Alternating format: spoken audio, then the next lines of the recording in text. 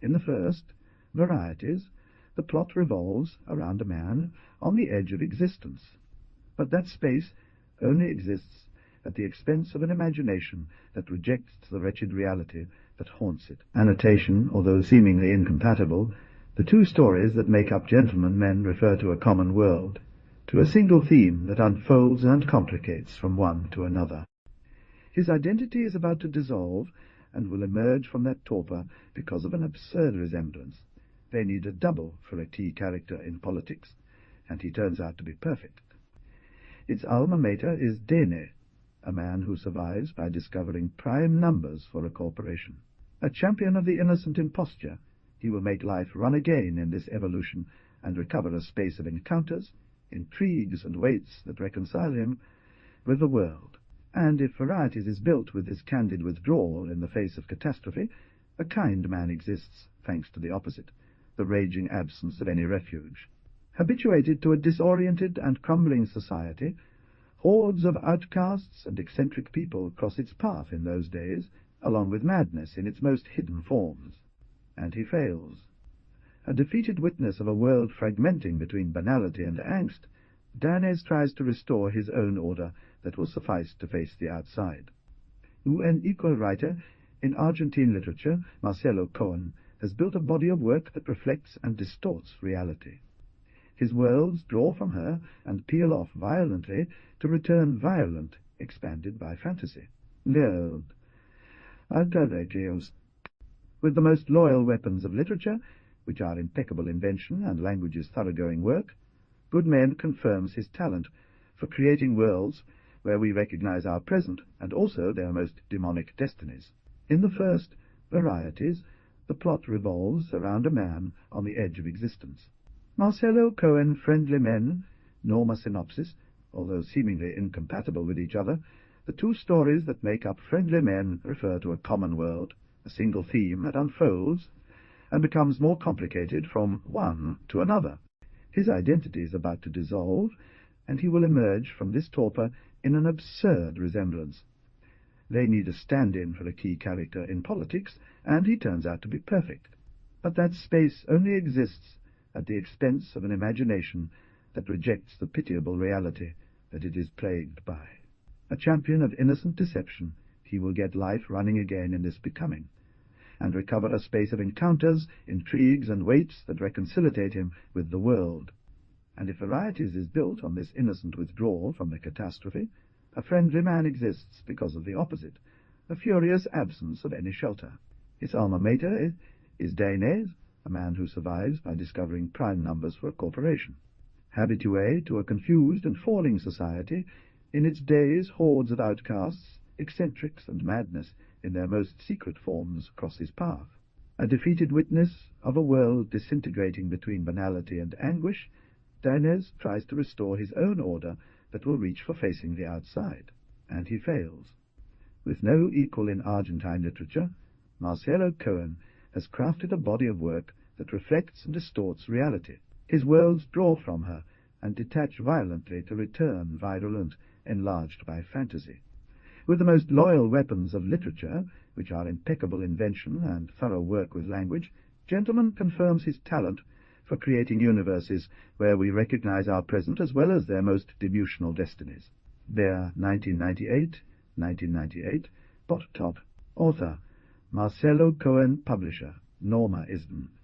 978, 987, 93,346.5, generated with Quality Book 0.6, Attractive Men Say Yours Leinend, Kohei, Tres Caracas, Guatemala, San Jose, San Juan, San Salvador, Santa Fe de Bogota, Santiago, first edition, Octo. Printed in Argentina, CC 2018-65, Isden, 987-9, 334, 6X copyright deposit, Act 11,723, Book of Argentine edition.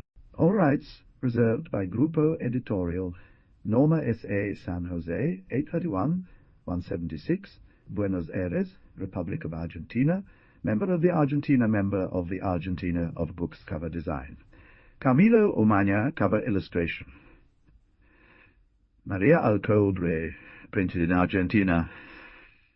By Valapsaa. This book was written with the help of a grant from the John Simon Guggenheim Memorial Foundation Variades to Graciela. I think I know some things now, because the rudiments that I have acquired do not prevent me from stepping on my toes, comfort or common expression. I know that in other times I waited to understand, and maybe I wasn't an illusionist. But today it would be enough for me with a semi-clarity that was not shadows. I also know that the art of writing clearly is as simple to understand as very difficult to practice, not as much to fulfill one of the destinies that await opening in me like lotus flowers, and much less than necessary to be content in silence, but yes, enough to confess to you people there that I don't understand much either, I say generally, and I did understand much, and I say, doesn't seem to me a big problem. I know that perseverance is crucial, even when the end doesn't seem clear. I fully trust, verily, that someone will discuss how appropriate it is to put the word final 3 times in a sentence. And I like that it is so because, beyond the very obvious impurities, I cannot stop myself from correcting. Maybe it's because there isn't an end while writing, and because the lack of a visible ending is a gift. Let's say the opportunity for the person who is engaged to find along the way of his story one or another psychological or sentimental pearl. Understand at least a little the story that he is crafting. For when one struggles so much, it is better to write quickly, as far as possible without effects that disguise the prose of a poetry that prose will never be, never, although this could also be fixed, or getfulness, or such things whose equivalent is difficult to find in reality, or ridiculous, and they themselves say that if anything drives them, it is doubt about the true extent of editing, since editing is like the hazy march of their thoughts, a stream of developing ideas going nowhere. Others say that since inner life is rich, lively, complex, and quick, and tends to escape before one can describe it, sometimes the writer rushes words in order to express himself. I assume otherwise that many writers argue, at the very same time of the anecdote, even mingling it with her, if a writing represents them well or not, to them or to the protagonists, to a landscape or to a community, and if the words fit the community, and the words characteristics of the world, they betray you with their arabesques, like when someone writes the River of F. All this is logical. Soon enough we see that the job raises extremely complicated issues, and I would deal with them if they were closer to me. However, my problems are more elementary, for example, how not to use very long sentences, or how to avoid gerunds, actions, and above all, how to get a style that is modest but lasting. When I intuit that the only lasting thing in you is, I will try to formulate it, a succession of what goes showing in its existing moments, or in my case, faces. I know that, even though it doesn't always show the same face and notes such sudden changes in others around us, one lives with the desire to have a form. Anxiety is something that one points to with his finger deep down, being able to say, this is me, despite time, another more. It's no use making an idiot of oneself, and even less useful is being an idiot. A lasting form that can be seen in the changing creature is the longing by which one falls prey whenever it is distracted for a moment, or rather often enough. I know that trivial luxury may not be necessary, but it is nevertheless fun or stimulating.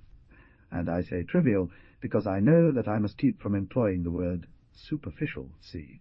I know one should not think with oppositions such as deep flat, background side, and others, because this type of thinking leads to hatred and fighting over imposing that element from each pair in which the individual believes, and he who fights does not work. And finally this, I know it's not true that Finita Vitasti abandoned the Baron of Marut in the middle of a party at the Circle of Algier wedding, to be precise, nor that the Baron of Marut fell into that sadness that quickly cancelled his popular magnetism and ended up confining him to life. The one who abandoned the Baron in a public scandalous act was not the Vitasti Royal, and I hasten to say that if I know it, it's because at that time the Marut Baron was me. Moving forward, I will explain myself. I don't know if the fact of bringing them this news so abruptly has any other function than to facilitate my task. You do not have to keep in mind this couple. In the turbulent amusement park of social celebrity, Baron Marut and Finita Vitasti are like seats in a game replaced already by other equally exciting but still lustrous games. If you saw them in an auction of old machines, you would say, "Oh, the swings of the Bolido Flux, I remember that vertigo." Although not even so many years have passed, I think no one would remember anything. They soon died out, these two, and what peculiar appeal. True that at that time the Baron was a little antique, what maybe reinforced his appeal. There were ample tastes for everyone. Ignazio de Marut, in a kilt, giving his colt Jacobo a drink of jasmine tea. At the door of a cabin overlooking Lake Kapulken, repairing the circuits of his crystal compurate, climbed to the tallest magnolia tree in the Pampas, advertising the American Encyclopedia of Impossible Adventure, advertising Le Court brandy, his best therapeutic couch, fair. Baron de Marut's wedding with that hellraiser Finta Vitasti, a fearless young woman who never wore doubles in risky scenes, and who would abandon the movie due to the continuous advertising of the organization Hambre. Oh, Ignazio de Marut, the boasting inventor of jokes, such as that of the Tahiti monkey, condemned to the electric chair. Ignazio Inel. Tilbury in a hang glider, in a catamaran, diving with a scuba along a sailboat he had sunk himself, behind the scenes of an art gallery, on radio forums and tailor talks. The Baron imitating singer's levity, moustache and stick expert in Tai Chi, gourmand and dancer, scholar of popular religions, cultural advisor to the President, bubble of summer, Jaranus, social foam surfer. Ignazio de Marut declaring that he had bought the title for 3 cents, his pastoral estate with profits from poker, and shares of his traffic light factory selling part of the lands. The Marut mystifier announcing that, after melting the factory and pestilent the sheep, only remained fame, personal charm, and love from Torvald. Finita Vitasti. The Baron and his malicious blue gaze of ecumenical malice, all very difficult to imitate, and I discovered it late. Between the thick straw of social layers, sparks of that flash could have reached me. The only thing is that at that time, just like now, I didn't read current affairs magazines or watch almost any TV.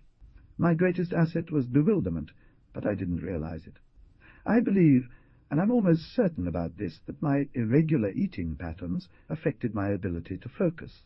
Yo, then, had just a brief past corresponding to the evermore abrupt decline of the low classes. Former jobs, former small business projects, former semi-studies, all at the expense of an impossible-to-complete formation, I assure you, when one is born in eviction circles. I belong to the type of person who is somewhat adept at manual tasks in various trades, a type who, moreover, keeps newspaper clippings on many subjects, and afraid that the destiny would present itself to me while I was so dry of ideas. But I was lacking in a specialty, just because I was racking my brains thinking about my vocation, what my vocation would be, and a plausible destiny. So I lived in a pension. The youth is no more, for the youth ends at 25, when one perceives, before with a rheumatic discomfort that now reveals it, that all that they taught him little in truth does not serve for anything, without seeing what else could serve him. Better. The most extensive part of my days was spent in a neighborhood shoe store, as an assistant to the elderly owner, a kind man. Fur-lined flip-flops, canvas sneakers, plastic or cardboard slippers with a waterproof coating, double-cloth booties, a range of forbidden neighborhood, impudent footwear. I didn't even meditate.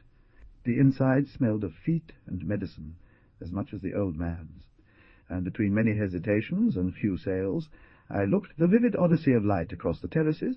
I watched as passers-by and vans passed through precarious stacks of jute sandals, through the grimy glass. Ension. One afternoon, a broom seller entered the bar. At nightfall, I returned to my pension's room with 2 pieces of cold meat and a loaf of bread, to study jumbled notes on informatics or acupuncture, or to read novels about human conflicts that I would soon throw away to approach the tiny window and stay there for a long time, as if from there I could catch a glimpse of an idea of how the world flew. Beyond that odd merchandise attracted my attention the nice acrylic watch, sun the hour needle, moon the minute hand, which the man wore on his left wrist. At times I went out with women, to the cinema or to smoke in a park, and during the work-day I made refreshing escapes to the small Las Cangas bar, where one could drink good water, and where, with other young people like me, we filled the lottery, tickets for the trip to the orbital station, the rage of those seasons. I think that I softened him with a more intense look than my expectations. I inquired about the object, and he told me it was a memento of his attendance as part of the audience at a TV show, where, moreover, just for clapping for 3 hours, they had given him a chicken sandwich and paid 50 pesos. He gave me an address. Damn greed. While someone called Dati, the presenter of the show. Although I wasn't very disciplined that time, I managed to sneak in, and, after an endless aid break, I was admitted to the studio platform, along with 10 or 12 dozen people who knew a lot better than me why they had come. The program consisted of a series of tests for couples trapped in doubt whether to separate or not. She was applying makeup, her secretaries distributed the sandwiches, and sternly warned us that we must show enthusiasm if we wanted to earn the 50 pesos. Only a man from another century, say the 17th, would have known how to react correctly to these scenes. So I applauded and laughed and cheered when the cameras focused on my sector, thinking about the 50 sacks. Members of each couple fiercely faced each other, woman against man, as often happens in family life. Couples who could not withstand the tensions ended up openly discussing their separation.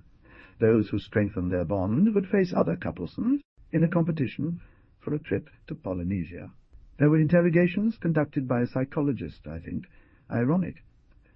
There was an enactment of fantasies, a machine that represented on a screen sensations of the skin, an adventure full of dangers that took place entirely in a 2-room department, and then cooking contests, brain control, homemade electrotechnics, child and pet care, were the EMSOs. As always in everything, we paid a secretary. "Sorry, how tall are you?" someone asked me.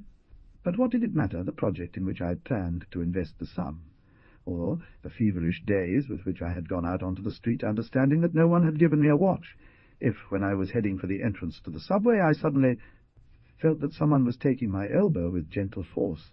89.5, I answered. Perfect.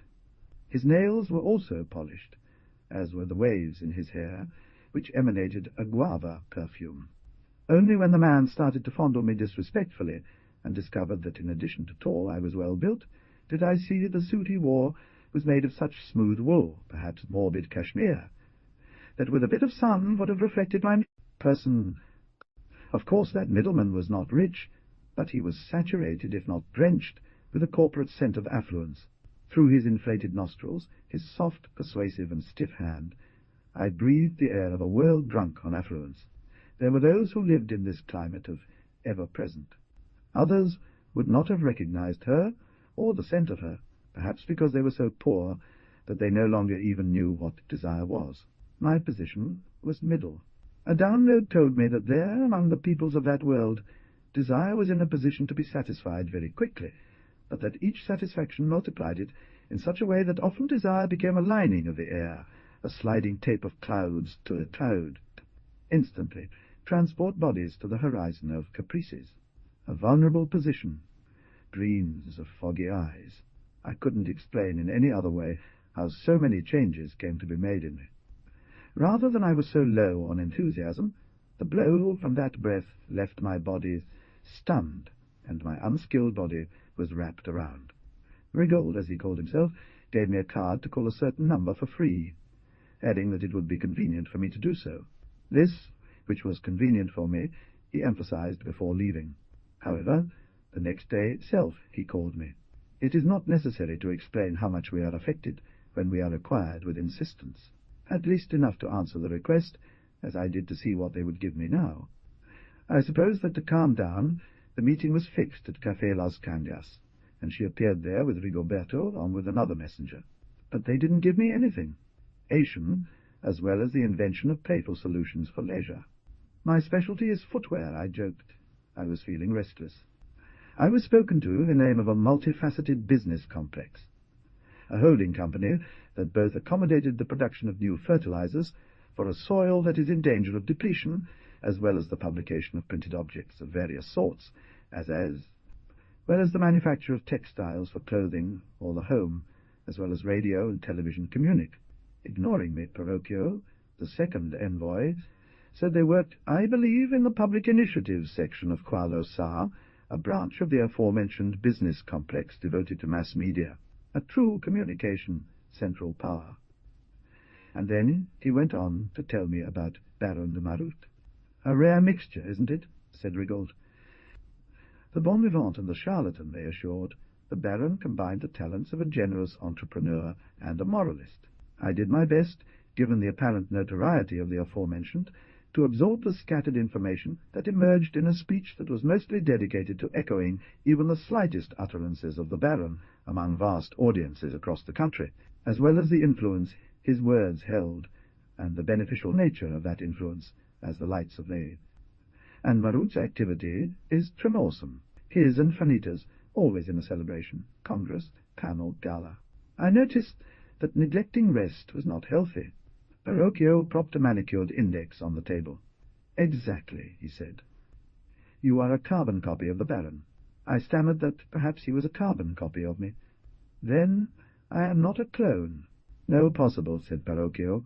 For my eye it looks him 15 or 20 years old. Well, we would put it in the hands of science. I was ashamed, and also lazy to ask questions that might be idiotic. At the same time, I think I could not print more curiosity on my face than usual. But about my vacillation they unrolled a carpet and advanced to never return. Parocchio was a balding, 50-ish strutting man who gave off a soft, relentless buzz, as if he wore a voltage converter in his chest to avoid electrocuting his friends.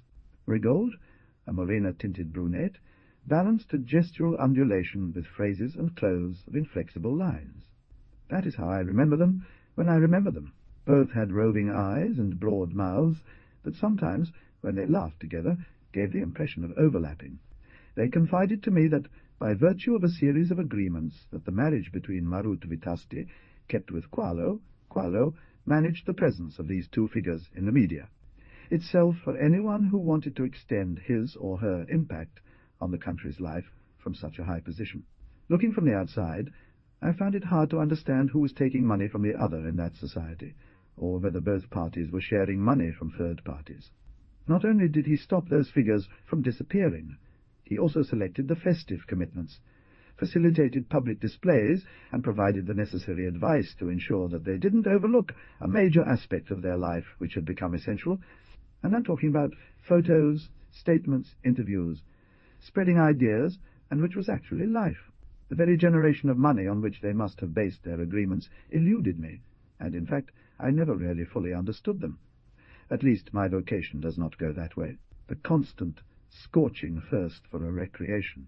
On the other hand, I imagined in a tris the exhausting commitments of that marriage, the recurring nausea of being confined by the news, bound to presence. At the same time, I intuited the horror of losing themselves if others stopped seeing them for too many hours. Is that what they would want? Yes, Rid and Parocchio confirmed it. That's what they would want. So much for so many years, adjustable according to the inflation indices, they added as an offer. It was plenty of money and a fortune for me, plus the contact with another life. I asked for some days to think it over. Of course, of course, of course. In my life, without waiting, I had never needed patience.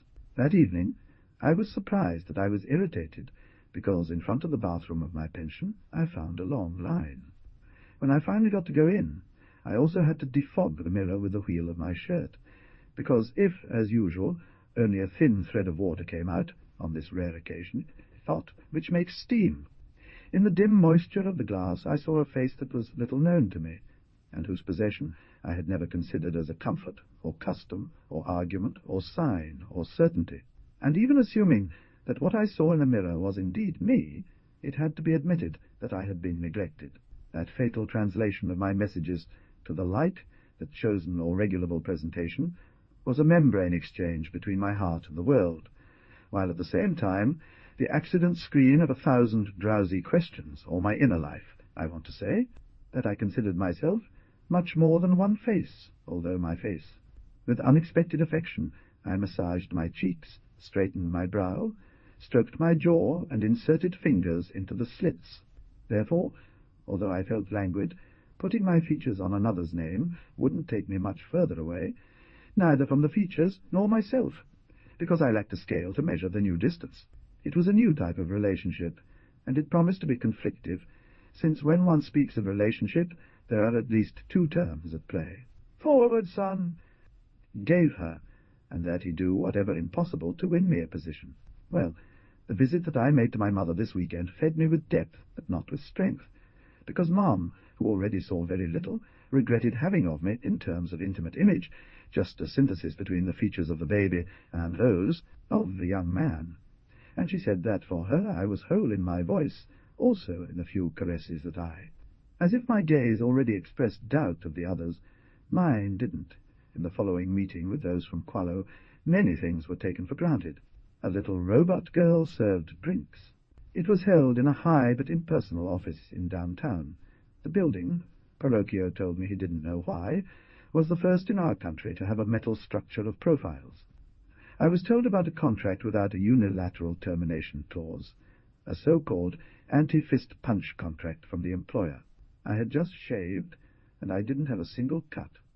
I thought the Baron made a lot fewer problems than I did. It would be a lie to say that I felt represented by that face as well, and yet, right away, it hit me as simpatico, as if it were confirmation of my being that didn't exclude a certain lightness. I had paid more attention to the small details than to the formalities as a little door opened, confirming my instincts, and into it stepped Ignazio de Marut, tall, solid, hazy, and somewhat slow-witted, like me, but with an awe-inspiring mastery of his motor functions. It offered possibilities. It was sharp. In some ways it sucked me in. Yet the culminating sharpness of his look seemed to coincide with a huge fluctuation of motivations. It repulsed me. For a moment we were two embodiments dancing around the void of an original. Of course he had great confidence, and I had to respect it. Then he did something. With his powerful right hand he took my left and brought it to my cheek. Yet I knew from watching him that he had grown dizzy when he looked at me, for I saw his eyes dart away, and I sympathizingly turned my own towards the same place, my hand. He caressed it for a moment. He gave me a light taekwondo kick in jest and left. Then he broke into a laugh, unravelled the silk handkerchief with initials, and, before presenting it to me, waved it around as if dispelling an optical illusion of being on the same side as two figures of marzipan. Not even that shot would have forced me to sign. But around my indecision grew the agent's Qualo movement, a commotion that culminated with the entry of the replica of Finita Vitasti. Here we should put a sigh. In exchange, I will only say this for now. There I had before me, between two blonde tufts that framed her, a face that seemed firm but never defined itself, inflated by the wild scarlet mouth, green eyes, white cheeks, nose, and forehead. They were entertaining themselves with lightning wars of concealment and transformation. This image has cost me a lot, and on top I have to expand it. More than beautiful, that face was a constellation of faces planes. When the voice without relief said pleasure, the face became memorable, and the bellicose agitation of the breast under the fluid cinabrio jersey with which they had just dressed her. And then the long, tall legs in leotards that proclaimed the slogan, "Hunger, no," and all the other physical attributes. She was called Nancy. We gave each other a handshake. Parocchio observed me. Nay, even under the most demanding circumstances would an individual have squandered the prospect of living with a girl like that. Nancy said, "On the contrary, I am Finita." So when, after a while, Parocchio spoke to me about the essential facial enhancements that awaited me should I accept them, I told him yes, that I had noticed something still separated me from the Baron, and needed to be corrected. Nothing but made me whiter the blonde. I let them extract my signature like someone giving his tonsils. And, by the way, tonsils were also extracted from me to keep me from gangrening. It was growing inwardly, that hole. But today I know, it is another thing that I know, that the signature was an attempt to cut off at the root the disorientation which I felt growing on my forehead like an awful wart. In times there is always a desire to shorten things. It's difficult to get by with such speed. But I, through the severe learning of techniques of writing, has given me a temper, a readiness to accept the twists and turns of social climate, believe, above all, when they agree with me. That is why I can take advantage of the enthusiasm that in this period the institutions try to induce with the language, especially written. Slogans and verses proclaim that the word is our most vital breath, or that the word is a pledge of an inexorable intimacy, and that much more free is the citizen, as much more flexibly rich is his verbal treasure, his lexical traits, landscape of nature, buildings, and news screens. From the provincial city where I now reside, I see, beyond hills and fruit trees, an unexpected horizon of letters in excess. In people, a foggy urge to acquire writings in all material formats, as if the institutional signs that encourage reading, which threaten idiocy to those who do not read, had not only covered, but even erased the traditional. The boys in the square, where I sit in the evening, seem to consider themselves physically defective, if they don't speak well, write better, have a verse to recite, and some little fable to convey. What is heard by all, it seems, dreams of beauty and suspense. The double sheets of the Claude Apollonate that my printer uses preserve the printed text between their two transparent and waterproof sheets, free from deterioration, while allowing additions to be made on the adhesive surface.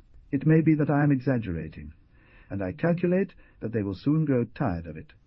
But the municipal authorities have installed here in this corner, next to the duck pond, one of those compartmentalized boards where it is possible to leave on, view any manuscript which does not shame its author. When 3 days ago I deposited the previous pages, I did not expect to find so soon some reading annotations in the margins, but it seems, well, every epidemic has its effectiveness. And although I don't plan to correct anything, as my conviction is to look ahead, it comes in very handy to know, as reader F.H. advises me, that nostante should be written as no obstant, and that at the end of the previous delivery I abuse the royal pass hyphen, and that I am a very verbose editor. Okay, I will think about it.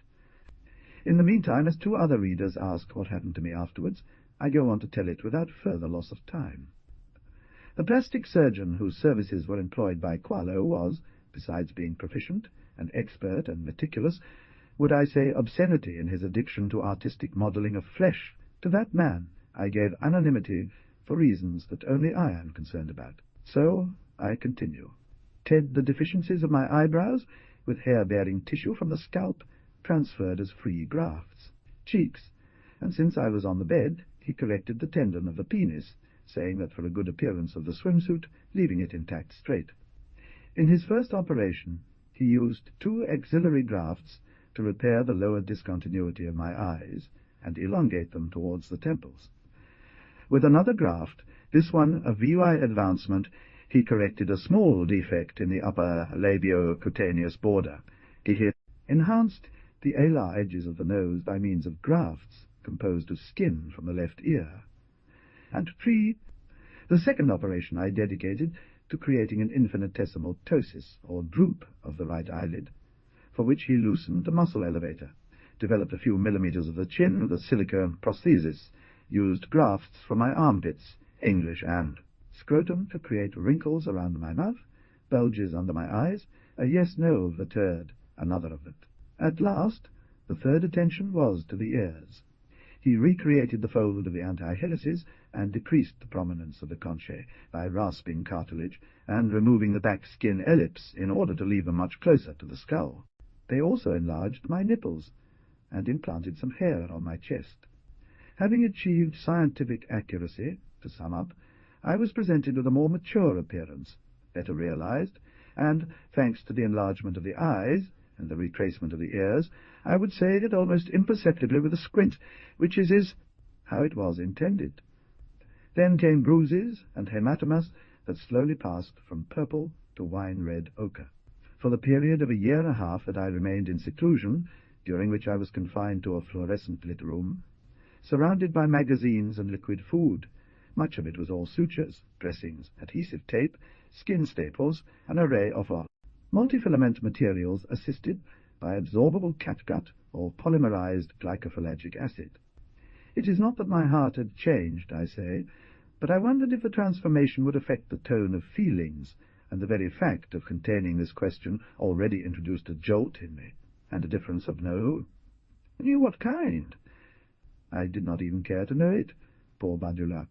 As I tried to cheer myself up, thinking that underneath all of it was my face, I realized that my face was all of it, the only thing that could be seen, until after a series of reality checks one day I ended up really being me.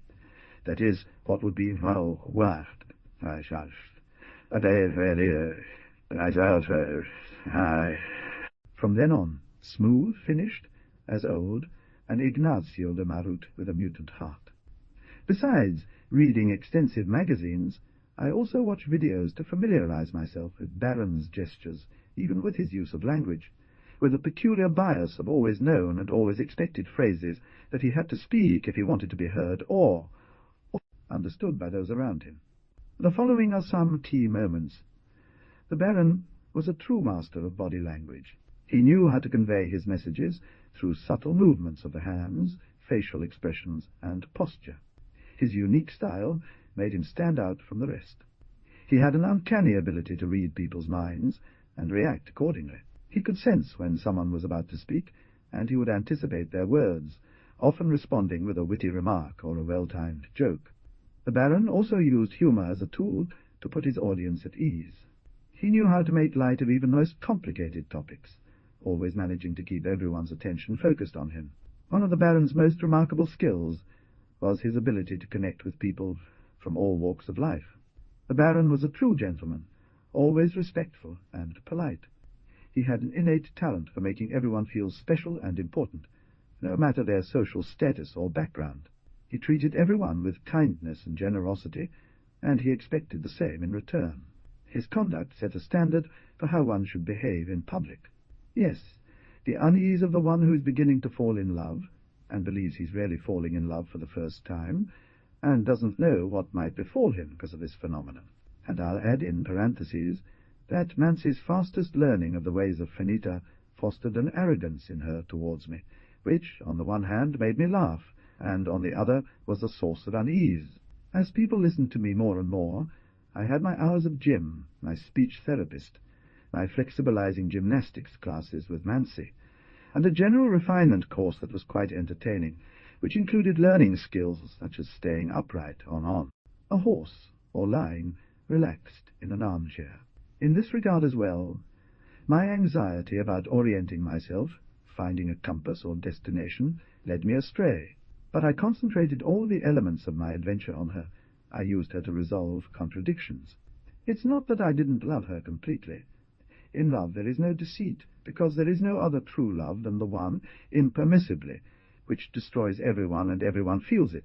Unfortunately, I was unable to pay attention to them because they frightened me, while it would have been sensible to accept them in abundance. The fact that she didn't care about the intensity of my waves increased the illusion of having found a target, a focal point for sentiment, when in reality I wandered among masses of figures in a dance hall of such complex appearances as her face, from which I might have learned how diverse the world was. I distracted myself by watching myself, thinking that I had found something concrete, when in fact there was no one, so I couldn't find anyone, and my supposed guidance was made of evasions. Was a little back, I don't know. Why? Now then, if in the Mancy Sign Language courses I learned more or better than him, it must have been because his physical process, besides being completed, had been less laborious. A waist reduction with an abdominoplasty, a nose bridge touch-up, a nose bridge touch-up, breast volume, reduction by mastopexy, and correction of a slight retrognathism. This means that my chin. Frivolities. But I always like to clarify this with the removal of a small hemangioma, a spot on the skin that people call a whim. She was willing to do anything. Mancy had been from the start much more like Finita than I was Marut, and she considered this a weapon, not so much in front of me, with whom she did not even think to fight, but in the war that, late did I know, she was going to wage for some side pub suffrage. Notions which the change of expression never altered. In those weeks I went from giddiness to despair on very long evenings, and came back, a well-trodden path by Mancy's presence. She, the loca Mancy, born in the suburbs, former administrative employee of an exterminating company, attributed to herself a personality, and she had the fixed idea, no other possession than that fixed idea, to take advantage of that adventure, to save herself, in a material sense, once and for all. But here is that one day they said I was ready. Later that afternoon I was brought to see the Baron for comparison. The next day they allowed me to visit my mother. That is to say, they took me to see her, and to the satisfaction of everyone my mother immediately recognized me. Yes, but only vaguely. He played a game on us. Hours before, he had had his hair rigged with a wig that at that time was starting to itch. As my hair had been combed with a simple left part, the front-on view resulted in a failed symmetry. That uncertainty was going to leave a scar on my psyche. On his right cheek, gleaming as if scorched by an iron, all the hair mass should have clumped into a rigid crest, sort of a miniature obelisks, which in his case resulted in a marbled appearance due to the grey hairs. As for the Baron, if he laughed it was with an ugly laugh, as if I were oppressing his thick but not very well considered idea of himself, an idea that most people imagine concentrically in an organ, the stomach or the heart. Along with the laugh, to be frank, the black wind came to me from a surprising halitosis. I don't know. It would be his addiction to the euphoric powder called nemaki. The point is that they then called in the barber, who, in an hour, made me a fuzzy obelisk out of me. It lasted for about a fortnight, that hat, and didn't come off with the pillow. The Baron didn't want to see me for quite a while. Nancy and I were transported to Villa La Roxa, the famous couple's residence, where we were settled in the conditioned cellars. Now I will start to tighten the pace, cutting opinions short, since only facts matter, not all of them. A spiral staircase led to the music room, a very private place, thanks to the movement of a partition provided with a fake heater. Finita and the Baron were confined to their resting area on the top floor. In front of the flashes, I would sometimes tell jokes, very short, and with the impromptu effort of a voice still not set. Each time we were asked to pose for the cameras, such as showing the new Diana statue in the pool, going to shake the hand of a Nobel Prize winner, thickening a demonstration for children's rights, or admiring paintings at an art exhibition, or very short performances. They would take us out of our rooms via a passageway that, after 2 doors, and the benefit of some society correspondent, half-full cups of Hungarian sparkling wine, I would not rule out that many of those figures were also stand-ins. Amansi, as he had learned to explain about the sensitivity of plants, about the right to a beautiful death, about the unbearable physical pain that hunger adds to humiliation, he allowed certain reporters to speak with him, and also because he was, like Finita, deliciously semi-wild. It was always about near-instant events, I believe, organized not for the benefit of the competitors, but to inform the public about an idea of fun and attire. In any event, those who could hear us were people of ours, I mean typers by Qualo, and if they were from the competition they were also from Qualo, as I was deducing, or maybe not. In any case, the general mob of reporters, photographers, and cameramen were to be seen, nor, I think, were the celebrities with whom we sometimes collided for that. After we returned to our refining and vigilant life in the anonymity of the basement, to talk we didn't. Once again, the pine furniture, the lilies of the wallpaper, the standard-cut clothes chosen by our employers. Once again, my gradual effort to offer Mancy a sketch of my soul, or of my heart for that matter, and her aversion to recognize the suitor of affection under the guise of her colleague. There was really a notable monetary investment in that mechanism. When we weren't sleeping to ease tensions, we continued with the training plan, or wandered between the coordinating offices of Parocchio and Rigold, fed by agents from Qualo and the kitchen. The very slavery was from the staff of Qualo, and this is why we shared with him, with cooks and chambermaids and maids, snacks and some entertainment. Our poses died. Do not believe that this cohabitation reduced us. Our superior physical height with regard to any of them, including Rigold and Parocchio, as well as the acquired beauty, the highest of the paleo-democratic cultural canon, fostered in the personnel reflected admiration, whose intensity grew spasmodically when the tailor visited us, who asked us faux. But in short, we did not do too badly, even less so when the masters went on a trip, and protected by the high wall of the villa, we went out to romp around the garden. I never abused of it. Nancy, poor, yes, quite so abused, without realizing that Rigaud and Perocchio knew how to handle this admiring reflex in order to reverse it into double will of domination. Nor do I tell you how prodigious the diversions were. Flowing water, always renewed, refreshing, and wet, and I invite you to concentrate on the idea that the pool where I dived was full of water, with life jackets on, because I don't know how to swim, but unforgettable nonetheless, you know, for while the air of communication is abuzz with stars like the Baron, and everyone knows them well enough, I feel that you pay more attention to clothes, candelabra and cars, to the sky-hazy pools, the ruby's flash, the waiter with the dietary canapes. Not only that, in La Roxa village water came out of almost all taps. To my beloved Mancy, the glimmer of water became abstraction in the tiwi-green irises, string of yellow coins in her vanishing hair. And when part of that good fortune was interrupted, because autumn had begun, I sank into the almost equivalent good fortune of never getting cold. Comes from being a toxic need for the gaze of others. Although she did not dream of gold coins like a harper-gone woman, she only desired the constant power that allows you to open a faucet and get water. She desired the glory of preparing that discontinua, irrepresentable smile with a certainty that when she barely outlines it, and camera will rise to capture it. And above all, she wanted money that I would never visit his family, not because they gave him shame. I coveted the bracelet of diamonds whose reality is defined and even amplified with each flash of light. I didn't tell myself, or anyone, of course, but I realized that Mancy I wanted nothing but what was finita vitastis, and as for the moment one of her chief possessions, or of qualo was she wanted herself above all, not from megalomania, but from a feverish spirit of investment. When she had put on her abundance, I would give to my own people all they deserved. More or less that was the plan.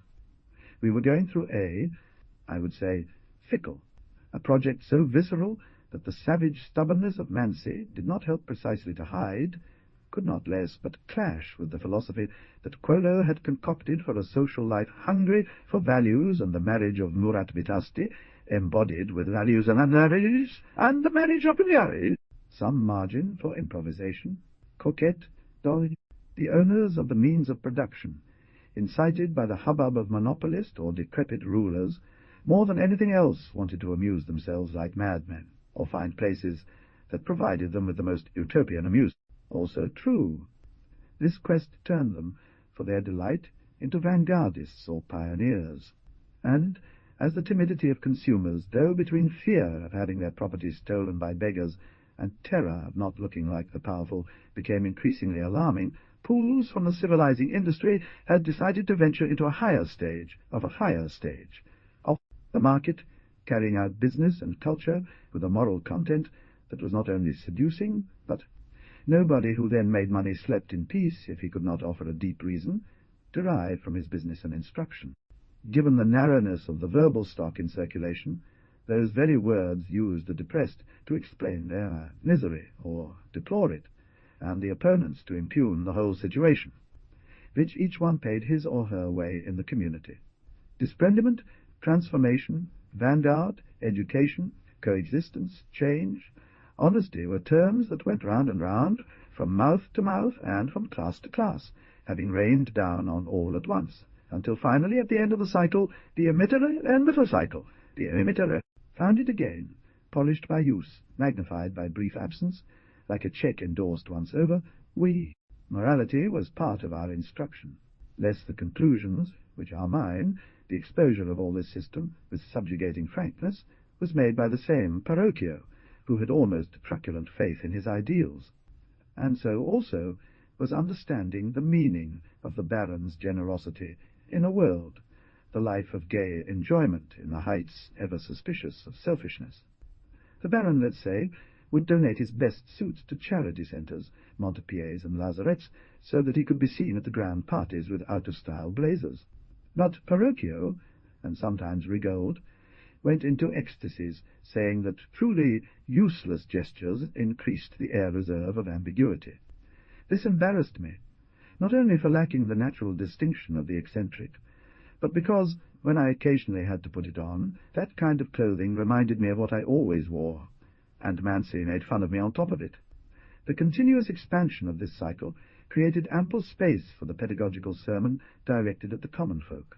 As if between one uncertainty and another, the Baron had laid down a lesson.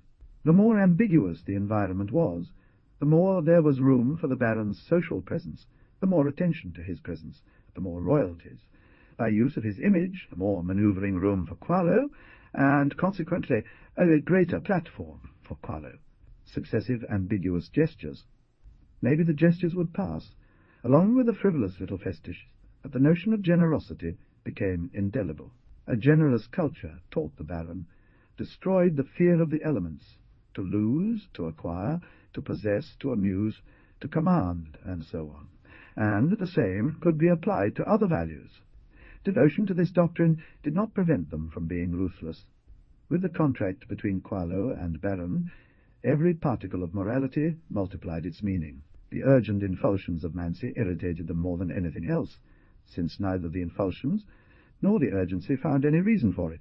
What did that novice intend? The wings to fly, as they saw it, were given by discipline. Soon after, Rigaud came down with a briefcase in his armpit, and they made us see it at last in the morning, when some yells from Finita alerted the villa that this woman was really refusing to do something. Do you remember? I'm sure not. There people went to be photographed, surrounded by technological advances. A few years ago, Qualo had created a clinic to treat the horrible Tappan syndrome, known as the Zappa. The modern distractions of the site transformed dark medical odysseys into jollifications, and in short time Qualo had installed a dish there.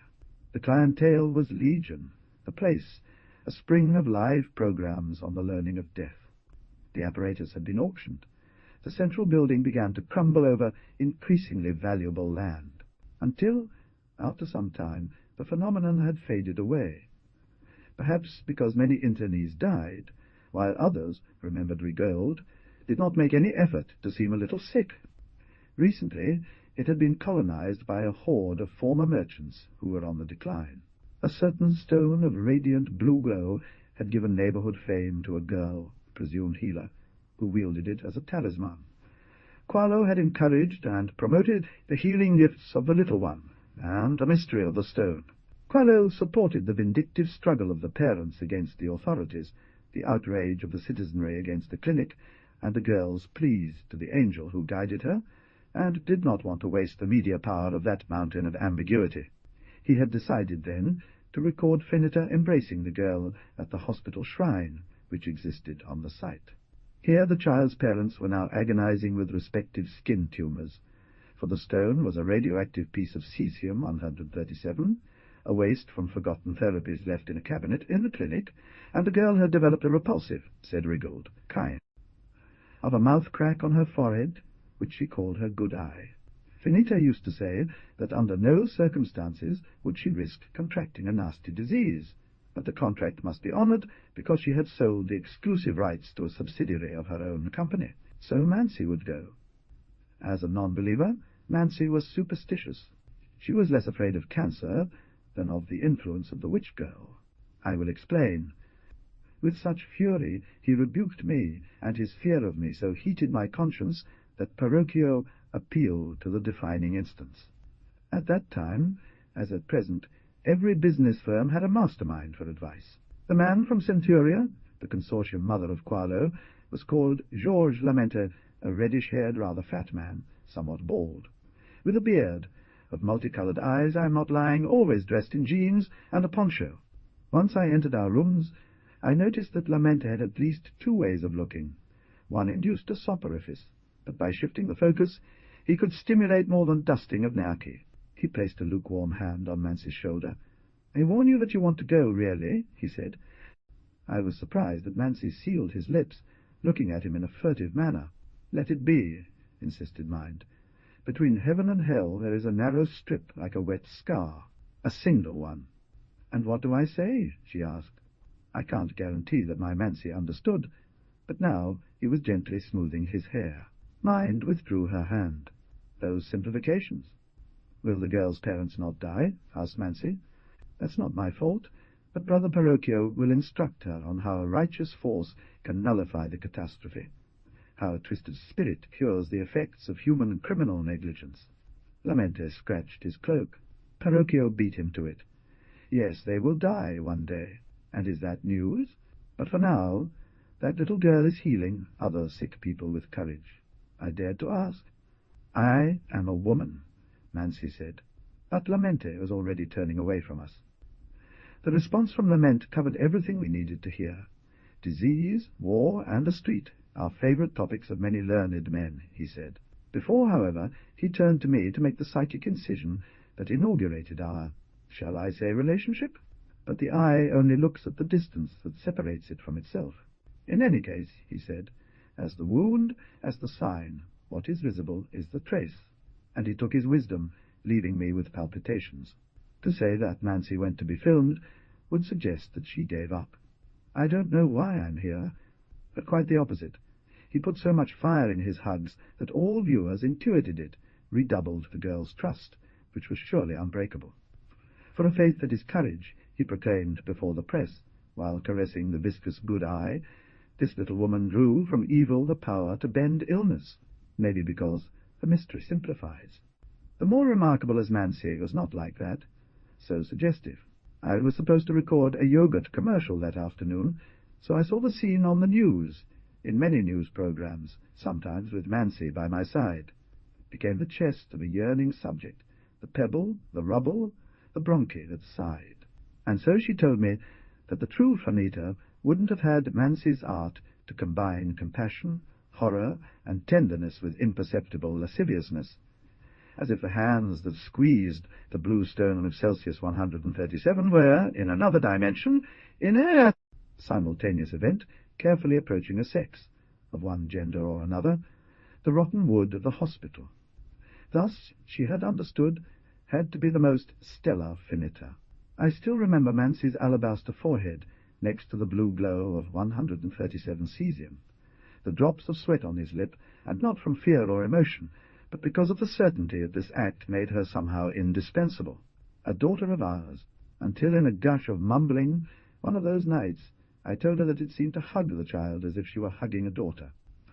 On the screen I saw that face of Fineta, sunk by another face, and on the sofa, indifferent next to me, the face of Mansi, sliced by that of Fineta, subdued, and I was looking for a probe to enter them, a sentimental mode of the scanner.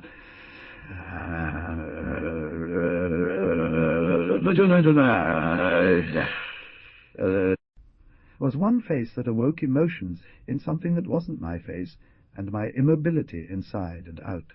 She replied, they're not going to have children because the Baron is sterile, and I don't think they'll adopt because they say he's a pedophile. And you think this gives you the right to anything? He said, to see where she had gotten that from. But Pinocchio, who at that very moment was entering the drawing-room to snoop around, took offence as much at her indiscretion as at the success of Mansi's words. Mansi growled like a puppy, the same as it gives me the right to be her. The parochial buzz cut suddenly ceased. The long hand was going to go up his hair, when all at once Mansi got a slap in the face. I leapt on him, brash for the first time in my life, but he received me with one hand, and gave me such a jolt in the sternum that I fell flat to the ground. From choking and uselessness, I saw that it was no use rebelling more, because Mansi was already going away, calmly, smiling.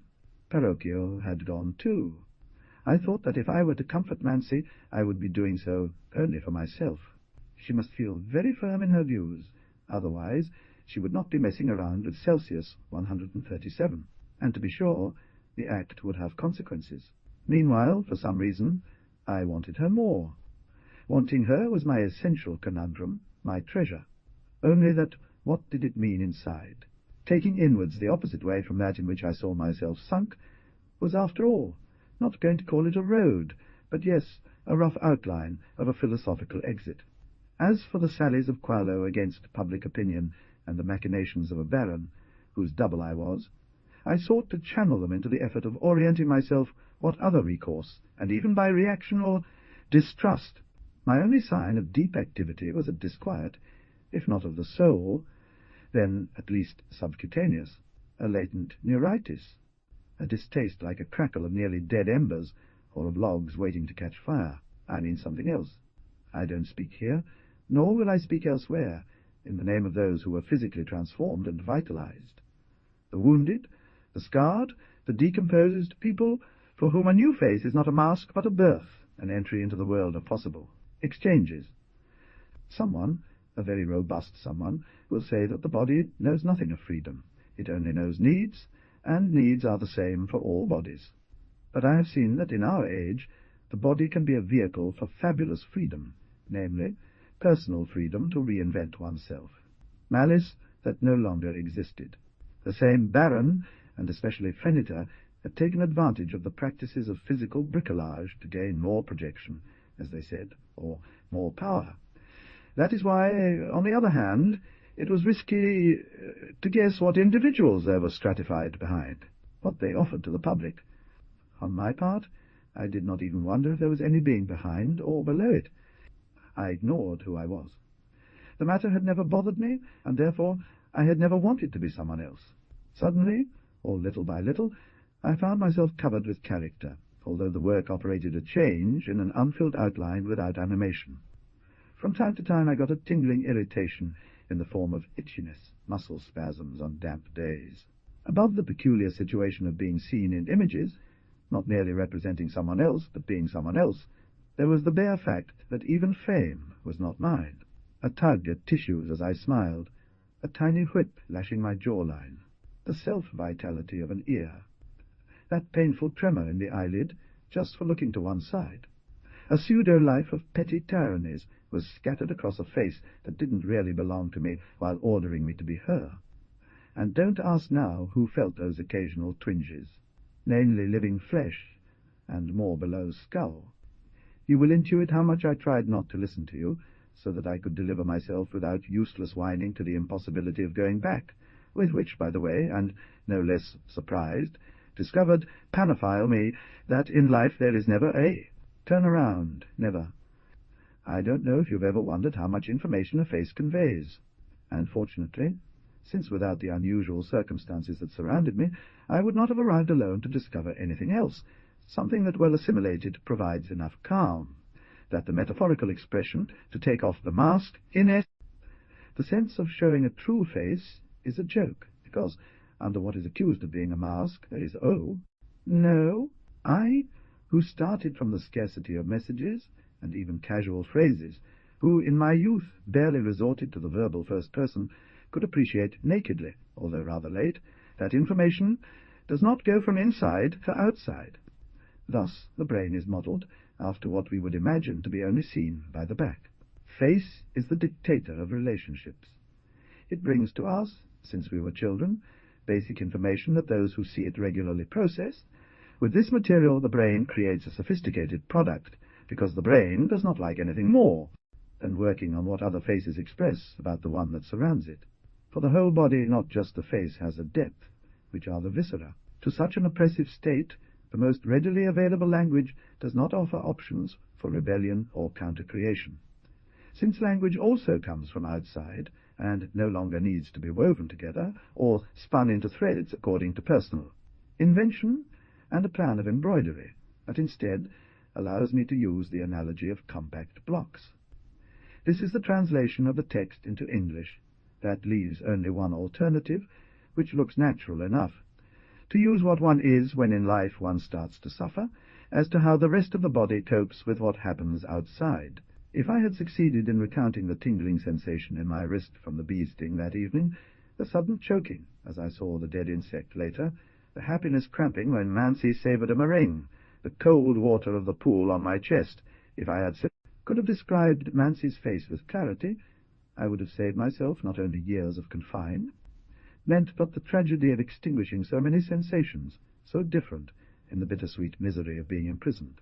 But above all, it requires that one come to hate its lugubrious recluse dirges enough to understand, with a guffaw, that the prison itself which we deplore is an invention. Surely this, to expose with some fidelity what the body really felt, or knew of things and beings, demands, as I have said, to be trained, and to read part at least of the infinity of books that have tried to tell the sensations and feelings of human creature, whether in verse prose, or meditations.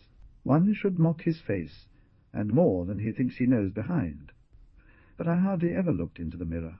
It succeeded in not looking much at me, even when I shaved, which in addition was quite painful. When the make-up artist worked on me, I pretended to fall asleep. Despite everything, the Baron was real and very alert. But then she would smell pasties, ointments, and potions more intensely, for greater discomfort. Enough already. Few have been able to reinvent themselves with so much malice. I recommend politicians study history, theology, economics, rhetoric. Child sentenced to death can heal people from his community, and make money shows that scientific sciences are shit in decline. 4 days after Mancy's exhibition with the little magician girl, he took the podium, as if to demonstrate that neither Mancy nor Freineter had what one would call a particular voice, and in a philosophy-based talk show of those he made more fun. Police series, he said, the fact that with a cancerous stone, the waste of irresponsible medicine, I myself study human sciences, anthropology in particular. That's why I understand the world, and I'm in a good mood. What the hell? Because besides, as my friend the detective says, technique triumphs over nature, but sociology triumphs over people. And, ladies who are listening to me, who doesn't love to triumph? Personally, that confused man that I was couldn't help but feel a almost reverential admiration for Don Ignacio. Besides, the pride of Parroquio indicated that he had written the paragraph. And I quote it because for me it wasn't an anecdote. When I saw the two pictures, one after the other at night, I choked on my risotto. Mancy had gone to a fashion show. That very afternoon I had to pose with the last weapons that Marut had bought for his collection, a set of magnetic rings. Some vibratic rings, some vibrator guns. The fear that Parroquio would come in and witness my nausea only made it worse. In the presence of the cook's envies, not greater than my own, I retired to my room. For the first time in my life, I needed to see the stars. Great flat spaces were what I missed, to catch thoughts that escaped me.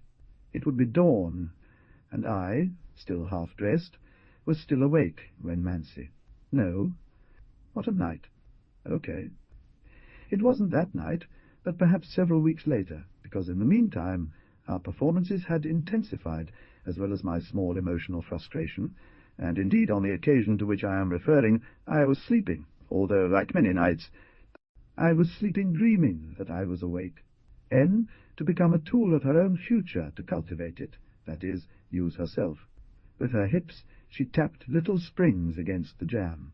The last thing I thought of when they knocked on the door was that it would be Mancy, because my saw, with its sneaky tendency to judge logic that love might arise between two perfect memos of people who loved each other.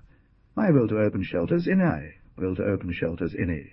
Ah, paramo, she responded, burying everything in sand, almost by kicking, and with the invariable pla.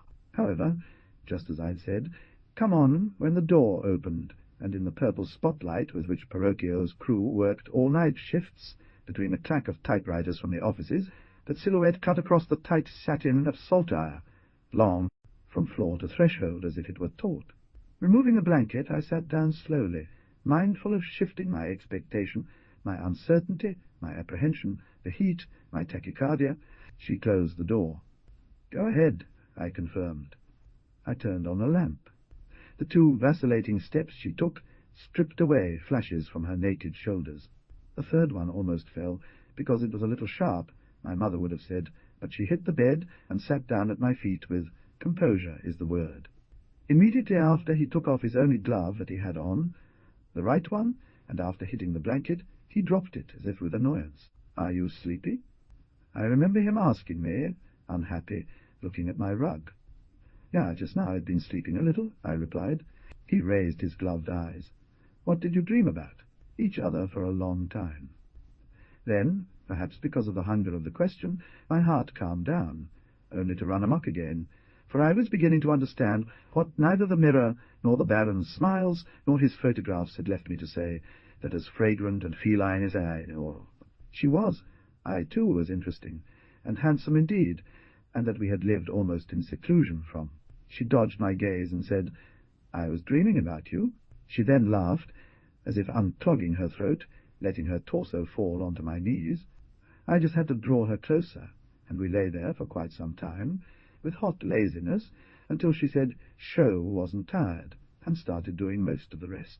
Not because of my incompetence, but because she was like that.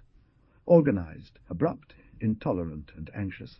This part is very delicate to write, but I will not omit that Mansi was also thorough, theatrically curious, greedy, and strict in everything, putting into full action her well-honed technical skills.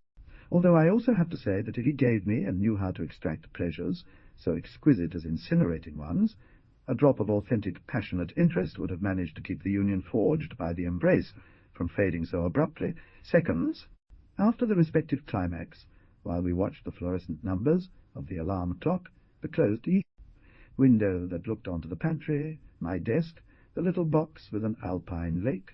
But finally I must also say that night we talked for the first time as the right word.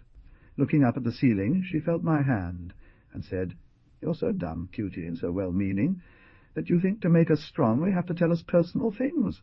"I don't know how to tell," I answered to impress her. So she really squeezed my hand for a second. "I remember when my old boss used to call me names, but I don't remember my old face. I remember waiting for the train at 6 in the morning and getting goosebumps on my hands. I don't know why," stroking her hair, I said, "your boss now hit you." She turned away from me and said, "That one over there wasn't me. And who is this one here?" I managed to ask, but in the meantime I heard a yawn. Mansi was soon snoring. I've in me what modesty usually hides from inhibitions. Was not it a token of affection that was offered to me on that so feminine day? Undoubtedly, yes, I said to myself, recalling. But I went to the bathroom with the feeling of having been an eyewitness to a scene, not having acted when, under the light of the toilet, by chance, I found myself in my belly, my thighs and knees at red film like strawberry powder, and I touched and smelled her blood scent. The memory of pleasure was renewed in the exaltation of which she had G. But the unrecoverable were the transitions of that face, her face in action. I returned to the room and knelt down to look at him. Yet that lack of harmony. In front of a white cotton-like fabric with a slight puffiness, straight red lips with gentle downward curves at the corners, eyelids so translucent they seemed to reveal green irises, hair almost insubstantial like yellow foam, marked angles in O foam, cheekbones and nose. A firm face with clear features, perhaps Breton, the overlap of two pasts in what the scalpel had done to a substance. The Lombardias, and at the same time discontinued as a rock, saturated with holes like a sponge. I couldn't see it without thinking, and in thought I forgot it. A fog bank radiographed by rays. She must be dreaming, Mansi, for the imperceptible tremors that agitated her brow. Or the night lights danced in a vivid haze. It was impossible that a face on its own could generate such an abundance of instability. The thick shades of make-up did not simplify things. I hurried to see what the X-ray revealed, but the bright beam lasted only as long as a flash.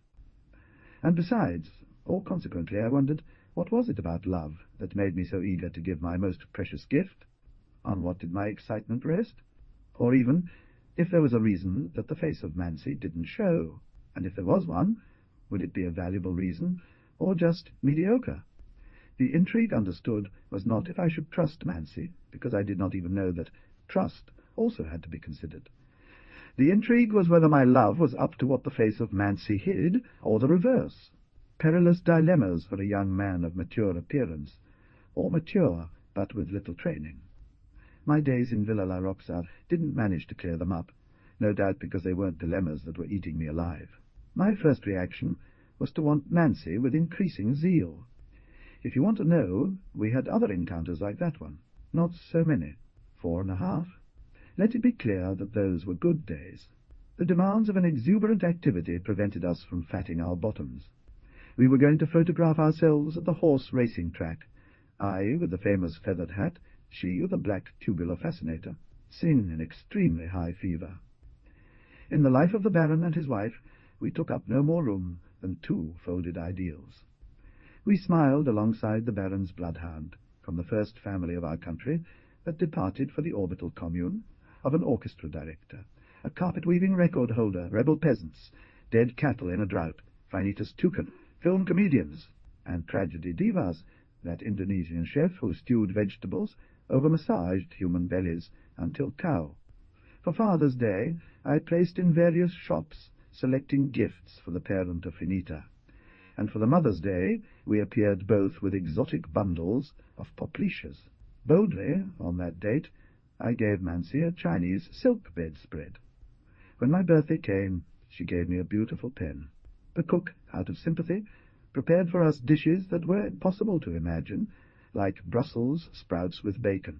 That spring, the Baron's ulcer put him down for a week, and we went to open the lake house. On one occasion, the tight schedule of Hamburg required us to spend a day and a half in Monrovia, among other personalities, with a backdrop of skeletal people who I would have liked to really meet. Also, in the summer season, the speed threatened to knock us out with fatigue in our original. We had to move to Gardys Bay, where cameras took us over and over again on the golden sand. I don't know what award ceremony, with a 20-pound fish, bought by Riggold, and under the shade of 100-year-old Alerce. The practical implementation of these productions was almost outrageous. But what a beautiful seaside resort Gardys Bay was. I think they've turned it into a museum now. And for those who can't remember it, how would I give them an idea of the splendor of Mansi under that vitaminized sun? For my part, with all the commotion, I relieved the pain of non-correspondence. The parish never allowed her to pass up her 2 hours of sunbathing at noon, and as she was so white, she took on an acrid tangerine hue. We were in our own respective rights. But I never got angry that Mansi dosed out sex, although it did heighten my addiction, nor did I care to inquire why she did so. During the long hours of confinement, we would sometimes play poker, or talk to the servants, and other times listen to the repeated suggestions from Verrocchio on how to invest the little money that was accumulating for us. After separating my mother's monthly allowance from me, the lazy one, I gathered bonus fidecom of Qualo Sour. Mansi saved dollars to buy groundwater, whose value in the future exceeded that of oil. Verrocchio wasn't one of those business-minded men who rub their hands together coarsely. For him everything was already set in motion, always, from a long time ago. He swam like a salmon in the automatic waves of Qualo. However, he appreciated our different temperaments. The methodical priest did not need to divide to reign. On the other hand, he kept us so well in check that I think he must have known as well as I how fluctuating, I love this word, our relationship was. I even helped the kitchen boys, and more dire were the days that followed, during which Ignazio's migraine gave us serious problems of ubiquity and overwhelming going back and forth. It seemed to me that this marriage exaggerated the duration of its recoveries, and I noticed that the meditative Riggold thought so too. Only was sad for me La Roxavilla, when a colossal party illuminated the top level of torches, of micas and rigid silks, when the laughter was stimulated by nemati dust, circulating in the alcovas like particles in an accelerator, when they were rare, was like particles in an accelerator, where pheasant and saliva, and we languished under the fluorescent tubes of the basement.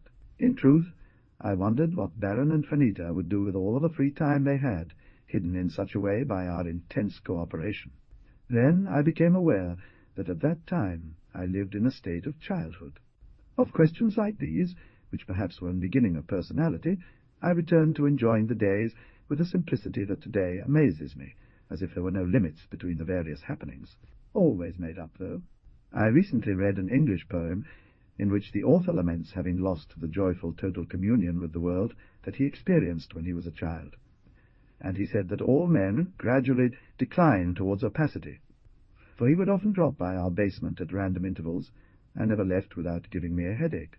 It was that niggling in my mind, or my kind of musings, which I found so attractive about Georges Lamente. Don't you agree, Ignazio, Biz? For example, he used to tell me, thinking that one is an illusion doesn't solve anything if we think that the illusion is true too. Because I also see editing a story as the initial, albeit uncertain, stage of a dialogue in absence. Here I thank F.H. and Antonella S. for their comments that they left out of my previous delivery. Regarding our David, if I have deciphered correctly the autograph, I cannot answer him, because his intricate handwriting proved insurmountable to me. and all that W asks of me is that I shorten things. Well, this last I wouldn't know if the answer is yes or no, because not all the details that distract my mind from the path of my story are disgusting. In fact, without those details the path would fade, according to the holistic idea I've made of writing. Now, well, certain readers, in fact more than one, have placed question marks, along with the frequent digressions of a speculative nature that interrupt or prolong the thread of my chronicle, making it, if I may say so, tortuous, to which I say that the speculations, must be taken as a token of loyalty. Is this very complicated? L decentering, a landscape of tangled curves and rough descents, strewn with pebbles, with crystals where everything reflects badly, and any grain of dust multiplies ad infinitum. Why, when I was a lonely youth, my consciousness was as red and uniform as a dying cigarette end, and with the introduction of a new face into my visage, plus Mance's presence, it crumbled like a cornfield in the wind, the gradual influence of master.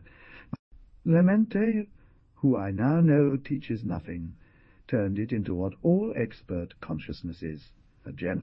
Don't think so.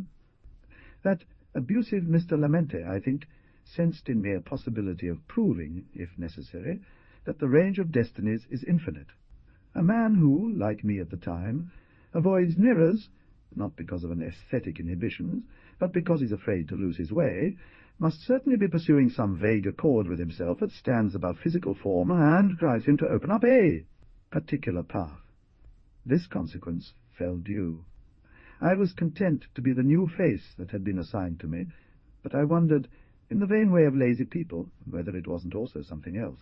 We never dream that the unions of those elements in opposite blocks, one and the world, can be changeable, that one fools himself enough to believe that they do not change. E of T, the warmth of maternal caress, the bite of the spider, the cold of the metallic nail-clipper against his finger, and the memories ordered in what one supposes is a biography, one's own. One remembers the tea his mother once made for him, the mailbox where he threw a letter, the nail-clipper to trim his toenails, a spiderweb in the wisteria, the school's history textbook, and from all these impressions one gets a knowledge of the fair world that is not by any means complete, but does result coherent. And the same happens with the task. On. Regarding one, at least one thinks that experience adds elements to the personality without modifying it, when in fact, well, it could be that at each moment have a different idea of the whole, unaware, but consider him equal because forgot absolutely previous ideas, that we are a tic-tac of creation and deletion, successive instant forms under A, strobe light. This I don't know for sure. But the thing is that coherence delights, and from the illusory continuity of present fragments, one deduces the notion of an aggregating element. One believes in oneself, it's called the psychic soul, individual, etc. One wants to believe in himself, he thinks, packs up and preserves himself, and his face offers faith an indelible seal. Later language, with its tendency to personal style, distinguishes and petrified. But that comes later, and can be mitigated if one dares to write without style. Much earlier the face was fixed. So I suppose, in my rejection of looking at myself when so satisfied with it, Lament saw the beginning of a search. I had enough of my love-sorrows, too much of the work to relieve them, so I didn't want to know anything about philosophy. I was fishing while making a lonesome, and said, what is admired in the good horse is not strength but character. But Lamente was relentless. At every fleeting contraction of my cheek it gave at least two senses. One effect of the discomfort caused by unfulfilled desire, two unconscious response to the mysterious call of the future. The phrases of lament spread all over my brain like meltwater on a muddy delta, but after the process they left several ideas floating in thought. I will tell you that with time that man and I would talk a lot more. It sprouts when it wants, and what do I want to do? But to make a long story short, I don't want to justify myself. Lament is one of the voices that go around in me with as much right and grace as any other many, only that with an abominable, unrestrained, sorry for you, manifested. I suppose it was the teacher who programmed Manuel, the dishwashing robot, that in times of boredom used to ask me about my life as a Boy Scout. In any case, Manuel and I were having a little breakfast with the leftovers praline biscuits from a feast, when the overwhelming Parocchio entered, dragging Mansi by one arm. Behind him came Rigold, cleared the table, banished the servant. The four of us sat like a conclave without preambles. Parocchio passed on the news. This morning a very serious accident occurred. By then it was already an early moment. Cold to anticipation, I felt the most suffocating pregnancy in my life. I am not lying when I say that the obvious traces of the night watch kept me disgusted. The scent of guava in Rigaud's perfume, and its nails tearing the table, the diesel murmur of Parocchio's chest, matching her mental pace, the loose knots of their respective ties, the flowery creased eyelids. So I refused when, elongating the pause, Rigaud offered sedatives for all. They had already taken other pills, they could be seen, and Mansi chewed his as if it were dog food. Finally, they forced me to do the same, and look how cowardly it would have been for me to think of my mother when I swallowed it. "And what?" said Mansi. In the silence, I heard water passing through my larynx. "Baron Ignazio has had an emotional breakdown," said Parocchio, "and in a fit of anger he killed Mrs. Vitasti." In Mansi's question there was only violent curiosity. "How?" "By manual strangulation," replied Rigaud, looking at his companion. But Parocchio had already fallen into inertia. The psychotherapist diagnosed a neurastic pinzamiento. She dead. That definitive. Very likely it was some long-standing disagreement of opinions that we had both been placating with iron will. "I know things, of course, which I shall never tell," he murmured to himself, almost looking at us each for a few seconds before continuing. "But good, great characters have great outbursts and decisive attitude. Affection 8, alien from his. The Baron does not come out of his silence, or it is possible that the silence does not want to let him go any more. In any case, the company has the best interning facilities. And it will be without press, of course. Everything without press." This is what he said, yes, with a slight frown, watchful eyes inspectors. "The parents of the lady will receive the ashes in Tierra del Fuego, because I know very well that the lady loved snow." I held out my hand to Mansi. She touched it. I looked at my hands with fear, with aversion, with the doubt of knowing to whom belonged his outbursts, those of my hands, and I was touching the invisible sutures of the throat when the fear suddenly turned into panic, because I imagined that here, suddenly, returned to the shoe-boxes and cold water, to the boarding-house and lack of water. "This mansion will feel very empty," I said, and I admired the steadiness of her neutrality. Parocchio also touched my hand. "Ignazio, people wouldn't tolerate learning that there are too fewer here, and obviously they won't know." Mansis moistened her lips. "They're contracts, very much like yours," Rigaud interrupted. The priest continued, "This is about the continuation of presence. It's not my place to delve into the intricacies of the entertainment world, which I still know little about, for better or worse. No, I wouldn't go back to the lack of water, at least not for now, but neither could I choose to go back. But a cliché phrase, for example, so everything was predetermined, will suffice, both to dispatch the ignominious political or commercial question, as for you to understand why I was beginning to feel uncomfortable. And to get even more knotted, I moved a little bit. "I'm not crazy," I said, "and about pregnancy I felt a certain relief, yes. But immobilized as I was between the executive impulse of Parocchio and the glacial expression of Mansi, tied by such strong ropes, I knew that any movement would only serve to tighten the knots. No one here is. Mansi serenaded me, and I, what a panfellow, wanted to kiss her. But she looked at Parocchio, successively passed by states such as alertness, agitation, doubt, fear, or bewilderment, but not pain for the tremendous events, because, I admit it from my current experience, on that day of tragedy I would only wholly suffered if I had to leave Mansi. "We are suspending your appointments," Parocchio said. "Within 2 hours the media will be informed that you, too, have contracted a Vertot poisoning. We say to stay in bed. The week of absence is reversed in adjustments and fine-tuning, in grinding differences with the originals. So don't worry, you have time on your side. After all, in a week you will be back to normal, but it is said that the Greenstein syndrome has left you half paralyzed in movement and memory, in voice and gesture, as happens to real sick people." Nancy took a deep breath. Her long fingers splayed out on the table. "They trust us so much, don't they?" Pinocchio pretended to put on his glasses. "And they need us, don't they, my dear?" He then stood up. "Meeting adjourned. There's lots of work to be done." And we got to work. Since then, until the dawn of my romance, we were so engrossed in so many trifles that could mar the most passionate composition. At first I had to grasp by what means the Baron was an industry. My impressionist summary says, however, that the essential was tense, each day more tense, starting with the exhausting round trip between the main rooms of the villa, which we occupied, and our sub-basement dens, where Pinocchio often called us back, to, he said, keep the working spirit in body. My eyes saw only cameras, microphones, clapping, dental implants, trays of the miraculous Nenaki powder, and some cleavage, eze jackets, tequila, and smoked Nemaki pipe, impudent conversations with eternal romantic suitors, quarterly festival of the White Goddess at the Urgain Mountain. I knew what never say. No meant. Reportages, camaraderie dinners, stadium or dam openings, patriotic masses, jokes for outposts marching to the frontier, opinions on self-medication, alimentation, civic behavior, kind treatment of smart houses, best screen games for married leisure, ways to cope with joblessness and sports defeats, windsurfing, pheasant in syrup, grey rubber Milan. I know that Mansi imitated. Me too, although my face absorbed whatever I took as reference.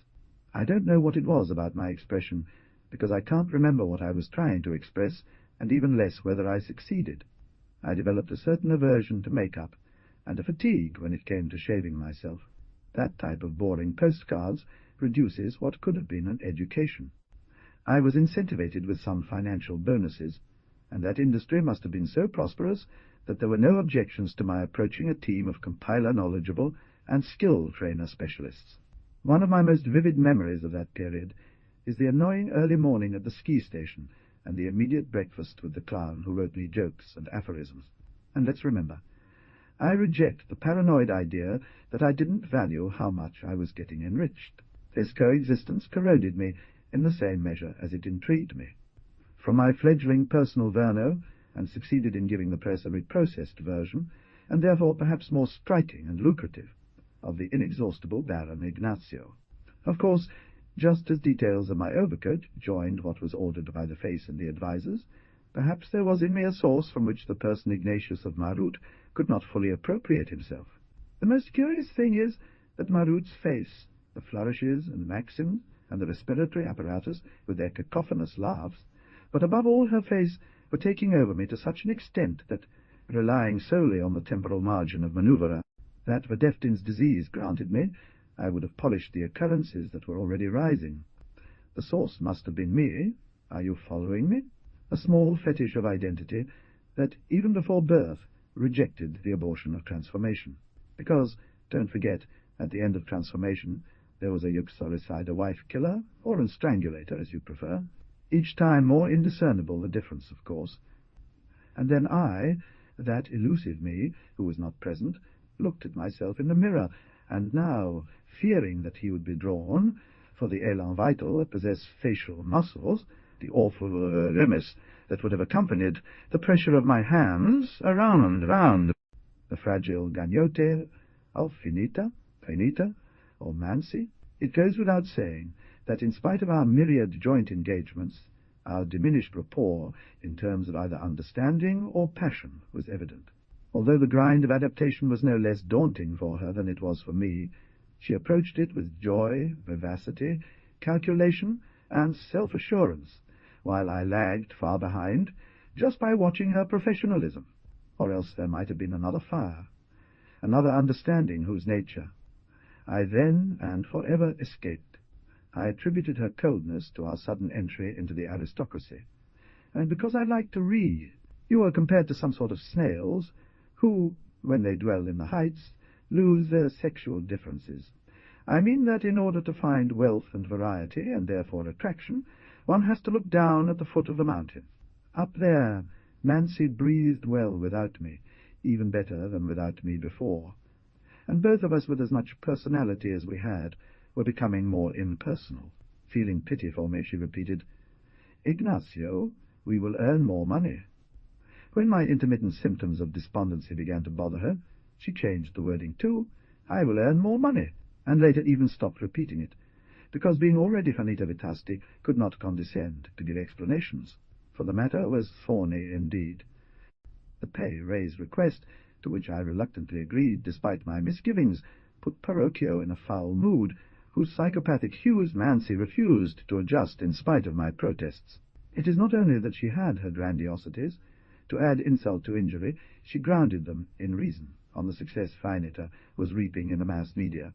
Even more infuriated by it, and in order to placate her, Parocchio came up with the badly thought-out idea of imposing daily psychological tutoring sessions on her. I dare not speculate, for it would hurt me so much, that Mansi has been seeing the eminent therapist. Parocchio affirmed that yes. What is without doubt is that this practice stimulated her imagination. One day, while I was accompanying the already famous little witch to a group healing assembly, a journalist asked her if she didn't fear being so often near a sick person. The camera focused on the good eye of the girl, the pus like a northern light. Stroking her neck, a thoughtful Finita said, "Don't be childish. Can you point with your finger to the line between the sick and the healthy? My therapist always tells me, solidarity with the sick is like accepting what's disgusting in yourself." However, the sentence structure and word choice are slightly different to maintain fluency and natural flow in English. The statement che finita vitasti confessase que la ayudaba un terapeuta desató una ola popular de agradecimiento has been translated as, "What finita vitasti confessed that she was helped by a therapist sparked a wave of public gratitude." The following part of the text has also been translated. "Mansi tenía que esperar. Además, lo esperaba, como dice mi terapeuta, la vida no es solo cine. También está el sosiego", comenzó a declamar. "Y también yo no vivo para obtener aprobación. Entonces me avergüenzo de mi divismo. Mi terapeuta me pregunta si acaso no sé bien que soy lenta. Life is to listen and love." By chance, I saw one of those interventions with Parocchio, and I noticed how our boss, while boasting of his creation, doubted torpidly whether he had fully created it himself. See the seasickness that I got upon discovering. In short, the teller full of men who seemed to have bound a sock to their head, and some of them painted by my hand. Oh, yes. A dream of independence was gestating in Mansi, and it shone through Finita's features in the form of incomprehensible signs, as tenacious as cave paintings. Then Parocchio cemented his power by throwing me a display of unparalleled generosity. Once a week, for free, I would make men up with the same design that Quolo had come up with for me. A bushy brow, shine in the eyes, and, painted in grease paint, a black lattice that gave me a sinister air of a captive beast. Indeed, to make matters worse, my renewed superiority only calmed Parocchio for a little while. And yet, one night, as we were leaving some gala I can't remember, Finita slipped away from my arm, and the guardians watched to vanish into the howling crowd. The very mad one escaped. "The street will make her mince meat," Rigaud pronounced. But the next morning, as if vomited out by love of the crowd, she reappeared, not dirty and drunk, but whole, clean and sober. In no way daunted by the demonstration, Parocchio had the cunning to announce that he was going to put a detector chip on each of our stomachs, and, as according to him, Mansi set up the fat, he took advantage of the opportunity to at least give him, as if it were a gift, a caprinine, but instead made it more famous, if possible. The caprinine, a bionics animal of 5th generation, had to deal with keeping Mansi in check. The golden eyes, the tiny antlered head of the creature were a treat. The claws that emerged from the fluffy little feet cut like scissors.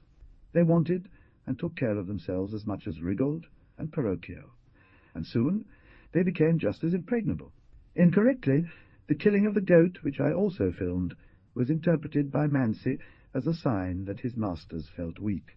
I suppose the exclusive of Mansi's mascot, beheading a dogo dog, will have been sold at an astronomical price, but nothing would be worth it if, Before and after the bloody fact, Nancy and the goat did not appear rolling in the clover, kissing each other between pirouettes. "Shriveled," she spat at me. I managed to convince her not to underestimate them.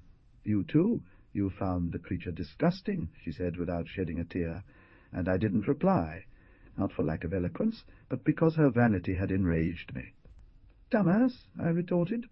We were in my library. She tried to kiss me. For a second or two there was a painful breeze between us, as if we were asking each other what would die if one of us died, or both.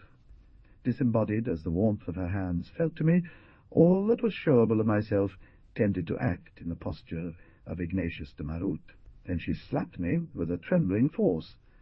I offered her another one, and she stamped on it against the wall, and not long after she produced another for me.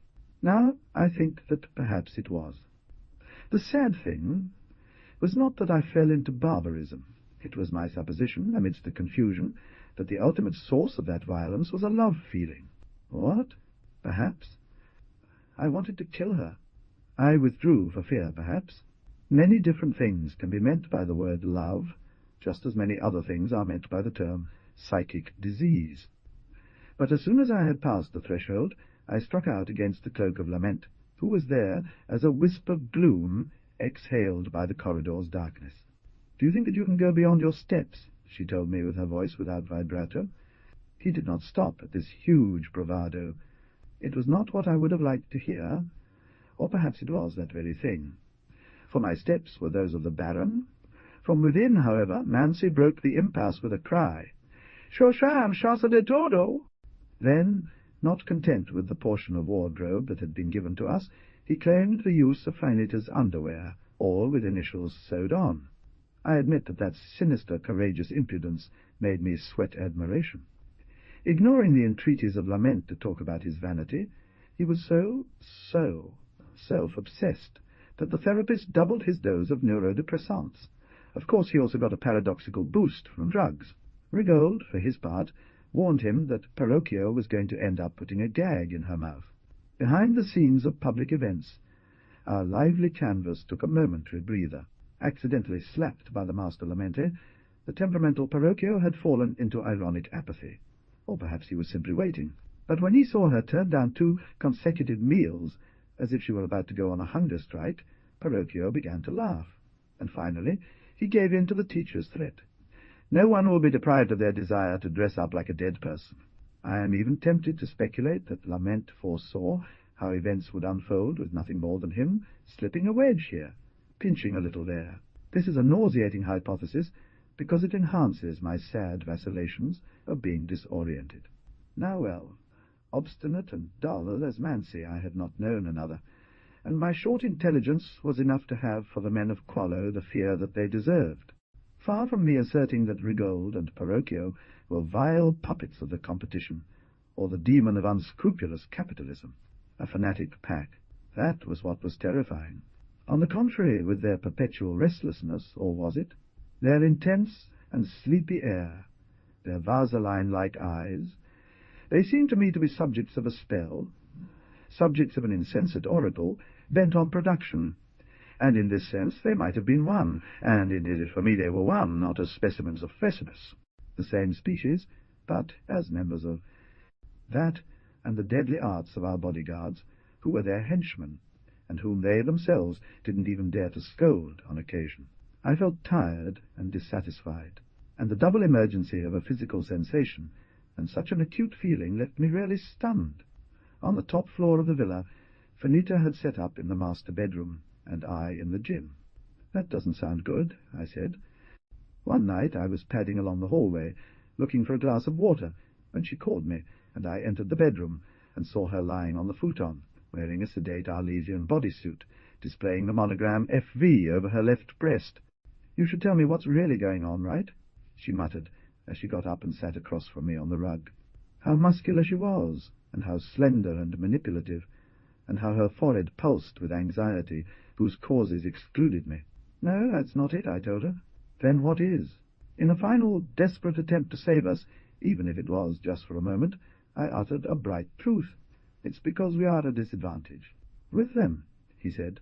He unbuttoned, the first button of my yellow silk shirt, he scratched my chest. "Gerard, you have no idea who we are, so you can deduce that I ran out of rebuttals. To make up for her fiery initiative, I was unable to probe her body for what had already melted away in the fickle expression. There we were, as the expression goes, face to face, so close that at first I could barely make out the slightest bump of a scar on her left eyelid, like a landmark in the interior geography breaking through the make-up, and after that I saw nothing. All the time I wondered how high above me her desire would fly, and the crumbs of pleasure that I forced myself to reap, with a view to seasons of scarcity, were consumed in an unfinished performance. "We are strong, you realize that," she said later, during her second attempt at persuasion, and I answered that I didn't know. But soon, gazing at the clay jewels floating in those green irises, I said something more. "I love you." She kissed my shoulder. "More business am I," she said.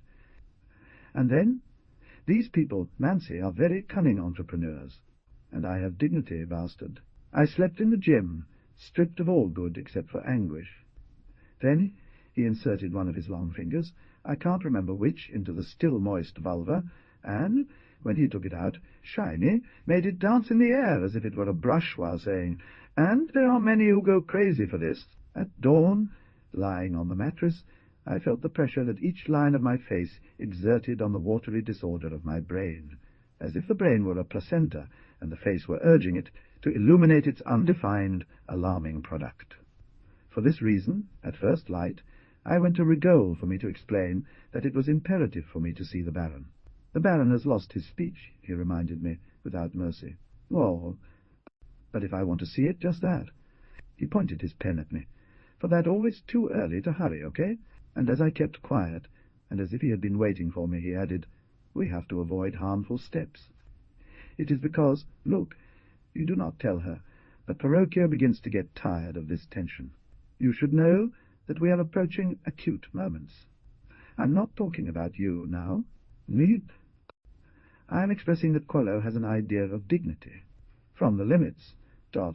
Even today I doubt that sleepwalker will confide in me the secret, with the intention that I, as the interpreters will ensure, disobey his request, and warn Finita that they are plotting something.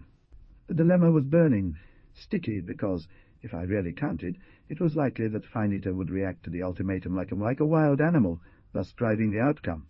I found myself between two obstinations, and naturally diplomacy emerged in me. On the other hand, what was I going to tell him? That he shouldn't forget that she had already died once, that in a certain way she was dead. What, though opulently, occupied a removable stage? Thus my plan was roughly to exercise tact. No, I would mould the inhumane stuff of Quello, and protect Finita from me, as well as from Marut, the killer, and herself. I was alone sensible, because I was in love. I would dissipate by negotiating away the danger that Mansi might suffer a catastrophe. I had moderate expectations of gain, and my face was very accustomed to being the face of a god. Thus misgivings deepened with an incursion from lament. The myth, the teacher admonished me over breakfast, is a truth that tries to escape reality. I said I didn't understand. Do you want to be a myth? I had the impression he was looking not at my eyes, but at the back of my neck. You want to be a myth. A more cultured person would have been needed to answer that question. But the truth is, and I acknowledge it, without shame or pride at, in those circumstances, the most vulnerable member of the group was me, with my lowly desire. Una fuerza de la fiesta del Club de la Alga, los archivos de la prensa deben de conservar gruesas carpetas de record. Tanto anduve titubeando que al fin solté la lengua ante Finita, pero a medias más como un pobre soplón que como un amante valeroso, con lo cual conseguí, seré vulgar, que las fuerzas se desencadenaran. But what is this babble? To celebrate the marriage of his eldest son with a native of our country, the Persian billionaire Bahram Meghdadi offered a reconciliation banquet between religions. Entirely vegetarian, as augury, I was godfather to the bride. The lecherous, hirsute Meghdadi was an elderly widower, quite handsome. Their irrepressible smiles were etched on Bahram's dark eyes. Under the club's pergola, amidst the torchlight, Finita's face was faceted so much that it seemed a continuous curve jagged with opals. Finita sat by him all night long, applying a flirtation program that for nearly the entire audience passed off as an irresistible alchemical attraction between waxen skin and coppery flesh. I watched her, unaware that she was fighting valiantly to save herself. I had no idea what a decision meant, and I conformed myself to the civic smiles on my face. The next day, through a precise command operation in a fur store, Bahram kidnapped her. She said things like, "Only my therapist knows how much I thank Ignacio for what we've had fun together." That afternoon I saw her say goodbye to me on TV, tears mixed with laughter and vice versa, in an interview with someone she must have paid herself. I owe my maturation, my best discoveries, but the mandate of loving madness, and so on. Parocchio was not the living image of a defeated strategist. No one would have guessed that such a confession would quell the scandal, but it was precisely the scandal that had to save her, of course. Finita's remarkable leap into a new echo, like a basketball player jumping in the air to soar higher, caused him only a certain uneasiness. With a mischievous half-smile on his lips, he was looking at me, as if gauging the strength of the seams of a pair of trousers. However, fate, that principle which I hadn't quite come to believe in, favoured my decline. Many proto-finards would have paid to craft my reputation, sacrificing themselves to enter as regenerators in another phase of my life. The extreme slowness of this movement, however, began to cause the company quarlow irritation and financial losses. Photos not very much sought after of my prowess as a lone walker, the robust maturity of a generous man, the possessor of the largest collection in the world of beetles, of Marut cooking delicacies for himself. "Perhaps forever," he said. You can't imagine how I laughed. While Finita in a white drill suit by the hand of Bahram, in an Araucanian field hospital, adorable and healthy, articulating his solidarity with the Indians. After a few months, my spokesman announced that Baron Marut, affected by skepticism, was retiring to a centre for study and meditation. Once again, I was struck by seeing an event culminate in my life on a television screen, and from the most obscure recesses of my astonishment, I reacted to my fall, although I had warned, with one of those big, salty, crunchy laughs typical of Baron Marut. Parocchio, next to me, looked at me from side to side, but he regretted. The wind of history was unstoppable. After he pondered for a while, don't get me wrong, in front of Riggold and servitude, he spoke about my versatility, determination, and talents. I would continue soon, with the effort of that laughter. Forgive me, people, but I am short on inspiration, and can only leave the beginning of what I would have liked to deliver you. Will they wait? And thank you, reader R. David. I take due note that it is not cabal, but rather caudal. With the effort of that laugh, which to some extent was produced on purpose, though not entirely by me, I banished most of the fraudulent conduct that the Baron's face had imprinted on what in me had a natural place. Not everything, because a breath, a mode derived from those behaviours, had fused with my previous life, and was already in the past, that which no one gets rid of so quickly. I was unable to enjoy that relief, not immediately. Anyway, I think I saw, the roots of the personality of the Baron dismenuzandose in echoes of laughter, and first felt that at least I had freed myself of the obligation to be worthy in adversity. Besides charm and influence, the face of the Baron had given me propensities for clowning. I hadn't even gone there. Now that I was no longer a fantastic joker, I was left powerless in the face of the tests of my vacillation, of the memory of Mance's requests, of the flaccidity with which my body and imagination had come to her defence, and to mine love. I admit that she and my love were both indefensible, but I had not even considered this problem with the slightest seriousness, and, in fact, perhaps because she despised me, Mance's absence hurt me more, and seeing how much my uncertainty had contributed to the failure of the romance, jealousy became overwhelming. Anyone who has suffered a jealous person will say that he is intolerable, not least because of his self-indulgence. To add insult to injury, I was a justified jealous person, and without hope of revenge. I even did not exclude the possibility that Fineta had succeeded in regulating her contract with Parocchio. If you carefully read the previous lines, You will have noticed that I despised myself, pitied myself, reviewed my vacillation, and so on. My senses were not very alert, I have to say. Above all, I felt dispassion in an undefined part of the free chest, far from any identification with my face of Marut. I say, in short, that I regarded my punishment from various points of view, and this diversity of approaches revealed the existence of a focal object, the bearer of the punishment, while making it into a tableau, if not lugubrious, full, and with some colour dot. My feelings, on the other hand, burned brightly, and thanks to them, I thought, at least a little. It flickers, goes out, comes back on, and is another one. I thought that I would never find a replacement for Mancy's face, that spinning billboard of lights, and I thought a lot about myself, of course. Badly afraid. No, don't laugh. He was young, don't forget, and that compulsion to think about the fact that he had already died once fed me. A slight certainty that we die many times over the course of our existence prevents us from being silly. Not at that time, but today I still maintain that successive versions of each of us die, having completed their respective cycles, to leave room for others who are perhaps not better, but quite different. As things stood, I might have died of jealousy, squeezed in the vinegar of my mistakes. I warn you that it is an inconsistent metaphor, but I consider it illustrative of what follows in my drama. But life, which I usually imagine as a variety artist who runs through the corridors of a theatre, changing costumes at will, shakes its feathers randomly and sweeps people and situations around, crashing into others immediately, leaving her acting. Partner, let's call him one, faced with the fear of the new. Exit from my life, Parocchio, Rigold, and Finata. Where they had been, there is now a void. Or rather, I move to another stage.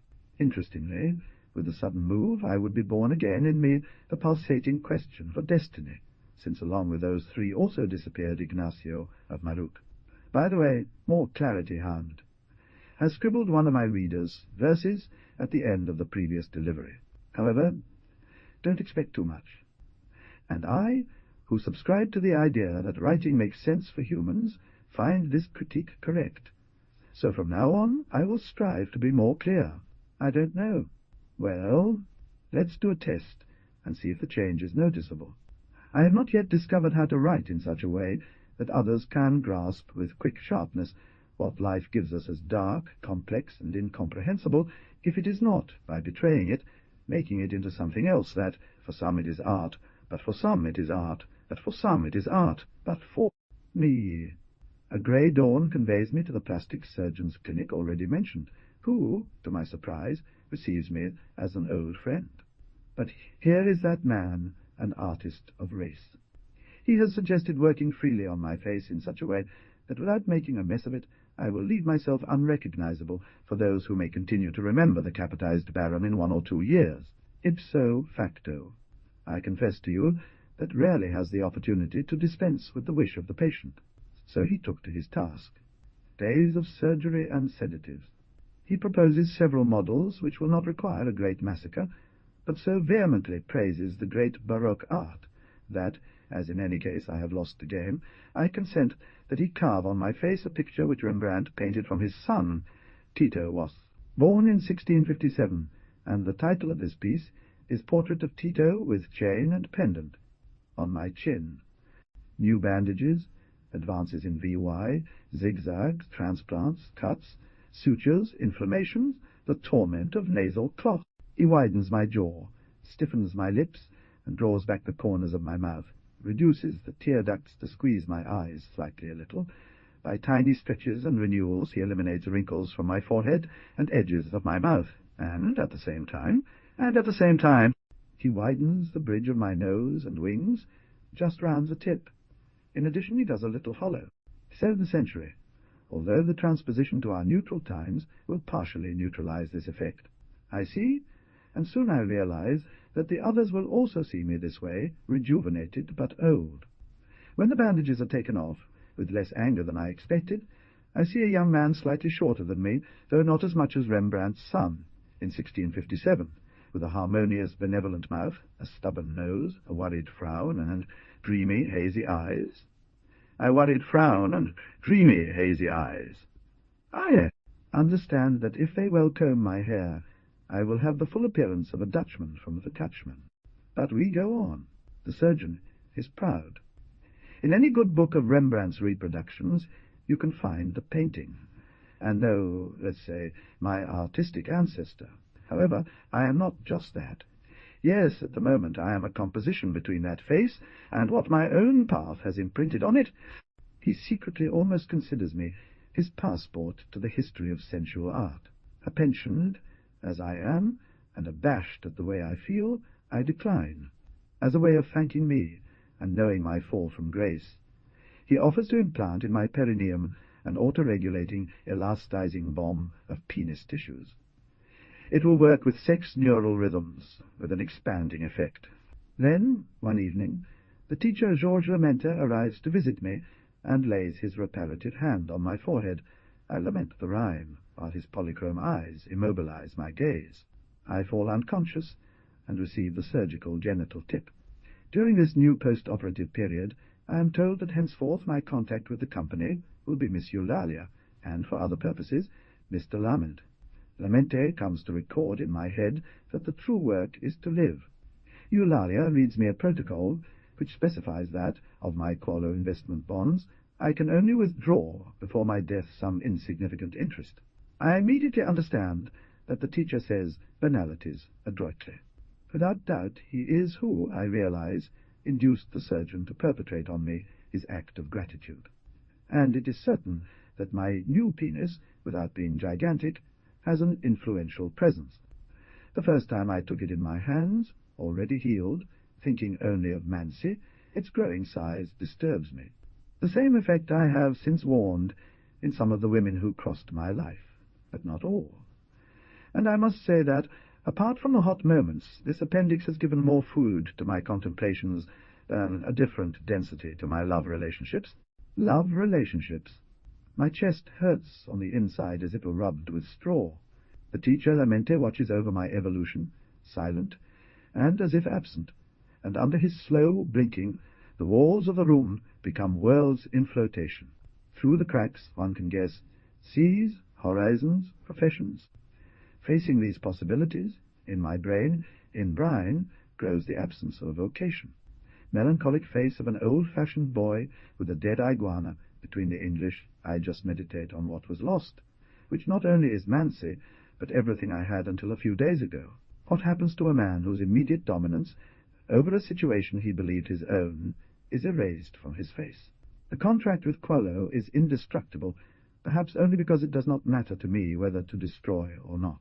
Technically, Miss Eulalia informs me, I have entered into what is called a static phase of employment. I leave the clinic one day like going to a desert furnished by a psychotic decorator. Everything there is lacking but sandstorms. At once, reality tells me that there are no raspberries in the run here. Through Eulalia, they assign me to a fairly decent post, maintenance supervisor of an educational institution financed by the company, the Center for Leisure Management's Favrio. It is a building made of glass and aluminum, flat as a fart, that doesn't rise, which contains a good number of laboratories, workshops with machinery, whose operation I find arcane. Urban dialogue, artistic mending of clothes, containment of mass groups, learning to walk, in short, things I don't care about.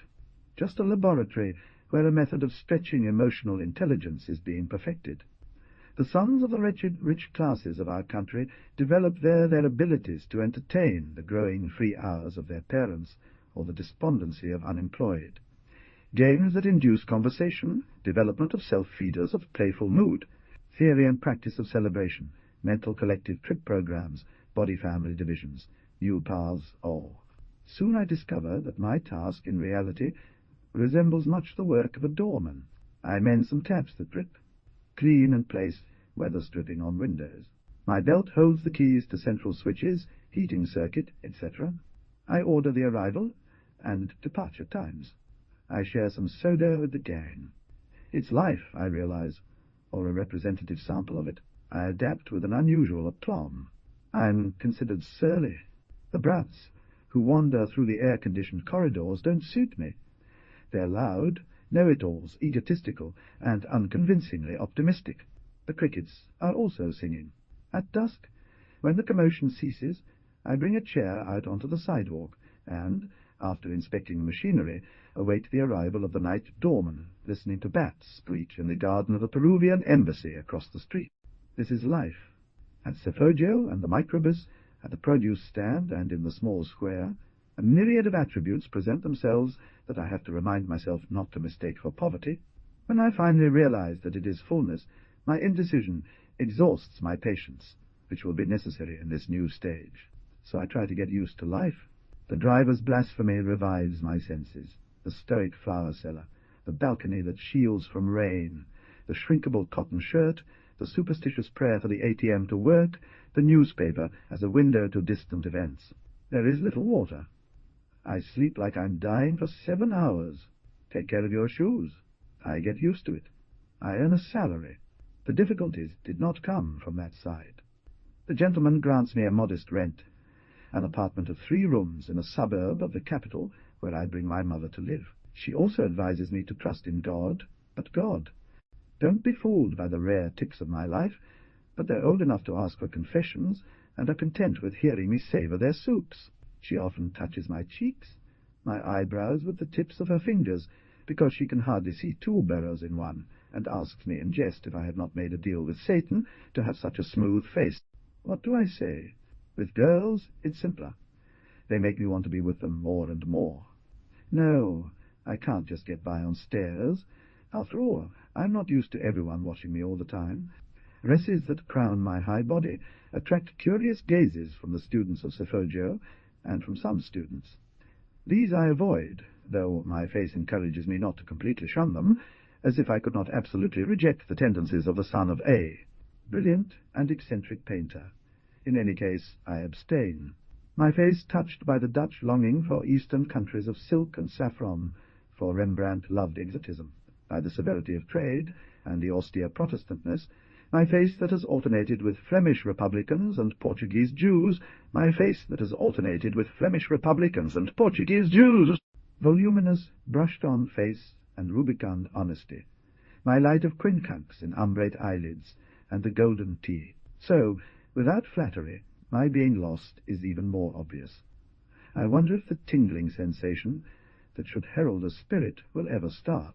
But also, this time my face modulates the sentimental tones, because to its firm sweetness people respond with kindness, and though in my heart concern and resentment prevail, let's put it properly, one is able to act the role assigned to him.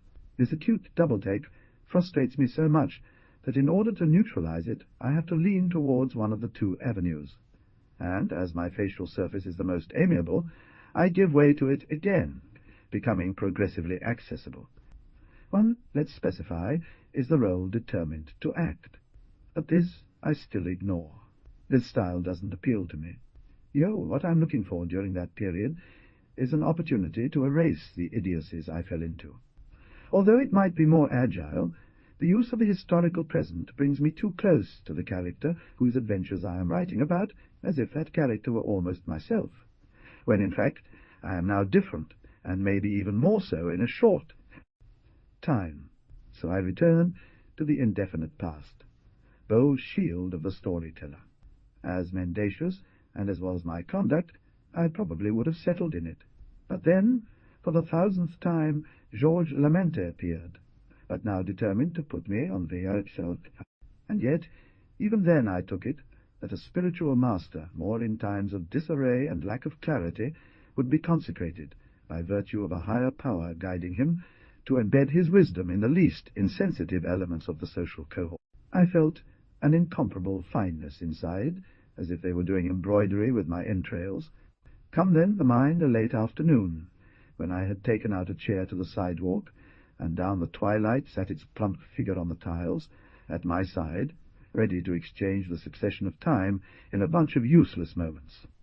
Here is the translation of the text into English. Lamb. Isn't it strange that crickets sing the same way everywhere? Lamb. Good. Me. I don't know about all parts. Very good. What about imagination? Me. I imagine more than what I've already seen. Lamb. Pish. Imagine a demon, or a gnome. Me. Yes. Lamb. Imagine inhabitants of that planet over there, round and tentacled.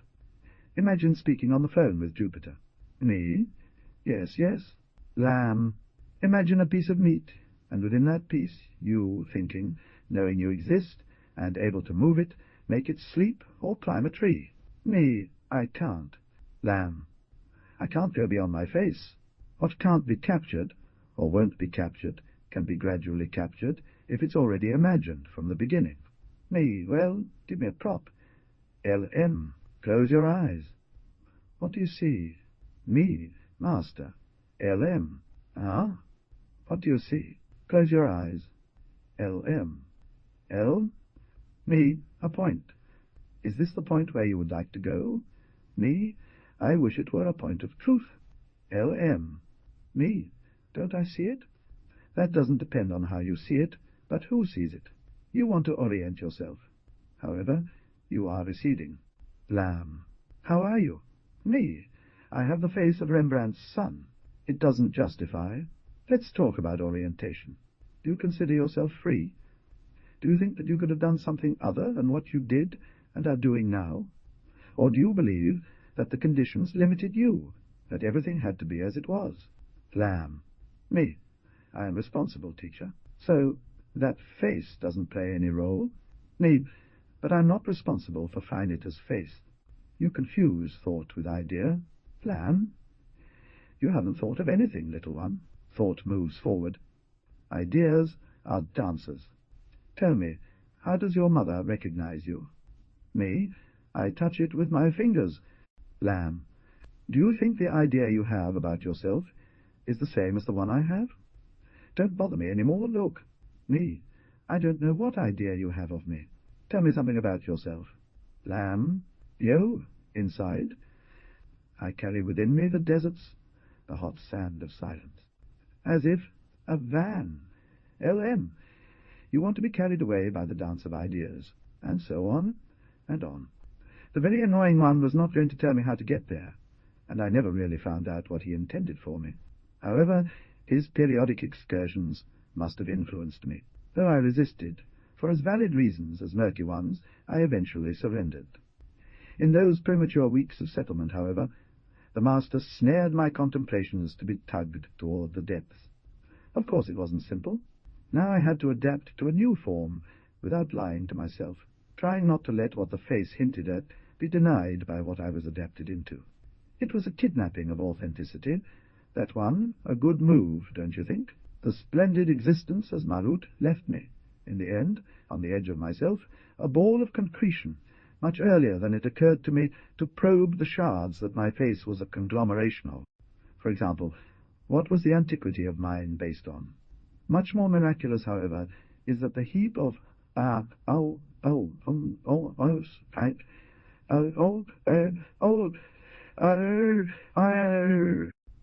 when in the chaotic background of our world a finished shape stands out, for example a palm tree, the fact, if we think about it carefully, seems so improbable that it's almost a miracle. Did the features of Rembrandt's son have an imprint of the 17th century? His ways of celebrating and suffering, his meals, a light, or the degree of humidity in the bedrooms, the type of words that lovers whispered to each other when they were weaving their bodies together? These questions were not idiotic, since my new relationships did insist, in effect, that I looked old. I think they actually meant obsolete. And another thing. Note that the age of my face was a result of the technological progress of our time. What do you say about this? The lament effect was increasing, but they came close when they spoke in a sober way that I began to test. Let's go back to the young people of Sefogio and their Zafia ambition, red-hot, motorbikes, communication devices, Seagomatic watches, Origlan mocassins. They invited me to music venues or roller skating, to drink a glass of water, exchange of breath, relationships, as one says. But did I learn anything from him who essentially knew my face, being it a mirror, not of my soul, but of another? What they saw outside has foggy windows of skylight. So if I wanted to find more of my soul inside me, the most effective, perhaps the only effective way, was to pay attention to everything that wasn't me. In English, Upon us believe that it is yes. After all, that mirror of the soul of Tito Rembrandt was my face and eyes, if not let transparent, a dense compactness, at least reflected things girl skating, mother blind who cooks, pot with air, or skating. Narcissus, on which I could not deceive, because they did not belong to me, they reflected, is to say, it comforted me to think that in good measure this held true for any fellow, and even for the cad, for if it were so, it meant that the fate of each and every one was to be deeply a mixture of what was sensed outside of their own surface, a blend of world. I had to do something. Chance gave me a little push. Consider the case that in the apple neighbour to the embassy of Peru there was a cabinet-maker's shop where worked an apprentice. He called him Rolito. Breaking out of the mediocrity in which I was sinking, a little enhanced by buying a pair of jeans, and an affectionate duel with some student, to immerse myself in the laborious upbringing of a latent being who, if it reached maturity, might express itself through my face. However, I had witches' hands. That pibe canijo, slow in their associations, sometimes bribber as encostado by the adversities, practised at gurgling that the needy youth believes language and the revival of reading cannot eradicate. Tall, and of a stiff Baroque air, little Rolito and all cracks, he began to visit me at dusk. Dejected, he contemplated me. What a chunky face she has. She doesn't look like she's from around here, he said, for example. Finally, as it was free, I dared to ask him what kind of temperament my face suggested to him. It's a poet's Trutchinger, Rolito said, and repeated, a poet. Whoever believes that the brightest ideas are not conceived in an instant is wrong, I think. What came over me that afternoon was an outburst of humility. In short words, I realized that I could make myself a poet. One afternoon he took a little piece of wood from his pocket, and, with a razor blade, began to whittle it into shape with such a compelling skill that, as the lines of a small rabbit became defined, I wanted not the hands that were busy, but the little creature that was coming to life in this form of love. I knew how to do everything a little. There I asked Rolito to teach me his art, and he, infected with my excitement, presented himself the following afternoon with several blocks of pine wood, along with a knife, gouge, chisel, gouge, and the like. Otherwise, the light of decision was intense enough to impart judgment to me, so I resolved to leave the composition of poetry in words for an indefinite future, and turn to a parallel form that, due to its decisive nature, would open me up to the thicive nature, would open me up to the things of the world. Precisely because it knew of my ignorance, humility prevented me from realizing that the plan would require arming myself with a culture, the appropriate lines of tradition and mastery of rhyme and metre. But he added that I could easily do without two elements that are usually considered basic vocation and talent, if I was voluntary. And from the desire to fill my face with external representations arose an eagerness that immediately brought me relief and revealed certain gifts. When he saw me so absorbed in carving a block of wood, Rolito asked me what it was going to be. Animal bad. I myself started to jump at the turn my heart took when I answered. A baby goat. Rigiudo, he said. Maybe, I murmured without stopping. The wooden shavings were falling on the tiles in front of the threshold of the Sefogio as they discarded them. When I had overcome the octopus resistance sufficiently that, somewhat similar to a Capri-9, showed its forms in the gaslight, sadness overcame me, and I let it fall. Rolito and I looked together. He picked it up, tongue-clicking with an evaluative tone, and humility, which was still flowing, told my emotion that if memory were capable of producing a passable simile, what couldn't produce something to cite? The reasoning wasn't bad. There was a possibility there. It might be worth noting that I had zero symbolic ability. Degards, sausage dogs, and the shelves in my room gradually turned into an extravagant bazaar that, the more items I added, the more it stripped away its inability to represent the world. But I didn't care, because I never wanted to have any. Otherwise, I wouldn't have ended up writing prose, which is such a non-discriminatory art form. And well, people, in the feverish weeks that came, With the growing ease that this interest gave me, I carved medicine vials, matches, lemon slices, a small pipe, baby pacifiers, air swab sticks, wash basins, umbrellas, clusters of grapes, coffins, umbrellas, clusters of grapes, coffins. Later, boxers, hummingbirds, orange blossoms, flutes and trumpets, several more caprine creatures, mounted, not because I wanted to endure. No, they were solid.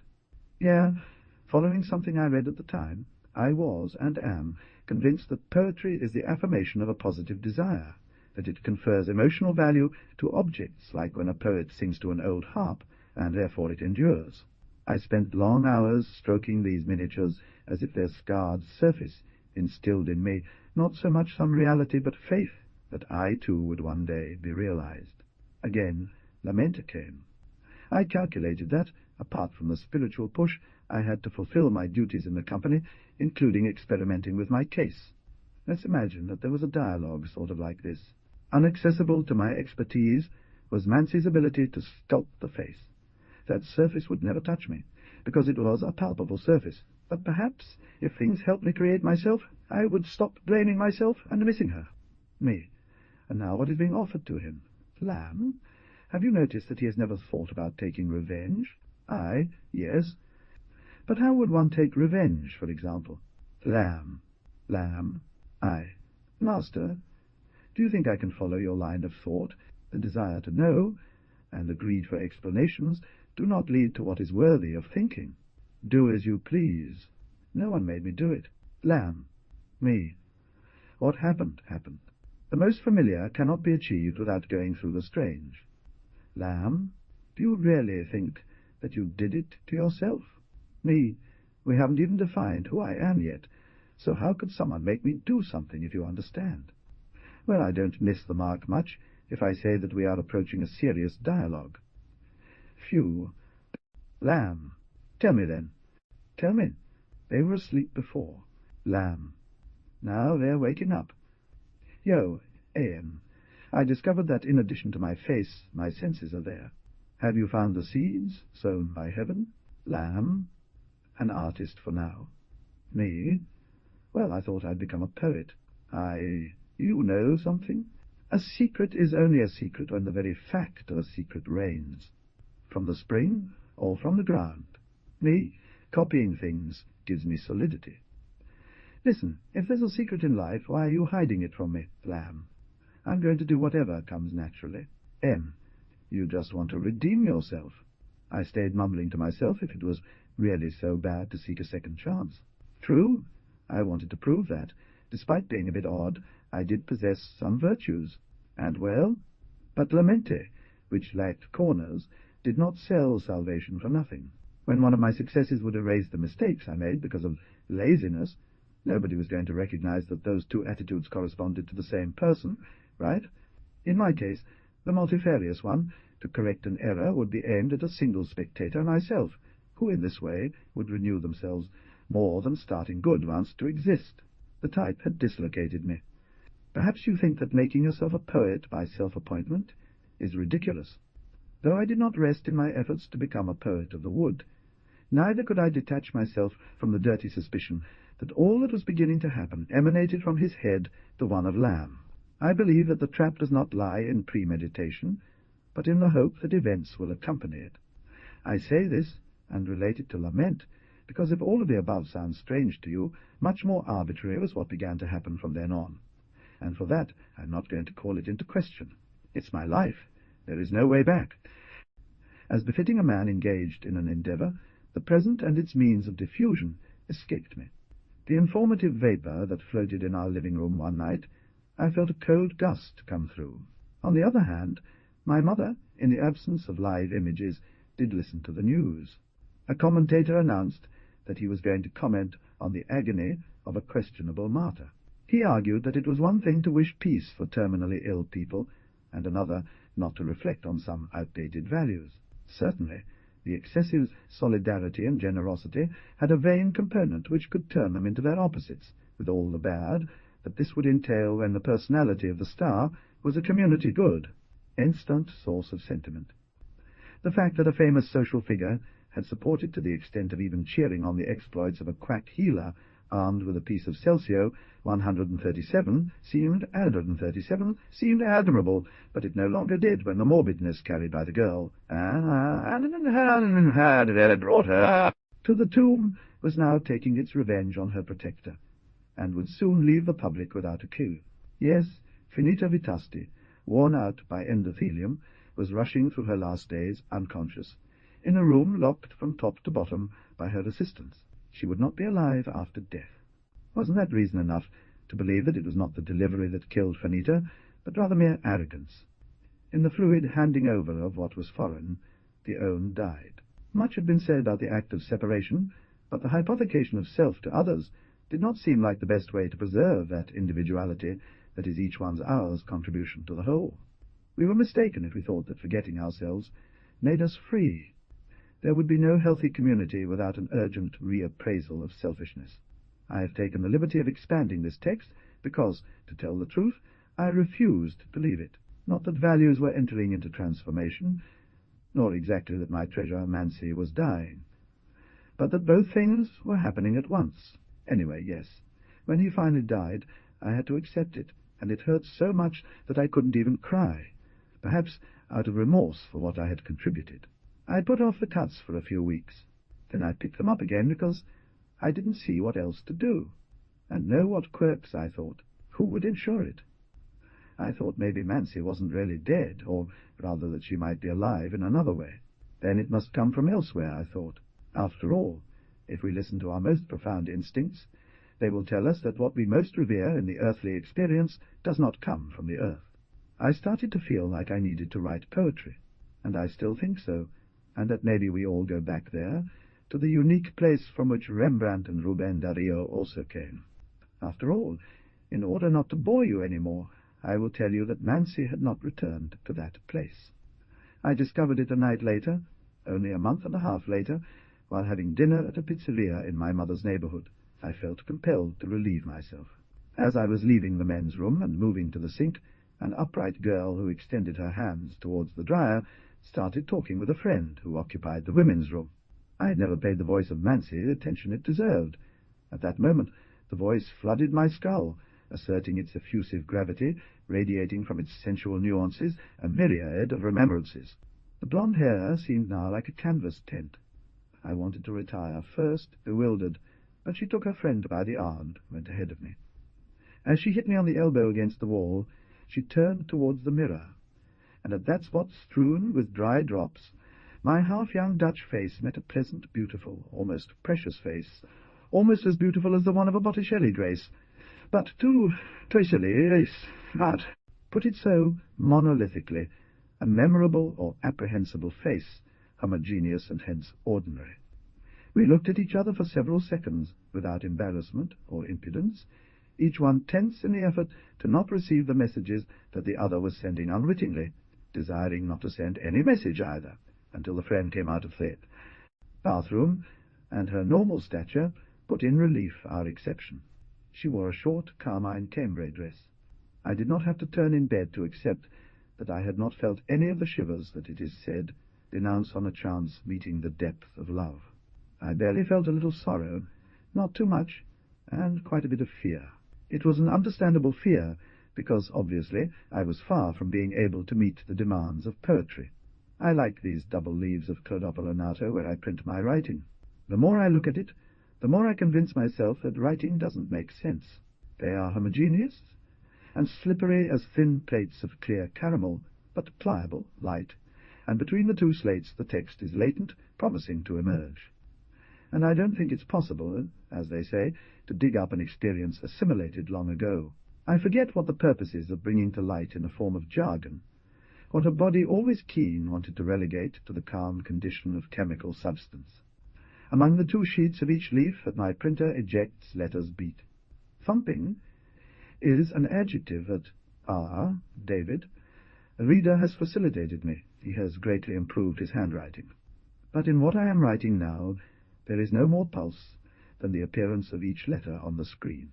If something is unearthed, it is another thing, something that, as soon as touched by words, burns and charred, so that instead of unearthing, one invents in order to save something, and in the end, after all, the experience told is nothing but mere naive effort of the very writing itself. That's why, I wish I didn't have so much desire to keep going. And it surprises me that I want to do it so badly. I continue anyway. Now I am this face that I have. What a handful of years has made of Rembrandt's face, and I think it is pretentious to speak on behalf of those who I was when I had other faces. I've been both very alone and very lonely. Sometimes I think with each letter I write my heart beats, but I'm not that stupid to believe it. The solitude of the grumbler who annoys others by trying to attract them with his status of only one. I know the real, but not acute, solitude of abundance of acquaintances and the boredom of treating them, and the acute and almost fantastic solitude of the desire to speak and not having anyone to do it, the solitude of the party, that of the cinema and that of the park, that of the sun, unique, universal, the working life of pride and the slavery of time, the absence of love and that which is instated by mutual love to their detriment, universal is also, and so many others. This plethora of lonelinesses has left me with an abundance of free time to respond to all manner of prompts with which it would have been difficult not to do anything, and I've learned to share its knowledge. Then, I admit, my face knows, first of all, it knows faces. Thus, when the sutures, incrustations, and fibrils of my face hurt or simply burn, I couldn't attribute it purely to an oncoming storm, to a bad night. What, in the first months of my new look, had seemed like an assertion of feelings, in the brief incident in the toilets was proved null and inept. Wasn't lament mocking my insufficient depth? The locale of that spring should serve me to make poetry. Better said, I discovered that my series of faces had led me to create a sentimentality, while calming myself with the idea that there was within me a buried spring. Bad luck, reading people. I guess so, but the very annoying one didn't facilitate access techniques. So the only pathetic conclusion was that in me discordia between Mansi in itself and face of Mansi, or finita vitasti, is reproduced. A sensible activity that wasn't my face had fallen in love with a face, and now that the owner of that face had another, what to continue? Of course not. An urgent question was whether, having known it, I would have fallen in love with finita vitasti, the original finita, before I had the face of the Baron of Marut. And I say this with such certainty, because, believe me, in my poor past situation, I would have lacked the courage to face the majestic face of that silly. In fact, most people do not allow themselves to fall in love so easily with the human object that they most like. Since life has accustomed them by sticks and rods to their face, he doesn't allow himself to conquer anyone. And it's better to give up anyone, and it's better to give up on the most desirable than to repeatedly fail in his ridiculous assault. Most people, without knowing it, decide to fantasize about someone who will inevitably correspond to them, obeying whatever the cost, a kind of loving classism, and only when the decision returns, a plus from the other's eyes, that they fall in love for real. For it was that I had become a man of Marut to be able to fall in love. Thus, apart from what my hypothetical soul decided, I had fallen in love with Mansi, not at first sight, but once the immense corrections had transformed my face into the irresistible, prestigious face of Baron de Marut, I again ignored whether there was in a man an essential darkness that could be expressed. It may be. The sudden consciousness of having lived in such superficiality, he didn't leave me well set to jump from the size of world things to the expression of a dark and essential music, or to the essential musicalization of a dark expression, or whatever was lyrical verse poetry. By the way, Reader Wilma Diel explains to me in a charming note that any mood, pain or joy, indifference or pleasure, is not an entity separate from my neuronal processes, but simply a feature of my brain at the moment I am writing, or tasting an order, or I am writing or tasting tomato.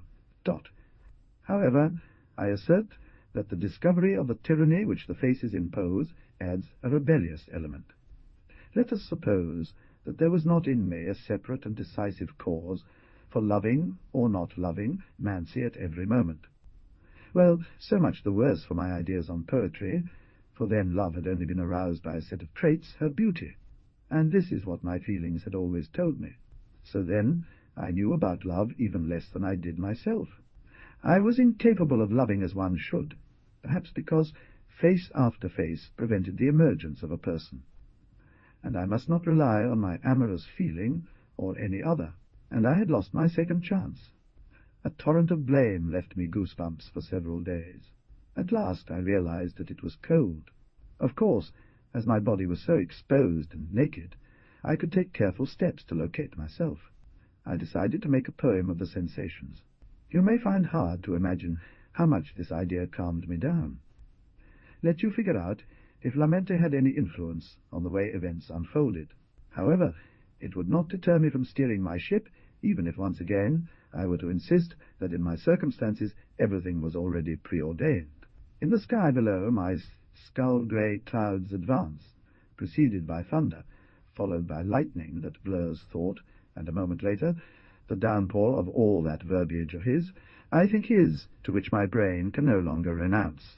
But if there wasn't a call for a vocation, something had to mark my way. Pure coincidence was something I refused to be.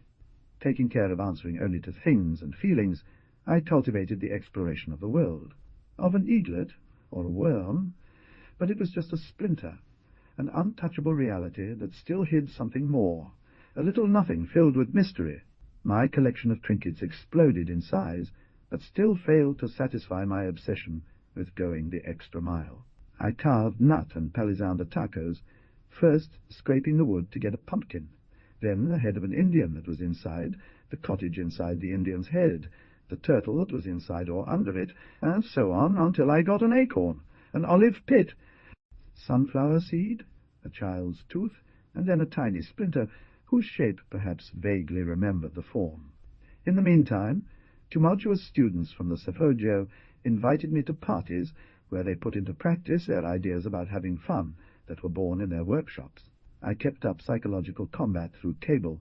I threw knives at boys, convinced that only dealing with danger would build confidence. Cynical, nor sceptical, but rather sad. I felt the desire rising up my spine from my coccyx to my cervical vertebrae, so I turned to one side and choked myself, and when I fled, my own bacchanal, I did not do so without taking some female friends with me to furnish my dry weekends with few feminine friendships with which I had entered into an agreement that on my part I would not call C, since I thought that girl. I chose those who seemed to show the least curiosity about the size of my virile apparatus. There was a kind of love in those relationships, if we designate by that name the force that binds two beings when they have already discovered each other and want to continue together, for which no question will be relevant or any answer definitive. And one of those girls I wanted so much her way to support his head in the palm of her hand. The caress of that hand during a short train ride, I came up with an idea that there was a gap inviting me to enter into an unknown, really vast area, haunted by an emerging presence. And I got along well. I suddenly wanted to have a son, so it must be her who was pregnant if we consider that, one day, she became pregnant. We ceased meeting. That was true sadness.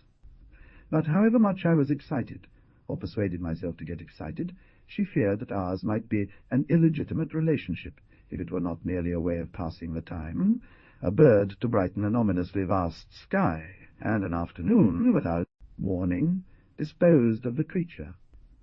The inability to imagine the face that sprig of what was alone in me, that I had wanted to go on, would have worn troubled my feelings. I held on to my chest to feel them through touch in vain, and my throat dried up. Then it was when the skilled, troglodyte Rolito, who couldn't stand the magnitude of my silences as much as he admired, asked me to adopt him.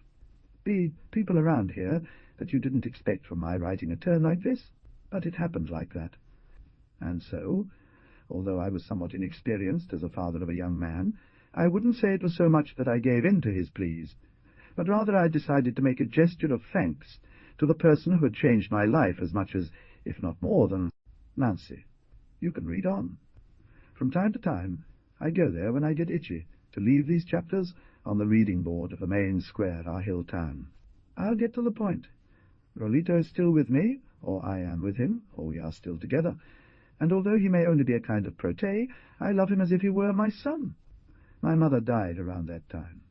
I wouldn't have been here, writing this that you're reading, or simply being there. Of what my father was, as I knew him while he was, I prefer that the description, as a verdict, be made by silence. It is worth saying that that figure to which one returns again and again for explanations had already disappeared. But my mother, although quiet and not especially wise, but because she didn't really have much to say, was clear and essential like a glass of water, warm like a blanket, and useful like those trees that divide in portions the emptiness of a plain, which create distances and relations in a space. And above all, she was the person without whom I woe, and there was no longer any one of my blood who beat me in precedence. Now it was my turn, if you understand what I mean. One Saturday afternoon I entered a church near my home. It was a colonial-era structure, and there were some tourists around. At one point he turned the lens towards me, held it for a while, and then continued the panoramics. In the gloomy penumbra of the gathering gloom, among the empty benches at that hour, a man filmed the somewhat historic walls with a familiar video camera. He would answer, "I don't know, one who was just walking by," an emblem of the unnecessary to come back. Maybe the children of the fan would have inherited the tapes, and occasionally I would have been the subject of curiosity in subsequent dinners. It occurred to me that I was him, a blonde, corpulent, anonymous figure, an extra in the images that gentleman would project onto some guests, so that, interrupting their walking scholar lecture, would ask him, "And who is he?" Maybe. Me, excess finger of a hand whose partner has 4. I wasn't fine. No, whoever it was. But only on me depended not being worse. And to show me that a decisive gesture could tip the scale towards health, I dared to write my first poem. Then I wrote another one which was slightly better. Como lugo sistema de canos, o atonita tempestade que se expande. Arde, entre o ponto ferido e o cerebro, a eficacia de un cosmos semrazao. Crispin's tripas. Flabby skin and the whole body, for lack of arguments, it shoots its stupor from the mouth. This second one is the one I transcribe below. Affloramento nobem o mundo, aperta, pressiona, rasga, choca, machuca, pecope com feros, ulages, ocuro que cobre nossos deseos, amuda agitação, das neurônios cubra, urgente, desier. The cry emerges, triumphs, resounds, and in it the being is relieved, but does not thrive. I don't offer it because I exaggerate its value. On the contrary, I consider it barely above the trash. Now, well, yes was sincere, and that's why I thought it appropriate to show it to Lament. There are spiritual teachers who, as a tribute to their powers of the good listener, turn turds into cream pastries. The kind of prodigy with which Lament surprised me was not a work of magic, but always an effect of his supernatural perception. I am saying that he appeared before I called him, as if his late blink were the signature of my poem, and we had this dialogue. "Yo, I see that you don't like it. Lamb. But well, I think I'm getting somewhere. Are you saying that you feel consoled? Do you have a pond to look at yourself? Lamb. Little narcissist? Yo, it's just something that came up, as an excuse to wait for the next thing. Yo, I'm not asking for congratulations. Lamb. Is it an expression of emotions, or a break from emotions? Is poetry a refuge for identity, or a flight from identity? Me. I don't know. L.M. Of course. It is said that before you need to have an identity to run away from, emotions from which you need a break. Me. Then I'll keep going. L.M. Definitely. Hold on tight. The ground is full of accidents. Me. That poem is my life raft. Ellen? Of course. It is a very well-known saying. I am what I do, and that's why I'm here. What about a fart or a belch? But in this poem you are implying that a cry proves that something exists inside. Me. Well, if it comes to it, I'll just be mere chemistry. Lamb. Damn. Congratulations. He left, tough and corpulent in his poncho, leaving my nascent solidity smeared with morbid concerns. I feigned that I was not affected, but again I was wrong. I was getting worse and worse. What did you want? After all, that was still a wish. I wanted to beat my face against the wall, more and more, until it is flattened out, and the reverse of my features sink into my entrails and give them relief. They give them a meaning. Yes, that's what it was. Wasn't I in need of change, promoted by me? Devastated by the discovery, I gathered courage and asked for an appointment with Miss Eulalia. There I went to live my insufficiency in peace. In fact, on the occasion, Quello held me in the most remote closet of its slow-witted memory, and it would have taken a lawyer to study the transfer request I submitted. Then, I don't know if at the instigation of lament, or as discarding an expired can, Eulalia decided on her own. She sent me to a provincial city to take charge of the emergency locksmithing that a cousin of hers couldn't. Hemiplegia. Later, things would happen. But here I still remain. Rolito is my assistant. Although I am not adept at technological advances, I can recognize an antique. Although it may not show it, it is a resentful gadget. It is an old, six-legged arthropod-like Yeti Crandia 5, with no specialized sensors or self-awareness, so it cannot reconstruct its own routes, and will never be able to, for example, catch a moderately clever thief. I say so because he goes about here, hanging around our main square, a robot with taciturn, in fuses to which I suppose the commune has ordered a series of tasks, surely useful, such as freeing the feet of children, stuck in atmosphere after the passage of the garbage truck, who, however, does not consider sufficiently honourable, and, as it has difficulty reading, it maliciously suspects that the rebirth of reading causes it particular resentment. I wouldn't be surprised if he were the one who stole the latest delivery of my writing from the public board before or after my followers had finished adding their reviews. The very loud-mouthed one seems to ignore that the sheets of Clodopolanato are funded by the local culture secretariat, and I can obviously get as many copies of my machinery as I want. But he has also recognized that I cannot stop, and it damages my relationship with the public, who in this opportunity will not get an answer to their concerns, since in fact here I am, already with new lines and subsequent events. However, I have something up my sleeve to stimulate the theoretical dialogue, and it is as follows. The truth is that it could be that despite its appearance of robot, this Yeti Cram would be a simple vehicle with remote control. Server theft would remote control. Server theft would be the work of who drives it. Rereading my work at a bird's-eye view, the first thing I notice is a pathetic effort of sincerity. But if in the climate of Puritan torticolo that we left from the moral values era, one of whose promoters was Baron de Marut, a simple civil servant steals a cultural good common, this is the beginning of some relaxation, and I would not object to attribute it to current consumption of articles and stories.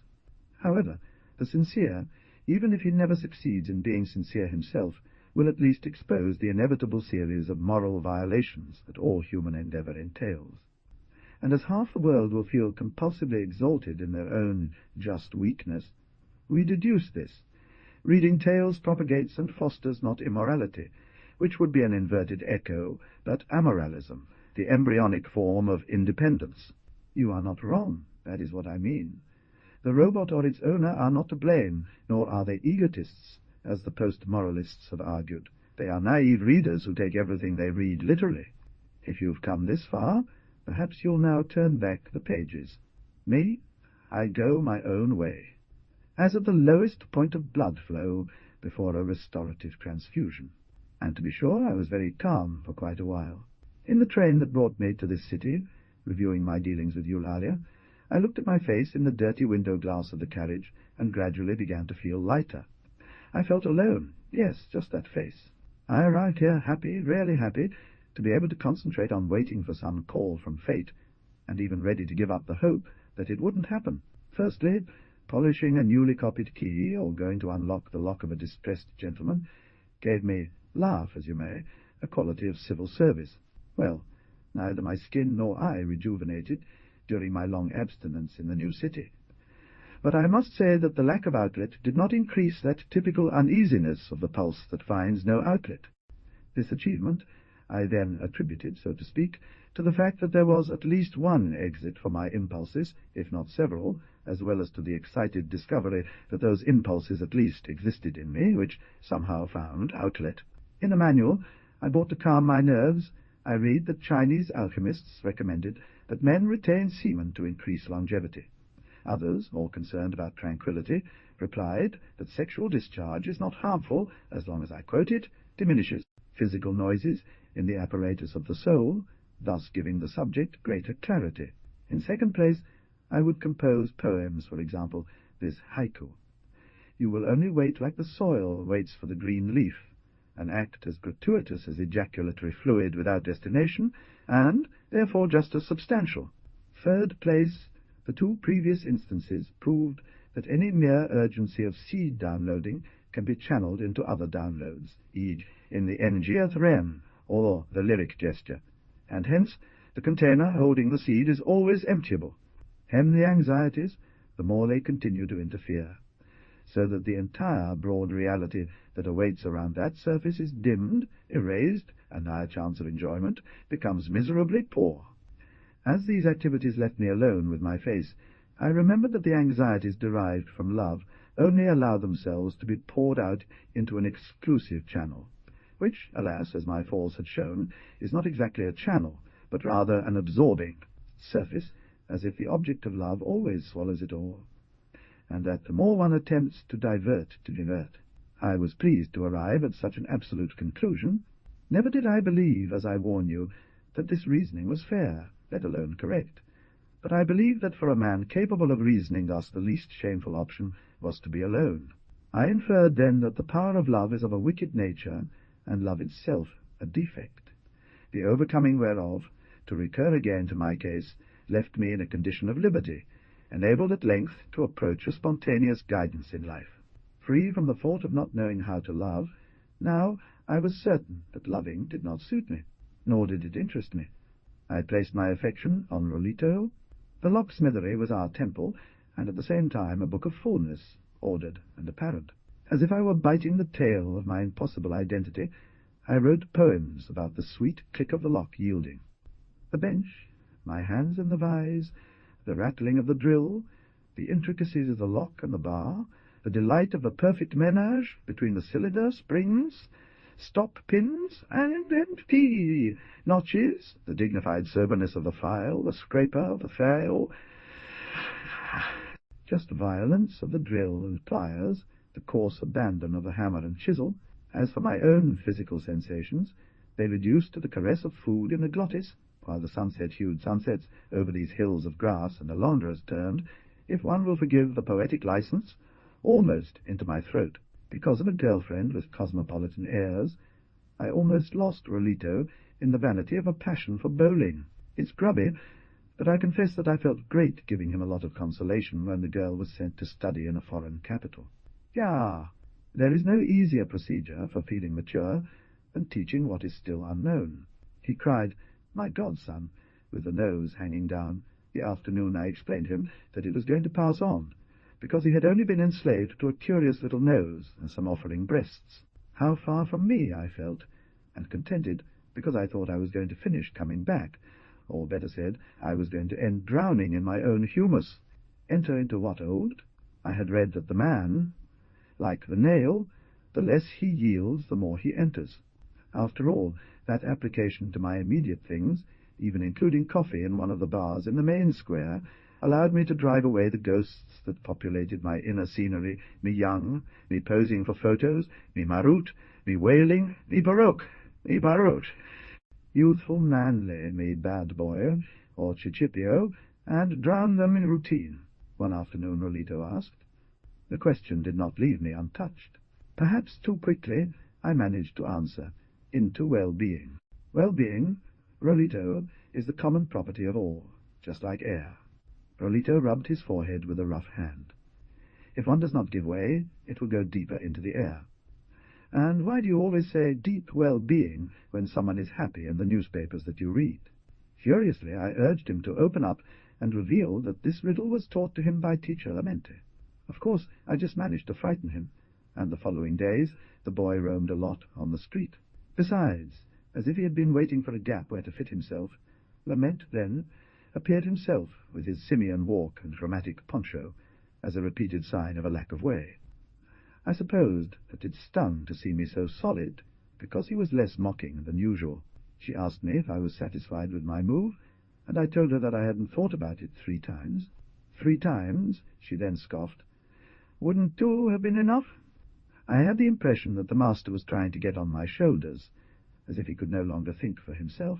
I told her that composing poetry taught one to continuously correct one's thoughts, and she said that the task of correction was the most refined of pretexts. He caught on and said, independence, solitude, sovereignty after all. The sovereign does not answer to anyone, but decides for everyone. I replied, inspired, I have already absorbed all my people, for I don't have a people. He sat on a stool, hunched forward, and for a second his head really disappeared between his thighs.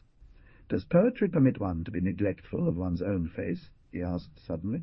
You know something. When I die I'm not going to leave anything behind. I heard myself say so unashamedly. Certainly, he said. You think you're just waiting for your fate calmly. But aren't you just believing you're smarter than fate? I've changed faces many times. Now I stand my ground, I mumbled. His swift retreat did not shake my confidence in being on the right path. Lamenti's response cancelled out my last syllables. Nothing is more visible than the secrets of the heart. Nothing more obvious than what is attempted to be hidden. Maybe it was true that I had begun to neglect my face, but was it not just a matter of a radical acceptance? My defective bite, for example, had already caused a gradual, rather shocking twisting of my lower teeth, some of which were bearing the persistent action of tartar. But I didn't regret not having consented, in my days of luxury, to implanting in the bone an entire new set of teeth. Fortunately, my tongue still touched something that had risen from my own substances. But he has not heard these words that make me the opposite. As proof of my security and my stock of reading, I then wrote a little reflective poem. Evidences, the wise physiognomist would say of my face, that its sharp contour around a prominent centre says hostile and extroverted. Rianse ustedes de mil rira. To me the little poem pleased me greatly, all the more so, perhaps for the pride of having no one to show it to. Those words were the button of a future leaf. If there was a bud, there was sap in me, and the ability to drive it. The mind had walked alone. Yes, I was almost sovereign over my own sense. My robust penis slept a definitive sleep of lack of appetite. Apart from this, my concern for the human grey drove me to seek out casual objects. One of them was the barman at Salome's Café, where every evening I would sip a glass of port, a last reminder of good times in Villa La Roxa. Beyond the hermitage of the Mute, on the hills already blue, the sky dry of our city was bisected by magenta and poppy-seed trails. If there were clouds, they were slippery, elongated, and soft as velvet eels. In the square, people, following the fashion of that time, practiced exchanging agendas to confuse personal relationships, to stir up the forced idleness with a slight chaos, and even I arrived at the rumour of the haggling. The municipal psychological counsellor lowered the curtain of his kiosk. The boys played ball using the monitors of the news network as posts. The shorn paradises swayed. It was autumn. The soft and gaudy upholstery of any chair in Salome's held my carpenter's smock with its signs of toil. Unaware of my last condition, but full of currents, I mused verses. That guy, the bartender, polished glasses just to look at himself, delighted. He would then look at me insistently and scrutinizingly, I believe because he considered me somewhat dishevelled for his establishment. Yes, he had a formidable face, an oval skull, Roman bangs, elevated cheekbones, and a very vertical forehead, celestial eyes with the features of an Austrian peasant, blood-red complexion, a mouth that was wider at the tips than in the centre, and a nose like the barrel of a revolver. My uneasiness attributed this kind of watchful arrogance to typical provincial complex, but I admit that perhaps it was a prejudice resulting from contemplating his face. However, stop there. He also had ugly jokes about yellow people and Chinese, this rude and enraged courtesy, almost like an intuition of the bottom of my thoughts. Let's leave it here. The bartender didn't really bother me. I had a godson under my charge, and the daunting mission of making myself over. I refer to him because he was the most alive element of the scene that came to disrupt the making. Didn't you expect something to happen? It was a sunset like many others. The diffuse light deceives, you know. I was browsing through a book of Espronceders, and although I was hit by a gust of fresh wind in the meantime, I did not look up until a floating banana leaf landed on the napkin holder on my table. What didn't deceive was that long hum in my temples that cracked, segmentating, until it became a cuck-cuck, very altered cuck-cuck. Out of boredom, or for fun, I then took to retracing the unperturbed page's path up to the door, where, when I had made my way along the whole route, with my back resting against the glass panels, studying the tables, I saw a very tall girl with agile breath, a raised neck whose beige flannel coat didn't quite cover her champagne-coloured hair. It was the beat of my heart. Shall I say that the heart knew? In that case, who knew nothing was me. There she was, Nancy, finished, the two of them in one. A firm face, clear features, yet this lack of harmony. Was it Lombardo's? I remember a description of me. Front of pearl-white skin, slightly puffy. Lips straight, very red, with little curves downward at the corners. Eyelids so translucent that when closed they seemed to reveal green irises. Hair almost insubstantial, like yellow foam, marked angles in cheekbones and nose. It was the same age that she would have had now, and yet discontinuous as a rock, filled with holes like a sponge. And I was already crazy about this one. He sat on a stool next to the bar. Other, and did not want to agree on a single volume. I feigned a need, and when I returned from the toilet, I gave him the look of confirmation, which told me that it was as much the same as another. It was impossible to stay there. He was a nomadic face. Taking off a tuft of white beard from his cheek, blowing the spoonful of tea where he was breaking a biscuit, he caught himself in the mirror's eye, and both faces, the real and the reflected, showed profile and front at once, joined by an oblique joint of melancholy, suddenly distant by a glimpse of smile, as if each plane were passing through the fold. In any case, we had to move with him, we would say. But my madness was not a folly, as the Pulse had announced it to me. I would have thought about such things. Back at the table, I picked up the book and approached the bar to pay. I understood that, in the shock of my expectation with that face, I had recomposed myself all at once, and that, therefore, my supposed integrity had been the gross pantomime of a lasting dismembermento at that moment. I regretted not having had a perfect set of teeth implanted. Nevertheless, she and I did agree in the mirror, and begging that she be surprised by the baroque hue of my face, I asked, what never before for a Portmore. To my surprise, she pursed her lips, casting an ellipse vortex over her face, in a gesture that was both welcome and farewell. I never tasted port again, after I got drunk on a bottle of Uncle Fran's. On the point of replying that if she did not like it, he would order something else, the Baron de Marout came to my rescue. "Ah, I drink it in honor of my fat Aunt Francisca," I babbled. And of course she didn't laugh. She said, all the uncles I had were men. In the delightful following pause, embedded the bestial voice of the bartender. "The miss is new to the city." The blonde head turned sharply, and the golden hair fluttered. "But what does it matter?" she said, blushing, apparently unsure if she was reacting. "I was brought here as a kid to spend the holidays with that uncle. I, despite my insistence on decorum, had another spill. Only in childhood are holidays paradise. After there, the consciousness of how much we always work. And what happened to your uncle?" While she was looking at me again in the mirror, I realized, prostrated at her feet, how much I loved that her eyes widened.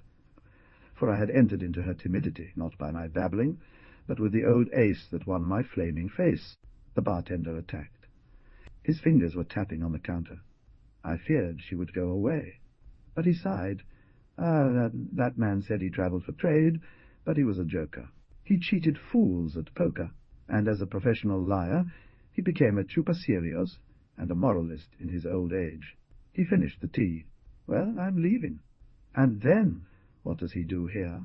I didn't need any more proof that that woman's glory wasn't Mancy. But neither could I prove that the glory he didn't live in the likeness of that face with that of Mancy's faces that I had glorified. The content of his sentences only reached me as a special effect, and altered the face just enough so that between the two versions there was some time for something. The bartender was assailed. She looked at him with friendly understanding. In cities there are buildings, and sometimes buildings are dangerous. The strength of the materials is badly calculated. And, well, engineer, said the bartender. She blushed more, flattered. Oh, no, nothing more than a secretary on a structural verification team. My company wants to buy properties to use for recreation. I would have bet that the information was meant for me, as a thanks for my self-control. Or would it be a sign that we worked for the same company? Our first agreement was prudent silence. For both reasons I dared to go out with her, and almost fainted when I realized that in the street she had been walking next to me for a while. That face, I say so, present in exile. I was passing through the sidewalks, on a windy night, short people and busy people, going back home from the nimbus of some lanterns flapping. A lost bat flew away. At about 7 blocks we reached the door of an apartment hotel where she stopped. In me the false pretension to be a poet had already begun to crumble, and when she asked me what she had taken my Aunt Francisca, I could only offer her what she herself had offered, portions of anecdotes. You know, I never took vacations. I took vacations for other people. His effort to stabilize his features indicated that he had understood perfectly. Then she shook my hand and said, in a whisper, her name, Violetta. I asked my godson to go buy sandwiches with Cusican, with cucumbers. With that word on my lips, caramel and diapason, I returned floating to the locksmith's shop, whose metal curtain Rolito had already lowered, leaving open the hatch for clients in distress. He warned me that I was a bloke, and made me an act of jealousy. As punishment, I sent him to open the door of an absent-minded repeat offender, and before he left me a portrait of myself carved on a piece of array. Sitting among virgin keys, in the solitary scent of metallic shavings, I imagined playing with my face, that ornamental shutter of my being, and had no feeling for it good or bad. I simply cried. Bewilderment. I cried, friends, like a fool. I cried for the wild innocence of Rolito, for my surrender and my non-existence, beaten by the deluge of my deception, soaking my poems, and I cried for Mancy and Finita, and for the young man who had once gone to a fatal TV program, but also I cried with expectation, illusion, exaltation, and therefore with pain and fear for myself, and yet again, I was replete with time. Because in what sense was it like the one of old, this unknown who revived my love? Would Mancy have been a mere pre-announcement, and then my love for her an experiment? Had I loved her so as to be able to get to Violetta? What had I fallen in love with? Or did she recreate, on Violetta's face, a feeling that slight maturity should already have consumed? Even more so, was love an exudation or a medium? And to finish them off, what was it in me that, ignorant and irresponsible, I exuded love? To all this was added the annoying riddle of a frankly implausible similarity, as if it had been contrived ad hoc, barely tempered by the fact that, like everything else in this face, the very similarity was incorrect. Even before my memory had started to fade, the ice on Violetta's brow was already melting, and I, like an inexperienced skater, was sliding on one foot towards the crack, delaying its collapse with some arm-waving antics. So the only truth was my desire to see her again. Love, a desire that cannot be repressed of knowing more, in a sense up to the bottom. But I had already gotten to know her. What a fool! A prisoner of the tautology. I calculate that I would calm them down if I advance that. In fact, the story would be written in romance. But don't try to make me enter the trifles of a prolonged and cautious flirting. Although much in demand, I was an independent worker, and he a slave to his schedule. From my previous sunk versions, I extracted, like with a drill, cunning strategies that it seemed to me managed to break the triangle that we composed with the bartender. Violet also worked hard, but to make the point one Saturday afternoon, I could leave Rolito on watch and go to the apartment hotel, with 2 bicycles already hired. My suspicions were confirmed that she had the ability for sport. I'd never ridden, but although somewhat reluctant about physical intimacy, not only did she let me teach her, but she learned in half an hour. Our silence wove the naked paradises. Through the neighbourhood of Asian immigrants, we came to the field and set off on the path of the sluice. Things and faces mingled. The windy autumn breeze echoed the order of the ripples on the river's edge, the tumults of the current where an old stranded sandbar lay. I suppose that something finally was living in me, for I could not contain my delight. On another occasion, it was she who, after much hesitation, made a proposal to me to go to the movies together. Was it fair to shape the fate of a child by manipulating genes in vitro so that he would be a violinist? We saw the melodrama an undeserved place, and a subsequent conversation about the morality of the film in a pub was captivating to me. I, you will understand, said yes. She said no. I remember her passionate voice over the crackling of the false logs of the stove. The next day I went to Salome just to listen to her more, with bartender and everything. And here's what I want to say. Where the eye and ear come together, reality is unified. It is that each person usually leans on one of these senses at the expense of the other, and according to the trend adopted, there are 2 camps. But whoever sees and hears at the same time will have a hard time not thinking about God. Well, I don't know if this is true. We were having a great time. The thing is that Violeta's voice was so similar to Mancy's as her face was to the other one, but much more different, the voice with a quality of gift, of suspense, of careful premeditation, a sort of impetuous sound body that chose to walk very slowly and enjoyed doing it. A big one. In addition to this, she had enough strength to crack nuts with one hand, and besides that, was scrupulous to the point of apologizing for her vehemence in discussing the film, moderate in eating, soft in laughing, and sometimes full, not stuffed, of gravity. Although my meanderings about the various uses of time surprised her, she never asked any impertinent questions. I would invite her out, trying not to offend the volcanic Rolito, nor nag at her.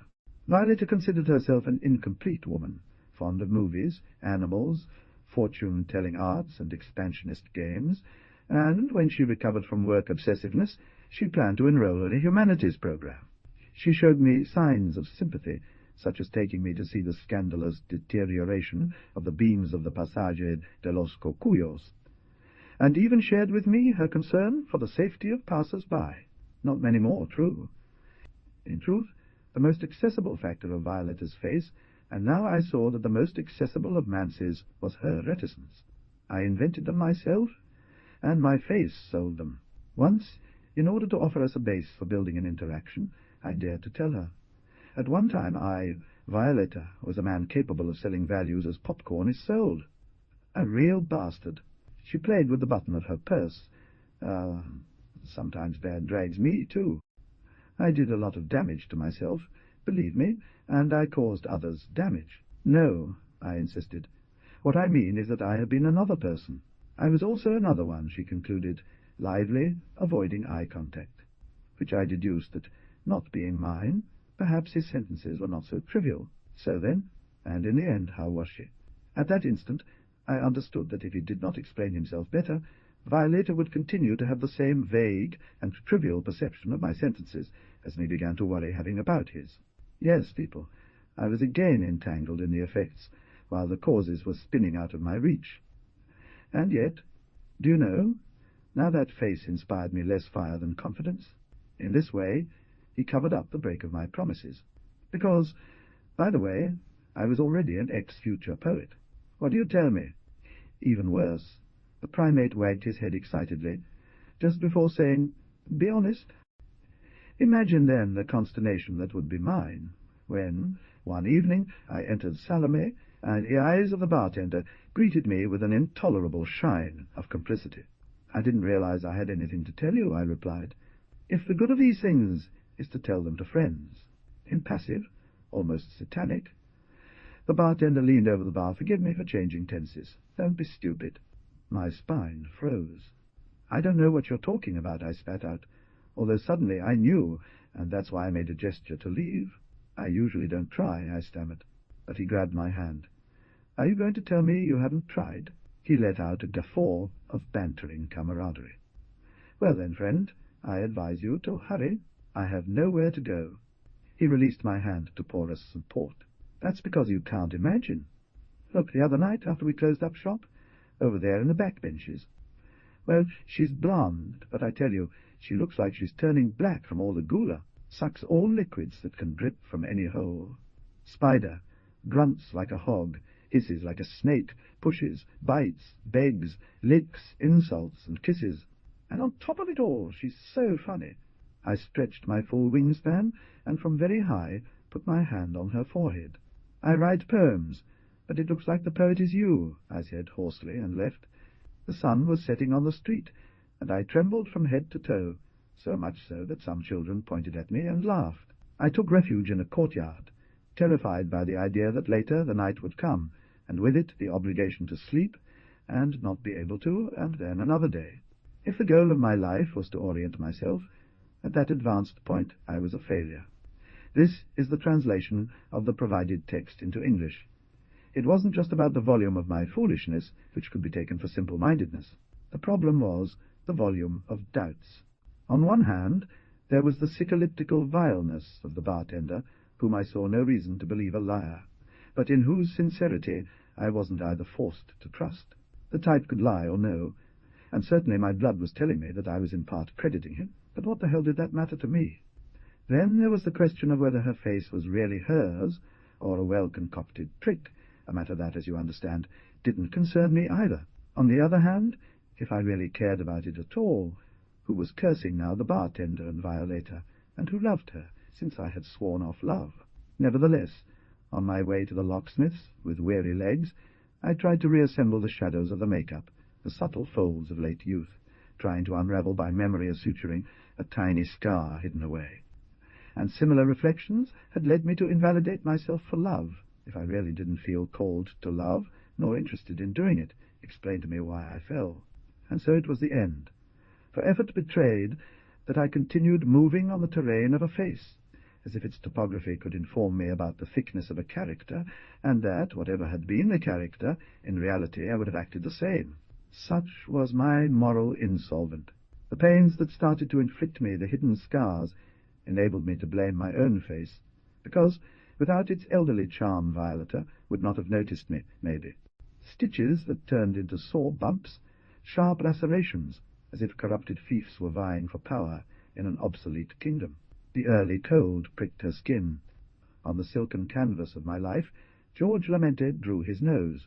I would have torn it off, piece by piece, like someone stirring up a hard porridge to see which old food still remains recognizable, usable, and eventually throws it away. I didn't wait a moment to confront him. "Did you put that bartender in my path?" The teacher put his hand to his forehead, like a gentleman caught in criminal distraction. He drew it, not deluded. One night, bit by bit, and behind the nose, he began to define Lament everything. Eyes polychrome, puffed poncho, at the threshold of the locksmith's shop.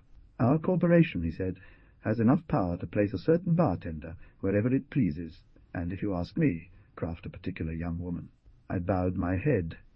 "And so you are our guide, aren't you? A man of achievements should not squander his intellect on twisted thoughts." Rolita interrupted suddenly. Lamente gave him a nudge, and it was as if, with that gesture, he conveyed more maturity. "Child," he chided. "You roll any less than a wheel," he replied. "And besides, you don't even know if I still work for the same company." But I was filled with hatred and despair, and the two seemed genuine to me. "Your corporation sticks its nose into the wheel of my life." In fact, aside from being a master, it was indomitable. "I don't know how much depth can resist circumstance," I said. He waved my hand as if to keep my words from sticking to him. "You confuse impulses with nails in your chest. You want to have faith, and the world has impulses like mine?" I asked. That maxim, the most admirable that had been given to me, left me broken. Each iris of lament spun on its axis relative to its pupil. It isn't the glacier that matters, but what makes it possible indefinitely, its singular verisimilitude. Restrain the impulses to transform them into verses was undoubtedly hard work. Perhaps the highest goal was rest. Maybe what was paralyzing me was not the continuous desire to kiss a face, always the same regardless of what it meant, and neither that my beautiful face pampered me, but the persistent effort to disguise these two facts. And yet I was not resting. You choose. Mine was blandness. The hills, colonial similes of downtown, the recreation station that engineers coordinated by Violetta were building were, like me, parts of a single depraved mental composition. I couldn't tell whether it was Violetta who shunned me, or I who shunned her, and if so, whether she did so out of diplomacy, flirting, guilt, vacillation, anger, or fear. One afternoon, poking around in my pocket for the lighter, the texture of leather brought to mind the memory of a juicy, prominent mouth. Little more can I say, except that this face was not one I had imagined. It was a face I had known, but I could not, and would never be able to remember whose it belonged to. The lips opened, and with its mute motion began also to outline a pointed nose, 2 brown eyes of a clear tan, sparse eyelashes, a hairy brow, a black moustache, and below a pointed jaw and an unkempt beard, until it all took on a numbing vividness. It gave me optimism, for some reason, to imagine a face that I did not remember. I carried it with me for many hours, floating in consciousness, like one of those partially plasticized pieces of paper that just refuse to sink in a puddle. Even the totally lost makes company, I told myself. It infected. Put back the feeling you like. The bartender complained of my absence. The truth is that soon I discovered myself calm enough to show up at the Salome at the dreaded time. Violetta wasn't there. That afternoon, I noticed, when I left, sat down on a bench in the square, and, seeing her anomalous and beautiful profile, I decided to approach. I found it logical that he should be surly after so many days, and that he would avoid asking questions.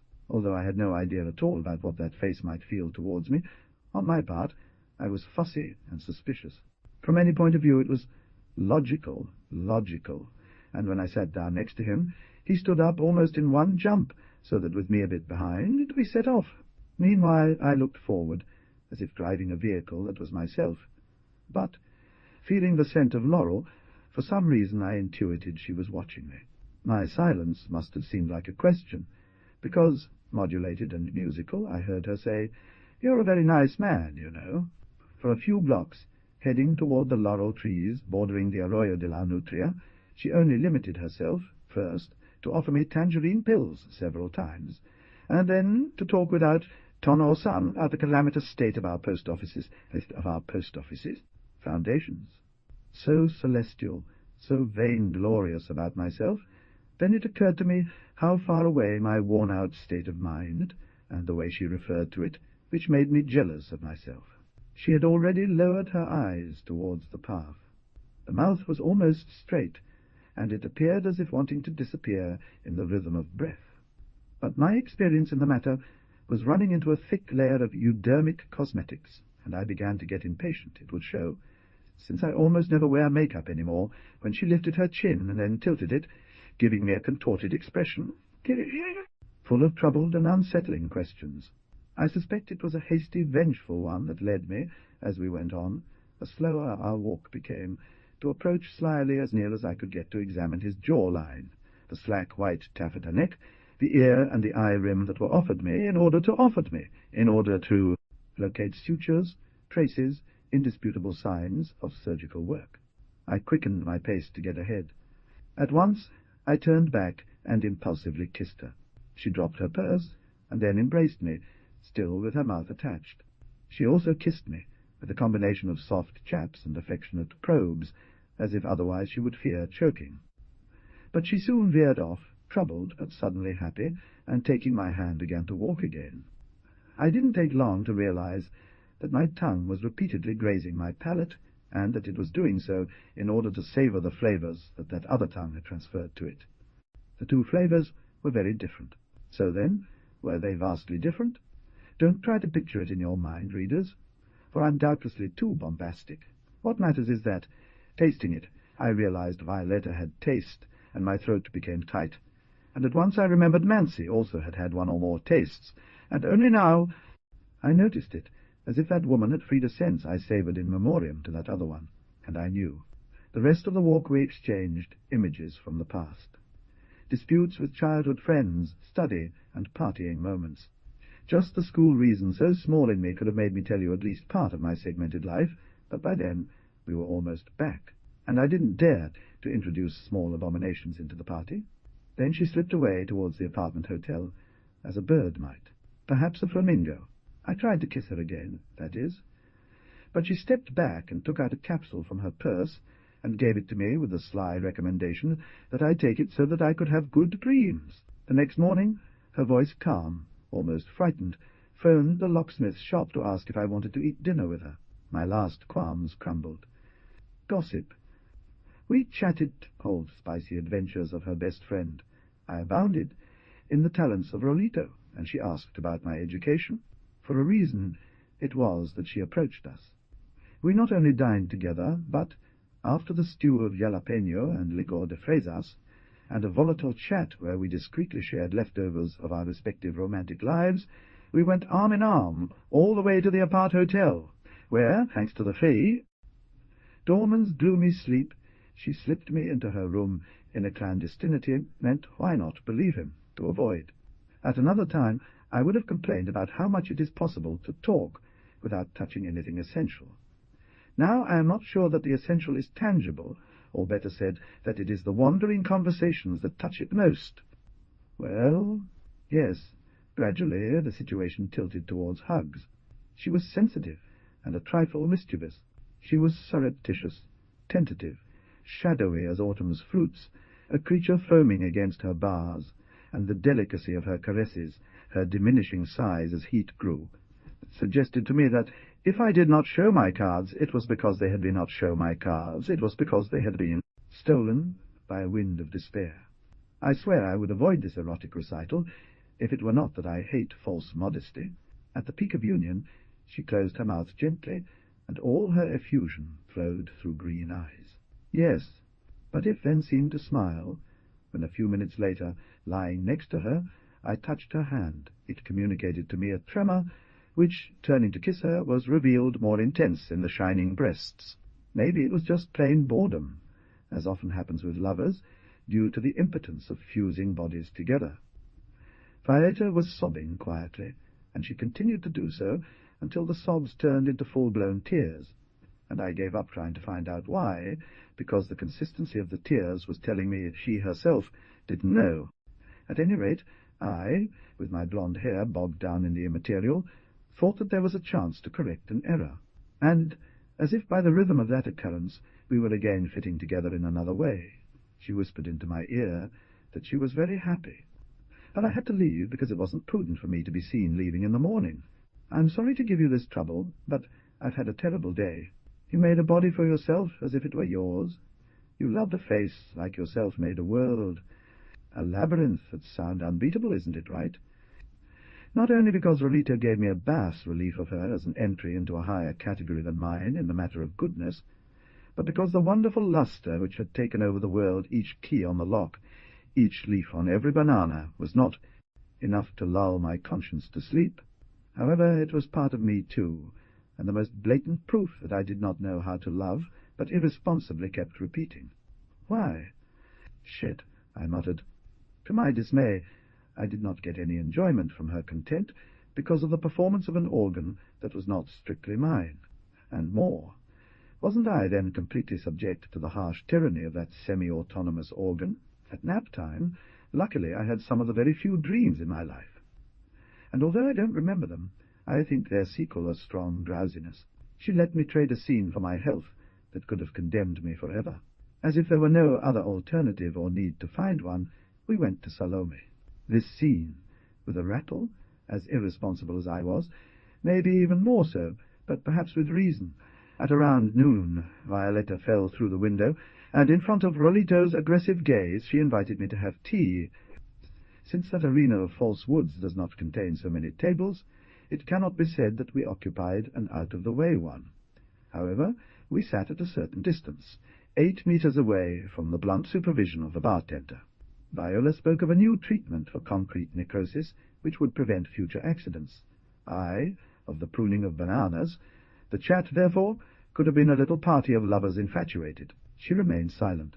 She made me anxious, besides, pretending it was a game, telling Violetta something of the supposed encounter between us, that subject had told me at the counter. At once she leaned over the table, and with one translucent hand covered my mouth. Quite later, she took a disinterested look in the direction of the type, who had an air of concentrated perplexity, and finally, looking at me straight in the face, he shrugged his shoulders, as when someone has nothing to say and shrugs their shoulders. The nervousness that took hold of me right away, I now understand, wasn't due to his terse answer, but my intuition that something was going to happen. She soaked a scotch in her teacup.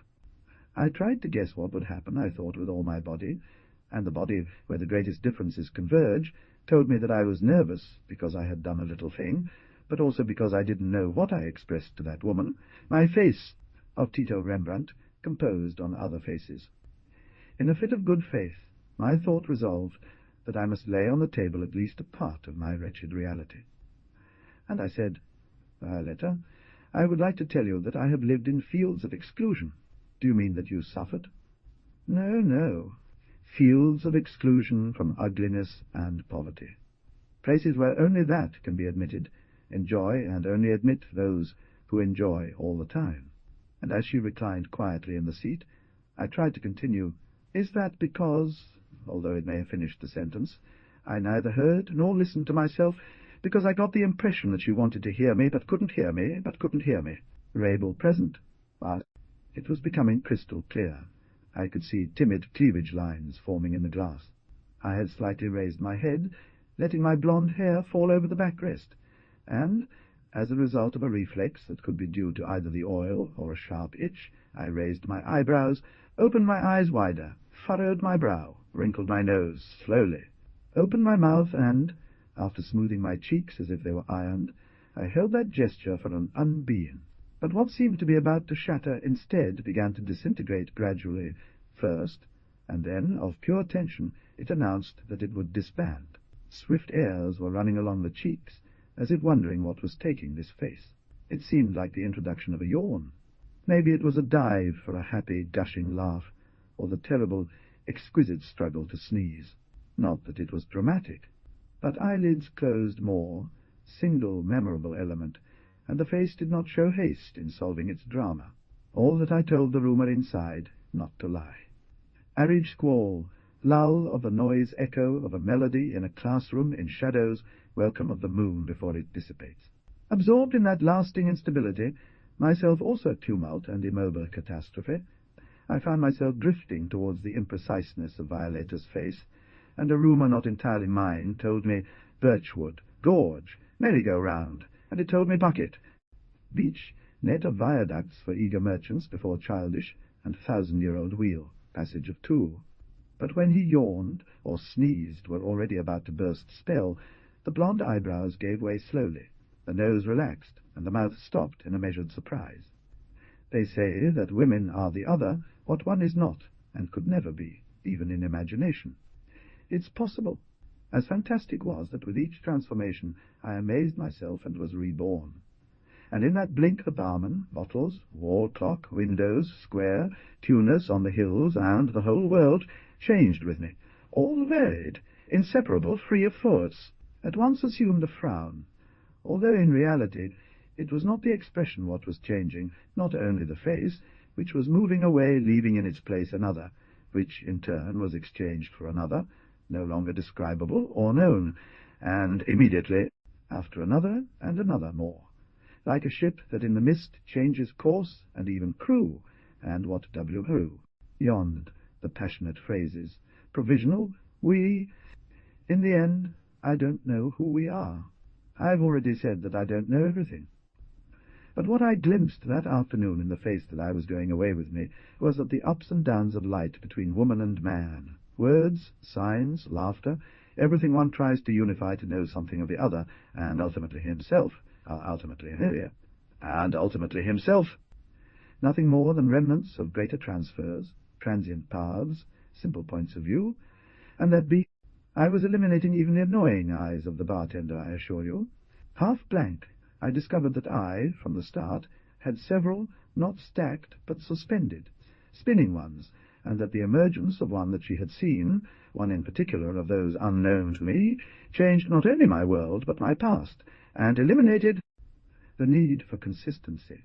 And if now, yes, I really wanted Violet, it was because that provisional stop of the carousel had developed in me a sharp eye capable of seeing what she showed without looking for anything under or comparing with nothing. Flawed and calm now, what she showed were very bright kiwi-green eyes and a hand that would move the ashtray away to touch my hand.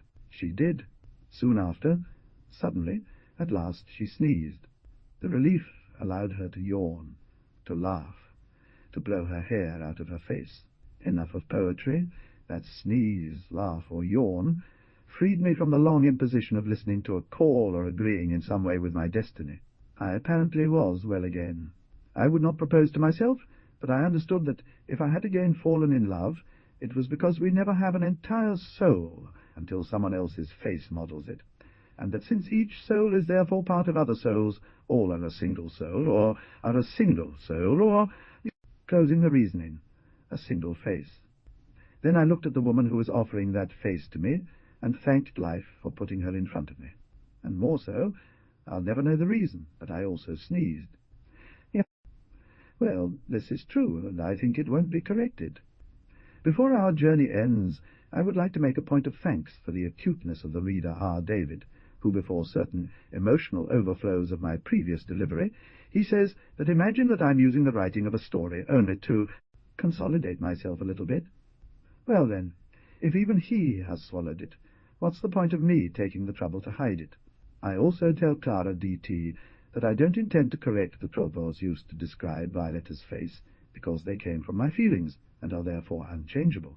And B. Delaney, that the repetition of certain words, like I, she, same or believe, or for the case face, is not a product of any neglect, but of the refusal to display synonyms as they do the new rich from the dictionary.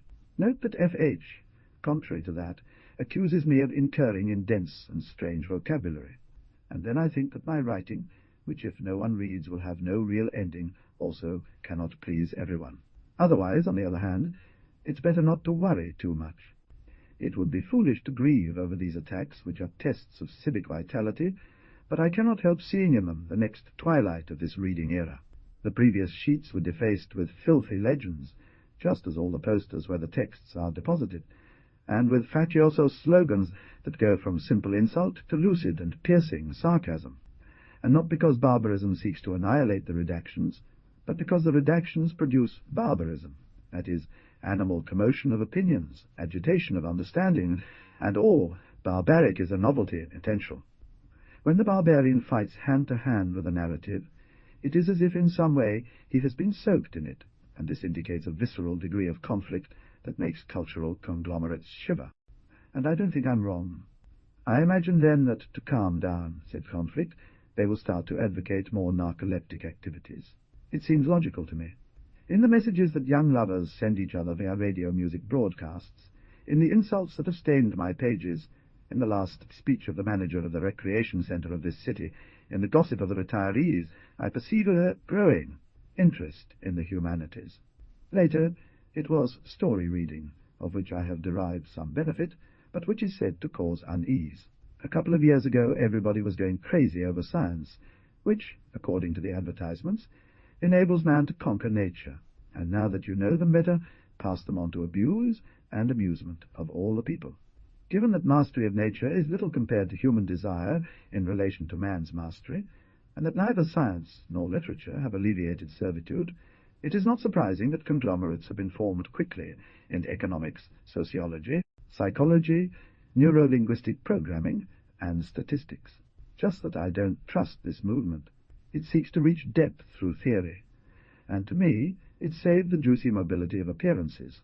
But the fact is that the art of storytelling will fall out of fashion, so are the cycles, and I must hurry to finish my writing before it becomes obsolete.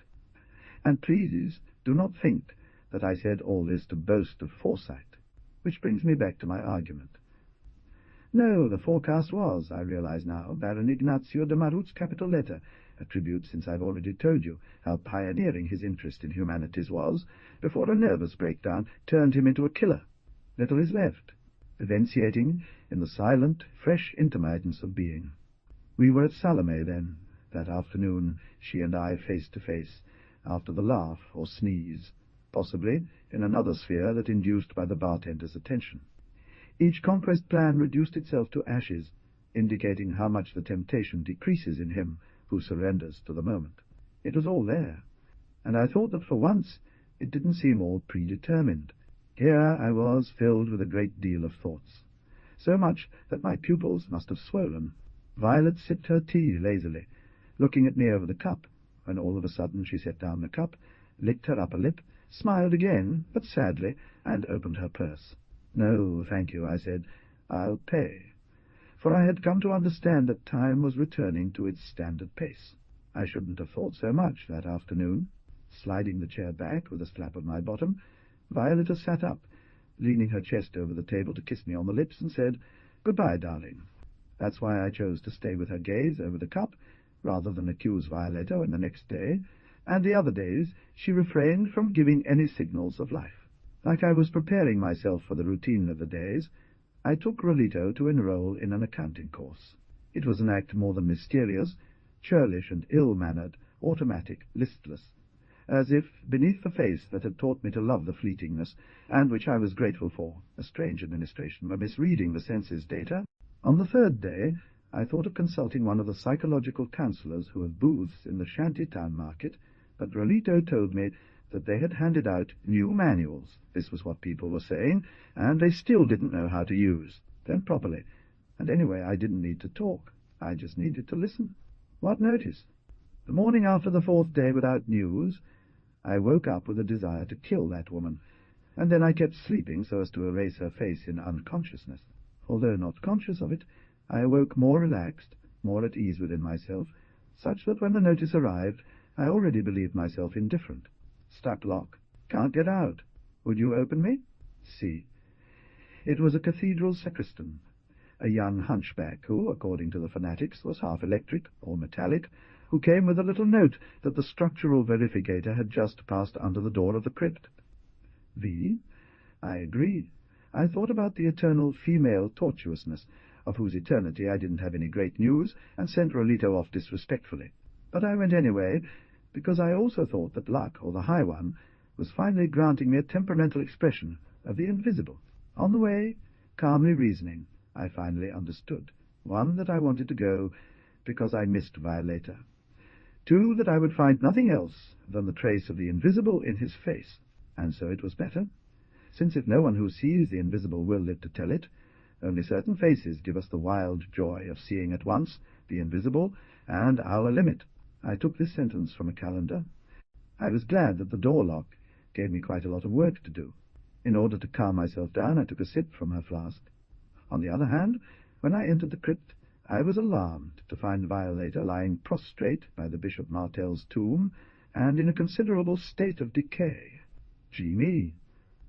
I had barely finished the whisky from the cockerel when, without giving myself time to ask for explanations, she rushed into my arms, and with tears and caresses persuaded me, happy me, that we'd profaned the rusty stones of the place with faith, libations of our assembled bodies.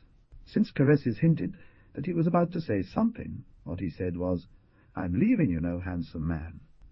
I will never ask God to forgive me, and not for pride, but because the unusually tragic thirst that Violetta possessed that afternoon was the final demonstration that she was many, a population of souls as dense at least as I, and therefore no one— Exactly, and it gave me sufficient serenity to wait that, after satisfying us, she would finish caressing.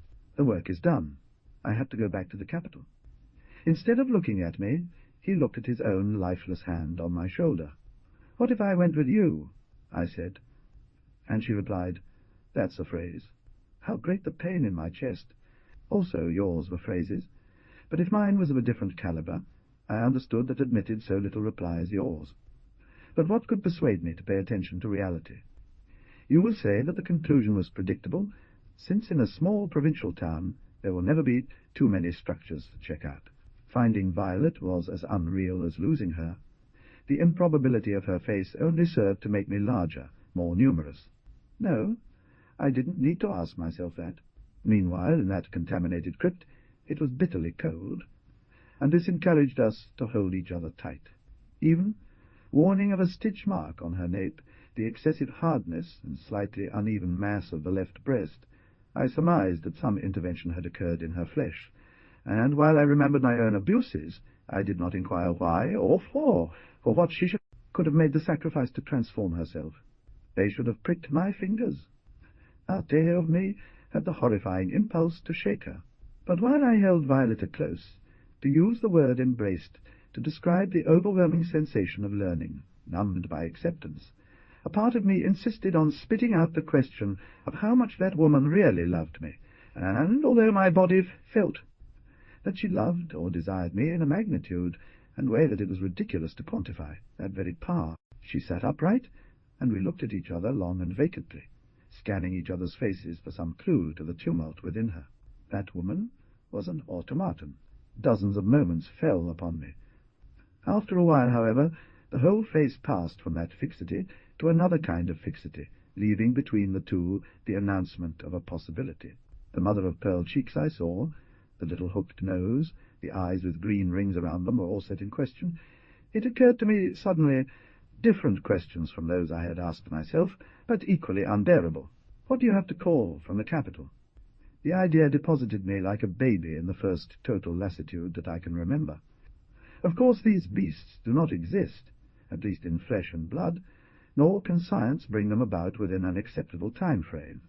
But I tell you this to illustrate the kind of anxiety that beset me, and, without doubt, the attack was revealing to me because, just like the desire to hug my beloved, it confirmed that the ancient, distant, disappeared, and denied alliance of my life with Ignacio de Marot's life had left a footprint, and that, if their footprint was a footprint, there must be something in me that carried it. I said, "Who calls you?" She gave me a little kiss. "I have bosses like everyone else. And besides, I still want to finish my studies." I went further. Finish them with what? Management of leisure spaces, or something like that, love. Ah, people, what a drama! She was the seduced daughter of the times by the future. Perhaps she wasn't in control of herself. I realized that together we had triumphed over determinism. That's why I chose not to believe him, and I didn't feel bad about it, because at the time I didn't really care if I believed or not. Well, she was hiding the mechanisms of her face, either because she didn't know how they worked, or because she considered it indecent to show them or redundant. I had overcome the temptation to make an unpleasant inventory of my successive selves. That is to say, that in front of me she must have felt the same bewilderment that I felt in front of her. Consequently, with what right was I going to keep her? At most, I could follow her. This is the translation of the text into English. This imperfect replica of sentiments was what I sometimes saw in her pupils. I accompanied her to her accommodation, where we avoided cloying hugs. And the following morning I called Miss Eulalia to find out if she had any option of being transferred to the capital. Rapal initiatives? Well then, in the usual issue, a sing-song voice told me that Rapal Initiatives had promoted Eulalia to secretary of the CEO. I remember muttering. "Exactly," replied the voice before hanging up, "if voices hang up. And what about it?" I asked the silence. I didn't know if I felt trapped in a terrible web or suddenly free. Even today the ugly doubt has not disappeared.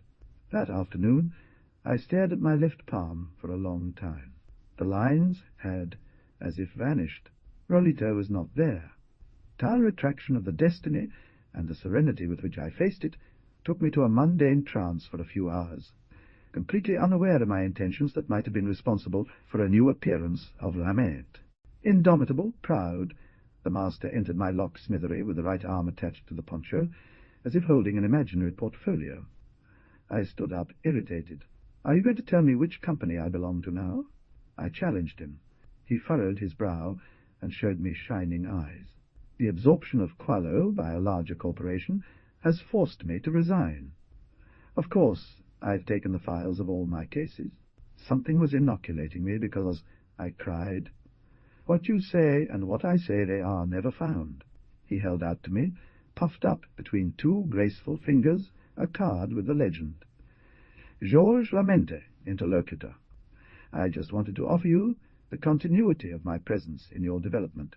In a particular way, of course. Perhaps he needed a drama, of which I was an element. I understand that teachers need disciples, and only concrete teaching can realize them.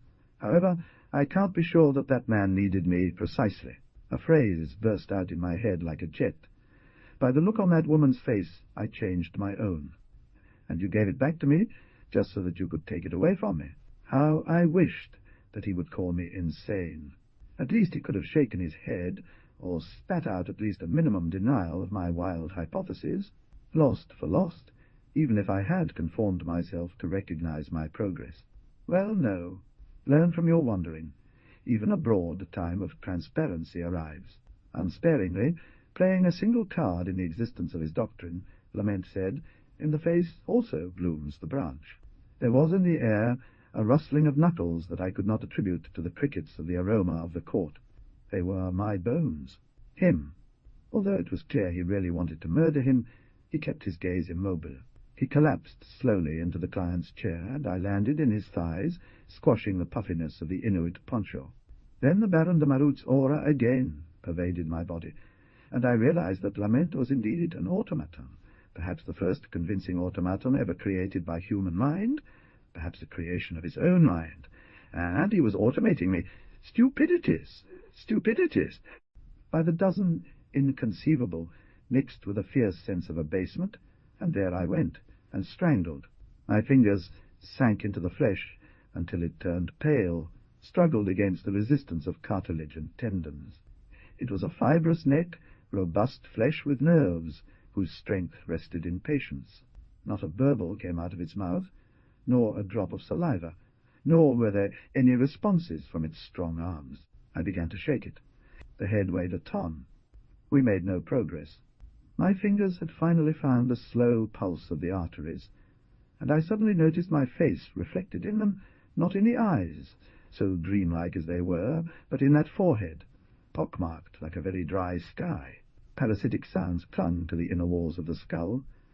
His pulse quickened, or perhaps my own heart beats, and I could no longer tell whose blood it was, since aside from not being able to see it, there was as if emerging a transfer that ignored the membranes, an incorporating transaction. With both mouths open, this circulation of breath on the brink of death intensified the bitter spell.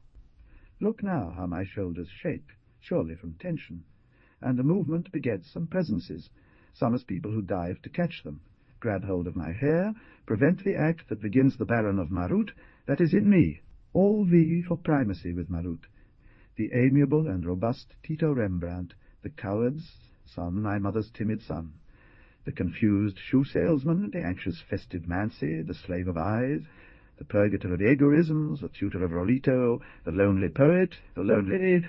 that conqueror of Violeta, while they tug at each other, argue and shout. Already my hands are loosening. Among these people who perspire in my bosom, there are times when there is absolute agreement, other times discord, and sometimes insults, like in any crowded assembly, and that the only catastrophic thing, what must always be avoided, is that one of his allies always is. The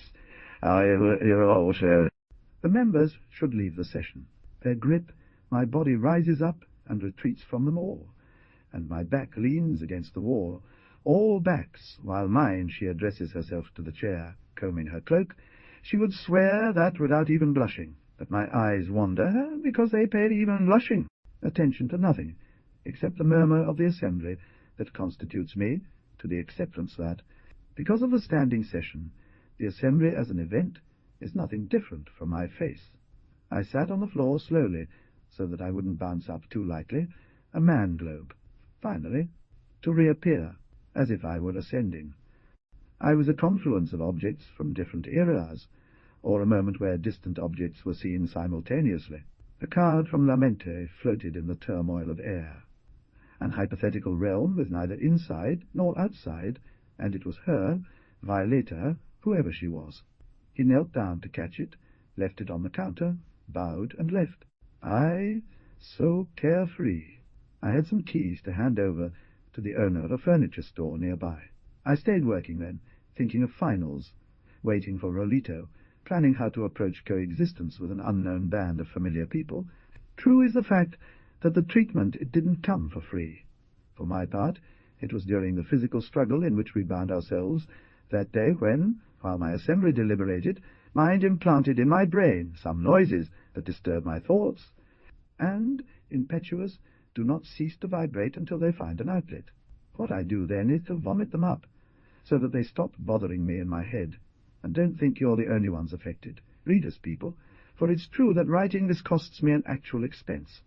The lines of words, sometimes blurring into indistinctness, others forming silent compositions that only poured onto a page. For instance, this one seemed to decide upon one of the many meanings they tend towards.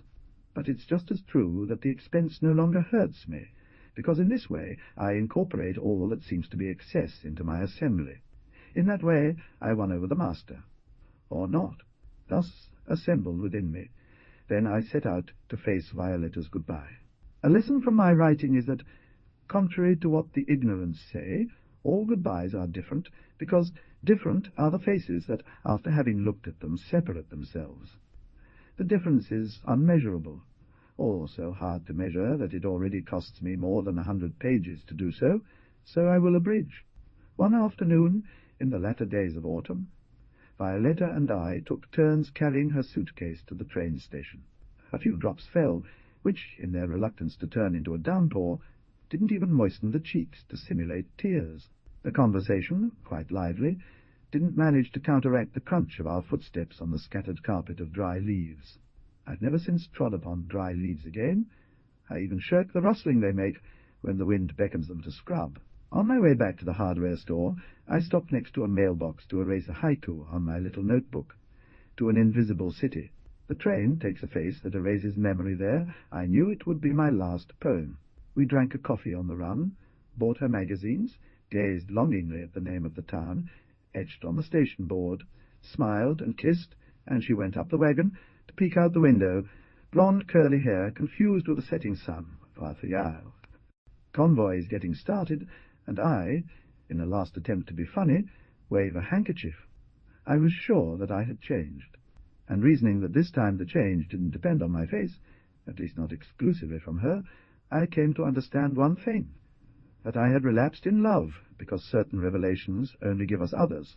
I understood that it is not only because others teach or complete us, but rather that our whole nature is to be knots in a tapestry whose order barely distorts as it unfolds.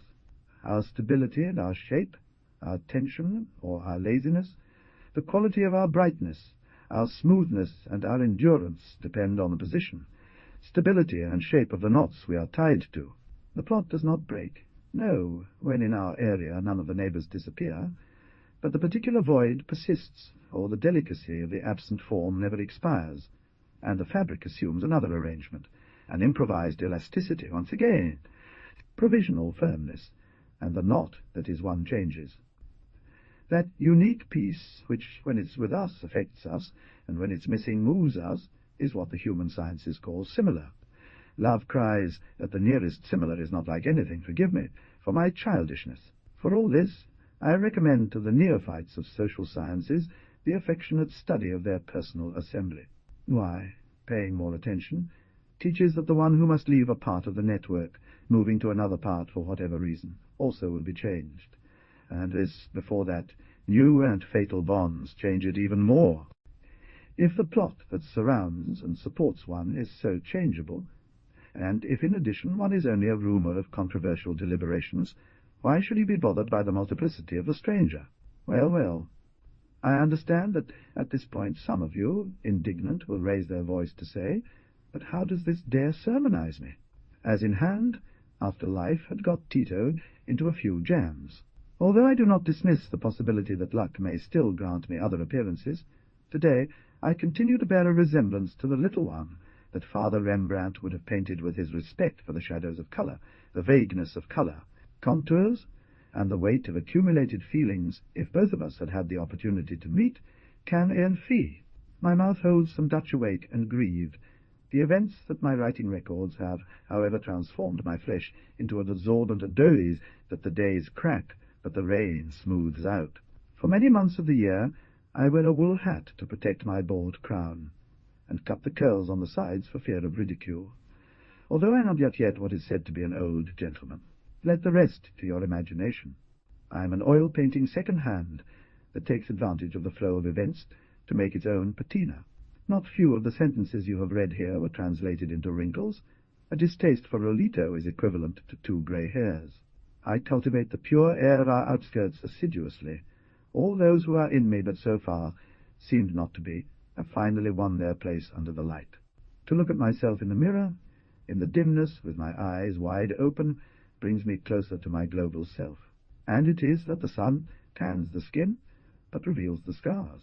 Adages like this last one are the most that I authorize myself in the sphere of poetry.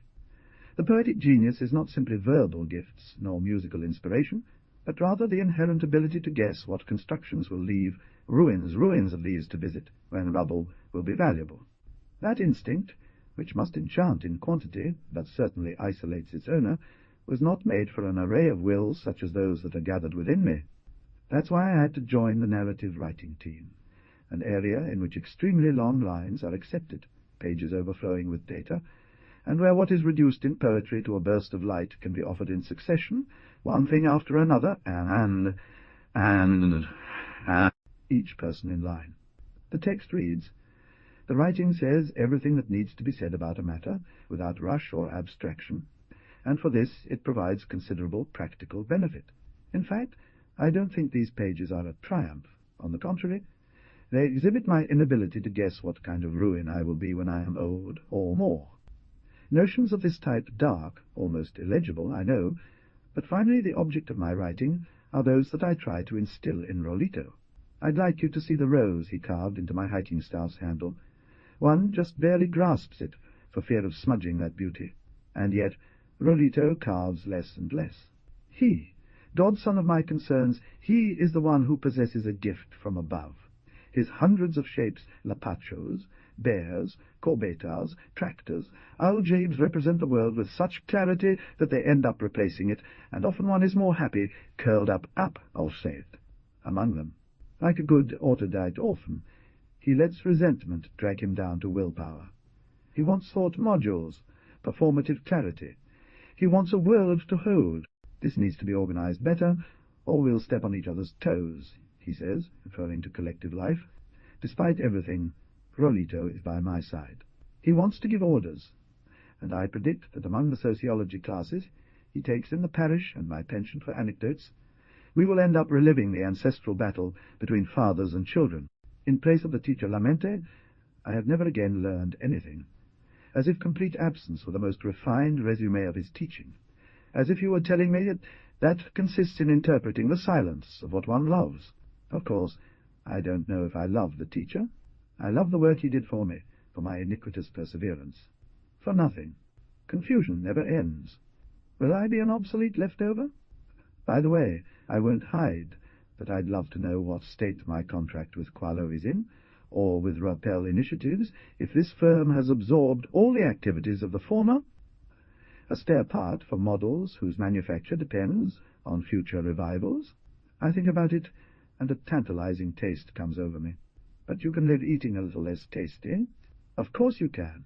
Other times I recall the boy who visited my mother.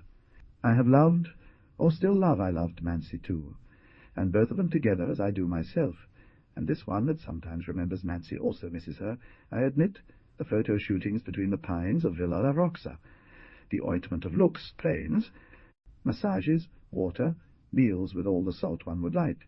Here, on this plane of the world, where traffickers monopolize the salt and coffee shops the water, where there is no good heating, one measures the seasons by the number of shirts he must wear. I can also sit in the square and calibrate how far spring has advanced, without paying attention to daffodils by the degree of lubricacity of chats between snots. The drone of hornets saturates siesta. Suddenly, dogs become more pursuers at the same time that cats hide themselves. I go from house to house, an awaited visit, fixing the locks that isolate the shivering tenant from the foolish thief. When late fall comes and the ice sets in, computers in the electronic bazaar replace the murmur of the Nutria Creek. And now, pay attention. I have a craft that can be honed, and I associate with people. I don't know why Violetta chose to leave me. To say the least, I don't know how much in love she was, or how little. Also, I don't know why she's so similar to Mancy, and even if I disappoint you in being definitive, I haven't tried to find out. Perhaps she was very much so, and left because she feared my instability, for which I cannot judge her, since, after all, I too only guide myself by what I see. That's not what matters any more. To me, I would love for it to bite. If you don't understand what matters, I beg you to read my draft a second time, when I am allowed to deposit it in the municipal recreation centre, if the doubt really bites. But listen to this.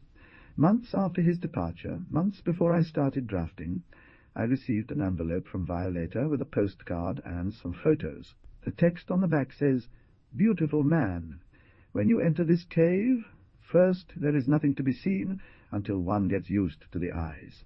The nerves I got from seeing a capital address under the sender's name only lasted a few moments, because the card wasn't from the capital, but from a city that was similar to mine, although in another province.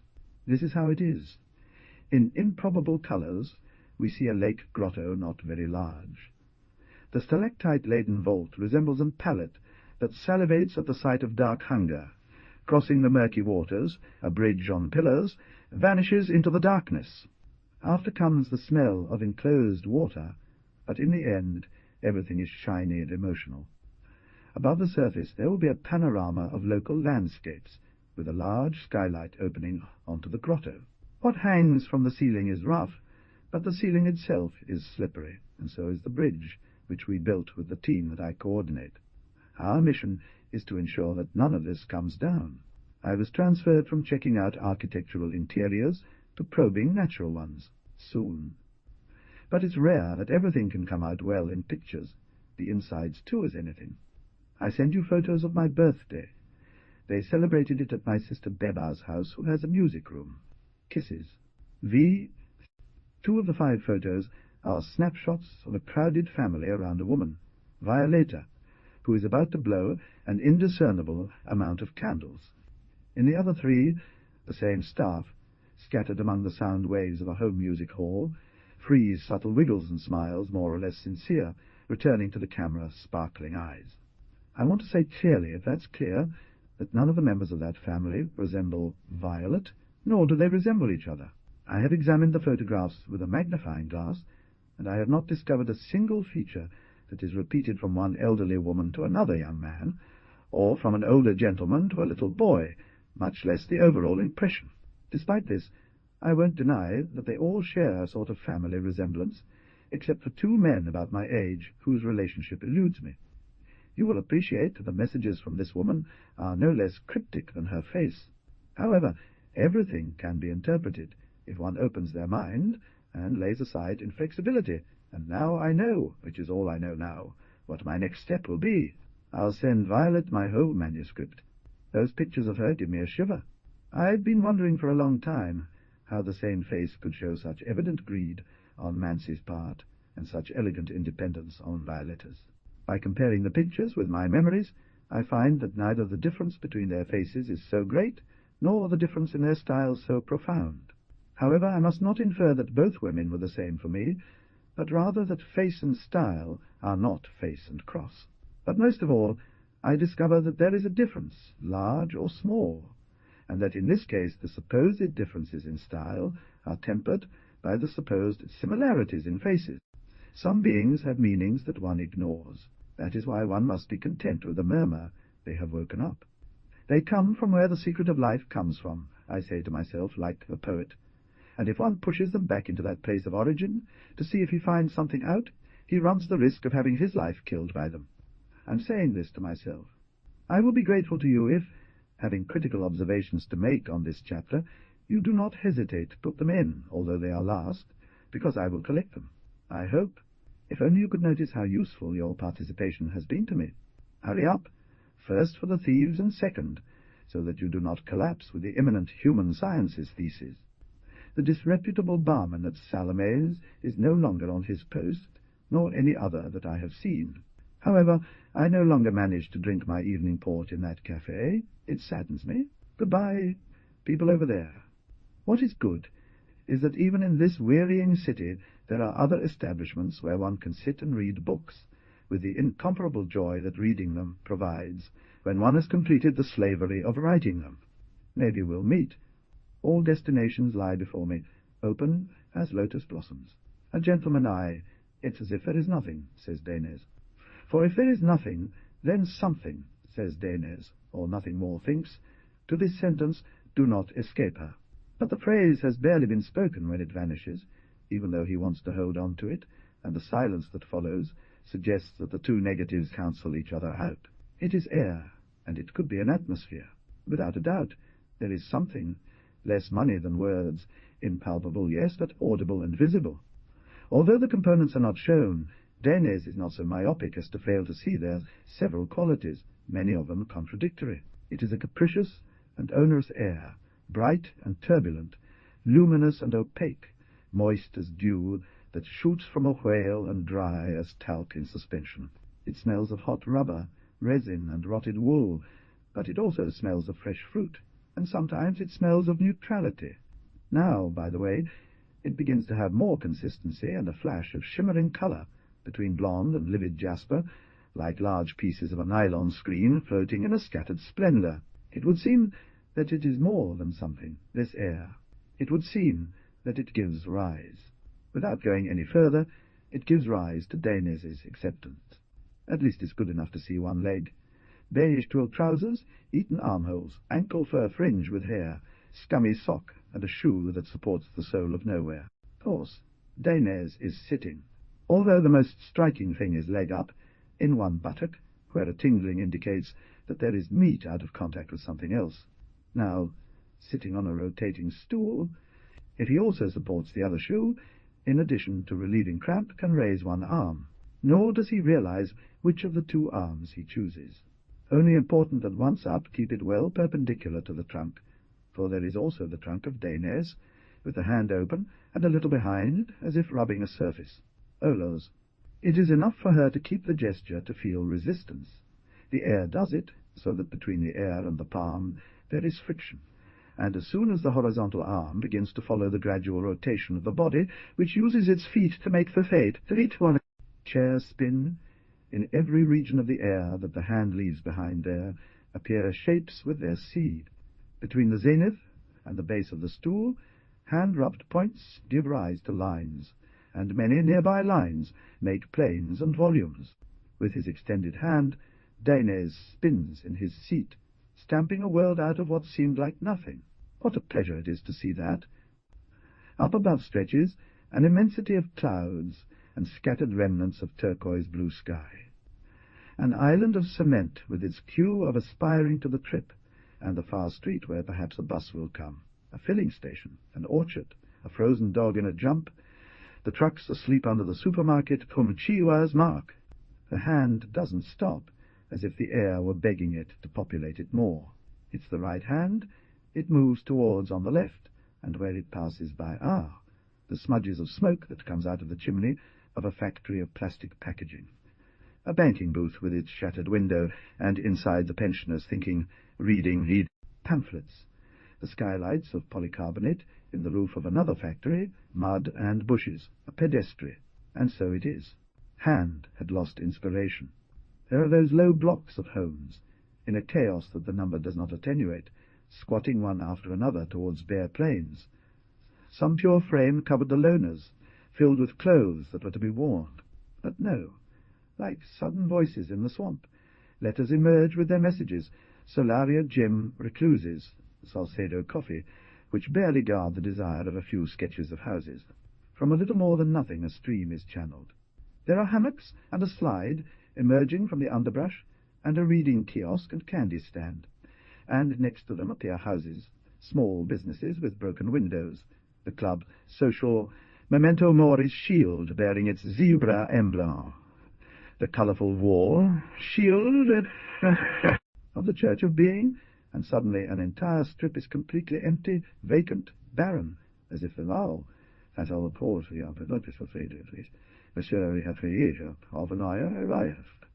Then appears a wasteland, with headstones of people and corpses of cars, and shortly afterwards a very long wall. How broad is the field? The hand will not show it. With an abrupt chirp, the stool just locked up, or Danes is hip against a pipe, and all the same it's all that he needs to get out of nearby Nain. He already has a little world, which doesn't need to be a sphere, as one can have oneself whole. As the hand completes, on the other side of the wall, an oval track unrolls, a mix of rough tarmac and triumphant grass, and even further a wide village of burrows, most of them sunk in their well-houses, as if they were trying to dissolve into the prairie. Countryside. He has an area, somewhere to go in, if at all. It is a strange place. It vibrates in the air as if wind offended it, or if each part were guided by a different longing. It resonates, murmurs, persists in its ambiguity, and for what Danes cares, little matters if it is precise. It's a mental area. He who sees it can put whatever he likes on it. But Danes knows that in some way she has set herself up alone. Heavier with matter, the area swings. Danes knows that the only defense against motion sickness is to move himself too. Now he can do it. Now that he exists, he can move without a problem. The area and him enter for a while in slow combustion. The area incites. Danes starts to realize that things are happening there. The area invites. In the area, live people, enough, but only Danes knows or believes that the area exists. It had more than 30 meters high. The mound that Danes used as a lookout was made with what the neighborhood deposited on the rubble of a material mistake, and it was gentle, stepped, and treacherous slope. For Danes it was rather a ziggurat. The mud-rain patches had grown a green, murky grass, thick with the indifference of nature towards human work that tries to adorn it. Danes left the stool and began the descent, trapped between the pipe and an old fridge someone had put there as unusable, but at least recreated. A foot in a gas bottle, the other in a block of cement, again the first foot in a motor block, was confirming that to go down from its lookout was always less risky than to go up. Not only because among things already identifiable one could think A, route, but because with each appearance the area became more compact and he more agile, no new, allicked as he had been so many weeks, now felt a discreet flexibility. Every day it was the same, since I went up in the ziggurat. Casting the area into blank air is not a simple act of charity. That Danes, which is rising with things, loses tension while gaining transparency of mind. And when I jumped from the last ruin on the uneven ground, I could follow his steps, like a man who follows to find out what he wants. At the foot of the ziggurat there was the work that had provided him with this. People considered it merely a wasteland. It should have been a military industries complex, but some defect in projection had withered it half done, and some machine had gone through it, and now it was a layout of shrunken hills and timid valleys, like a bas-relief offered to the inspection, of an uninhabitable sky. Danes liked that her feet guided her there. On the other hand, it was the shortest path to his house. The ruins of the walls came up to his knee. The street projects looked like cart paths, and in an old puddle a frog was croaking the unstable pact between the neighborhood and the countryside. But his steps led him to Vittorio's kiosk. Danes was glad because, of all the people she could find, Vittorio was least able to berate her in the mornings. Hopefully he would arrive to cheer her up too. When Danes arrived, in a camping kitchen, an unusual sight, oil was being heated in a pan. Vittorio, with a white apron, was stirring a frying pan without looking at the tennis match that was on his consequent television.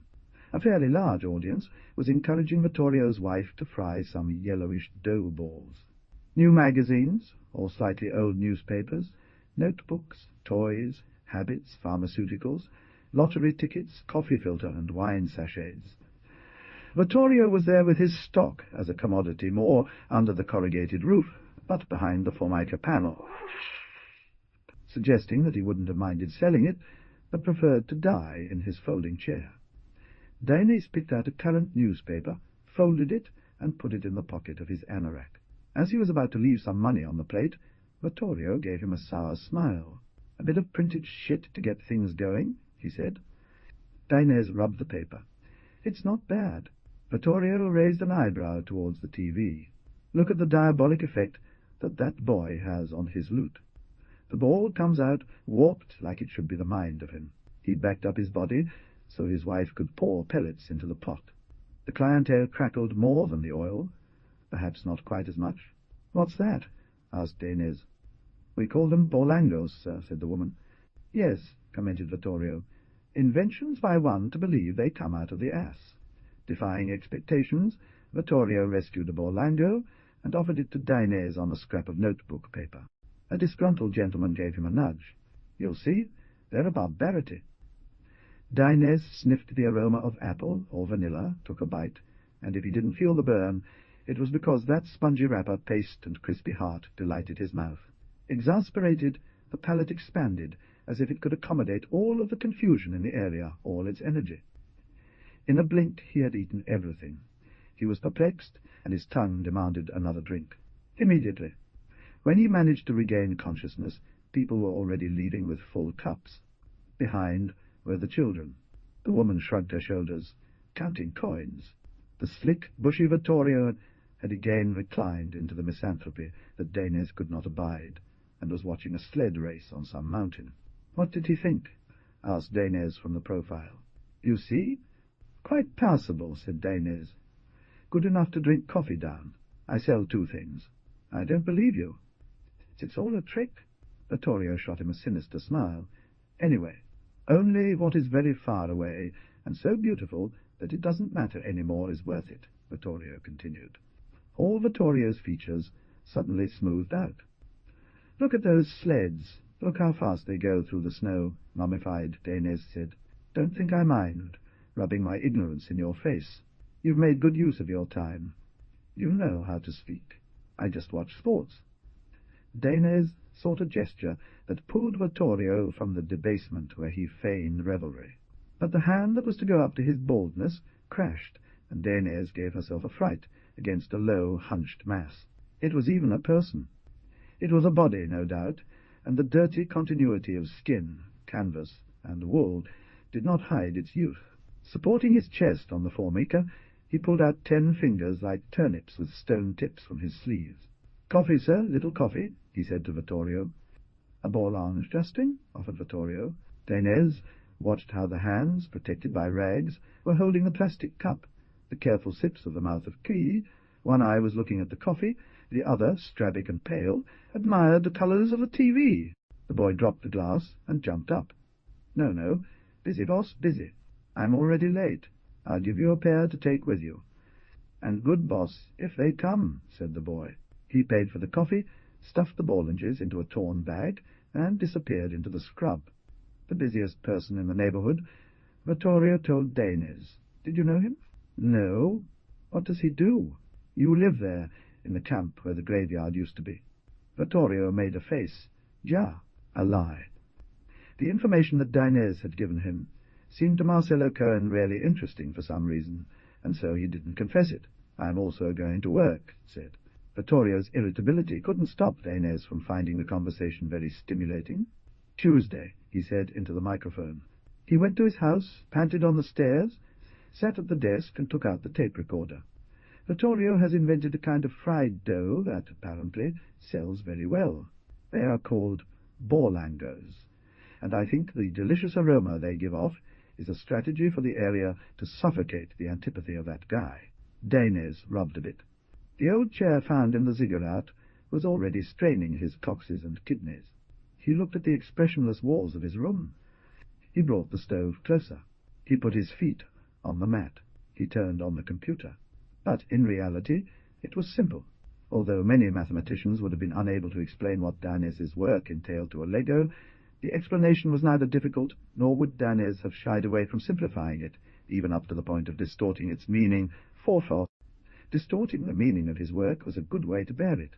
Loaded with information, opinions, orders, or hints, those word strings drew dizzying orbits around the core of humans, most absorbed in everyday life, forming delicate chrysalis that did not shelter anyone.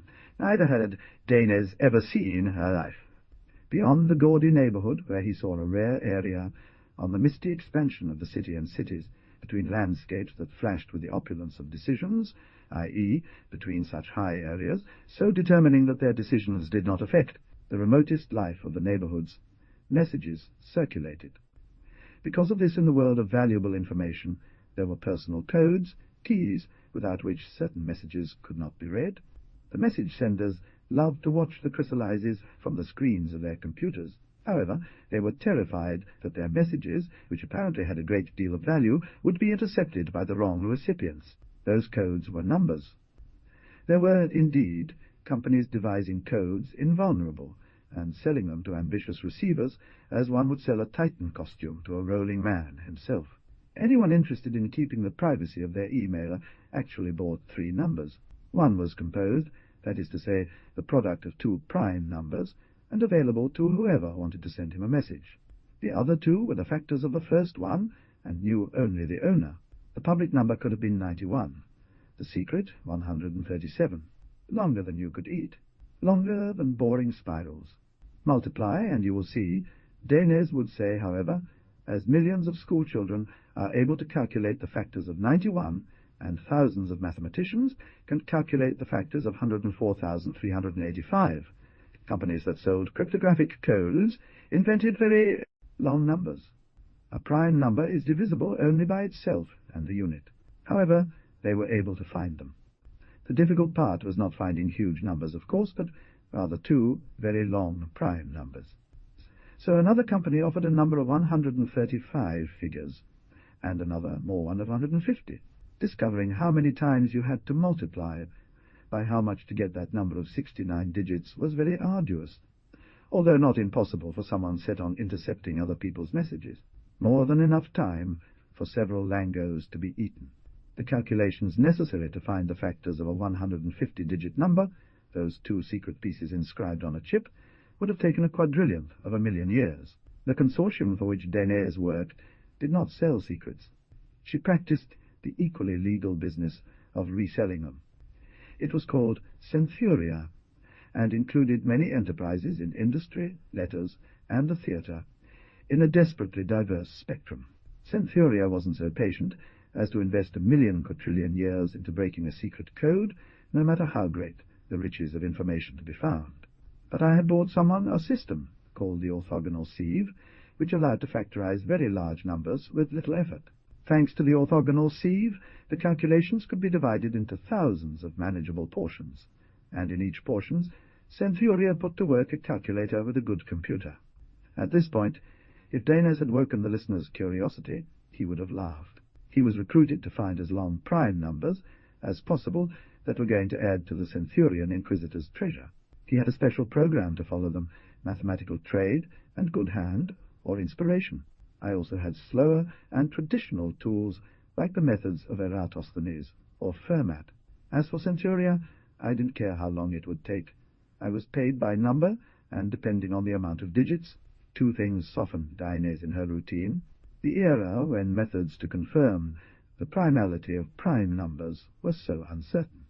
In a month's luck, Danes could find 4 prime numbers of more than 13 digits, and thus cover the rent and some food. Although not all the numbers were without doubt prime, the machine that tested them was still somewhat slow, and Centuria's slow.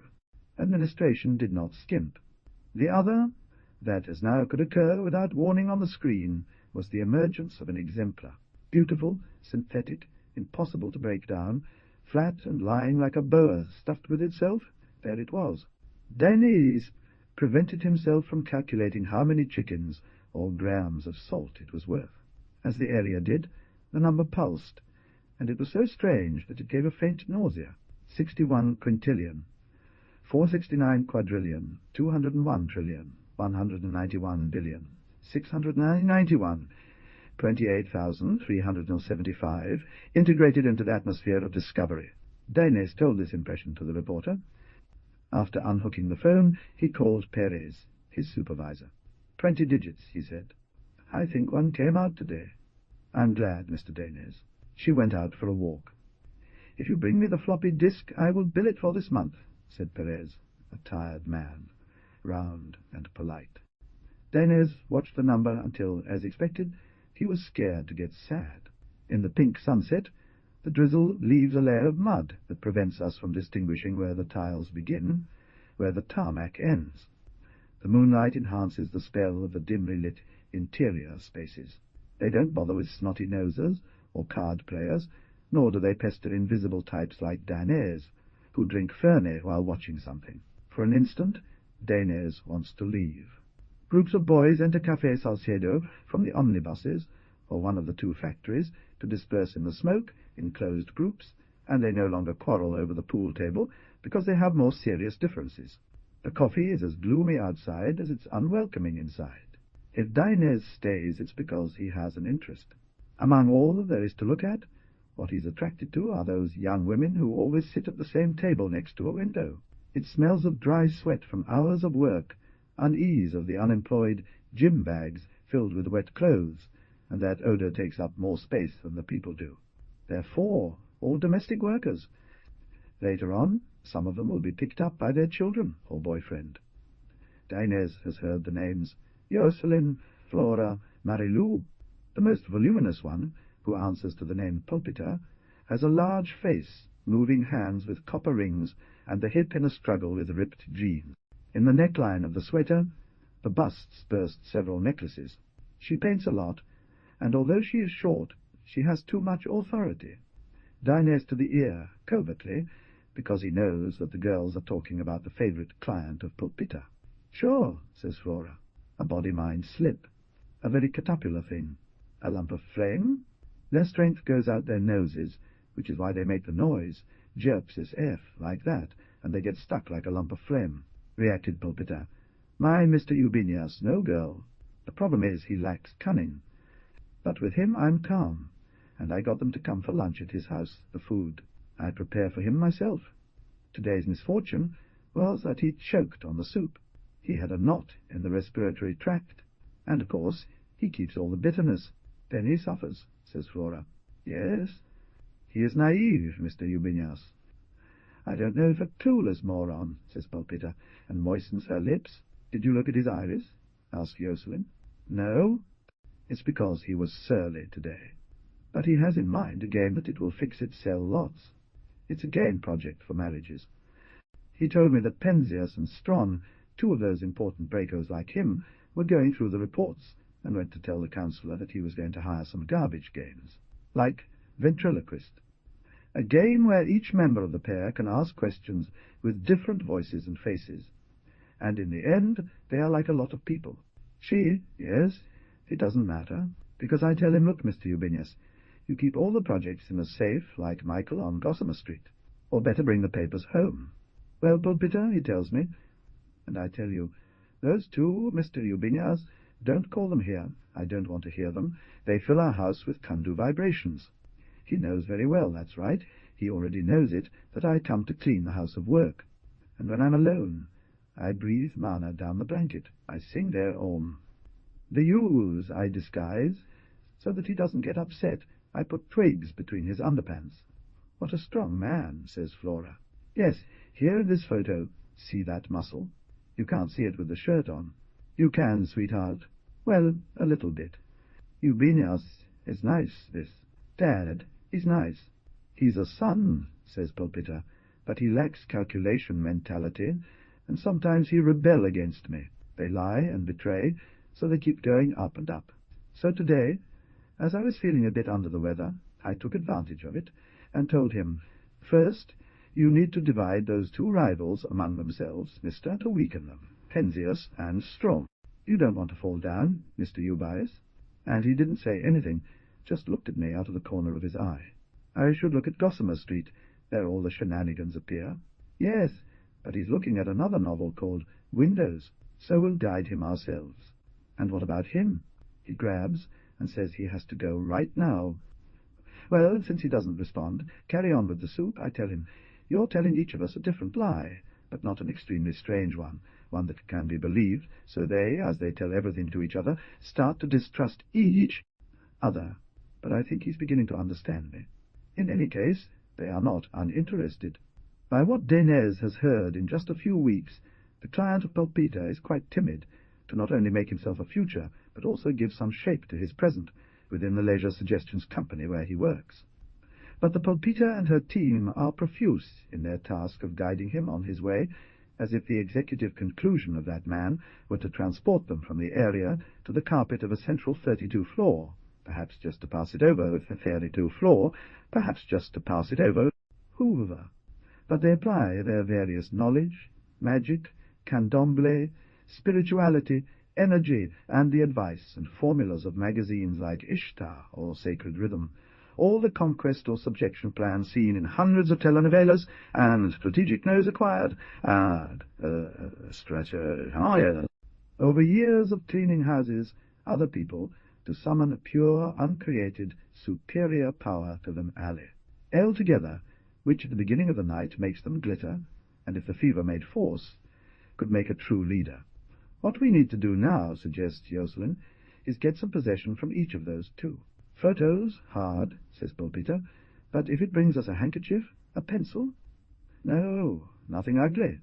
I don't like to cause damage, says Flora. To make them weak, says Pulpita. To crumble, to tremble their knees. And then we continue with the boss. But that Eubenias doesn't pull any tricks, right? That's the strategy. We need to work on that here. When I leave him, I give him an aura massage and make him slick. As they take sips of Coca-Cola and tangle their bracelets, they turn to consider the downfall of a client of Flora, a hematologist who is bleeding between two married lovers. That bitch with all her money, says Pulpita.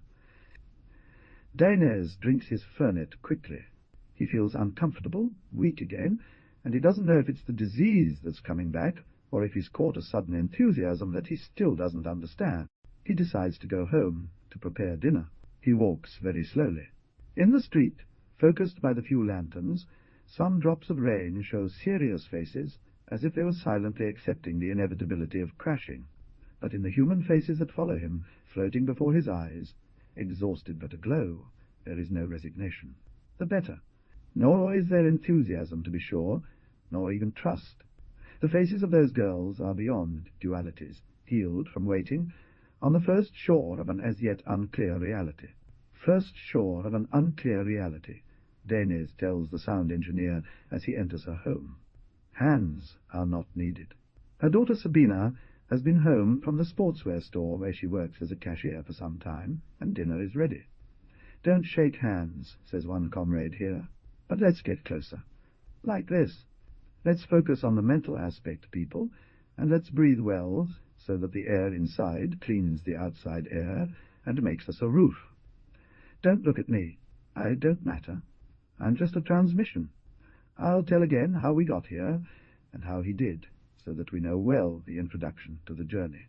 The prologue that says Dainez, before being himself, came falling through society without ceasing. Dainez said, "Society is bent, and I roll, but not always. And how is this?" He always had that clarity. And how does it go? Think, comrades, by intermittency, alternation of opposites. The thing is that in the proem there is a time of dullness, of Dainez stuck. Are you thinking? Why, you know. Dainez? My dad was a great mathematician, a scientist who taught at a school, out of love, and for no reason. He was a scientist for everyone, for science and culture, an idea man, a rebel, with my mum. Earlier he had been a militant revolutionary committed. But life's whims changed things, and at that time he was just a rebel. The rest didn't matter. Dainez educated the ignorant. He educated me. There was no more paper for anyone then.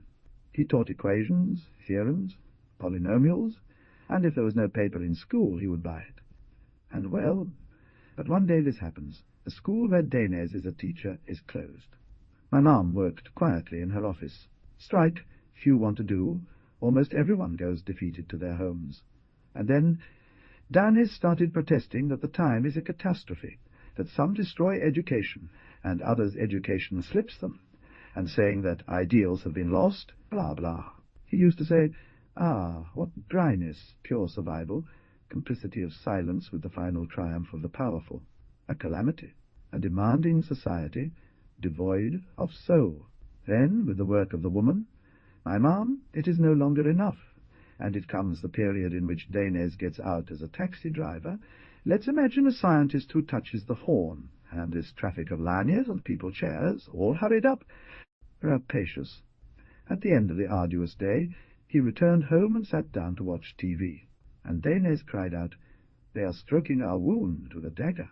We bled, and no one was scandalized. "And justice?" he said. He cursed Nurio Brandeis and his hive of opinion, seeing all the politicians from top to bottom saying so. "We are advancing. We are not advancing. Saying reality, state, frankness, the mirages are over, false promises. Defeat, traitors." Meanwhile, other teachers were organizing home product surveys, and others, too, were in misery, but did not cry out. Instead, my dad cried like he was the only one. He cried at Mom. Me, right up close. How to be? Decerebrated, she said. He was confused. It was the era of suicidal conformism. Anxiety, possession, masochism, ignorance. And then what? It doesn't matter. We barely had enough money to buy rice. Danes, who used to be a taxi driver, got into a fight with a passenger. He was fired, and my mom bit her tongue. And then we moved here. It was cheaper, and I started looking for a job. I don't study any more. Danes, seeing me around among the cowboys, said, "Ugly neighborhoods, unemployment, poverty, corruption, social wickedness," he cried out. "Wickedness, wickedness," he whispered quietly, like a growl. "Comrades, I've got it all written down," he said. "Last adventure of exploitation. Intellectuals become hypocritical, the poor become bad." It was very, very heavy. He said that we were dominated by the language of others who make language, develop it, knead it, and smear it. My mom slept on a little sofa in the kitchen. And then he got that attack. And there comes the end of the prologue, the depression of Danes. On Saturday we are eating, and I am watching TV, and my mom is reading the newspaper when he gets up to go to the bathroom during the meal. Shut. He took 2 steps, and then stiffened up. From the silence of his footsteps we noticed. We looked right as he went forward. Ho! What noise? Yes. It fell like a door. Depression had thrown it down, not a fainting spell. His eyes were open, but we couldn't lift him up, not even the 2 of us together. He weighed like he'd been stuffed with resentments. Well, and so it was the Dene depression era, which we have reported several times in our circle. Sabina! A depressed, dull, dispirited, soft in his hardness, drooling, repulsive man with one eye open. No, if now she isn't going to come. And besides, it's true. Emilio Danes was sitting like a lump. There was a need to care for him. Feed him with the pap in his mouth, meat pieces, clean him up. Well, why bother? Nothing at all. And he refused to move forward. Later I realized that it was a necessary period in his trajectory. A silent learning. Yes, as our sister says, drinking from the spring of Pleroma. But we had to put up with it. Looking at the ceiling, when he took a step, it was like a monkey. His hair fell, and his beard grew. One day my mom was shaving him, and he gave her a punch. Then she grabbed the scissors that had fallen down and said, "If I don't leave, I'll hit you." Ah, Danes' abandonment, loneliness. My mom left. No longer did Emilio Danes lack science or women or taxis, nor was he hungry any more. Why? Because I saw something in his pupils that promised he would go forward and beyond. But I remained with him, because I loved him, damn it, and he was so gentle at heart, and I would spoon-feed him sugar-laced milk. And over time he got better. This part is already very well known to us all, as it is public. But think about it, people. It is no longer the prologue. It is part of Danes' history. It needs to be repeated because there is power in the history itself. There sure is. And it says so. Danes gets over depression little by little. First, take a walk around the neighborhood, my daughter. I started working at a big sports goods store as a cashier. A Mr. Lubina, who shops there, I like, and he asked me to find him a girl to clean for him, which will be our comrade Pulpita. Later, the Mr. Ubina gives me a contact in another department of his company. A man my father is going to see, and offers this job. This work of inventing prime numbers, meditating on math in its piece. Prime numbers are rare, let us remember, like 13 only divides by 13 and 1. But Danes has to invent very, very long numbers. The work as such hypnotizes him, relaxes him, while I feed it, and, comrades, Danez emerges with new health to the life of the spirit. The soft craters of brick and moss, the pipework in filigree, thistles, razors, a concrete stoop. The scrubland, open centre of the area, accepts the midday sun, discriminating gases that would prevent it from thriving. On a dog path, 1 foot before the other, Danez passes by a couple who from afar seem to be kissing, and in fact are insulting each other with slow cruelty. The boy has black hair on his face, the girl smiles at the air. Threats are heard. "You will learn who I am, and many more." They go in and out between the two mouths, and when they hit, they raise a mess of saliva. The boys lick their fingers at each other. She says, "Once you wanted me until death." Danez has already left the boys behind when she reaches for laughter, and turns in time to see how they touch each other below tattered clothes, bodies in an indifferent hug, disinterested faces barely separated. A monument to unguided understanding, without curiosity, without enthusiasm, thinks Danez. Later on they laugh and kiss a bit, and don't talk any more.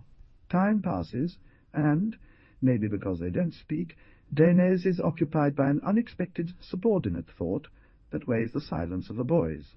He values it. They've unlearned. And then Danez finds himself thinking. It's not that they still don't know anything about death, but that they have lost track, and now they are blank. By force of incarnating themselves in borrowed phrases, the same ones again and again, they have exhausted certain feelings that also could not be theirs. There are many people like this in the area. They are planes of possibilities, areas of stupor, offspring that time left lying before an immensity of time. Like me, Danez thinks. There are no comments. Suddenly the girl gives a cry, because the boy has lifted a toad and rubs it on her nose. Now there are 3 under noon, thinks Danez, without a home to gather, without a god, without essence, without direction, without option or idea of triumph. Many years ago, more than he is, when Danez didn't notice the so unjudged thought. Danez is about to embark on great investigations.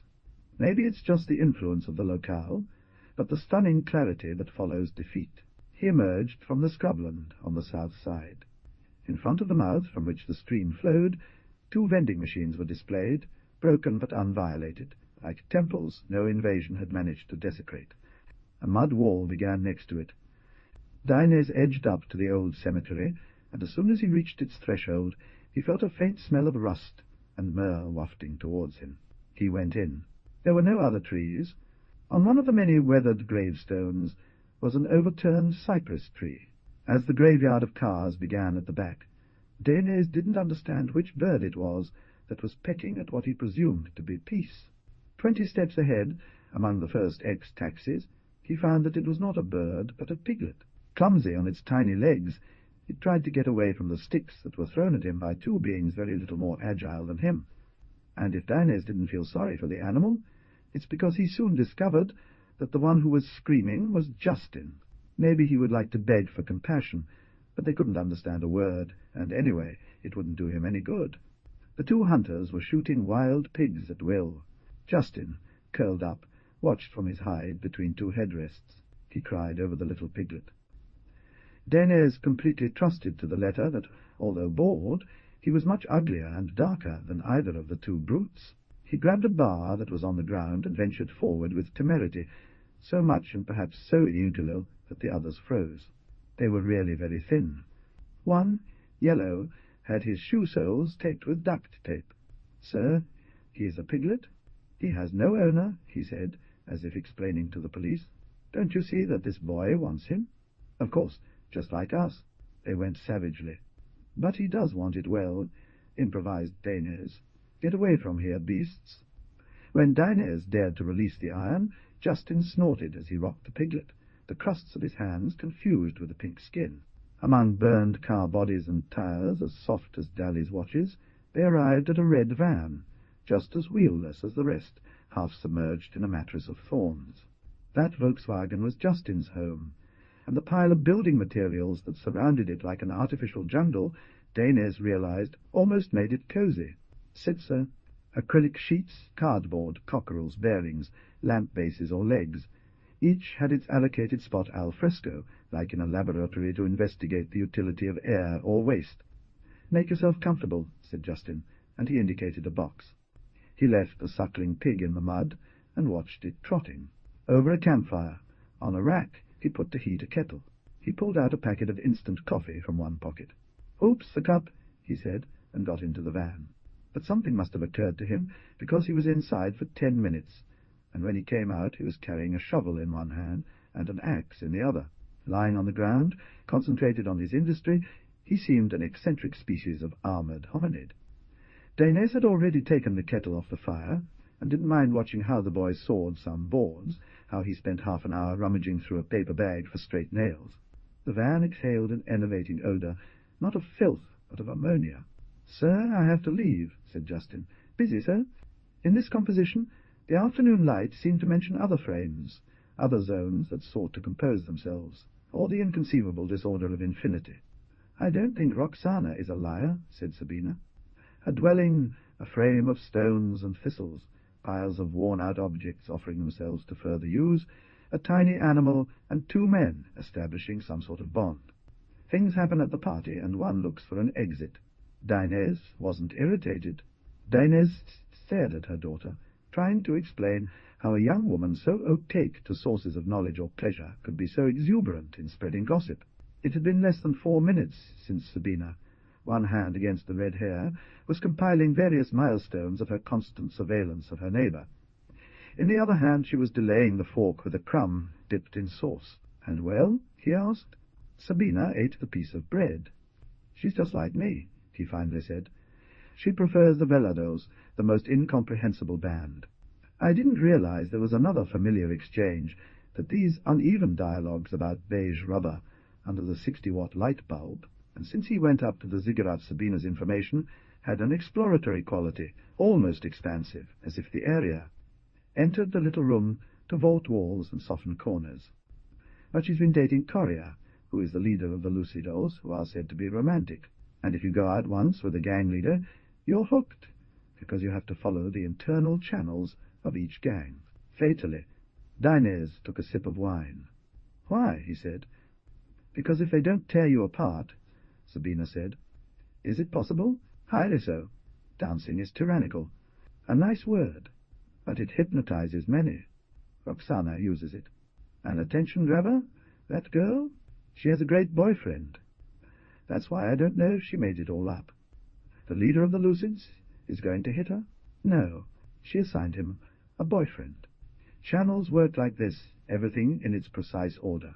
She and the guy would have to get along, because they shared a similar belief. But Roxana accidentally joined the band, and the guy's attitude got on her nerves, and that matter was bothering her. I don't know if she imagined it on her own, that she has a great candidate of her own, because she works at the airport's ice cream parlor. And he said that one day his ice cream ran out of pistachio, and when he opened the new bucket, shut inside the ice cream, he found a hand. Ah, murder it is not, a well-preserved hand. And he takes it to the room where he lives, and puts it in a wardrobe where there is nothing. Don't believe it, do you? But it turns out that on the following days he began to find other things: nose, liver, neck with tie, tendons, sex organ, all very well preserved. Honestly.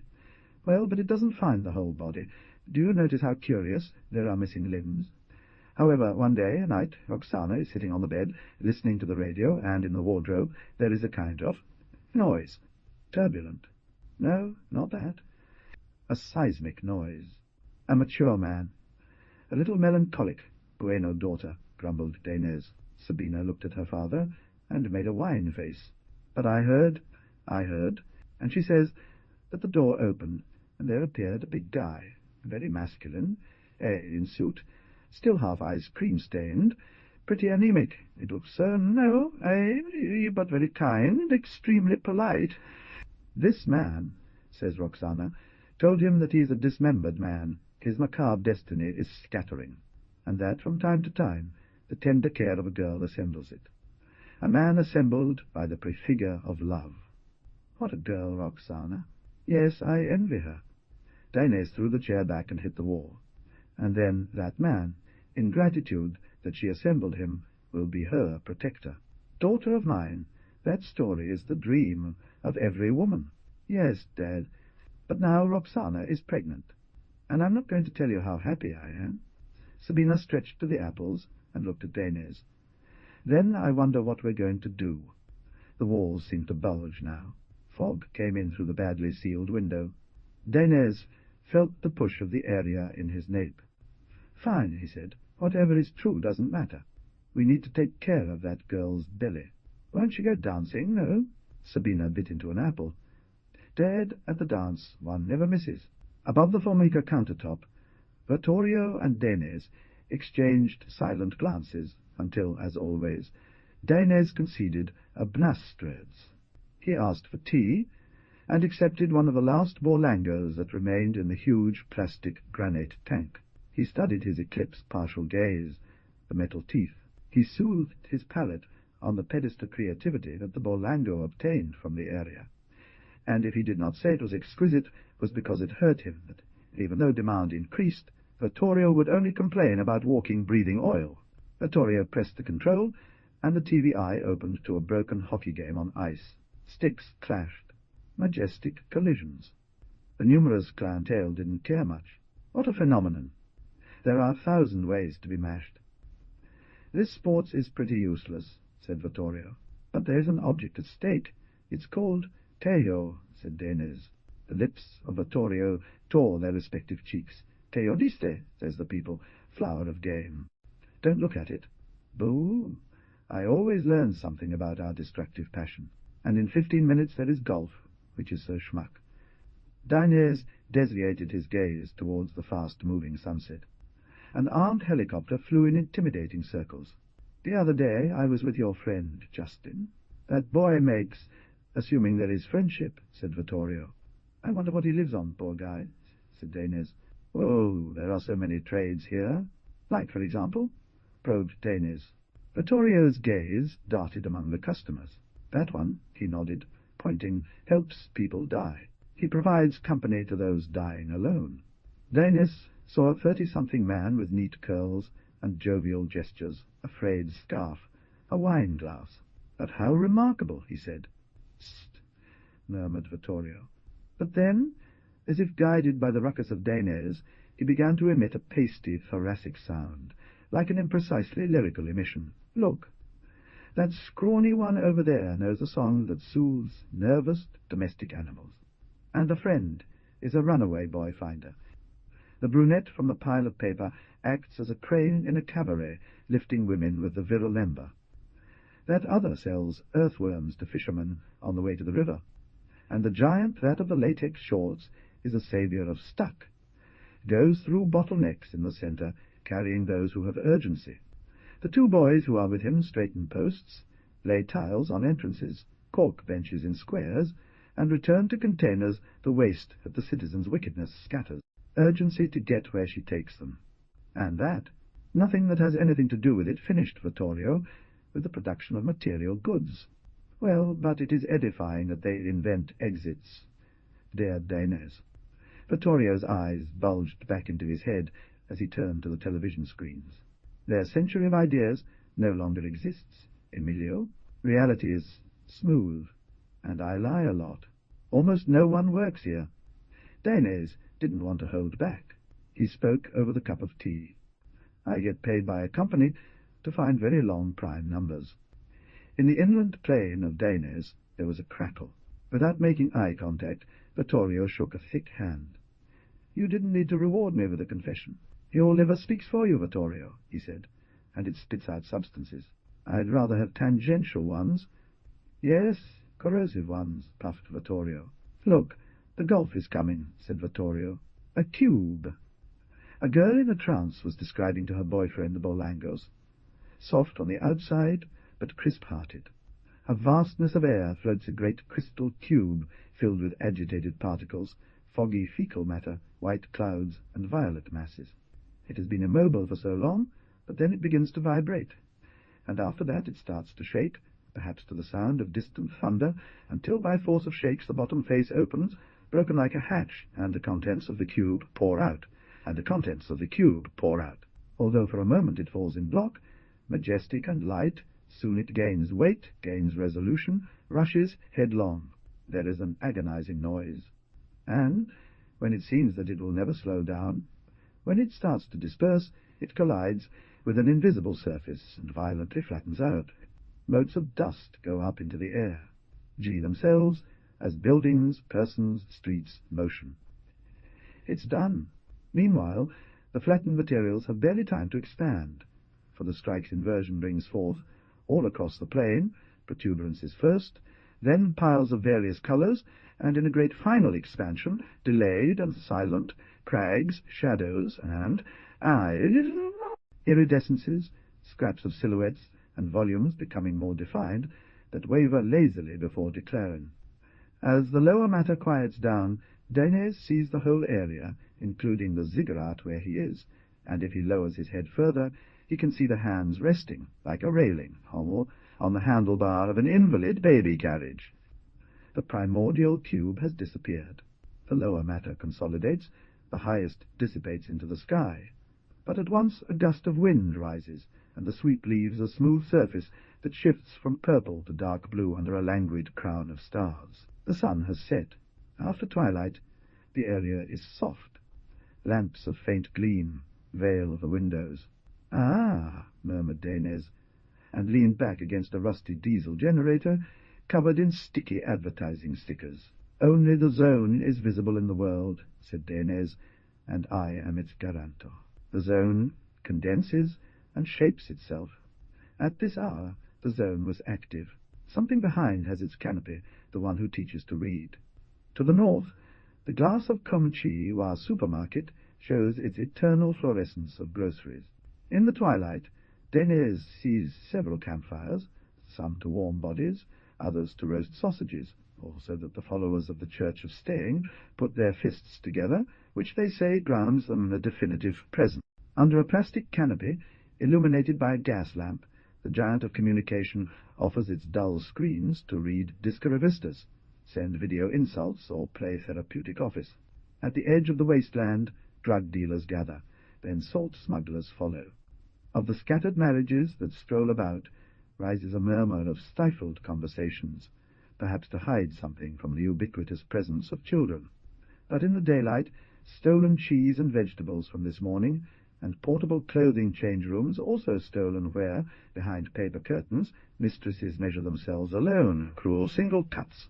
Because there are children, near the stream, between the buildings, almost run over by a motorcycle, everywhere, running, hugging each other, selling also stolen things.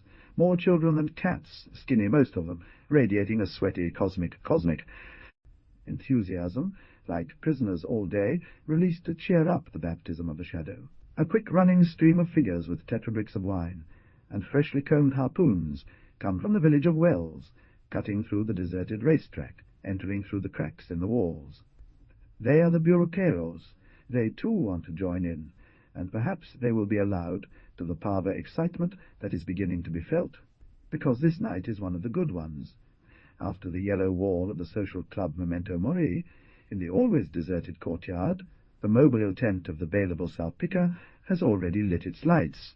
Dainese blinks at the ziggurat. In front of the ticket office, the queue is boiling with caresses and delays. There is a fight between dogs. A loudspeaker propagates a merengue-tone. All of a sudden, it's all white or black, black on white. Afraid, he realizes that he has been hyperventilating and tries to calm his breathing. It would be disastrous if he passed out. The circuits would be erased, the network of that original punished brain which is lighting up consciousness. Back to dispersion, the zone would die. He pats his face. Little by little, the lights of the bailable salpica reappear. Dainese looks at the area and shudders with real feeling. Unity and root. From the peak of the jiggling, a green neon rumba air fruits on her head and shabby shoulders. She winks an eye as if she knows him. The idea against the neuron. I am nothing, and I go wide. And transparent I am. Well, yes, situous and insight, comrades. Insight is to see things before they happen. We have to be like this. We met for a reason, to intuit by pure, sensitive flashes. Insight is a power. We've already seen that Darnez didn't always have it, but in Darnez, before the pure spiritual, comes a lapse of great thought. It's the elaboration. He had an inclination, and the root is how he developed it, something that was necessary for founding our future and belief and having a spiritual life. At first I didn't notice the thought, because when he wasn't busy with prime numbers, he spent more time watching TV than me. Exactly. That's why we remember this here, how it happened. At that time, as did all of us, I didn't pay much attention to life's little things. But what a strange, mysterious thing it was. Darnez watched all the shows as before, but with a great psychic boost. And he began his great mission of talking to the recorder and confessing his thoughts to it. It wasn't always so. The treasure of cassettes has many missing gaps. But we know, comrades, we know something. We know that first order my dad asked himself if there was a solution to how we got here. A young artist danced and fiery Malambo. An actress displayed the scars she had made on her breasts in memory of the massacre orchestrated by Neri when he was director of reformatories. Let's listen to this fragment from the tape recorder. In tonight's Critical Thunder, Bhai Balusate presented a virtual bust of the future President Neri, surrounded by 8 personalities, 4 followers and 4 detractors, who could express their feelings as they wished. There were legal insults and praise for that man's frank gaze. My humours, in general, responded with a dull fizz. The middle part of Neri's long hair neutralized contradictions. His mouth went from sarcasm to humility by merely displaying an incisive tooth. From the repetition of these concepts, an impotence arises that softens even the vague desire to forget them. I realize that my reaction to the TV is glandular, and it takes place in the concepts that the same TV inculcates, varied but few, including those of a propaganda. What a head! And what a beautiful voice it is I'd forgotten. But nothing is understood at all. It doesn't matter. We'll hear it many times over until it's imprinted on us. Here's an important passage. My neck hurts. I had nightmares of political pornography. To ensure that the reality doesn't sink into anyone, there's the waterproof news media. We don't. Certainly not. He said that about the world. He said that it was trendy to announce the apocalypse, the destruction of everything by the innate evil of itself. Blandings, he cried. This annoyed him a lot, made him furious that everyone complained and said, what happened to ethics? Corrupted and hypocritical because, at that time, Darnez had already started to make his famous walks. Yes, comrade, I went up the garbage mountain. I went up to contemplate the true reality of our neighborhood. I thought a lot. We thought about ourselves. We were in his thought with our little houses and our little things. He kicked the TV. So one day he went home, and on TV there was a program that spoke about the danger of collective self-deception. And Darnez, what did he do? I wanted to hit him out of anger. Yes, I kicked her with a kick in a solitary gesture, and walked for a few days with the wobbly leg. Later, I would come to understand it. You have another TV, Sabina. You bought it from Clodo. Yes, but it doesn't matter because I've understood the message. Because one day my dad said, degenerates, they talk to us about avoiding the worst. If the worst has already arrived, he said. And he said, we can't be any worse off than we are now. He who speaks of being any worse off is only afraid of dying himself. As if he were never going to die. This age is the worst of all ages in the world, because as you see every day, what's the worst, and see it, no longer see the worst, no longer care. There can be no worse than the worst. Shit. Darnez, Chunky, thought Marcel Cohen. On our own. He said that day that the state was so useless, and the consortia were so far occupied in their scheming, that we here in the neighborhood, rather than be left alone, were fucked, made mongrels, or on our own. Free and naked, he said, beyond hope and fear. Like the one who is free to get by with what he has, even a gringo. For my friends, do not grieve. The spirit does not grieve. Because another, there is no need to cry over spilt milk. Each person should do their best with what they have, and not worry about what others have been given. Around 3 o'clock on a semi-cloudy Sunday afternoon, Darnez goes out for a walk to digest the day. The air is filled with a soft hum, and the sounds of distant horns, a buzz of static, and a drowsiness from sour wine. Crickets chirp in the bushes by the roadside. A pair of dogs tries to get rid of after burning. A boy shines a bicycle with one wheel, while every half-minute the chip built into the handlebars repeats, "I am missing a wheel." From a rooftop they water them with water. Is it that rest is so brief? Maybe it's the other way around. Not the punishment of returning so soon to the yoke, but the fear that one day the cycle may not start again. Vittorio has closed the kiosk. Then silence returns, and quietude redoubles, and finally Dainese asks herself why even there, where nothing has been lost or can be gained. Sundays are wounded by the pain of what could have been and has been forgotten, filled with sad puzzles. Then she sees them.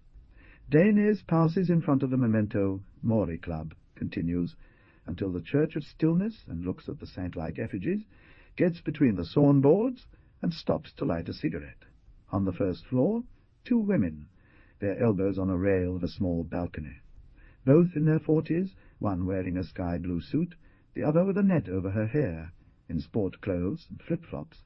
They are talking quietly, as if to deepen the calm of the siesta, but it is not for that reason that they pay so much attention to each other. Unity. Each is interested in the other sincerely, and with equal seriousness they sometimes keep quiet and look as the afternoon passes by. Dainese wonders to what values these well-established women will adhere, not only on a tiny balcony, but also on a satisfying use of the boring afternoon. Mutual support. Resignation. Confidence in work. Stubbornness rewarded. Rebel independence. Depth. Freedom. Family. Ascension. God's love. The human condition. A. To enjoy life. First me. Disengaging. It doesn't matter to me. Tradition. Clan. Community. No, thinks Dainese, no set of concepts in circulation generates such palpable well-being from a distance, because the distance must be 10 meters, and yet he feels the well-being of those ladies. Yes, says Dainese. Hey, boss, I suddenly hear a woman's voice over the line. Would you like a cigarette, sir? Dainese stutters. Too light. I don't think I'll make it if I throw one at you. Well, don't be such a fool. Look. She pulls so fast that Dainese, tied to the banister with a long rope, the woman holds out a plastic basket. Huh? She doesn't have time to take it off him, and it annoys her that she has to bend down, and more so that the woman demands, "The lighter too. I'll give it back to you." Now both of them are smiling at him. Between the shock and the lumbago, Dainese feels like they're testing him. Willpower, yes, but today he would not like there to be a good will, beyond victory or resentment. A will for nothing. So much time did he devote to the story, without gaining more than nervous tension, which in the long run wiped out his will for a ritual to get rid of the accompanying sacraments. A project, commitment, offering expectation of a great reward. He placed 2 cigarettes in the basket and a lighter. The woman collected the rope. The one with the sandals gave him a breath. Thank you very much. Soon she dropped the lighter, and Dainese also could not catch it, but when he looked up, after squatting his antsy way, the 2 ladies were looking at him with some concern. As he goes along, Dainese realizes that kindness is a highly practical value. It's not an ideal, of course, which is why he likes it. He likes it a lot, kindness, and although it may not be a value either, it certainly is a virtue. Dainese can't tell the difference between values and virtues. Think that being kind is like being a zone, the manifestation of an average fullness or a possible reconciliation. He feels capable of it. No winner or muertito, a without thickness appearance. Aye. An opening. He walks embraced by his value as someone who carries a bag with provisions for a life. Desaid, as the guarantor of the area, early one morning, Dainese decided to follow Justin. He followed him, skirting the life jacket factory, between gas bottles, along the embankment that rises towards Farulfo Avenue, crossing the asphalt, and din up to the train station. Halfway across the bridge over the tracks, the boy turned around for an instant, but Dainese, who thanked him for the pause, never knew if he was waiting for him or wanted him to leave, because they were really not looking at each other. On the platform he hid behind some workers. When the train arrived, he ran to the coach where the boy had gotten on, and just made it in through another door. But inside he could not see it, as if now the boy was nothing more than the sheer terror of the early morning faces. There is no indication in the car that the jolting of the bodies will intensify in an unexpected direction. Dinez, however, has the perceiving relationship that he has learned in the area, and captures the phenomenon that is going to break the balance. The girls grip their bags with fingernails that are painted white. Stockbrokers read, seen, and heard. A troop of scoundrels sit in 2 seats, alcoholic and disappointed by the scarcity of prey. A builder holds up his sharp trowel. At the base of a door, next to the rubber gasket, an enamel patch begins to swell up, little by little, as if something were blowing it with hot air. It's Justin, and he doesn't need to open his arms, because the smell of his clothes has already taken up more than enough space. Comfortable like this, he blows the hair off his forehead, and from a pocket pulls out a small harmonica.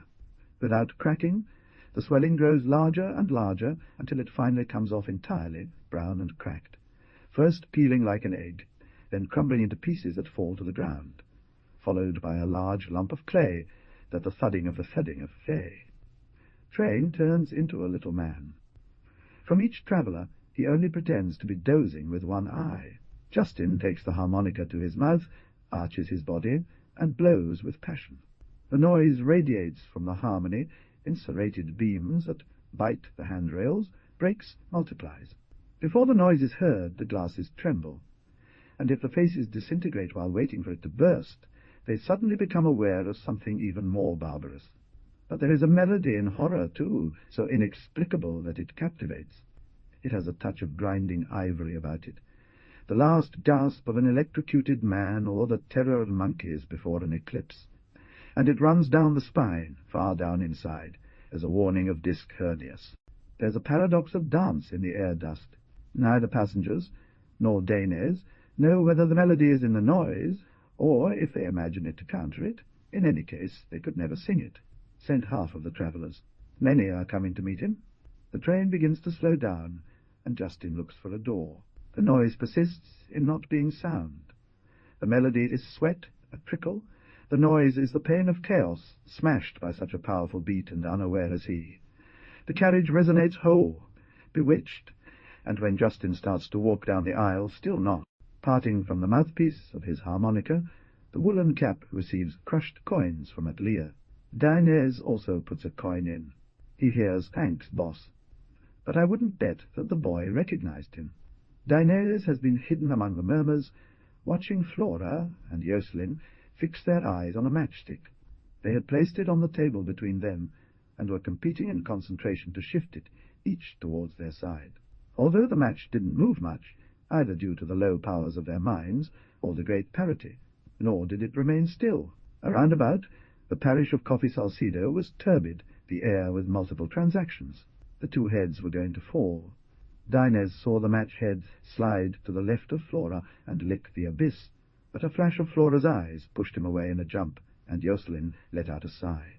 Then Marilou declared it a tie, and from her voluptuous obesity, Pulpita aimed the match authoritatively, and the match caught fire.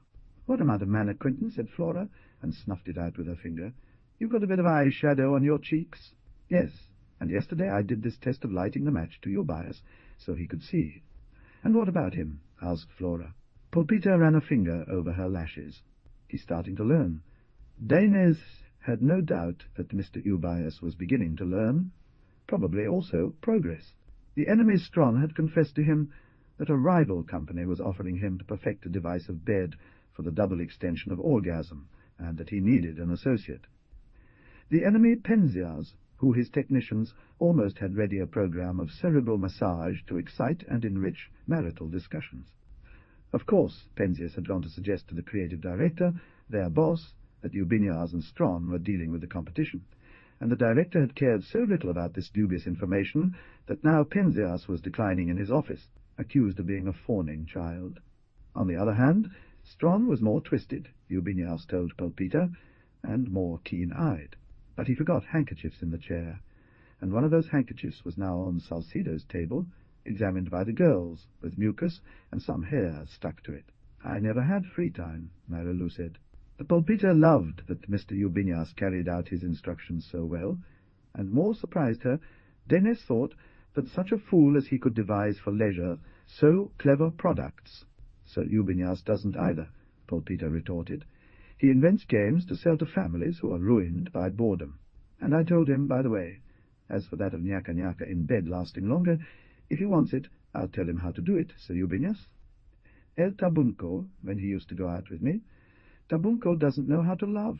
Yes, of course, it's necessary to make breathing control visualize between the eyebrows the gold lily. Well, I injected chi energy into him. He tames the energetic snake, but in the end he softens the gun. Very good. Look here, Selin, I mainly tell you that my Lord Eubinias is good. In his name we shall not confuse the deck of cards. You wanted to teach him how to last longer. A puller, yes, but for us this is art. Now what we had to do, don't ask me why, was to start the job with that idiot Stroom. They all relaxed. Okay, said Polpita. She put it all in an envelope. Flora spread out the beige handkerchief, took out a tweezer, and rigorously set about removing organic debris. Tomorrow night at my place, she said. The bar was beginning to empty out. Flora and Jocelyn had spotted Denis and were whispering. Denis tried to imagine what path had led an ancient rite to that poor settlement, and he thought that, simply because the girls enjoyed it, the reduced rite must be effective in the hands of the girls. That's Sabina's dad, said Polpita. What's Emilio looking at? Marilou's ring finger pierced the air. I'm looking at you. And what do you think? Denis juggled the 4 stairs. He noticed that Polpita had cataracts in her left eye. On the other hand, Jocelyn was just a little bit cross-eyed. That they're very busy, he said calmly. His kindness invited him to yield. Although the speed of the scene suddenly slowed down, the relationship between the inertias of the 2 bodies was maintained, and Denis wondered if really the kid wanted to hit him. Denis marched through the area looking for anything out of the ordinary, when at some distance the air offered him a boy wrinkled. Pale, with a few amber strands, he came up from the left, much more slowly than him, but insidiously.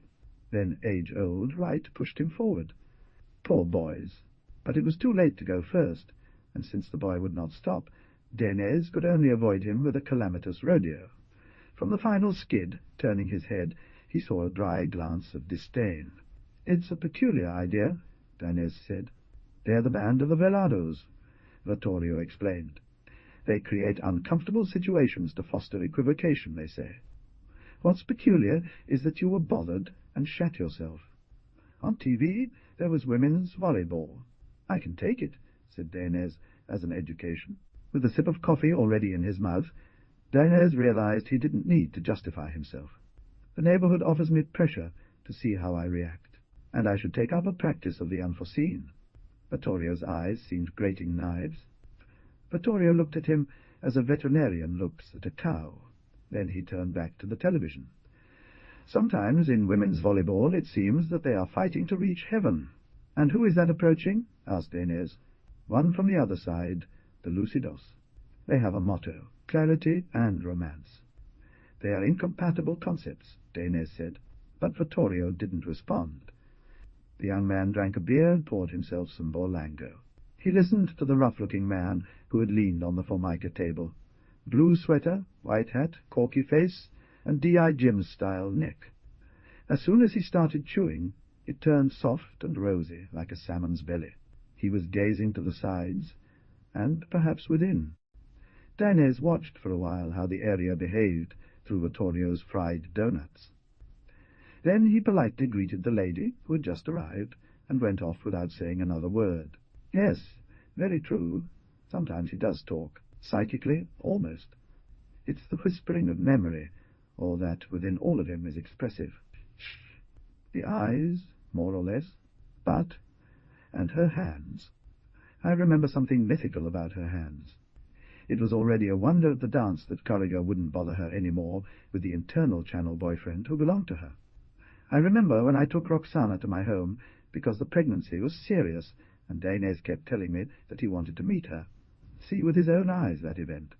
Monster and angel of Roxana was that man found in the cold, because the man made of pieces that Roxana had put together bit by bit protected her, and according to Roxy one night, after the dance on the street, seeing that Corrigan was trying to manipulate her, the man had appeared and given her a terrible bite, Dotrio. I remember that afternoon, and we must believe Roxy that the baby was conceived with that man, because Emilio Danes believed it. We were both sitting drinking cacaitus. Extraordinary, said Danes, and he walked back and forth, and then suddenly looked at her a little shyly.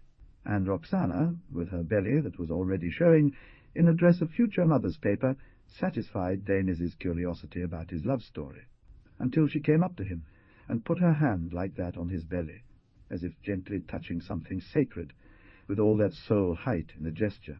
And he said, "Are you in love, girl?" So Roxana understood that he was only her protector, but not her boyfriend, even if he loved her. We saw Danes horrified. What? Stunned by this tale, but he left his hand nobly on the belly of Roxana. Roxana told him that more or less quite enough, and that in any case there was that problem. The man who she had found in pieces in the ice-cream buckets couldn't fall in love with a girl like her because she was young and fickle and would leave him, and whenever they left him, due to sudden heartache, he would break into many pieces again.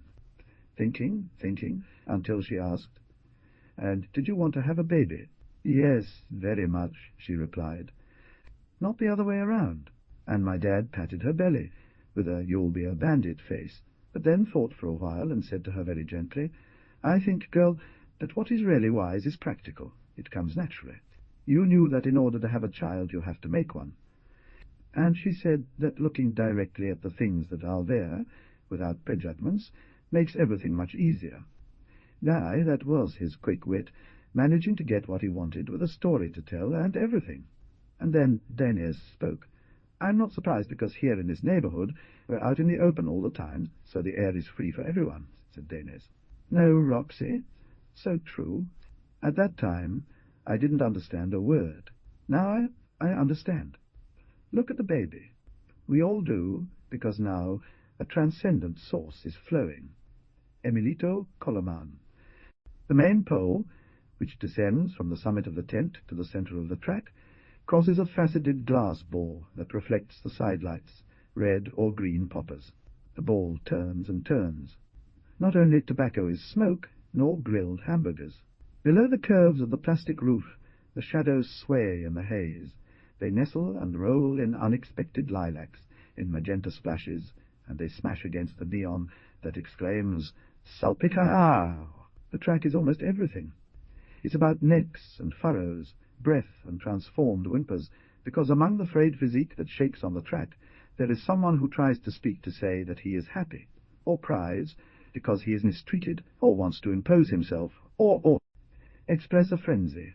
Weeds, larvae, meaty heliotropes, bunches, or colonies of bodies, integrated moving to the rhythm of a melody. If you look closely at the track, it's red, all over, and tense and shiny, like new skin that had burned. The girls' mouths sing. Men's shoulders come apart or loosen. Gloved hands rub hips of lycra. Pelvic swagger, buttoned-down pants. In, sweat of ground pepper. Breath of lavender, irritated mucous membranes in the vaseline of the air. The air smells like hooves, alcohol and lanolene, dead bugs, beer and saliva festival, hugs and slaps, pecks and kisses, twitches, orlon, cotton, polyamide and yarn, lacquer, enamel, ringing of necklaces, carmine flashes, bites from teeth that are sharp or purely tongue, thumps, guffaws, breast inflammation, rapacious fingers, groans, tormenting legs, grunts, delight, tickling, treachery, arrogance and feint, and hidden by the autarky of gestures, by the ritual intrigue of buttocks, hundreds of shoes and several bare feet found the triumph of ecstasy in the fulfillment of rhythmic reason. A fox's head chews on an ear. A jilted lover weeps. One key slides on the tiles. Two lovers fall into a chaos. Others push each other. A dirty finger sinks into a makeup-stained beach. You project good vibes, I'll live in your navel. The song goes, "That's what I want, that's what I want, that's what I want you to give me this season." From the stage, the diminutive Manizito Vango, wearing an electric blue taffeta blouse over his bulging pectorals, shakes his curls, while, licking the microphone, he sings, "Chubby on white roll, I know you from another life." In the gaps that ensue, only the drum beat can be heard, as if it's plugged into the boil of bodies. That's what I like, that's what I like, that's what I like you to do with your tingle, and Dainese can't hear well, because the only accompanying instrument is so busy with the synthesizer, it often covers up the vocalist. Dainese and Roxana twirl their hands with a nacreated palm, while slapping their stomachs with the other. A group of gum chewers play music on a sad-looking accordion. The guy bounces off a couple, finish knocking him down with a double arm lock. Against a side post, brandishing a lemonade can, Pulpita breaks away from an unstable suitor by kicking him. Instantly, she is hugged by a boy who looks like a rope. A body language emerges from the crowd, envelops the pulpit, and collects it, and she is carried away with a rumble of breasts. They dance. The only encounters between rival groups take place in the form of fights, and are to be avoided if possible. Music must endure so that order may persist, and it will endure until, overwhelmed by the accumulation of music, beer, excitement, and time, order dies out with bodies and all, as it dies out in a pool, the reflection of a lamp-post when dawn touches it. A state of reluctance and legal restraint dominates the dance floor. The vine wraps around him. She laughs and snorts, and when they go out of sight after a while, Dainese realizes that the moving mass surrounding him, which could assimilate him in its entirety, is an organism not made of glued units, but of ensembles, is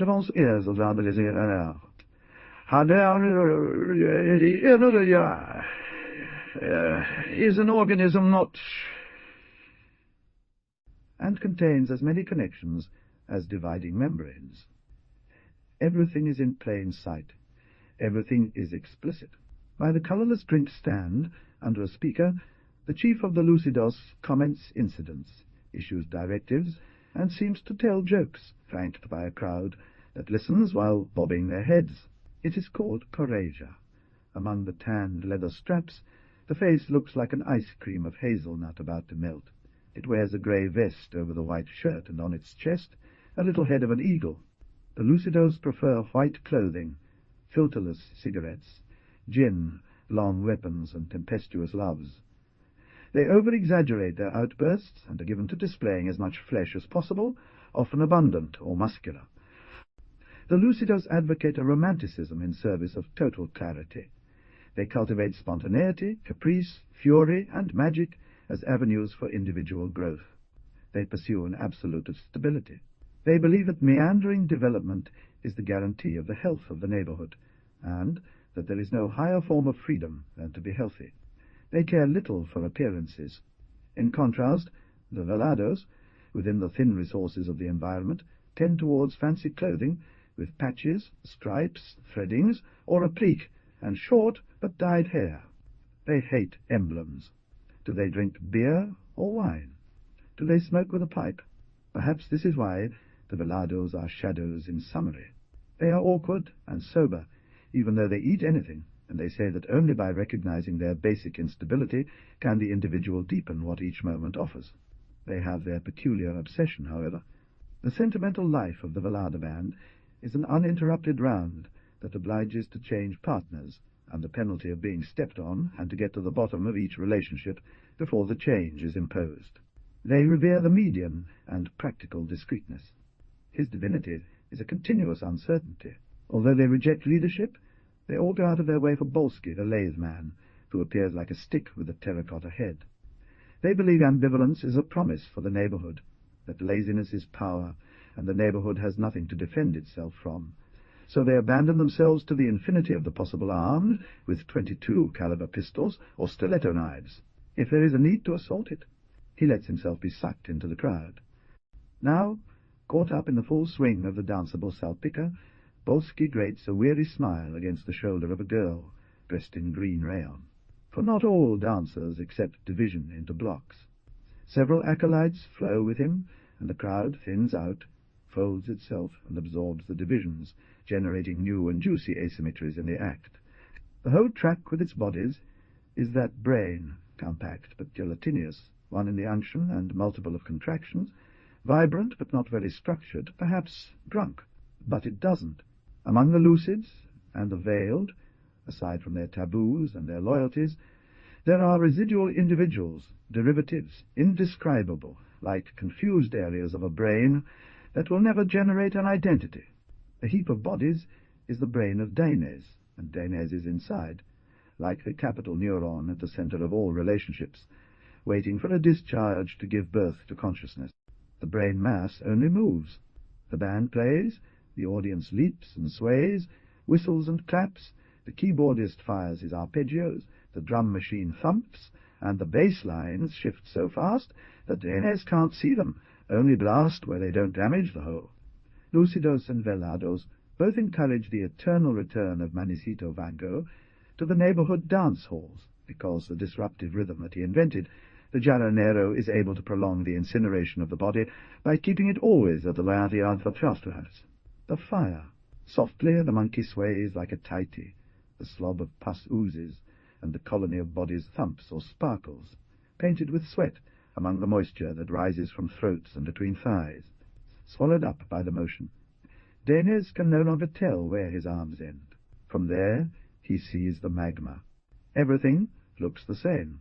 He retreats a few steps to extricate himself, and bumps into a swinging door leading to the bathrooms. What a disappointment! Perhaps what fills the pist is a prime number. Is the man the girl found on the ice cream, and put together with her desire, protecting her, recognizable? That's how Danes spots her daughter. How can I tell in this instant the swelling silhouette of Roxana, with her singular baby growing inside, from the whole composed being that's dancing pregnant with itself?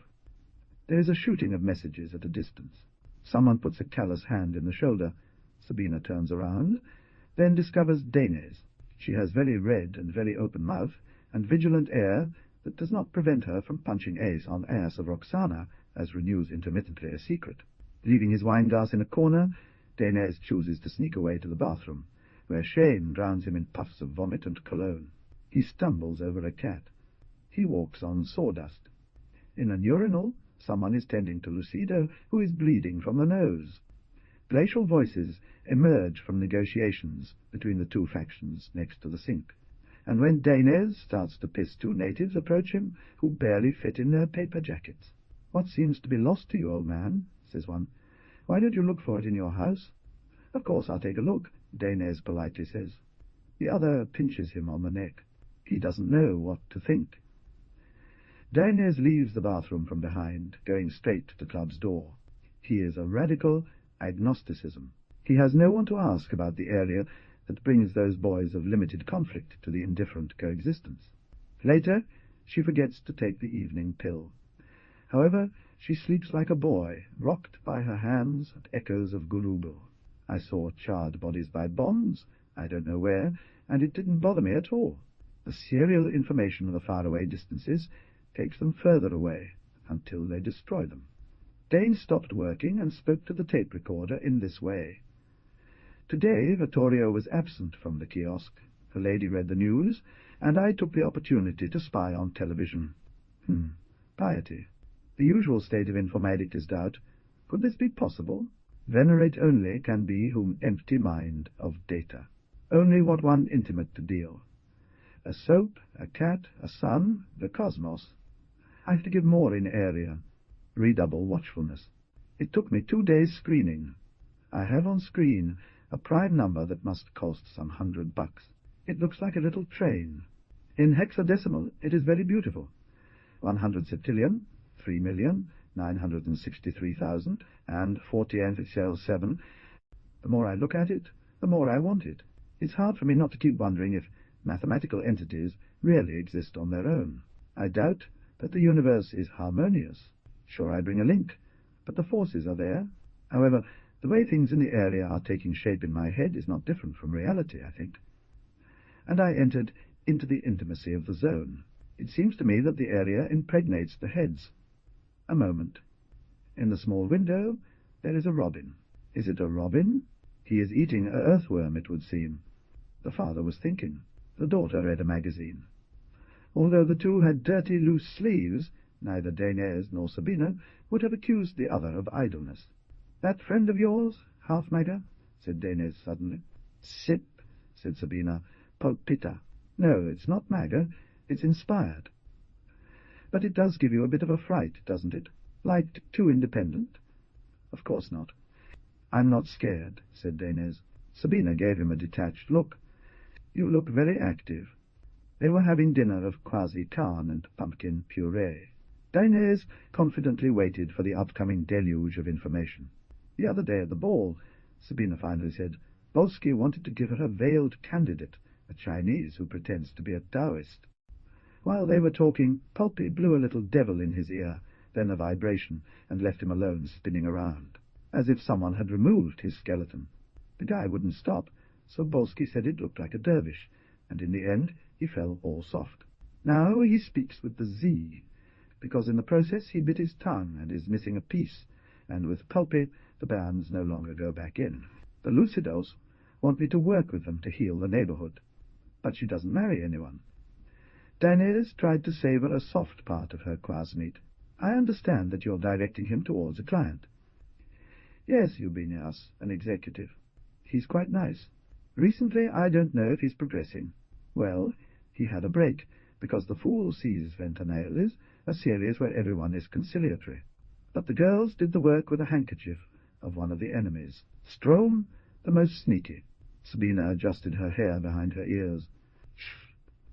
Dainese knew it was a sign of surprise, perhaps of admiration.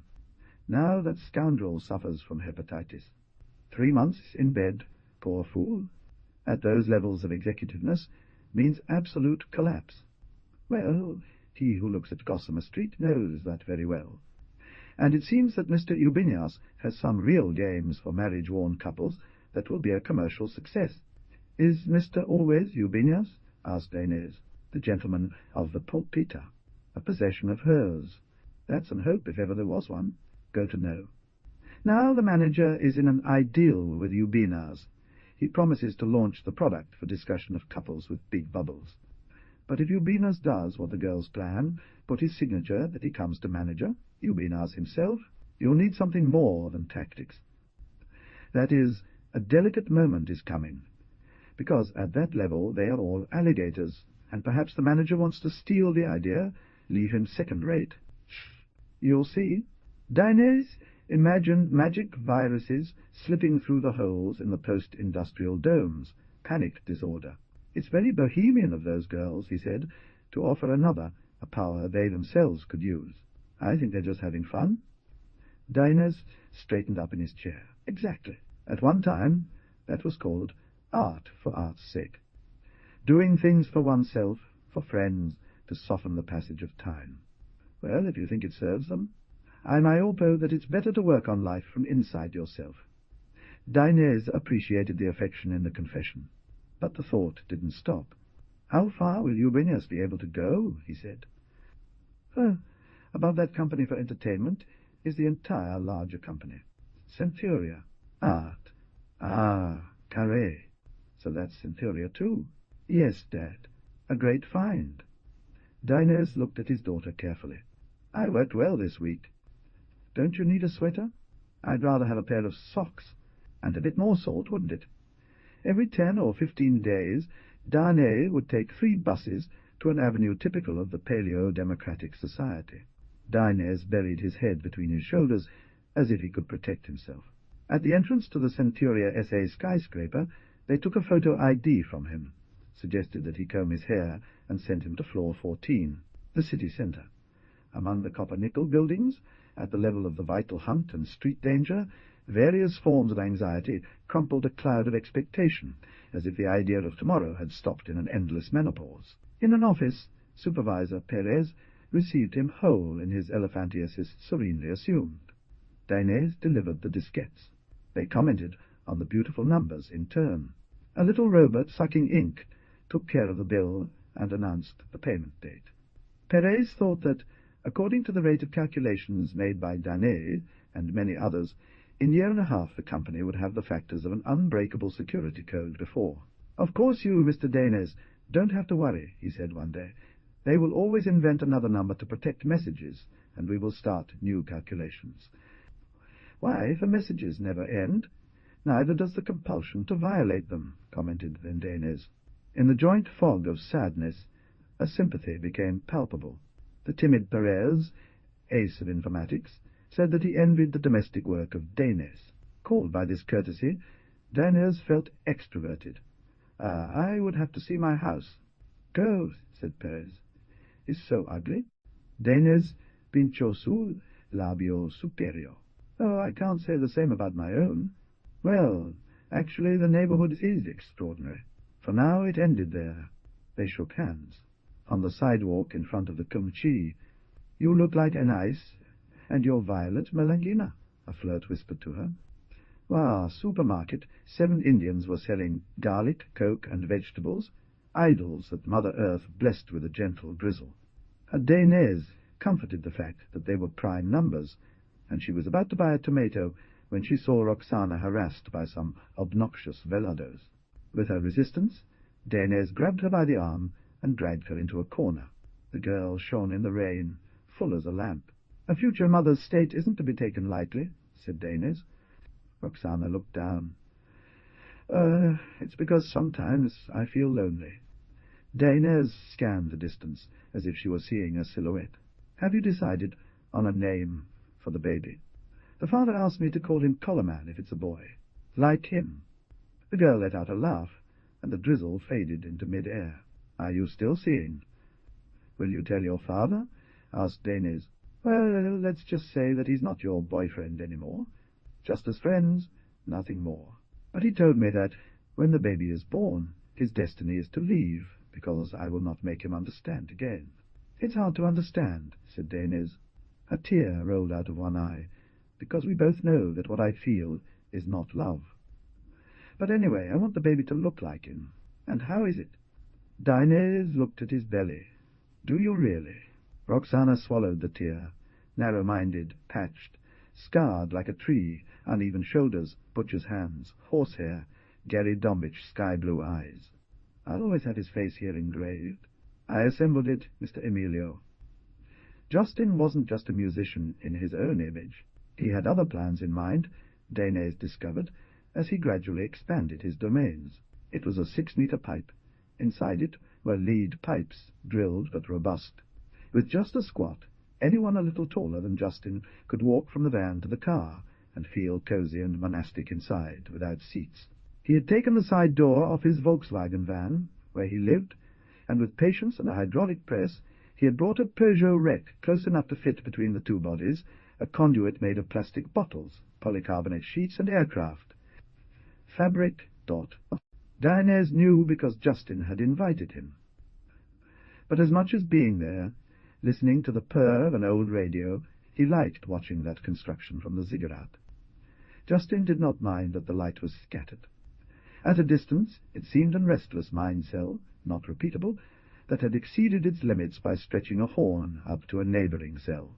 Around with stones, Justin had marked the perimeter of a garden, where, if not flowers, there were huge steel wool balls fastened to the ground with string and stakes. When the wind stirred them, these artificial bushes scattered the light into myriads of sparks. He would run around her construction, from the red of her van to the navy blue of her Peugeot, or strengthen the fence of her pig pen. Maria Milate su orquesta, said the lyrics. In the middle of the garden he had set a black marble slab, and on top of it was a plastic poster where a woman in white suit smiled with a trumpet in her hand. Danes didn't know who Mary Millate was, but in front of that image Justin sometimes lit a candle and sometimes knelt to pray. The lake. For me these dumplings act on people's heads, said the woman of Vittorio. If we keep selling like this, maybe we can go for a few days to the lake, said Vittorio. Human livers cooking, so that winter will wipe them off. Chilling radios. Drunk on moscatel wine. Such thick shit that no room to get to the water. The lady didn't even look at him. You'll be heard by those boys, she said, and walked away with a proud patrician stride. On TV, a pelota player received the projectile in the basket and threw it back against the fountain. Vittorio's iris drank up the image. Danes said, "How often is clarity confused with rudeness?" Vittorio turned his head. "Rude or polite can only be the one who expects something. Hope sickens people of love, and love sickens people of marriage, which is the end of waiting." warm water to let the veins bleed that nervously opened up. That's how we live. Sickness, misunderstanding, harassment. Luckily, eventually one returns to where it would have been better to stay. One does fall like raindrops. Dinez decided it was time to reply, "The greatest misfortune, Vittorio, is not to live in the world. It is the servitude of denying it. But as soon as one looks at the world with neutrality, wonders fall like rain. You seem to have been born yesterday." "And, well, a few weeks ago, I entered a strange area." "Where?" "Here." Dinez turned towards the deserted place, then towards the club houses. "I mean, in this neighborhood. A player had been injured. It's true. Pessimism is the last refuge of the vain." Vittorio said, "And about your wife? Did you strangle her?" Dinez let out a sigh. "I think, Vittorio, that you don't assimilate not having been a hero. I suppose I no longer have anywhere to go?" "Liar," Dinez replied. "You are afraid because you know you have capitulated. Kill them by illness, by fatigue. But I will tell you this. The solution of the rich to economic imbalance is to kill large numbers of poor people, by scarcity and sadness, by mutual condemnation, by contempt, and by self-pity and cynicism.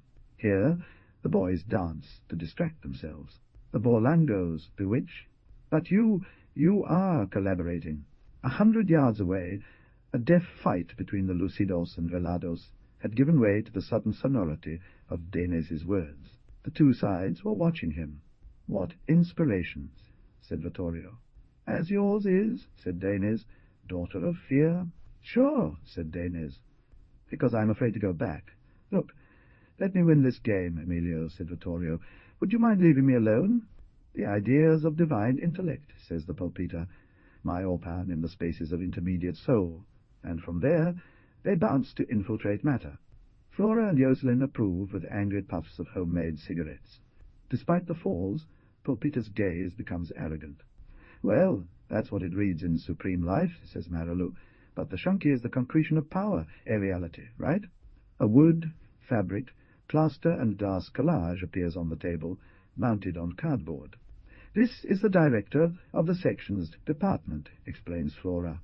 "Sacto," says Pulpita, "because, as we think, my Eubenias is one of those who disturb the maternal in married females.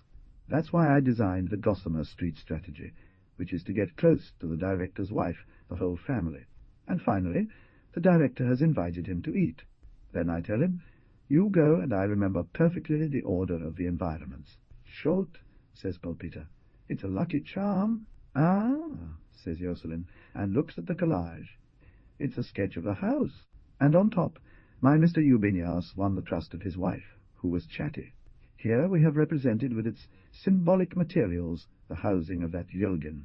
So we put it in our memory and make the influence. He doesn't understand, but is emboldened.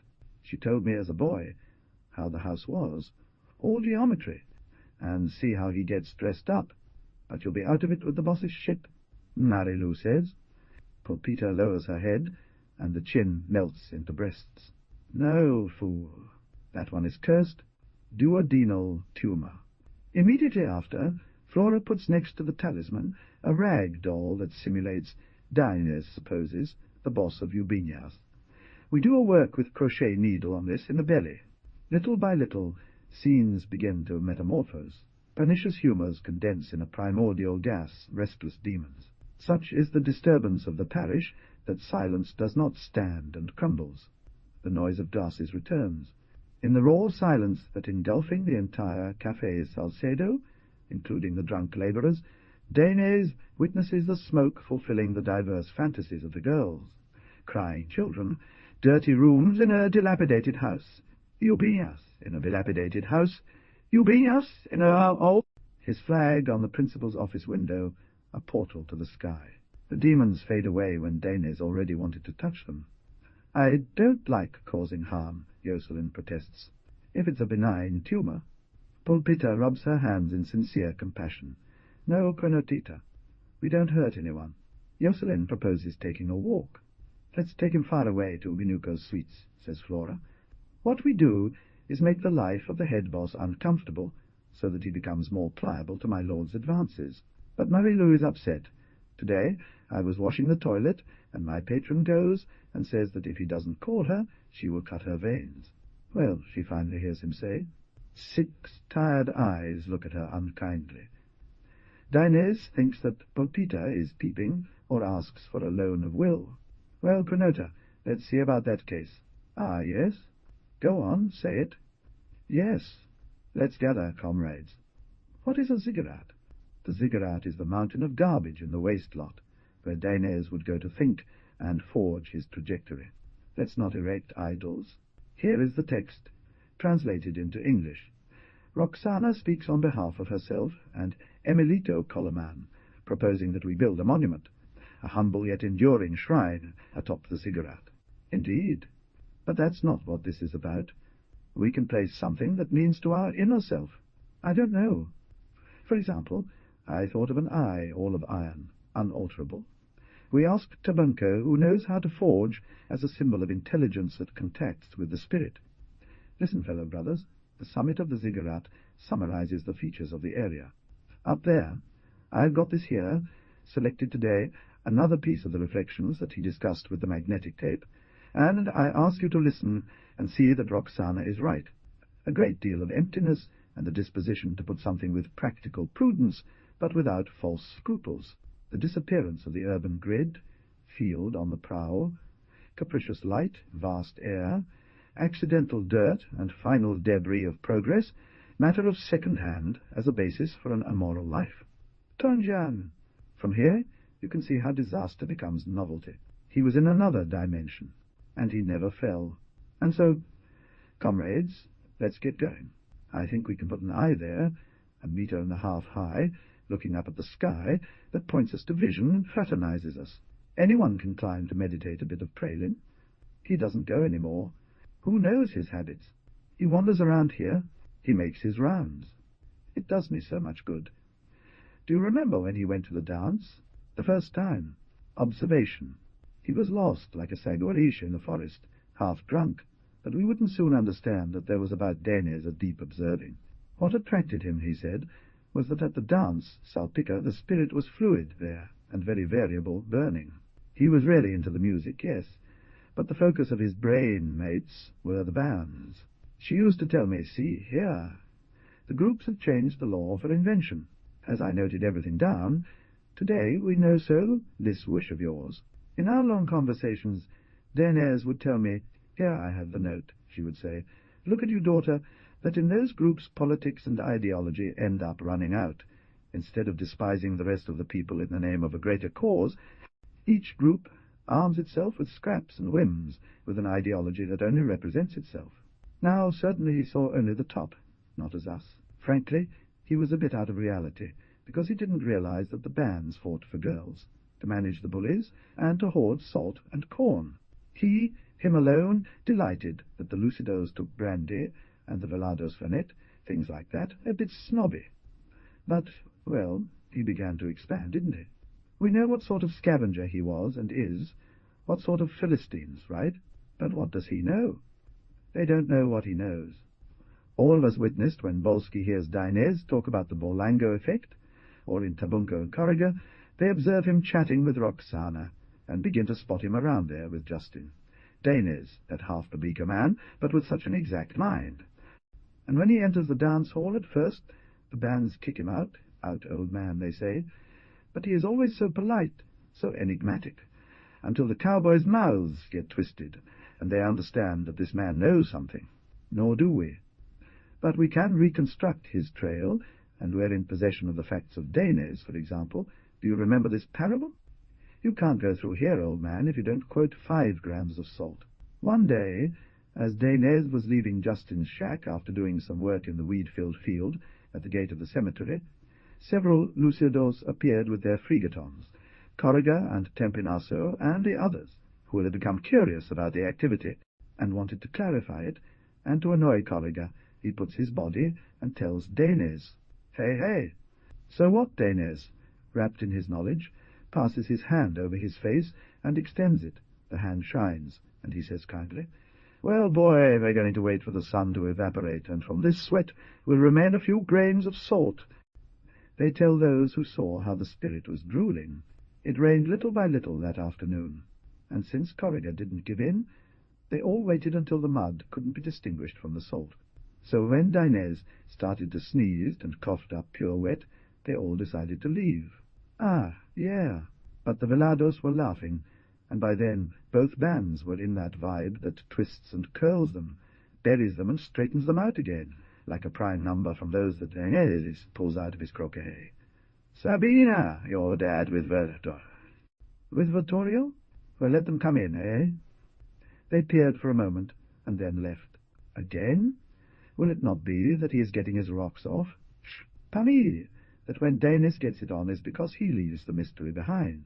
It grows cold, and Danes, who shivers slightly, has wrapped himself in his homemade poncho. In the water of the screen there is a dark prime number, slippery, muscular, dazzling like a bear-cat. Let there be for us a form, a neutral, tolerant form, one that embraces chaos without disguising it, one that doesn't deceive about the cold of the outdoors, that doesn't deny how low we are. We use intelligence to organize the world so that we can live with less intelligence. We make an intelligent world so that we can be dumb in peace. I want an intelligent way for our poverty, yes, but look, what's there in the area? Polango, external blandness, resilient depth, the prosperous noise of Justin's harmony. Only Justin's house.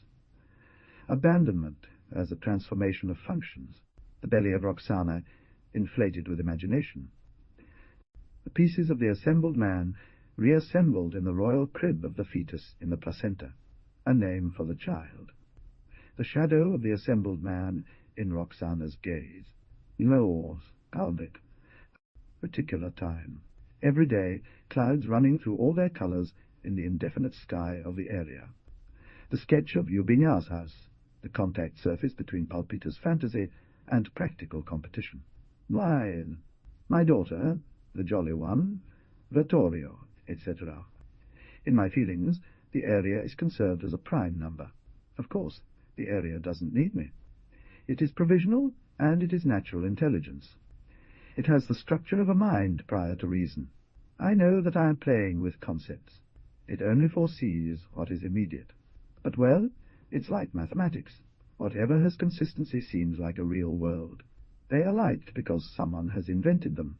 Who does it hurt to think that theorems exist in truth, or pi number, as giant ferns or pyramids? Surely if one believes that they are outside the brain, it is because they can be written on a piece of paper. But, frankly speaking, the theorems are communicable ghosts, like characters in a play. Dinez stops writing and reads over again, as if something distracts him and speaks to him about another thing. He shakes his head. His stomach makes noises. Before going to the kitchen, wipe everything except for the number. Justin's composition had more of an atmosphere. A tarpaulin porch and boards, attached to the driver's door of a Peugeot, housed an old barber's chair. Honoured with that seat, Denez gave Justin one of the chorizo sandwiches she'd brought. Alongside the van, the flakes of metallic shavings were chirring. The piglet was eating rotten potatoes. Justin devoured the sandwich in 3 bites and started to look at the weed growing between a row of burnt cars and the stream wall. Although there wasn't much more than hemlock there, on Denez's forehead, Marcel Cohen saw hard as a lump the idea of digging a watering channel. When impotence drowned anxiety, Justin fell flat on the ground and started blowing his harmonica. A few faint moans filled the noon, hummingbirds overwhelmed by several pairs of wings. "Who taught you to play, Justin?" asked Denez. Justin pointed to the poster of Maria Milatis y su orquesta. "The Virgin," he said, but he didn't want to continue the dialogue. Suddenly he ran off to the VW, returned soon by the passageway pipe, and poked his head out of the Peugeot with a scythe, a cleaver, and a rake. "I'm not going there," he said, handing over the scythe to Dinez. "Do you need help, boss?" Dinez approached the patch of weeds. He grabbed the stick. First shy, then resolute, he swayed the blade until the wine settled over him with such force that it cancelled all the imbalances. It was sweat. Minutes passed. It had been a half-hour when Dainese felt tickles. After a while they jumped nettle and weed. The thistle lay supine. Thorns flew at him from all sides. Justin's rake clumsily took everything away, leaving a smell of chamomile, perhaps imaginary, so that Justin would again attack roots with fee. Carpenter. Then a thunderclap sounded, and it started to rain dirty water. Acidic, fetid, impregnated the dead weeds. It didn't take long for the sticky garden to transform Daines's sweat into mucus. Yet Daines didn't stop mowing. He forced his eyes open and saw the droplets lengthening on the tip of his nose. Not soon after he blew them away, they became dew, but then others were formed, and he kept cutting grass. His hands fused to the pole of the scythe, as if he was reaping the vines of thought, loaded with desire. The scythe dragged him. Among the already cut stalks, the ground began to appear, and from the ground, not an attack, but a distracted reflex, a perfume of damp earth began to rise. It was an emotion, the limbic system of a flaming brain. Daines, who smelled it also in the scythe, rested his chin on the handle. Anybody could have seen how the perfume came from the cemetery, how it crossed the waste ground and impregnated the garlic cellars and the 2 factories, and wrapped around Vittorio's kiosk, with what naturalness it equalled the shape of the area. Justin's pitchfork was a fury. Daines wiped her forehead. Ah, work in vain, painkiller of the question. She had a tremendous desire to laugh, but kept on cutting grass, as if she couldn't do everything at once. Idling. Daines was happy. Absolutely happy. It seemed wrong how happy she was. So much so that her hair would probably grow back again. Although still covered in a bandage on her head, and for this reason she removes it, Daines does not suffer so much from the disease. She only sweats and trembles, wakes up in a lake at night, drifting in the fever's boat. From the bottom of the hatch she hears amplified noises from home.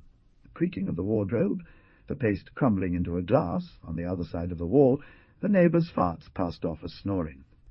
They may have spoken, besides. So the boat ran aground, and in the numbing quiet the tongue of Daines recovered a taste for soup, he seems to remember, which he can't remember how many hours before Sabina brought him to bed. Sculpture on top of it. Perhaps that was when Sabina told him what had happened that afternoon, or perhaps it was the night before, that while Daines lay down in bed, a truck from the municipality entered the neighbourhood and dumped at the edge of a wasteland, roughly. Between the Vittorio kiosk and the Atlas gym, there's an oxidized cube 2 meters on each side, with a hole, a single shoulder, partial, a work of art. The sculpture that the city truck left in the neighbourhood is something like a shoulder or part of a shoulder, from the base of the neck to where the vaccines are put, but without a head, arms, or the complementary shoulder. The workers said it was a donation. Then they left without leaving even a plaque. They only left that realistic tin alloy shoulder joined to the onyx pedestal by a black pipe, with a little fever allowed him to understand.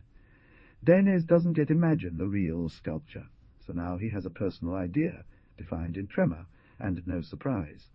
Daines can't remember if he was able to tell his daughter this. He sees the piece of art falling in the area, and other pieces falling in other areas, as if from his old chamber of concentration culture through well far the aborts of its late fantasies. He sways in the fever boat. A stranger, such was the word. And then remember also that, according to Sabina, the argument was cut short, because in the middle of the afternoon someone appeared with the news that there was a stranger at Justin's camp. He remembers that, according to Sabina, the 2 sides almost got into a fight, kicking each other, while arguing about the meaning, and above all the usefulness of the sculpture, the lucidos, or their uselessness, the velados. From what Sabina said, it wasn't a visitor or a friend of Justin's. But only that. Instead of training to start the climb again, it lay as lifeless as a corpse, said Sabina. In the shabby barber's chair Justin had before his construction. He was a loose-necked man, with a fairly expensive but stained suit, one of those corporate castle climbers who would sometimes come spewing out of a grate, and any experienced TV viewer would recognize him immediately, despite the speed of the fall, because everyone had seen him on Gossamer Street or other series, a trade negotiator stunned by defade. Daines wants to see the stranger, as possible now. Now, in the uncertain dawn, Dainese glimmers what her daughter ignores, that in the noise of Justin's harmonica that man must have found a figure of his sudden catastrophe, or that Justin saw him weep identification, laid low on the train, and managed train to follow. That's why he has fallen asleep and slanted on the edge of the bed, feels around with his hands for at least one shoe, but when the effort to put it on overcomes him, defeat gives him such pleasure that he falls back asleep, not laying eggs, although he was pain-free, neither in his vital organs nor in memory. The unlimited Perez didn't communicate anything without a sad, solemn urbanity. 2 days later, once he is back on the street, you will find that the sculpture that the municipal truck left there looks more or less as he imagined, and that, a bit wobbly, a stranger wanders through Justin's domains, really does wander around, here spellbound, like a chicken far from its artificial nest, that discovers a personality capable of... "Today I see you. Out of place," he said.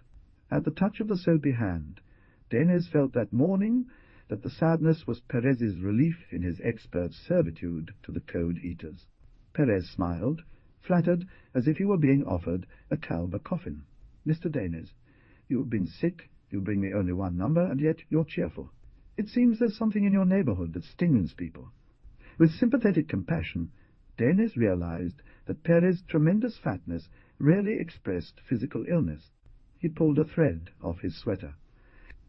"The brain of the wound is a formidable creativity, Mr. Perez," he said as a gift, and added, "In my neighborhood there is something." He finished saying it when he saw the little eyes of Mr. Perez fixed behind him. There was a man without any exceptional features in the crevice of the door, he felt, except for an immediate ability to imprint all his traits at once into the memory of anyone who saw him. He made a bow and left. He had brown hair, dry and curly with part to one side, a straight nose with some freckles, a small and severe mouth, tea-coloured eyes, and a blink so slow it was as if suddenly he were falling asleep for a second or two. "It's Lament," smiled Perez, tense as if he had revealed something. "Who?" "Georges Lamente. The spiritual master, you know, hired by our consortium to advise us on transcendent matters, the best there is on the market." "Yes, I can imagine," said Dainese. "It is part of your teaching." "Well, that's good," said Perez. "Sometimes he goes out into the corridors, takes a walk, spies around. Preferred, the area sings, open to the night's veil, far from the discordant engine of economic growth, of nourishing laws.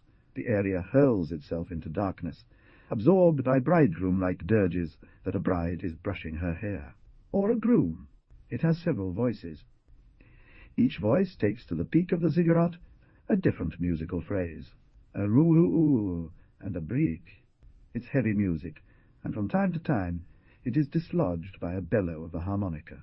Justine has opened the doors of the Peugeot and van, and the tube that connects them, when a gust fills it, roars like a huge throat. A woo-you and nothing. The throat falls silent. In the silence a bat cries out. It turns off. After the stream, its peaceful splashing. From another point, a place between the social housing, come opaque stretches of TV drama, we don't know what Gallagher thinks he will do with the company's actions, along with, higher up, a true complaint directed to someone who doesn't answer. I'll up. Literally doesn't know anything else. You going to tell me or not? I want you to tell me. I want you. It also fades away. Suddenly, the chit-chat of a grasshopper in the garden, hidden between whispering bushes, insisting until it is replaced by a storm, Manizito Vango's voice unravelling a gerbial, accompanied by his instrument player, the Salpica dance floor, our supermarket's elevator. It soon resounds a little, only to die out even more, and then come the barks and rumbles, plastic and glass rattling in the kumchi. A cat occasionally meows. It seems that the series is over, because there is a long silence. The air rakes the cricket's croaks. But soon the gurgle is heard again. The cat meows, laughter resounds in the room, water licks the concrete of the brook, and Inez realizes that she's at the center of a random music whose modest conductor is a swirling wind. It is not that the wind chooses the order of instruments, for it has no will, but in giving way to its caprices, It administers the segments of sound, and between a rest and another offers a whole series. That damn bastard has squandered Candy's inheritance. Casks are landing in a truck, the sound of ropes in the bush. And breach in Justin's domains. You got to tell me, with everything that's happened between us. Terrible. Cat. Cricket. Terrible. Ow, Dubby. Thought Dubby. Please tell me I want to so much. Clapping. Breach. Meowing. Plastic, glass, and tin. Terrible. Applause. General laughter at the dance party. Just yes. And in TV? When will you indulge yourself? Cricket. Cat. Bats squeak. The segments change order, swap, transpose, displace, never get confused. Tele. Past. There are no two series equal, and although the direction of the wind appears fortuitous, in the dew that dampens the objects of the ziggurat and wet Daenerys, the whole echoes with the parsimonious authority of a mantra. Aeolian throat. Howl. Murmur. Hiss.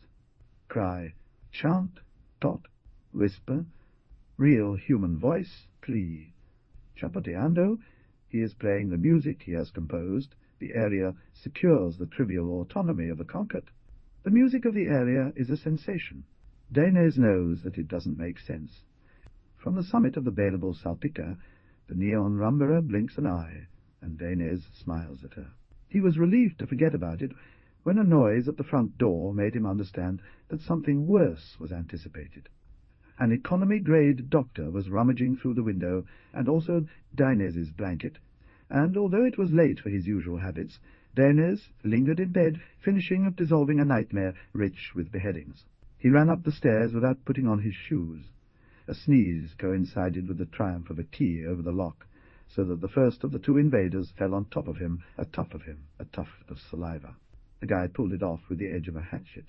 The knife got stuck in the wood at an inch from the right ear. The other, who held a knife, hurled against Daenerys a ragged lump of flesh, with which Daenerys, hitting his ass on the table, fell back on a bag of mandarins. "There is no money here, guys," he said.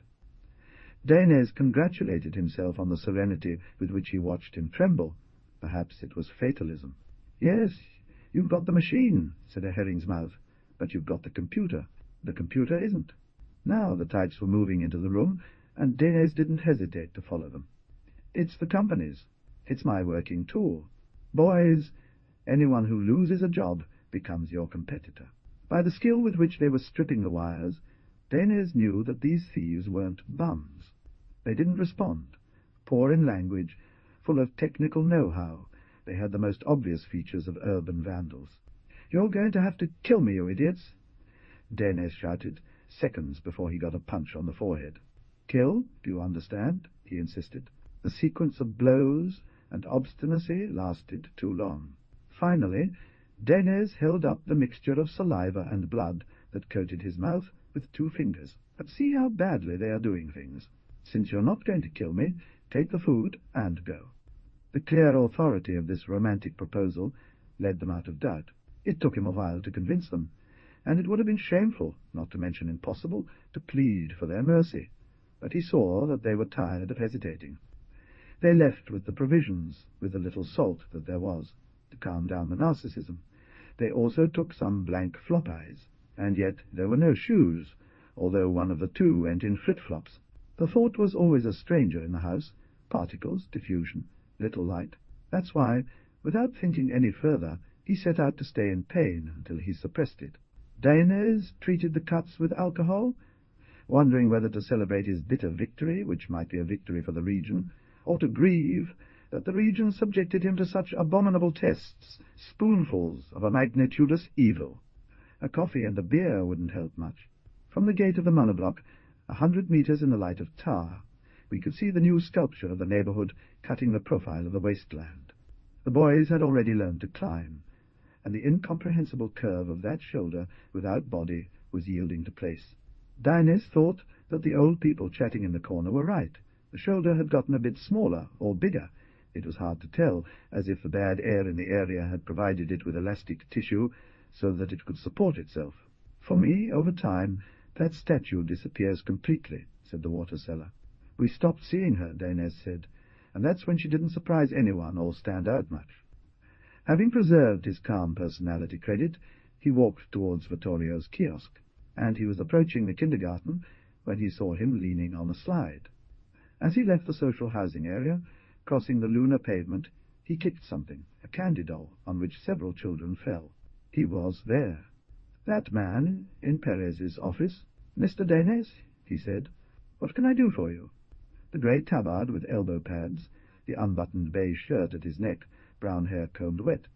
Nothing to explain why that figure stood out so much from the background, why the slowness of the blinking, this kind of intermittent sleep. It was a voice of one wave, without harmonics or echo, so essential that it entered through one ear and came out the other, well suited to a face which never smiled, and would never fall into cheap seriousness. Dainese asked. Not at all. He felt the stare surrounding him, unfolding in a ring the most unnecessary of the future, and at the same time healing his face bruises. "One thing," said the man, "I warn you that from now on you will not be able to get rid of me." Dainese did not immediately lose his composure, as if upon hearing the warning he had realized that he already knew everything. It was more like an unnecessary awakening. "When? Now?" "As long as we can say now," said the man. "My work," said Dainese. There was a heavy hand gesture. "That has nothing to do with it. And so, who are you?" Georges lamented. "I'm a matchmaker." Dainese tried to laugh. "A forced one," he said. "As long as someone puts up with it." "I don't," Dainese said. "Then what?" Lamente asked. He turned and left. At the newsstand there was a mob of velados flitting through porn magazines. They had discovered that, with a burrow in the palate, images gained relief, and it was easier to feel inside. The lady of Vittorio didn't dare to throw them out. Although absorbed in a rhythmic gymnastics tournament, Vittorio sensed what could be perceived. "But what's wrong with you?" he said to Dainese without turning around. "At least praise me for the cleanliness of the TV. Today I can't." "I don't blame you, with that in your face." Dainese touched his already almost healed wounds. "Of the ziggurat. This failure is so instructive that Dainese falls where he stands, in rows of ants, and doesn't even scratch the spine that has been stuck in his ankle. I think it's worse." Dainese walks through a dirt path, slowly and insensitively, and upon seeing a group of looters chatting, he remembers, as if his body had learned before his mind did, that he lacks energy to make a U-turn, and even more to pass in front of them, and if there is prior imagination to feeling, neither does it imagine at the top. Only when he realizes that the spine does not bother him does he start to feel. Metal in the bronchioles, the liver filtering badly, spots in the spleen. A general disarray that, if he didn't sympathize with himself, could be recomposition. But he sympathizes. The proof is that he thinks in terms of matter, and then the body goes back its shuddering return to mere chemistry. However, Dainese does not accuse himself. It's not just the prospect of returning to sadness that has him scared shitless, it's also how fragile independence has become so suddenly. Or if he could not wake up. If he woke up and lament had been a dream. Before the truth, Dainese would even accept to be a dream of that man. In the dirty papers blown by the wind, Dainese finds an image for his moment. No, not like that. It is the image of someone walking through a frozen forest, content to look at the play of sunlight between the frosted branches, the water crystals on the rotting leaf litter, and when night falls, as the puzzles become trivial, while the house flees and the owl takes flight. He hears the ring of a telephone.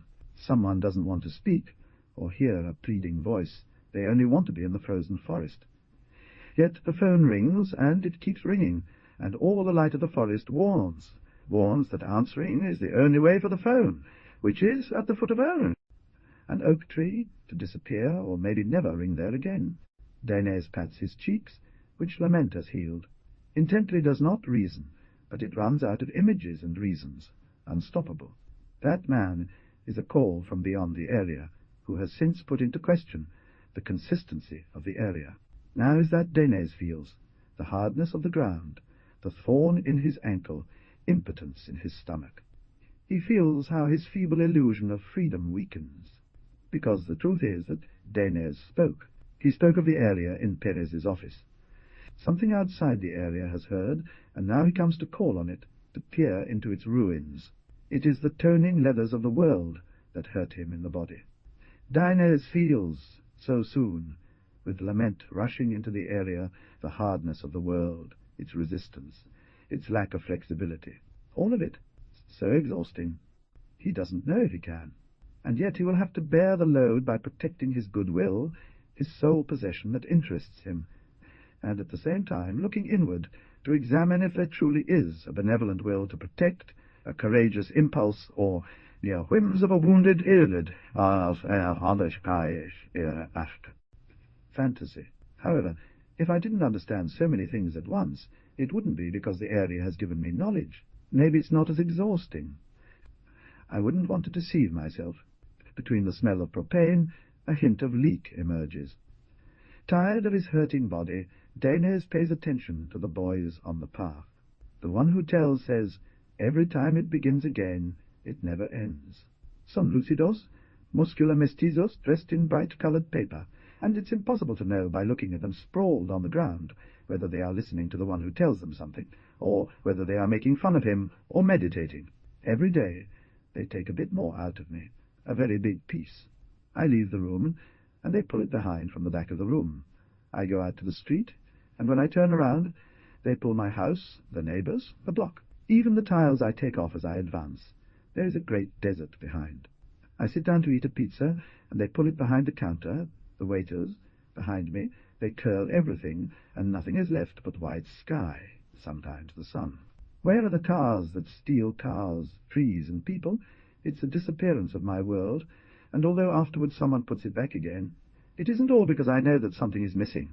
There is so much that is missing, something important, that I prefer to leave it empty, stay with only what comes next.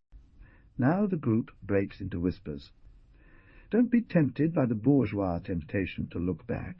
Tabanco, the half-breed, with his iconic eagle head on his chest, opines that there is great clarity in always having half of the world taken away from you when it's still left behind. Everything is cleaner, more solid, and better organized. He waves his hand and leaves to go to work. Turning around, he faces the distant Dainese, stares at the professor with a turtle-like look. Isn't it true, Professor? He steps out of the ditch behind his reasoning. It may be that the area is capricious and a simulacrum, it is said. But for him it is the ultimate stimulus.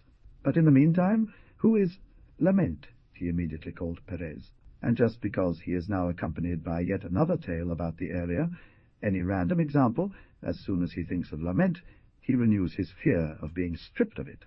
The benevolent voice entered his ear like a thick cotton swab, but without cleaning anything, in a vain effort to appear cheerful. Dainese said he didn't want to bother. Perez, of course, implored him to speak. Would you, Perez, tell me who is Lament? Yes, of course. Would you prefer it to be in person? It occupies much space.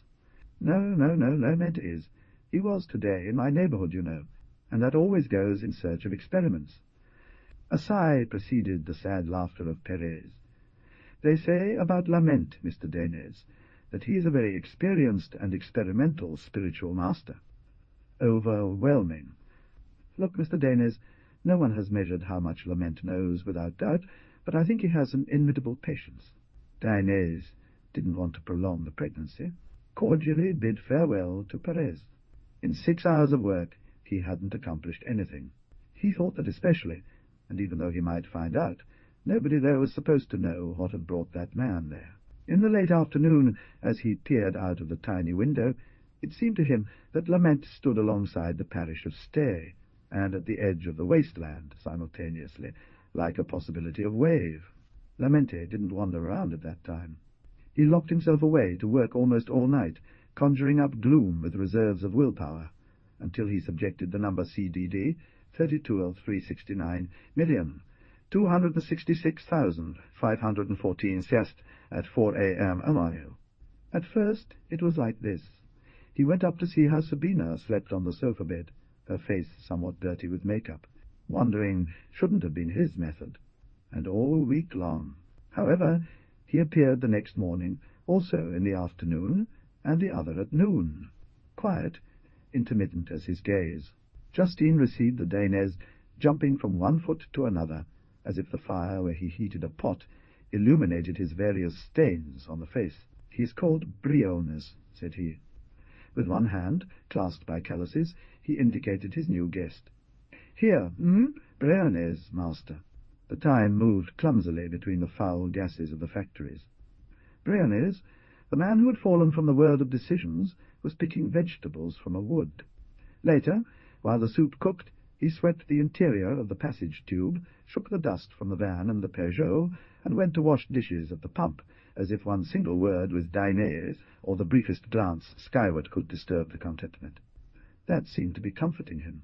His investment, and on top of it they fined him for undeclared labour, and the company attached to his company confiscated the apartment. Bad luck for an impatient and demanding girlfriend sought out by several competitors, a girlfriend ready to leave, a broken man for another still in motion. During dinner, however, he did open his mouth, and without any intonation or interest he recounted that his boss at the Tolqual Insurance Company had proposed a deal to him, delicate and not very orthodox, that, as they had discovered him and fee, managers asked for a head in retribution, his, Briones, had rolled off, and that he then lost all H. He told that he had neither parents nor brothers, only that suit and that torrid necktie. Almost immediately he fell to the ground, and soon was snoring. Without waking up, he loosened his tie and made no more noise. "Fergus," he muttered in his first dream. "The mother who gave birth to them, bloody bastards of linen." He told it all in one breath, although not quickly, and only made a break before adding that Justin was a disciplined worker, to admire the amount of dead trucks there were on that place, and warn Dainese that he shouldn't get offended, if despite the cold he fell asleep. Now only the pig grunted in the sty. Dainese was engrossed in the rumour of the metal shavings balls. Justino wrapped Briones with blankets, prepared an instant coffee, and drank it in great gulps. Perhaps that's why he didn't see that thing, incorporated into the shadows, not so much a shadow, more like an intense reduction of fire shadows and lights. Only when Justin began to move with inquietude, Dainese turned around. It was Lament. "What is it doing there?" said Dainese. "I wonder if a man's dreams ever come true." Justine let out her dislocated laugh. It could have been a sob. Unintentionally he let out a comment. "You know, mind, I'm going to not move, so you can look better at me." Dainese realized that the unspoken gaze of mind didn't care about the situation or Justin's industry, but about the reflection of the situation in his brain.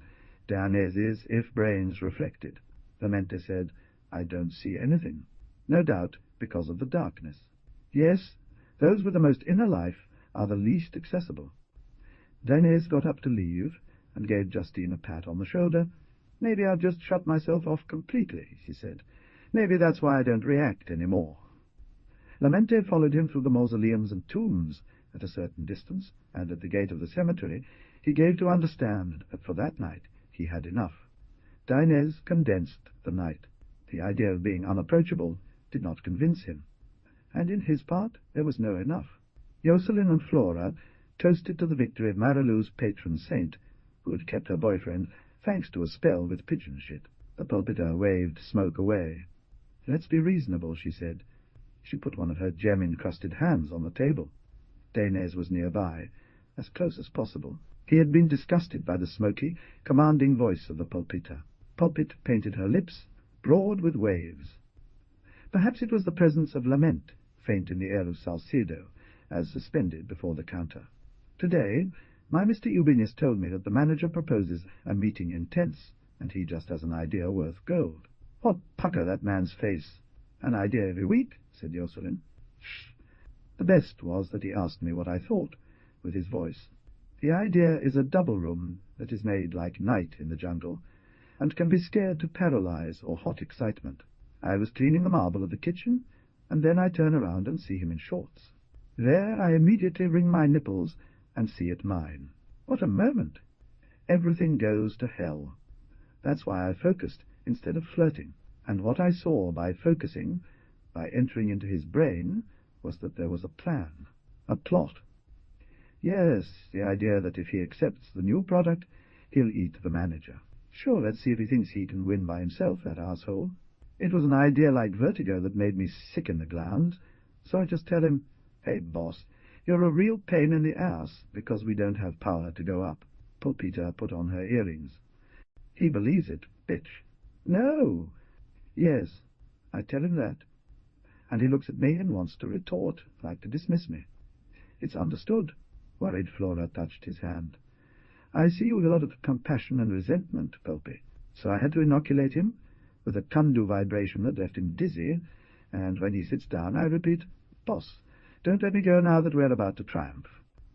The tuberosa tongue of Pulpita dipped her painted lips. Do? In that moment, 2 bureaucrats approached the girls to kick them out. The bright and bustling delegations of Lucidos and Velados needed the table to discuss what they were going to do with the stranger guest of Justin. Why do something? Dinez interrupted. Bite the ball, old man, Volsky said. In the midst of the general exodus, Lamente deliberately brushed against the Pulpita's shoulder. There was an instantaneous battle of eternal blinks. Dinez saw malice, cunning, strategies, and duplicity.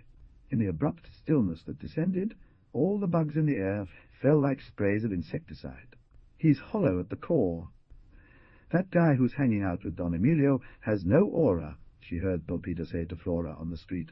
She let the girls go because Lamento's drawing near. She tried to shield herself in a bottomless politeness. Her own girl has a tremendous psychic power. She doesn't handle it badly. It's not mine, said Dainez, and she slipped out. And handling is an ugly word. Lamente gave her a faint smile. The one who has mixed knowledge can only handle it. Handle them. It's the curse of impure knowledge. But that's what I'm talking about. Dainez exploded. The impurity. Lamente interrupted. Enough of inaccuracies, Mr. Dainez. If I'm looking for a confession, as part of a new life.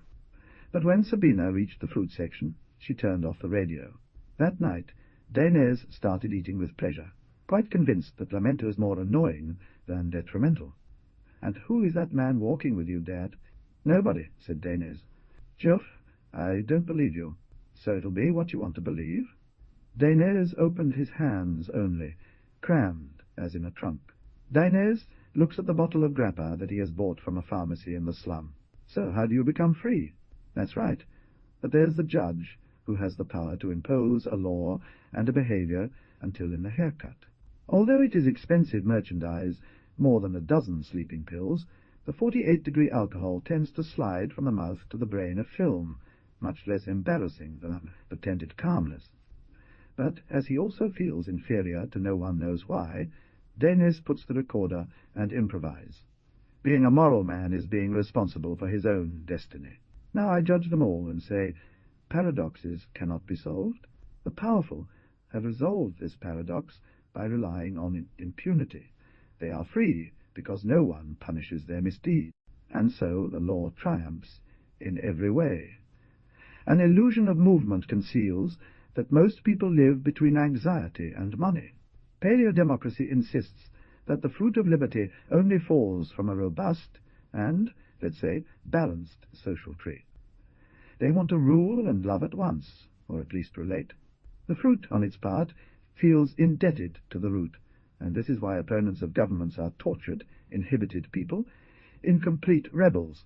They do not like being insulted as poor politicians. They dream of an ethics of impunity. Now then, the news is not this, but that the consortia, which are artificial sun and administer photosynthesis to all trees, also struggle between ambition and remorse. That's why so many businessmen take refuge in spiritual life. I assume that the teachers offer them therapeutic solutions, behavioral models. But paradoxes are not resolved. However flexible their repertoire, Lament must know that something is missing from its teaching, and it comes to look for it here. Even a shot of grappa. The zone is the ignorance of law and ambition, a cerebrum raised above the dust of moral paradox. In fact, the zone updates democracy through chaos. It's a jumble of particles that changes shape but doesn't lose it. Like in Justin's house, the ties are unstable. If there is a bond for such an entity, it is goodwill. For the powerful worshipper of bitter passion, even for those who want to reach power, the area is a desert. Other trees grow here, if they grow. Here we have changed the subject. If we talk about the same paradox that annoys them, it crushes us again. I have entered into a rare psychological zone, and that zone has become me. I am the brain of that zone, and also its liver, filtering, absorbing impurities. And I know that some are not content to destroy and burn another's life. At night they think, and then come to pry through the ashes to see if anything is left. A living parenchyma residue, a usable concept, a vocal cord, a cry, or a yawn. If I get angry, then we're done. The mind suspects my kindness. He's a live one. He itches my back. Itches all over. Another sip of soda. On top of that, I don't have everything he's looking for. The area is missing something. I'm missing something too, a lot. Of course it's not the same. I don't know what he wants. As the water had been cut off at night, Danes went out into the street armed with 2 5-liter cans. On his way to the edge of the ravine, his gaze grew accustomed to the sculpted shoulder, which seemed to contract so that the air would give him confidence. But the area knew more than metal. Unfinished clavicle, piece of deltoids. If that body fragment was a mockery of the shortage, the area took revenge by assimilating it to its collage. Some Velado had added, "Thought pushes." In the marble of the base there were hearts and sentences.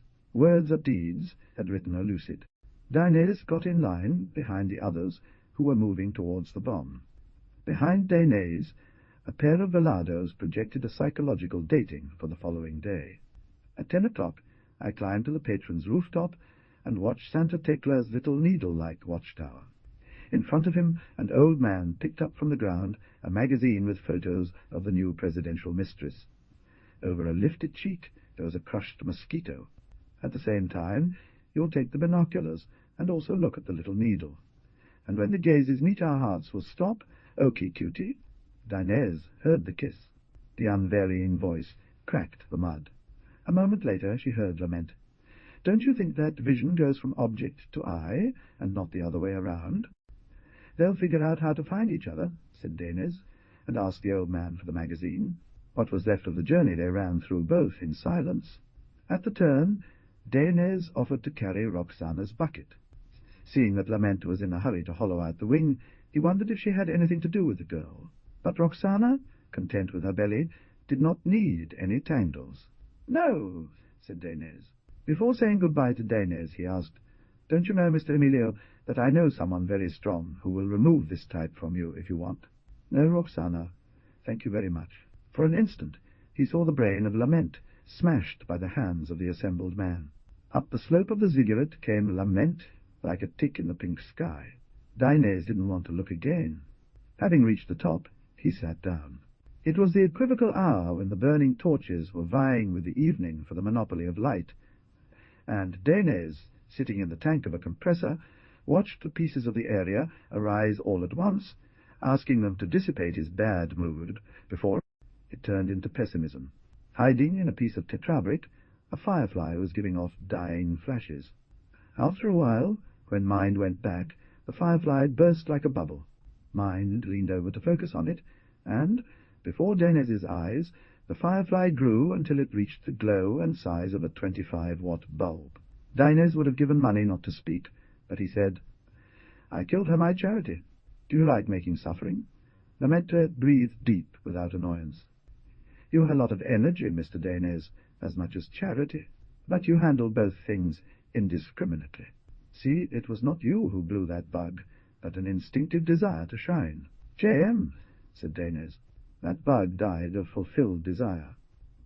"What perception? Let's speak frankly." Lamente's voice was smooth and deep. "I perceive in you some sort of exceptional being, a sovereign force. It may be an illusion on your part, or something real that you sense. But I'll tell you, we're going to work on the hole between those two possibilities, where what's ignored may be born." "Investigating a hole," said Danes sarcastically, and she felt better. "Not even an escape," said Lamente. "Not even to get rid of me. I don't know what he left behind. You're standing in the middle of a path, or on such a small progression that I can't perceive it. I can't see where he's heading, but I'm not worried about it. This is people. Humans. The most interesting thing is you yourself, you in. He swept an arm around. This. Houses. You trust them too much, these humans. You're not afraid of them, but I'm afraid of them. It's logical, because they're either superior or inferior to you. I'm their equal. Hey, I came to watch the sunset. The Familiar by Marcel Cohen. What frightens me more than what is unique is what is familiar, and I see your consciousness as a diamond, completely coloured by the object you consider. But I don't see the object. Dainese lit a cigarette. Is it an illusion, something of your own making? I don't know. I know nothing. Right now you will cough, Lamenta said. 1, 2 toasts by Dainese filled the penumbra with smoke stripes. If it closes, it's worse, Mr. Dainese, although it's not either about opening up. Well, here I am. Listen, you have fallen into my field of curiosity. All yours. It is not enough. I have noticed that your courtesy is imperfect. It is stained by the fear of death. Perhaps you are a hollow dreamer, at last, and by gosh, he also works for a consortium, too. We're all wrong. It's obvious. Right. No use being a big man, Mr. Dainese. It makes sense to be good at the time and place of the case. The twilight was entering into darkness, with brief sneezes. From the tarantulas rose the cry of the grasshoppers and a whispering of drug dealers. Dainese tried to calm himself down, and he didn't have much of a problem doing so, imagining that the zone used Lamente's words as another element of its random music, ready to throw it in the bin when it occurred to him. But Lamente was a closed, silencing work. In this neighborhood, he said, there is an intense crossing of waves. Some are like lost bullets. Mr. Dainese, what do you do? Dainese hesitated. As long as he was sincere, the area would go on singing, maybe. I think, he said. But do you know who's thinking about you? Do you know? I'll ask him to talk to me about himself another day. He'll refuse, of course. Or he won't refuse. But in any case, now look how everything blurs. You believed yourself to be at ease with discomfort. Do you trust the virtue of thought? I ask you without irony. Thoughts are intruders in the house, Lamenta. Don't tell me a teacher doesn't know that. They pollute the senses, leave doubts everywhere. I understand. Yes. And you want an integrated and harmonious consciousness, a mental representation of the neighborhood, solid as a theatre. Yes, I want that. At best, thought Dainese, he could invent a fiction, a false system, to satisfy the greed of that Upo. So what? She tried. But Lamente was not so stupid. No, Mr. Dainese, you don't want that. You intend to break the boundaries of thought. You, it seems to me, want the consciousness to be fused with the incomprehensible signals sent by life. Ah, yes, but he has a brain, and the brain is limited in form. So? Dainese fell silent, poor trick to hide sadness. The only comfort was that Lamente was missing a key. He could deny it to him, because he didn't have one either. He extinguished the cigarette from a spit and said, "Who are you, Lament?" A response seemed to take shape on the horizon of shacks. I am the one who sharpens the questions. It wasn't a response, not even a cloud. Not trolls. In the corner of the club, he let 4 women who were pushing a cart with a bathtub pass by. Exhausted, very tired, and not even knowing if the root of exhaustion was not an earlier self-deception before the arrival of Lament, Dainese couldn't find a way to not reproach himself. As a body with a sudden extra bone, like a rubber that no longer erases without staining, so, and in other bad ways, Dainese went out into the street prepared to meet Lo Peor interposed between the area and him, investigating, forcing him to use tricks, while trying to save a piece of the world that, really nobody knew why, tended to get rid of all co. He was already going when he stopped, and thought it over again. Now we just need water to fill it, said the tenant.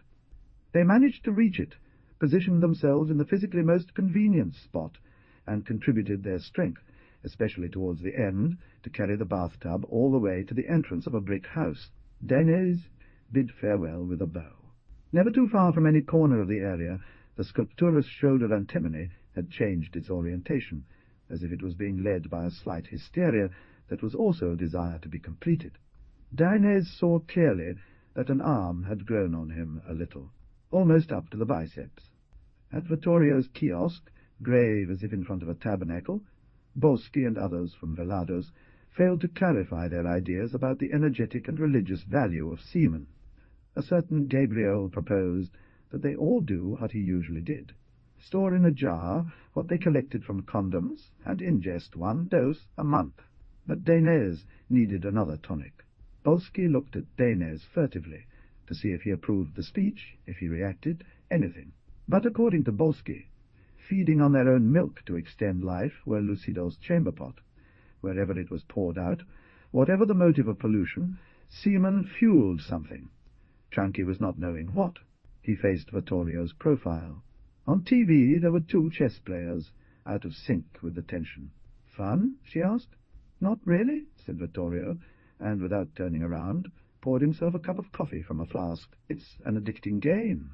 But if you look too much, you end up with the impression that they can see the calculation of the moves written on their foreheads. It's very instructive. And after? I don't know. Very useless."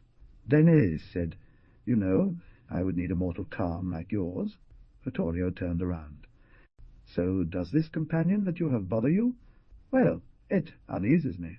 "Get rid of it," said Vittorio. "Or lock yourself in your house, if you can." "No, if it's not that," stammered Dainese's loneliness. "It's almost as good as not being born." "I've a tear." A curly-haired boy, that according to Vittorio earned his living by helping people die, picked up a Borlango from the sink and put it whole in his mouth. Of course, just then Lamente manifested himself along the counter. In the pliable muscles of the face, the reflection of the sugar's dispersal on the palate, the sinking of the tongue into the paste, and the encounter of teeth with the burning centre of the melting butter, which cracked and revealed a milder sweetness, until all over the boy's skin, folding in awe-struck emotion, hollowed beneath his right eye to Ricaille. He looked at the boy. 2 fingers in a pinch held a Borlango to his lips. They moved the mandibles, as if he were photocopying it. And before the distress of Dainese, in a point on Lamente's brow, a vague but expansive sketch of the area was drawn. There was only chewing to be heard. Vittorio's gaze accused Dainese. Low blamed, without knowing. "Well, comrades, I inform you that Roxy has already talked to Tabanco, and he will be the Iron Eye for the No. 1 monument.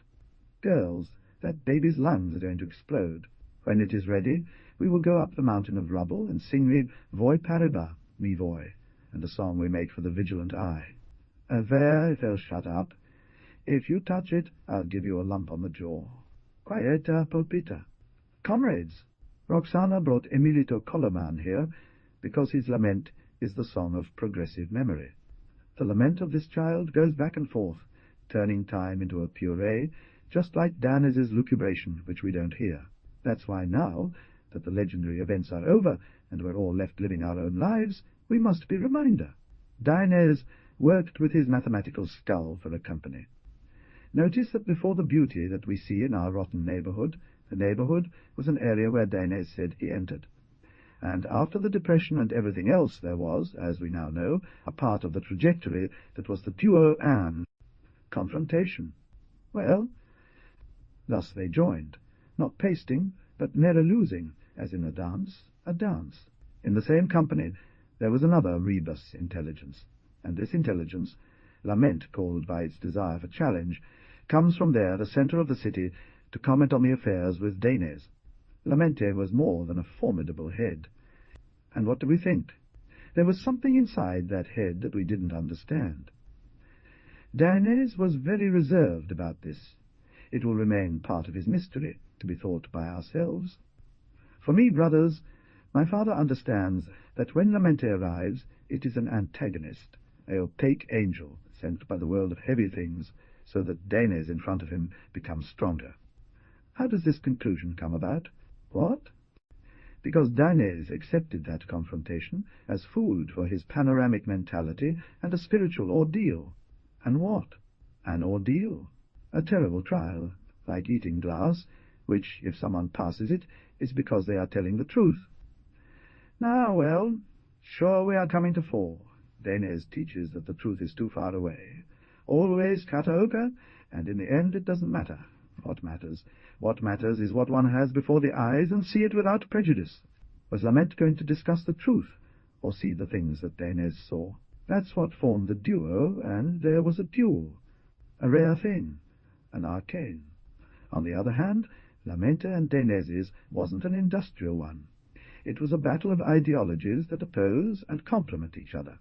It seemed like that sculpture that the city gave to our neighborhood, from whose shoulder liquid metal rose through a pipe, and now we notice how it almost has an entire arm and head. The idiots believed it was a miracle, but it grew by an internal manufacturing mechanism, so at the end it stopped growing. It remained in a beautiful miscarriage, an unfinished trunk. Where my dad went, Lamente followed, to see Justin and his guest, to observe Roxana's belly, to chat at the kiosk, to buy some Assel guitar from the street vendors. At the dance they went one after another, like a shadow with its shadow.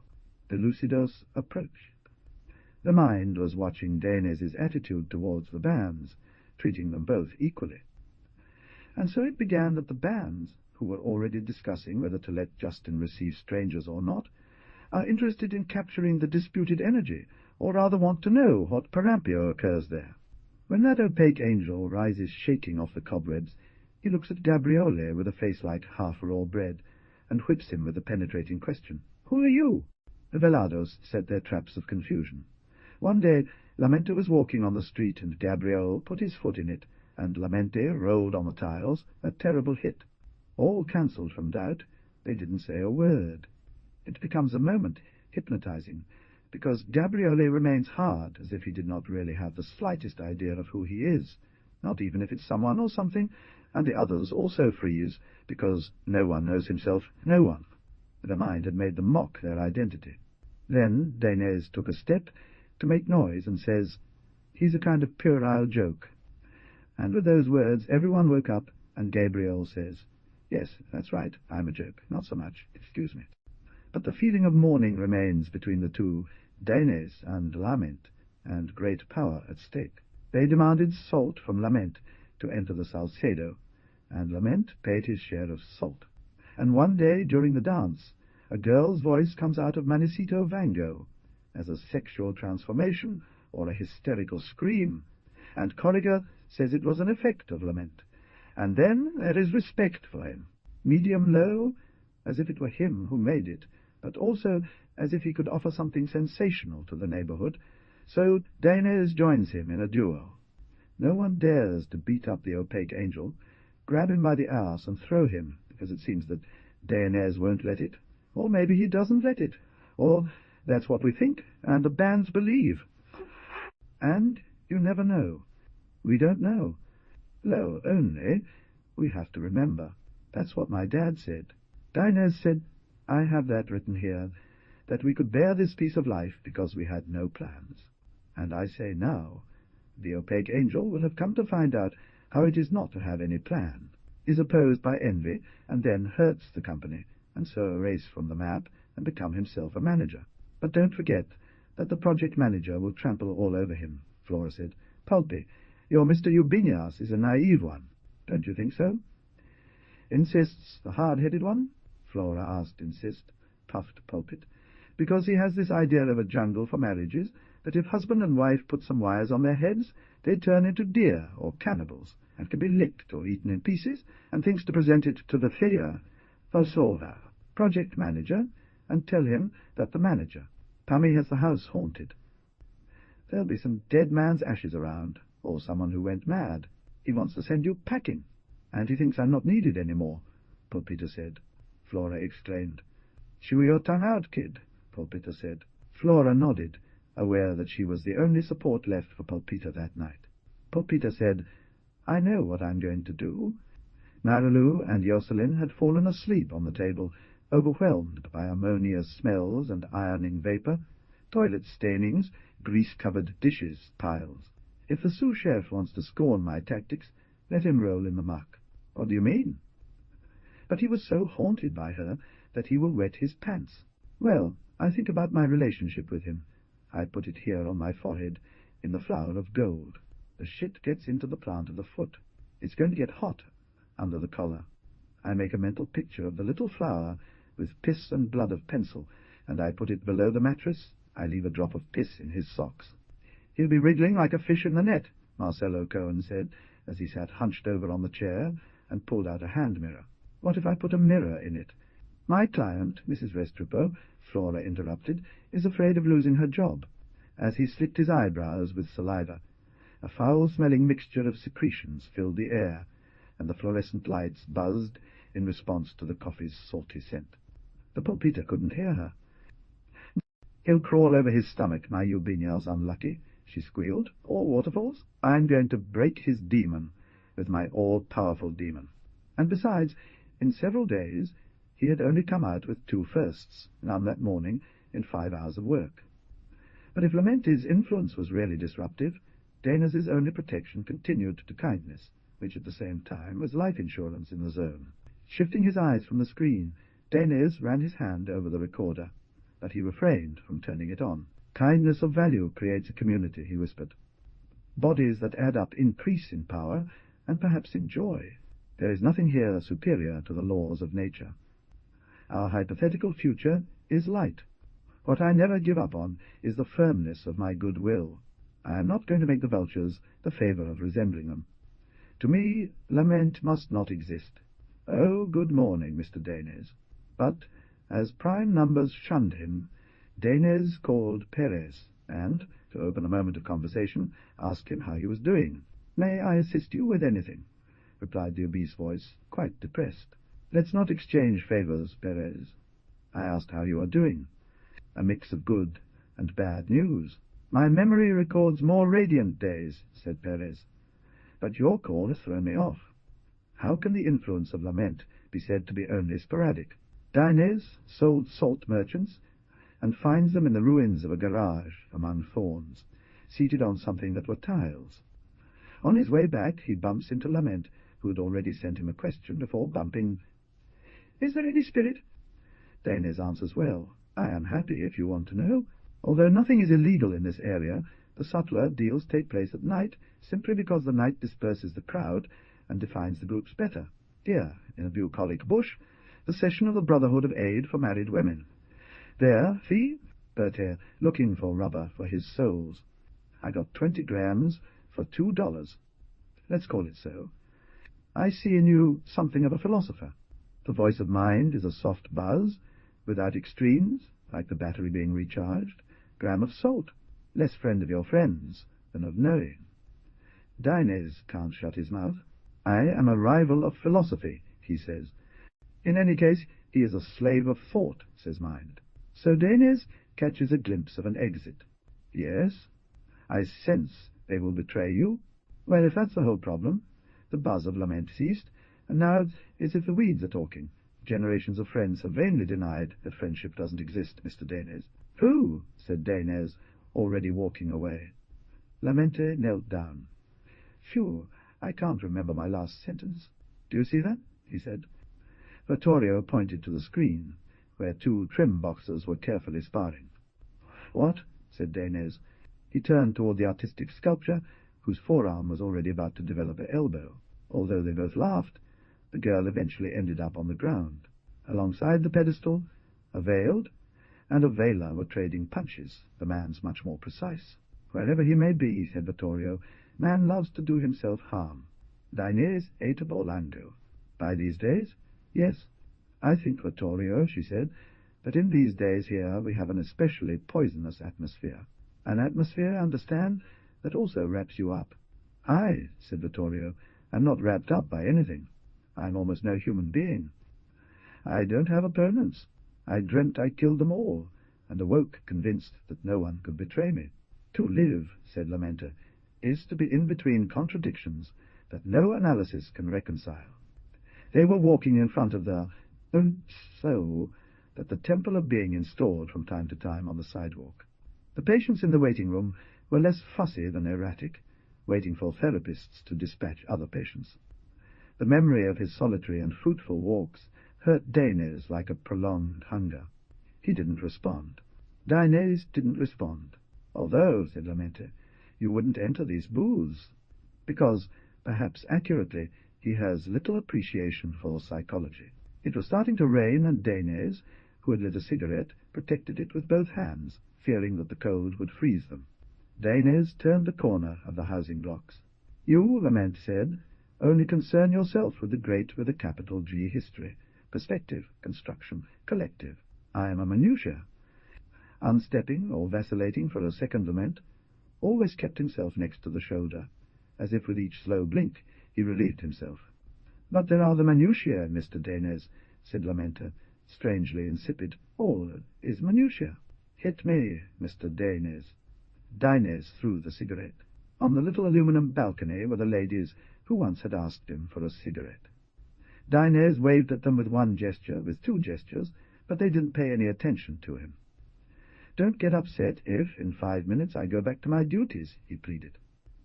There was silence. What do you think? Said Lamenta. Go, I've made something of you.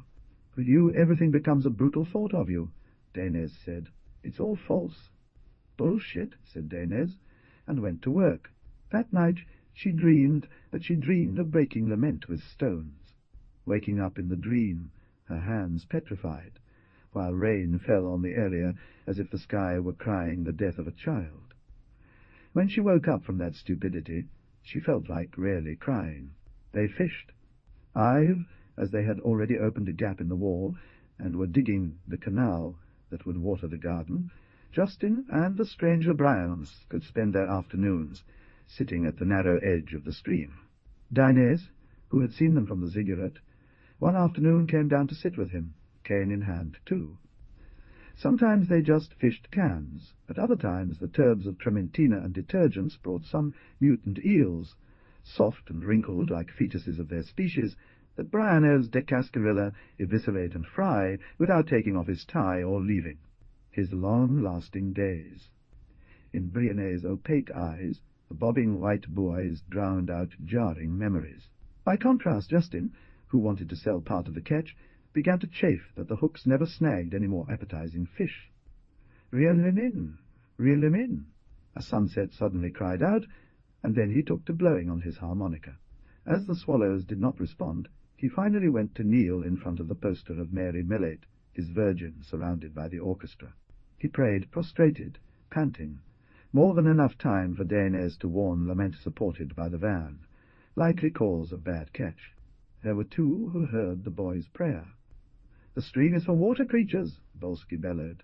When Bryanes returned from the canal with a string of eels hanging from his belt, a mixed delegation of Dangs blocked his path, shouting that they respected life in the neighborhood.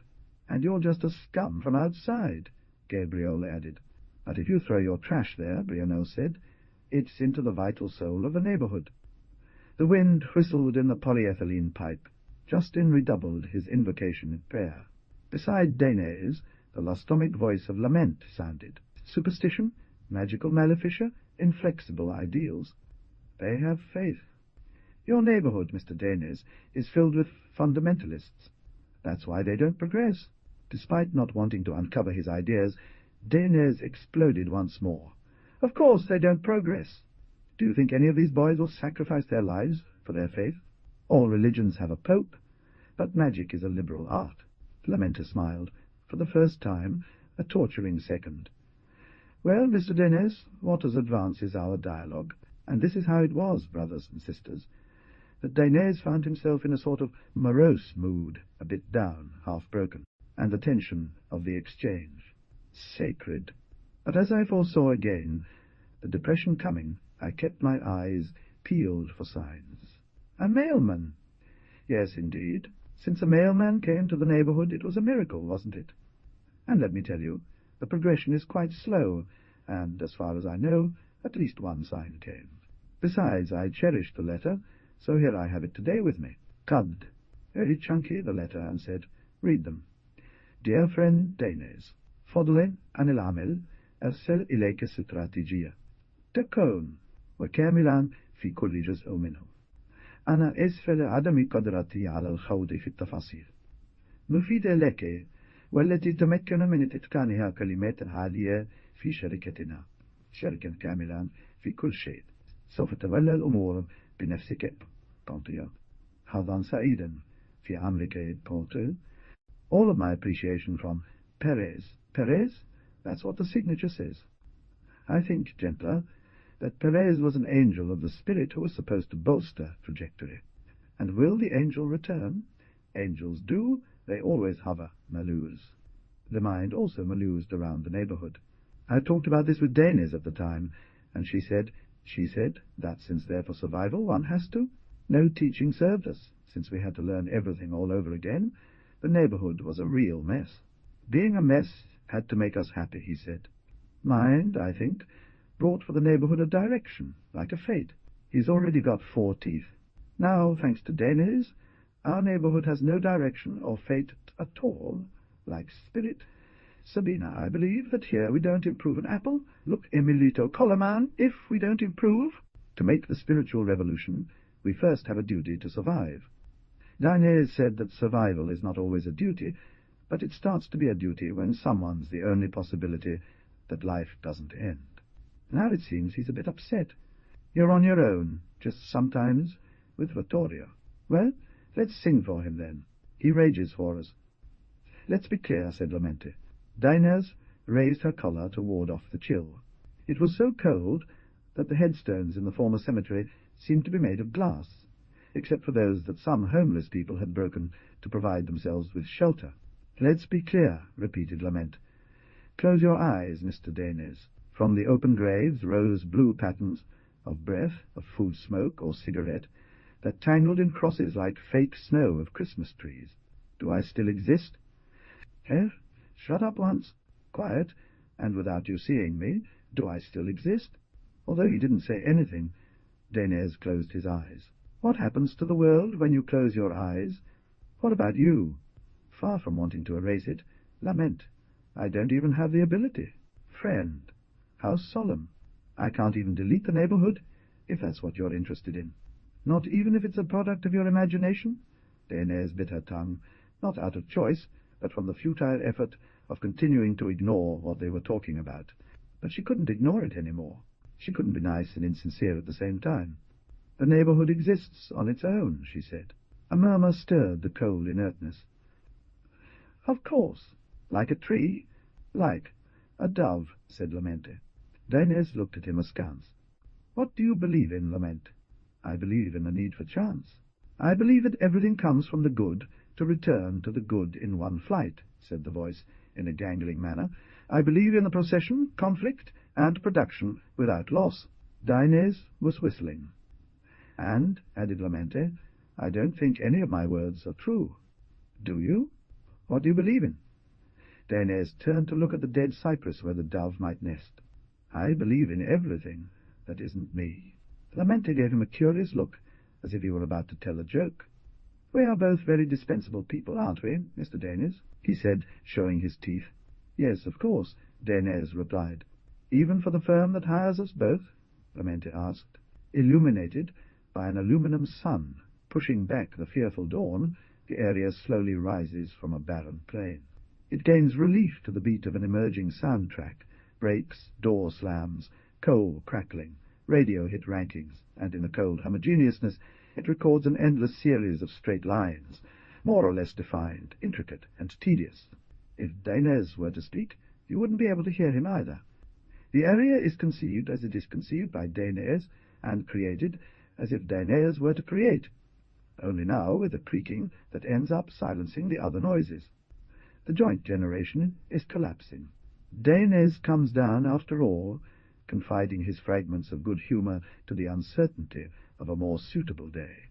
In the functioning of the area there are defects, and even the rotating stool, which has reappeared at the top of the ziggurat and has on the seat a naive slogan, Old Man's Throne, is so broken that it no longer turns. Danes tries to walk past, but without success, because in that Lament comes out of trance a little, as if really emerges from himself, leaving most inside. Halfway down the descent, on an inset board between 2 blocks of concrete, sits Lament seated in a lotus position, clean beige shirt and jacket with elbow pads, impassive before the void as a bourgeois Buddha on a trampoline. Sorry, says Danes. Calm down. And what are you doing here?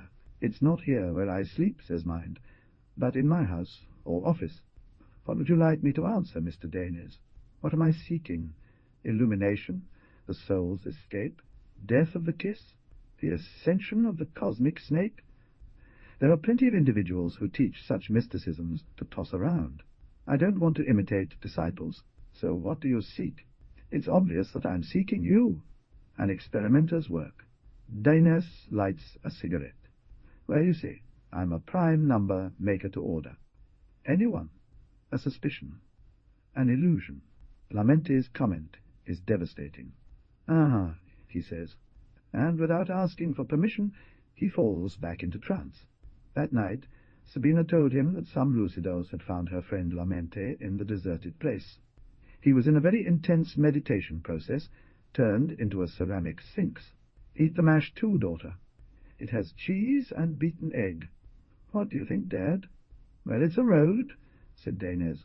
A Corrigan loved that solidity, and ordered it not to be troubled, because he says that man is beneficial for the neighborhood. But later on, Belenio, Bolski's second-in-command, came up and pushed him over.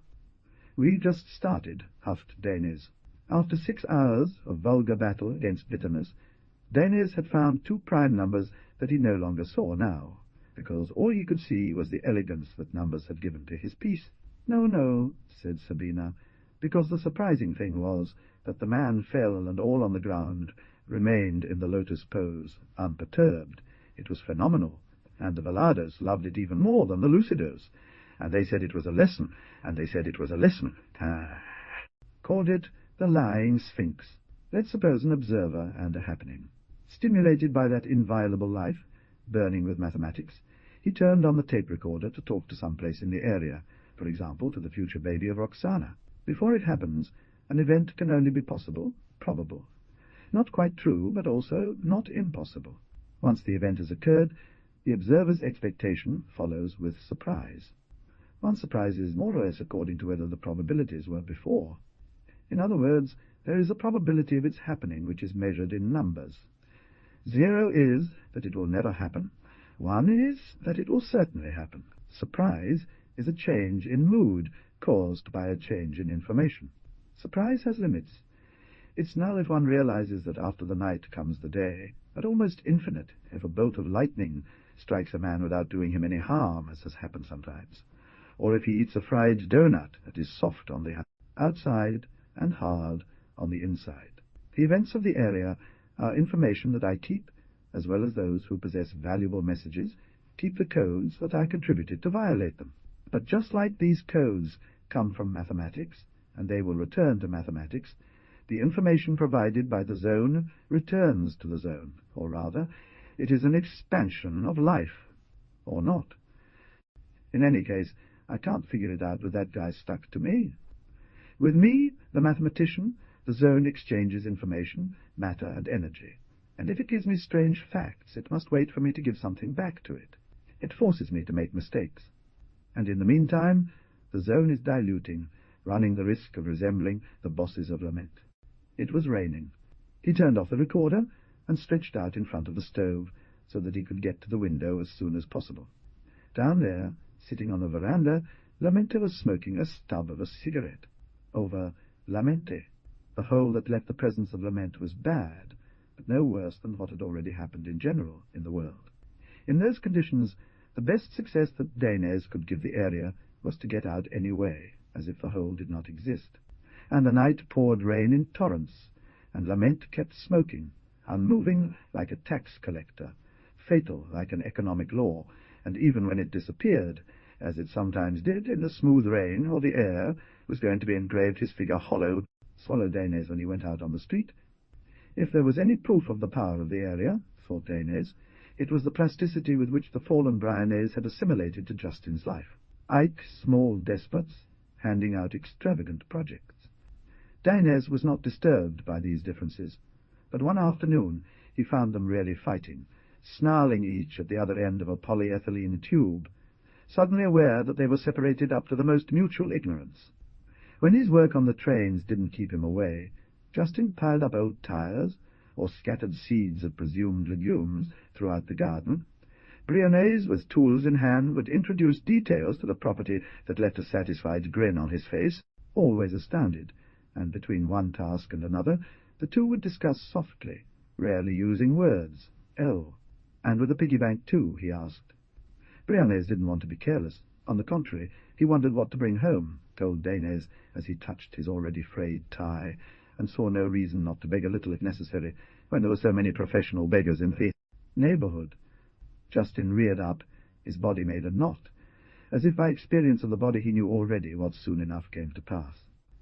Dareware that he washed so much love. Notwithstanding Justin had cured him of pneumonia with a canvas smock that good tailors would have praised, nor did Danes lend him shoes and an overcoat. Why, on the first morning that Briones went out to beg, clean in the spectrum of his suit, armed with a tin can, he returned to the cemetery with only a little boiled rice when some delinquents fell upon him, and, apart from putting down his hair, they stole his empty wallet, documents, watch given by his sister, shoes, socks, suit, shirt, and blue un. Of the days of business, struggle Briones rescued the notion of dignity in an arrogant version, and he cursed at Justin, and against that stinking neighbourhood. Danes also shouted, and then the bands arrived. In a rush, trampling over 2 wool balls and some lettuce. Despite having to make some corrections, and rephrasing for better fluency and readability, here is the translation. Danes thought, if only I hadn't been caught off guard by Justin's aggressive behaviour with both hands, yelling,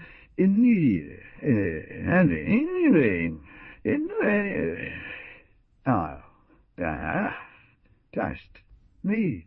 In summary, the opinion prevailed that Briones had provoked the robbery.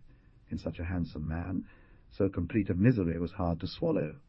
He either kept money somewhere, or he was a Jilgin who did not deserve to be dressed at all, and yet by pure vice he did not like to be assaulted. In a whisper, Briones said that he was leaving.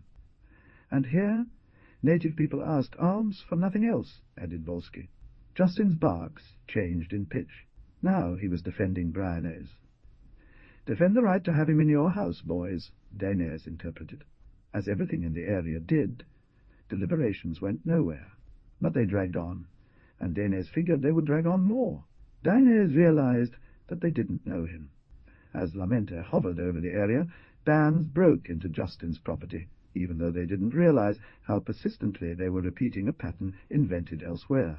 If the Lucidos set an example of Lament's clean solidity, the Valids began to suggest that it was convenient to be, like Lament, both water-like and unsearchable. All the inmates in the neighbourhood idolized Lament, although with some suspicion, but they knew with some suspicion that the link between Lamente and the neighbourhood was the eccentric Danes. Disorientated, the gangs sought a way to share these beliefs, without cancelling the fertile strip of mutual hatred that gave them their reason for existing. They needed fresh reasons for the old tiff, and Danes did not know how to prevent Lament's presence from bringing it on. To what Justin does in the cemetery, for instance, said Vittorio, by way of illustration, these brutes call social policy. Not an inexact idea while they don't spoil it, said Danes. Let them kill each other. At their age, they have plenty of time to die and come back to life again. A little barbaric, isn't it? Said Danes. Vittorio gave him a look that was made in England. And what do you represent? Civilization? I, said Danes, am an insolent democrat. Saturday night. A dry windbriar in the open air of the district, and under the dance tent of Salpicca, the marriage of the swing. As if a gentle earthquake were to originate Sereneers and provisional valleys, the crowd swings in a sweating landscape. For Danes, who swallows a sip of wine, the light fragmented by the crystal ball is a goodbye garland, although also a union. It is not that it is a great light, but it flows. Danes drinks more wine to scare away any augury. In the nights of Salpicca they dance, they sob, they scratch, or they intrude. The bitter music licks everything except the forecasts. In command of the stage, Manizito Vango twists himself around the microphone to pour out onto the floor a voice of creaking, worn out by the age of the speakers. Shanga plonga papatson parapatenga. And right now we go pala. Although between one piece and another Manizito teases, nobles amiguinos, the lovely page that I'm going to give you, there is no wooing that stops the dance, maybe because even between one piece and another, the only companion, instructed by Manizito, continues extracting from the synthesizer the presados of Gurubel King Rhythm. Iguana, with a drooping jowl, sings the silky vango, little fingers, your tale is lost. The atmosphere of flatulence and saliva, of whistling and jasmine, is porous and conducive to exchanges of all kinds of substances. The bitch grubs, creeps into glands and hearts, and Dainese would say she can see it feeding the movement of the baby that Roxana carries in her belly. If Dainese had brought the binoculars, he could confirm where the Belenio is, and if Sabina has had to insert herself into Velado's network. She's a beautiful girl, all covered in sequins on her brown cheeks, dancing her pregnancy under a cretoned anorak, secure in the protection of a man of legend, who today is rather detached from Sabina. For Sabina, who has spied on her dad, wanders who has spied on her dad, wanders corners holding the hand of a young boy-trap. Jocelyn is certainly squinting at the strong chest of a Lucido, who crushes her with one hand and smokes with the other. Flora and Marilou jump more than they dance, and also jump by shaking their curls, because dancing doesn't seem to be their style, that boy who, according to what is said, helps to die. The sex of Corrigan is packed in the tarp of the cowboy. A distributor of yerba moves quickly. A salt dealer suffers a slip. 2 slaps are heard. Bolsky laughs, or sings, in a listless display that he does so without enthusiasm, or that he is lying, since the emotional background of a veiled person is never easy to know. The pulpit is the drifting point that confirms the steadfastness of others, and Tabanco is drunk too, else he would not be fondling the pulpit, which threatens to devour all men without stopping, though few may desire it with thought. By way of precaution, Justin retreats alongside a post, moving his hands in his pockets, while Briones does not stop walking between the couples, heavy work, as if his idea of orgy were to sniff out an opportunity of gold. But he's drunk, there's no doubt about it. For there are mad laws, compulsion, reverence, channels for the obscene fecundity of life, electrical transfers between neurons, liquid interactions or violent reactions, on and off, cooperation, boundary, and copula, tacitan plum chatter, high level of vanity in a huge lump of movement, sand piled in the clouds. All frigatonas, my treasure, are pursued, like my grandmother's thistle, by ants, a giant that defeats the alphabets, a substitute for all the gods. At the zenith of the Gulbul, bracelets, pipes, hearts, spit, sausages, caresses, condoms, and intuition bring together here and there in an arm, capable of so many things that to carry out all of them would require an eternity. It is there. An organism, whispers Lament. If Dainese doesn't freak out, it's because besides having a lot of wine in his blood, he was expecting him. But he doesn't answer. All systems have a mind. Any life that exceeds a certain level of complexity will be able to process information, think, learn, remember, reproduce. Dainese doesn't know who has said this. He gets distracted looking at the sparkling kiss 2 cowboys are giving each other. Something, probably that deployment of languages, tells him that Lamenti's understanding of the area is a few steps below his. It must not be allowed to rise. It must not be allowed. Stay solid and sober. Let the gerbil mislead it. There is no life as free as that of the drunkard. Rather, it's a mob. The pity is that Lament has also drunk, as shown by a comment. Drunkenness is the midwife of song, Sir Dainese. An entire neighborhood in the sack. You sure do have an utopia. It seems there are injured. But not, says Dainese, and relives when he sees the music, always falling into bias, has spawned a hole where a terrible fight between gangs develops. What is being discussed is how to deal with the presence of Briones, that type of example of intrusion that, if he stays living with Justin, could attract new strangers to the neighborhood. Gabriele declares, as if to posterity, that they, the Lucidos, are for democracy, emblem of cleanliness, and that the only way to democratize the neighborhood is to clean it thoroughly. With another drink of wine, Dainese convinces himself that his conciliatory ability is increasing. Don't be stupid, guys, she says. Belenio responds that he doesn't give a shit about his rivals. The Velados prefer dictatorships because by suppressing differences they feed inconfessable morbidities, semi-forms of muddy slurry, and so everything is more interesting. Are they going to make decisions? Negotiate? Do the same things as everywhere else? Jocelyn approaches him, looks at him with tenderness, and pinches his cheek. Corrigan studies the moment with leopard eyes. Under the pallium of Gurubal, a hot indeterminacy stretches out. The pulpita passes and touches Belenio's crotch, but the look she crosses with lament makes her retreat. Everyone has heard it. Daenerys wonders why they don't also accuse Mind of being a stranger. The best thing is that nothing is decided, then Mind says, in an uncertainty tone, but so incisive that even the synthesizer silences for a moment as if tension had dropped. The mass takes another moment to resume its swaying. The plastic cups begin to circle again. When Lamente disappears from Salpica, nobody could say that he ever was there, if anyone cared much to say so. A while later, Daenerys goes out into the street and doesn't find him either. That dance has something, Mr. Daenerys. In the moment he arrives at his house, however, he feels in his ear a voice hoarse with alcohol, suddenly close. You don't want to leave it, do you? Daenerys tries to pull out the key. At my age I can't bear all night. However, among those big jiggling bodies, one could stay to wait. I don't know, maybe death. As he said this, Lament burst out laughing, and the laugh is so loud that when Daenerys gets into bed, it's still hanging in the night, like a record on a gramophone hung from the stars. But the next morning, he wasn't sure if he had dreamed the laugh, the joke, the dance, everything. Daenerys rubbed his temples and stared at the screen for a good while. It was an exquisite number, savage, unreachable, pulsating, but it left no descendants, as if the primality had a sterile component, or the cold froze the seed, as if each element of the mathematical reality was closed in itself. How could things go well when groups betrayed the clemency of the zone with that wicked fanaticism? Acto seguido, il amado. You don't need to flee from this life, even though it feeds on blood, he told the tape recorder. Al benévolo Pérez con mucho tacto, le he contado que no entendía por qué. La peculiaridad de su barrio estaba degenerando, que se proponía acrelamente. Vea, señor Daenerys, dijo Pérez, como quien se astila. Si usted trata con valores, no es extraño.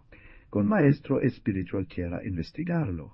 Here in our company, the shortage of spiritual values is as much debated as, let us say, the lack of salt. I see, Daenerys continued. Now, well, no one knows. Perez was about to continue, but his voice weakened. So Daenerys said, I have here some numbers. 4. Could I bring them to you this afternoon? This afternoon? Look, I'll send them to your account, but today I'm feeling sick. Ah, Perez, I'm very sorry. It's just a physical discomfort, she said, nothing more. I begged him not to stop coming next week. Vittorio was watching a polo match. He greeted her, and she said, disgusting. Daenerys didn't want to start an argument, because he had already seen the catastrophe in other eyes, those of Vittorio's wife. That's all it is. The Borachazos are disgusting. Daenerys was interested in recipe, and the possibility of a random alteration. Don't tell her, ordered Vittorio. See if she falls for the story with her friends. The lady scolded him with a slap. What's the problem? Asked Daenerys.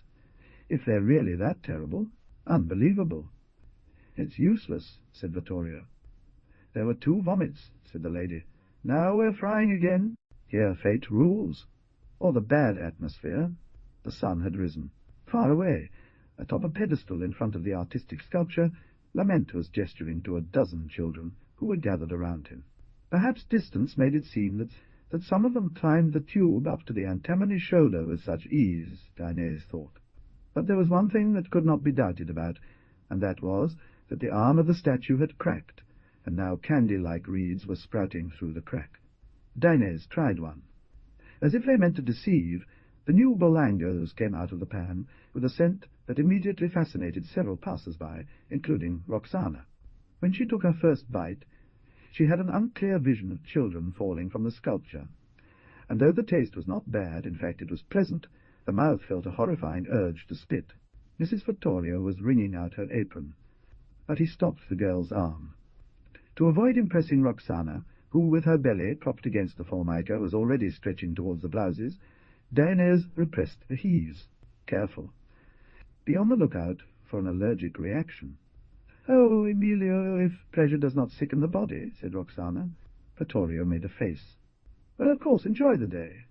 "Why," he said, "the young man who melts your heart will grow old, his son too, and before he ages, his mother will age, who is you. The pleasure gets boring, babe, because just like everything else, it's a choice." "I'm eating it," said Roxana. "Better not, babe," said the lady from Vittorio. But Roxana ate the Borlango. After he ate 4 more, 2 for the brachito and 2 for the dad, he let Dainese pay and went to the station licking his lips, the work-bag against his belly, muddy shoes, Marena squishy, light, and in a scarf, all a prelude to illusion. Out of responsibility, he walked to the supermarket. That afternoon, Dainese veered toward the mutant sculpture. Around swarmed tiny children, and, grabbing her hands tightly in a gleaming iron-like handrail that offered itself, Dainese climbed up the pedestal's top. There he found that the sticks that had grown from the elbow had another consistency than the arm of antimony. They seemed to be branches, and anyway were not made of candy. Dainese got down. Maybe the sculpture was also a prime number, something of an indefinable beauty, but it changed too much in shape, and above all, it was a cultural handout from the state. He was crossing the scrub when mind assaulted him. "Did you get your mind?" he said. "What for?" "You'll know." "If you want to know, they seem like branches," Dainese said. "And what did you think they could be?" "Caramel lollies for the children, dear Lament." "That's what I thought." The two stopped on the forecourt of the supermarket, among piles of vegetables that the Indians were selling. "You take everything in your beautiful ideas, Mr. Dainese," said Lamente. "But nothing is as difficult as not to deceive yourself." "Are we starting already?" said Dainese. In Lamente's gaze was a horrible array of qualities, almost all save for candour. But the reality of this neighbourhood— "Bah, why elaborate on something that is so foreign to you?" "You invent," he said. "You are comfortable in the prison of your conscience, and to ameliorate it you paint the walls, a concept here, an image there.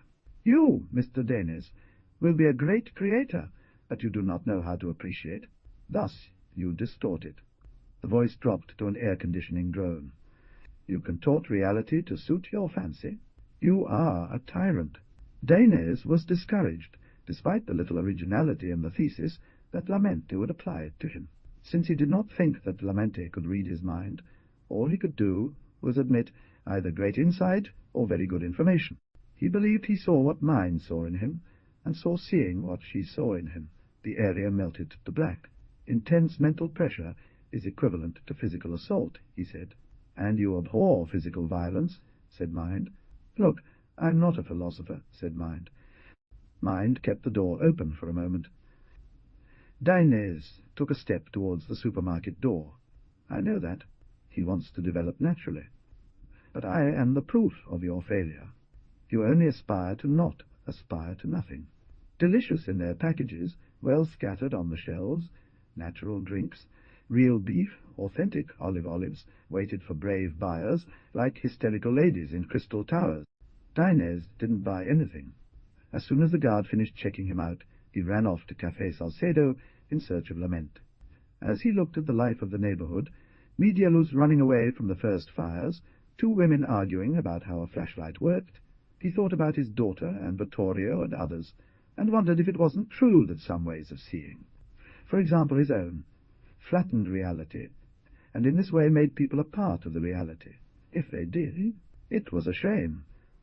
Didn't deprive them of the thickness where gestures, so volatile, never stopped complicating words, forcing them to multiply. Could one look at something without adding any prejudice? Life had put him in that neighborhood. As there was no escape from this, it was better to surrender and use, with care and trust, the details that life offered. He entered the Salcedo, and already with a coffee in hand faced Lament. But to add, to invent, was a human need as natural as the beginning had been inhuman. The need to do something with what life presented smokehouse house or smoke without chimney, to ask inevitably where that little boat would go seen on the horizon. The thing is not to conceive. It's to build, you know. Lamenta turned slowly in the fetid air. Yes. Build yourself a mythology, and sooner or later a region will come into being around it. There, Mr. Danes, the author of the mythology, can live like a king. You'll be the monarch of the neighbourhood of his head, but for the real neighbourhood he will have died. Danes stepped out onto the street. At 2 steps he had to grab onto a pole, as if the paradox into which he'd stumbled was some kind of arthritis. The second possibility was worse, because it meant that he had clung to Lament's word. He was bent in two and afraid not to fall again into sadness, but to go mad, not to find his thought anywhere, or worse, to find it only in the considerations that Lament snatched him away. But if I wanted to recover that friendly balance, I had to keep talking, even just to show mind was incapable of reaching the key of that area. Completely addicted, his legs responded, taking him back to the bar. He asked for another coffee and said, "Mythology is a word in your vocabulary, mind. I don't want to impose any order on the world or give explanations. I am a mathematician." "Ah, yes, an artist." He prefers poetry. "But the world and my brain are made of the same stuff. That's why they get along so well. You should know that." From Lamente's blue irises, something emerged that guided Danes's gaze to the bar's scenery. "Your conscience is magnificent, Mr. Danes. It is filled with numbers and words. But please look at this." It was irreparable. "Look how ugly it is." As one who, after diving into a wave, turns towards the shore and takes time to recognize it, Danes adjusted his vision. He saw a group of coldly resentful labourers, thick with ennui, exhaling steam from their angry faces and the immemorable nylon of their jackets, while scratching their backsides. He saw 2 couples as paper-thin, sharing a single pint of beer, gazing out of the window, and through the window he saw the nimbos of a dying street lamp, a puddle of bubbles, a blue boy tripping over a piece of a blast dotting. Aim stuck. He saw ash and crushed crumbs on the tiles, which didn't sparkle with ammonia but with grease. He saw an old police notice hung between worn bottles, a torn apron over the alcoholic belly of the bar owner, the parrot mouths of girls who had been drained of fatigue, billiards players who accommodated their eggs with every kick of the heel when the curtain. Awful. Well, in a dirty corner of the mirror his own baldness was reflected, and the cow's nose, and farther in the twilight saw walls of adobe, reeds, figures shriveled around flames, beams like furs on the flanks of monoblocks that no one was ever going to finish, cumulus of fog over the grey brown of a mountain of rubble, and felt that his thought was get. "Irreparable," he managed to say, almost with satisfaction. "I don't intend to fix it." "I guess not," Lament replied. "You replace it." Danes felt a neutral weight on his shoulders, like a lack of meaning. "What do you want, Lament?" "What do you want?" "I want you to take care of yourself.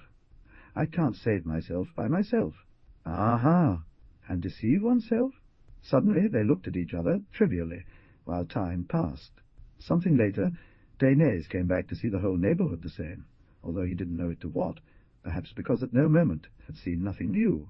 She noticed that she had started to bite her nails. That's when Roxana entered, dragging her sneakers, only held up by her pregnancy. She greeted her friends, chatted with Jocelyn, asked for a glass of milk, and started smoking so desperately that the smoke finally took her away. The reality is the foundation. "But just the foundation," said Danes, exhausted from his nervousness. "You know, that girl says she's pregnant with a man who she has imagined herself having." Lamente moved his hand as if to draw back a long curtain. "Do you think it will be twins?" A night of apprehension brought him very early to Vittorio's kiosk. In the light of a kerosene lamp, vague in their power, the raw bolangos waited in lines for the moment when they would be fried for breakfast. "Yes, you slept very badly," said Vittorio. "What happens to the one who talks to the wrong person?" "I've made an error," said Danes. "I told a story that wasn't mine." "With whom do you think I shouldn't talk?" he asked. Danes pretended to be flipping through a newspaper. "I'm not going to tell you, since I don't talk much. Look, the water has come back. Should I make you coffee?" "Yes, thank you." I told something, didn't I? About that friend of my daughter's pregnancy. Vittorio's face seemed to turn on, like a drill searching for oil. And is that an insult? The rate among men is a little lower. I calculate that 43% of the girls in this neighborhood practice some form of prostitution. Annoyed, Darnez looked at the houses. The light was slow to spread over the desolation. What would be the other form? Darnez rubbed his cheek. Vittorio seemed to smile. Bow down before the powerful. If it's about bowing, I also bow before you who are a crow. Vittorio turned on the TV. A basketball game was lurking between viscs. I wasn't personalizing, he said, and furrowed his brow in an horrifying way. You should wear glasses, said Darnez. There's no money, Vittorio excused himself, and if I focus, I can hear the ping of the ball going through the basket. It's an emotion, a message. The lady came and started frying balls, more passionate than the oil in the pan. After a while, she would give each one a try. I think they're delicious, Darnez said, absorbed, but they don't act on the senses. Please, do me a favor, Vittorio replied. Darnez did not leave unsatisfied. As Sabina had brought the salary, father and daughter were doing accounts, the accounts that the salary allowed. In her house, before turning on the screen, she told the recorder that he should trust his will, that the most deadly crouch was to believe one was misunderstood. We're going to buy vegetables, and some fish from Brianer's, Darnez proposed. I wouldn't buy a man-duke around here, said Sabina. Why not? That's how the Borlangos go broke. Because the sculptured shoulder is said to work with a chemical substance inside, and when the branches sprouted, there was an escape. Darnez paled. That's why two brachitos who were playing fell unconscious, and Belenio too. But your new friend revived them hotly. He sang them the mantra of health. Darnez did some tense calculations. Above all, child, we don't need to unify such scattered data. No conspiracies. Nothing to invent plots. Sabina blew her bangs, as if she were opening the threshold of her forehead to all the record of her father. Persecutions me? No, puppy. My therapist of being says that I have much continuity of impulsion. In addition to the sculpture, the exhaust was covered by herself. They agreed for now to buy vegetables for the squatters' women. A while passed walking in silence, until Darnez again needed information. Has something happened to Roxana? I don't know. I don't see her. She's at her aunt's house. What? Did you fight with her? She with you? The Velados paid him to take some photos of their naked belly. And do you think it's immoral that he accepted? No, it's practical, Sabina said. But it's a matter of position-taking. I saw you flirting with the Velados at the dance. At the dance there is no flirting, Daddy. They negotiate. Darnez proposed to smoke half a cigarette. The smoke escaped from Sabina's nose. Those son of bitches, he said, are going to take Justin on political issues. Justin just has to pay them rent. All the scrap metal in the cemetery belongs to the gangs, she said. If he doesn't, they'll take his pig. But what's going on in this neighborhood? Sabina greeted the legumber seller. As Darnez stared at a large bag of dried beans, his body seemed to react on its own. As always, she said. Justine and Brianer's were not talking. It's between them two. Brianer's covered that tube which goes from one van to the other, and that tube no longer made noise. I, for my part, am okay with it. But could your friend the gentleman intercede, wouldn't he? Then there was a time of contradictions, and the perception of the neighborhood became hard, like hippo skin. There was nothing to mourn here, comrades, and so we call this phase of the career trail the armor. We couldn't see anything at all. We even fought, you and I, girl. I remember how ugly it was. The enemy of crows, ours, and great turmoil in Darnez. Your father was very alone. Mine didn't know how much Darnez knew. At the same time, Darnez was trying to find out how much Lament knew, not out of fear, but to see what he needed to defend more. Touch me, comrades. It was as if each had invented the other, except that Darnez wasn't an invention, because he has always been my father. No, of course not. Lamente sniffed out individuals who had ease in the conflictive life. But there are questions. Darnez, proved very strong in this test, although he remained in his armour with great confidence. Daines was an exemplary example, but Lamente created more conflict to probe Daines's spirit in the painful difficulties. For example, what did Lamente want to extract from Daines? Why did she mediate? Perhaps Lamente didn't know. She was stirring with her spiritual spatula. But Daines's spiritual secret was a secret protected by the armour. Well, then we ignored the crux of it, brothers, this of angels. Do you think so, Sabina? Daines got as equally nervous because, point one, Lamente did not know fear at all, and, point two, at the same time, he himself, Daines knew how to stay fighting with something very unruly above, like Jacob in the Bible fought with an angel, and, well, it's that something. Friends, I now present you a very accomplished paragraph by Daines, which I found in a scrap of paper that he better not see. It is a relic, and it says thus: the vitality of the area is in the hundreds of wires that cross it. Tau wires. I wonder if this calligraphy can be deciphered, if it is possible to measure it. There are wires between the antennas and between the poles, crowning the roofs, like dry stands on the streets, poorly installed wires that we have inherited, and wires that we have added ourselves, wires that steal electricity, connect phones, multiply television channels until they nullify their number, connecting all defensive wires, useless or FAA. The day it is possible, the area will speak, a telegram of reason. But the area doesn't always write the same thing. These roofs, these carbon clouds, change as fast as my gaze.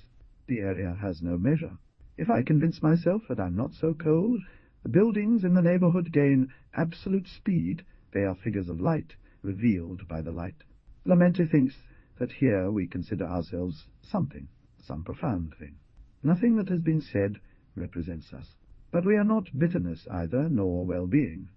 We are not ascension, nor rubbish, dispossession, nor breakdown, nor weight. We've lost all ability to react. We're nobody. We're anyone. We're alone. Kind of nobodies. We're nobodies. How come, Sabina? Aren't we nobodies here? Nope. We're not nobodies. We're nobodies. At the women's table at the Salcedo coffee shop, the trio of acolytes was listening to the spell cast by Pulpita. Pulpi! Jocelyn comes out of her daze. O demon, once you were human. Now, instead, you reach the most divine destination of a demon. Once you unchained the human need, and, with a strained chest, you went to the shore of an unliquid coast, along the curved path of pure soul, away from iniquitous impiety. What's up? Pulpi, with this prayer Eubenias makes you immortal. Eubenias is finished. La Pulpita patted him with her eyes. Boba, this prayer is for our demons, to eternalize us in this difficult situation.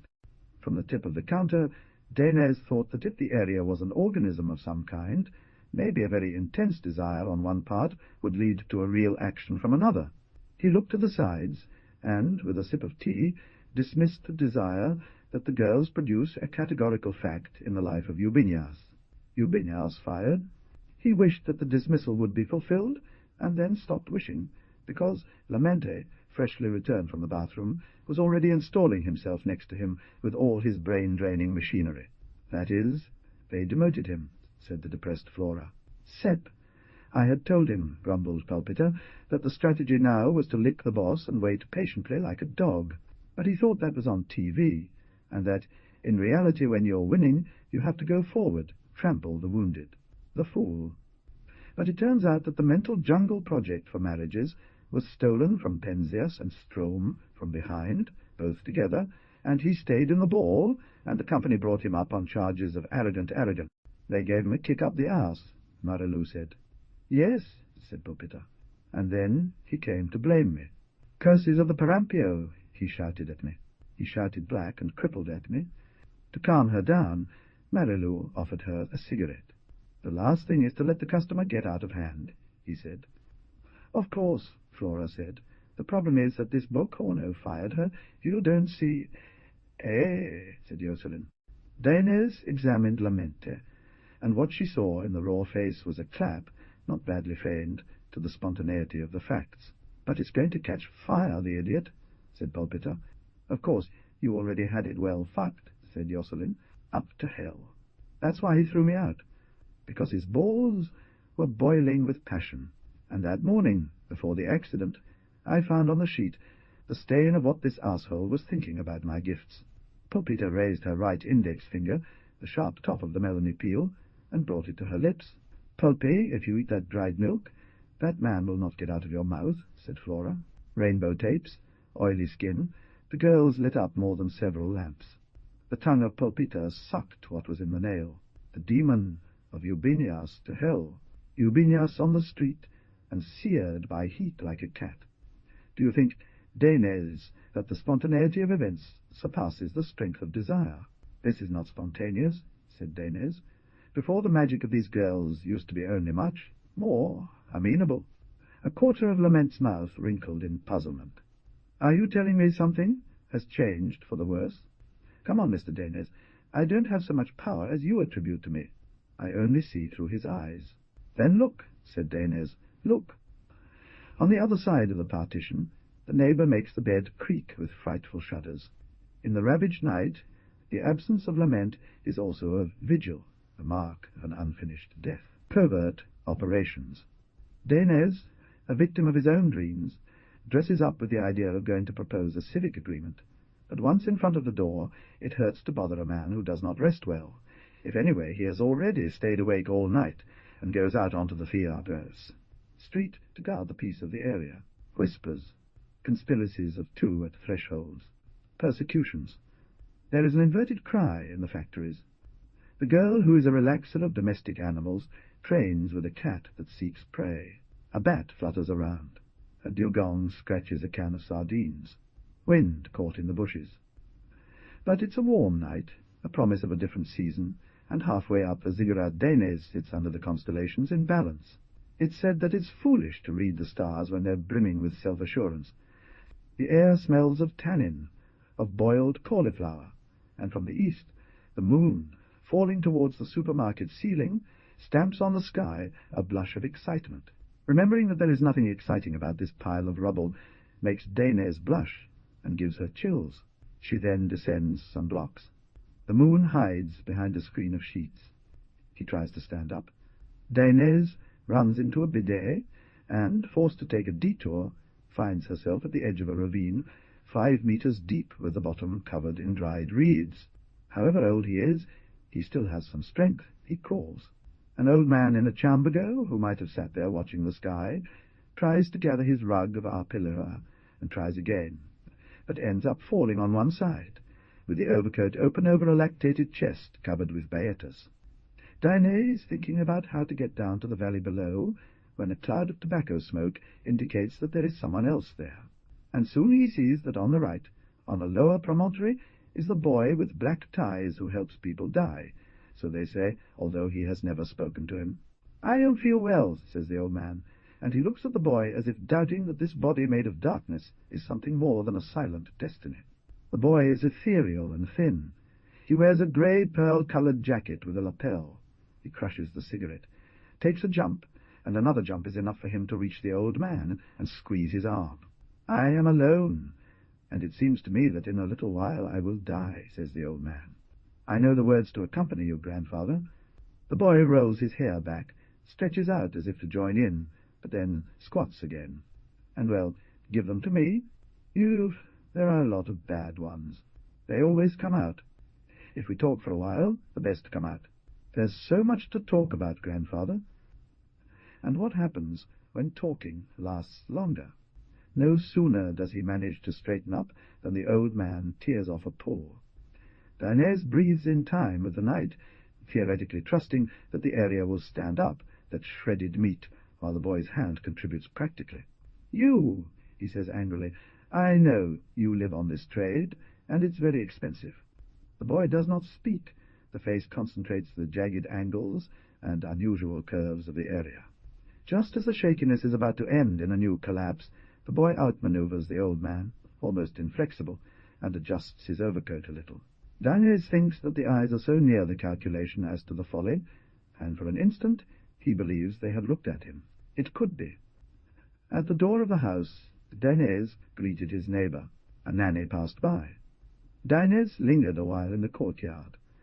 The thunderous widower, Matildo by name, set out for his work quite refreshed, as if the dawn of the neighbourhood beautified the monsters that night warmed him up. He looked around. Soon Lament appeared. Dinez also greeted him good morning. You never know. He looked to one side, he looked to the other, and even farther away, but outside the area I didn't see anything that could be similar to him, and he wouldn't have been able to leave the area, in addition to not having how. What? Dinez wondered if it was possible to live well here, so dirty as we are. He was missing something, I think, and on top of that he didn't know if there was anything more to know. But he was a creator playing with his rest, and that couldn't let it out. That means that Down the Armour was desperate. He just greeted everyone. The Noids always greet. Comrades, it's a spirituality. Noise, girls with flags, said Vittorio. Open air, artificial grass, stuffed brutes, tactics dictated by transmitter. Ah, American football is the air of opera. I allow myself to insist, said Dinez, to make a pair of glasses if you want to continue enjoying. Leaning forward in the chair, almost against the TV, the torture of watching badly contracted his face barbarously. Vittorio interrupted. Let me be seen without seeing me. That is. Dinez had prepared himself. What do you want? Wandering along, counting your blessings that life is a big bore, suffering much, describing in bitter irony the disillusionment that every experience brings. You know, are lying to yourself. The ball of this sport is oval, said Vittorio. Buy yourself a pair of glasses, said Dinez. The TV poured its glow over the pyramid of bolangos, which custom had made somewhat prosaic. A compassionate man? Vittorio exclaimed. A miracle worker. And now he's starting a career as a martyr. If he can get his friend to mistreat him, Dinez, maybe they'll make him a saint here. Dinez felt irritated. The genius of this neighbourhood is to take whatever comes your way. I don't sacrifice myself. I accept. It's better than postponing while waiting. Waiting. Vittorio raised the foam bowl. Stop right there, Emilio. You and I are nothing alike. Well, in silence, said Dinez. Nor even that, Vittorio said. I can't bear discomfort. I boil with rage. I'm a boiling pot. Do something, then. Ah, no. Better sitting than standing, bed than sitting, dead than the rest. Sitting together on the summit of the ziggurat, although not next to each other, Dinez and Lament gaze into the air. It would seem that they're waiting. Besides the children's punch-ups down in the scrub, the only living thing in the area is the clinking of metal shavings balls in Justin's garden. Dinez supposes that Lament waits longer than he does. Perhaps the apathy of the place is a sign of guile. In any case, at last Lamente has to speak. Have you ever wondered, Mr. Dinez, with what mind does it think worst? Ah, and since you imagine your neighbourhood as an organism, have you not thought of elaborating a biology? Even better, a biochemical biology of the breathing and feeding of the organism. Wonderful. Smoke from factories, acid rain, rice, synthetic fats, etc., entering and leaving never-before-seen secretions. Yes, there they are. They're all yours. Study them. The chips of metal ball at Justin's house spread a rumble of rain. La Sonrisa de la Mente opens up an area of high pressure. I am not an analyst, Mr. Dinez. Nor are you. A velado kicks the table, blowing away a flock of cards. On the church walk for being there is a mas tournament among the band's specialists. One injured man was carried away. Lamente says, have you ever wondered if there is a solution? For us or for the neighbourhood? You and I are the neighbourhood. What we must ask ourselves is whether we are making philosophy or aesthetics, says Lament. Dinez gets up, and it doesn't surprise him to feel light, because Lament sucks his themes one by one, sometimes in pairs. The whole area would eventually devolve into Lament if it were not for the fact that Lamente cannot suck up an ego that the area does not have. Let me through, says Dinez. Stepping down from the ziggurat, Dinez found that Roxana, too, sprightly and central in her rubber coat, was talking to them both as if they were one. The huge air flap, Pat barely left her mouth free. Surely when one is in love they misread a lot of things, she said. "By the instigation of the universal mind," Lamente answered. "The loving feeling stirs up an appetite for knowledge within the individual soul. Love takes the enamoured out of themselves, flings them over the beloved, be it a dove or a celestial climber, and lifts them to the love of all."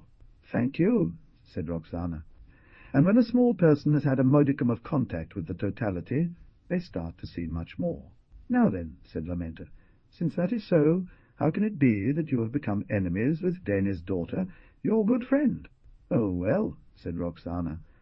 "Do you eat well, girl?" he said. Danes realized that only lead of the practical was going to save him from having Lament steal all the topics away. "Caramba, the father?" Lamente said. "Yes, juice and protein."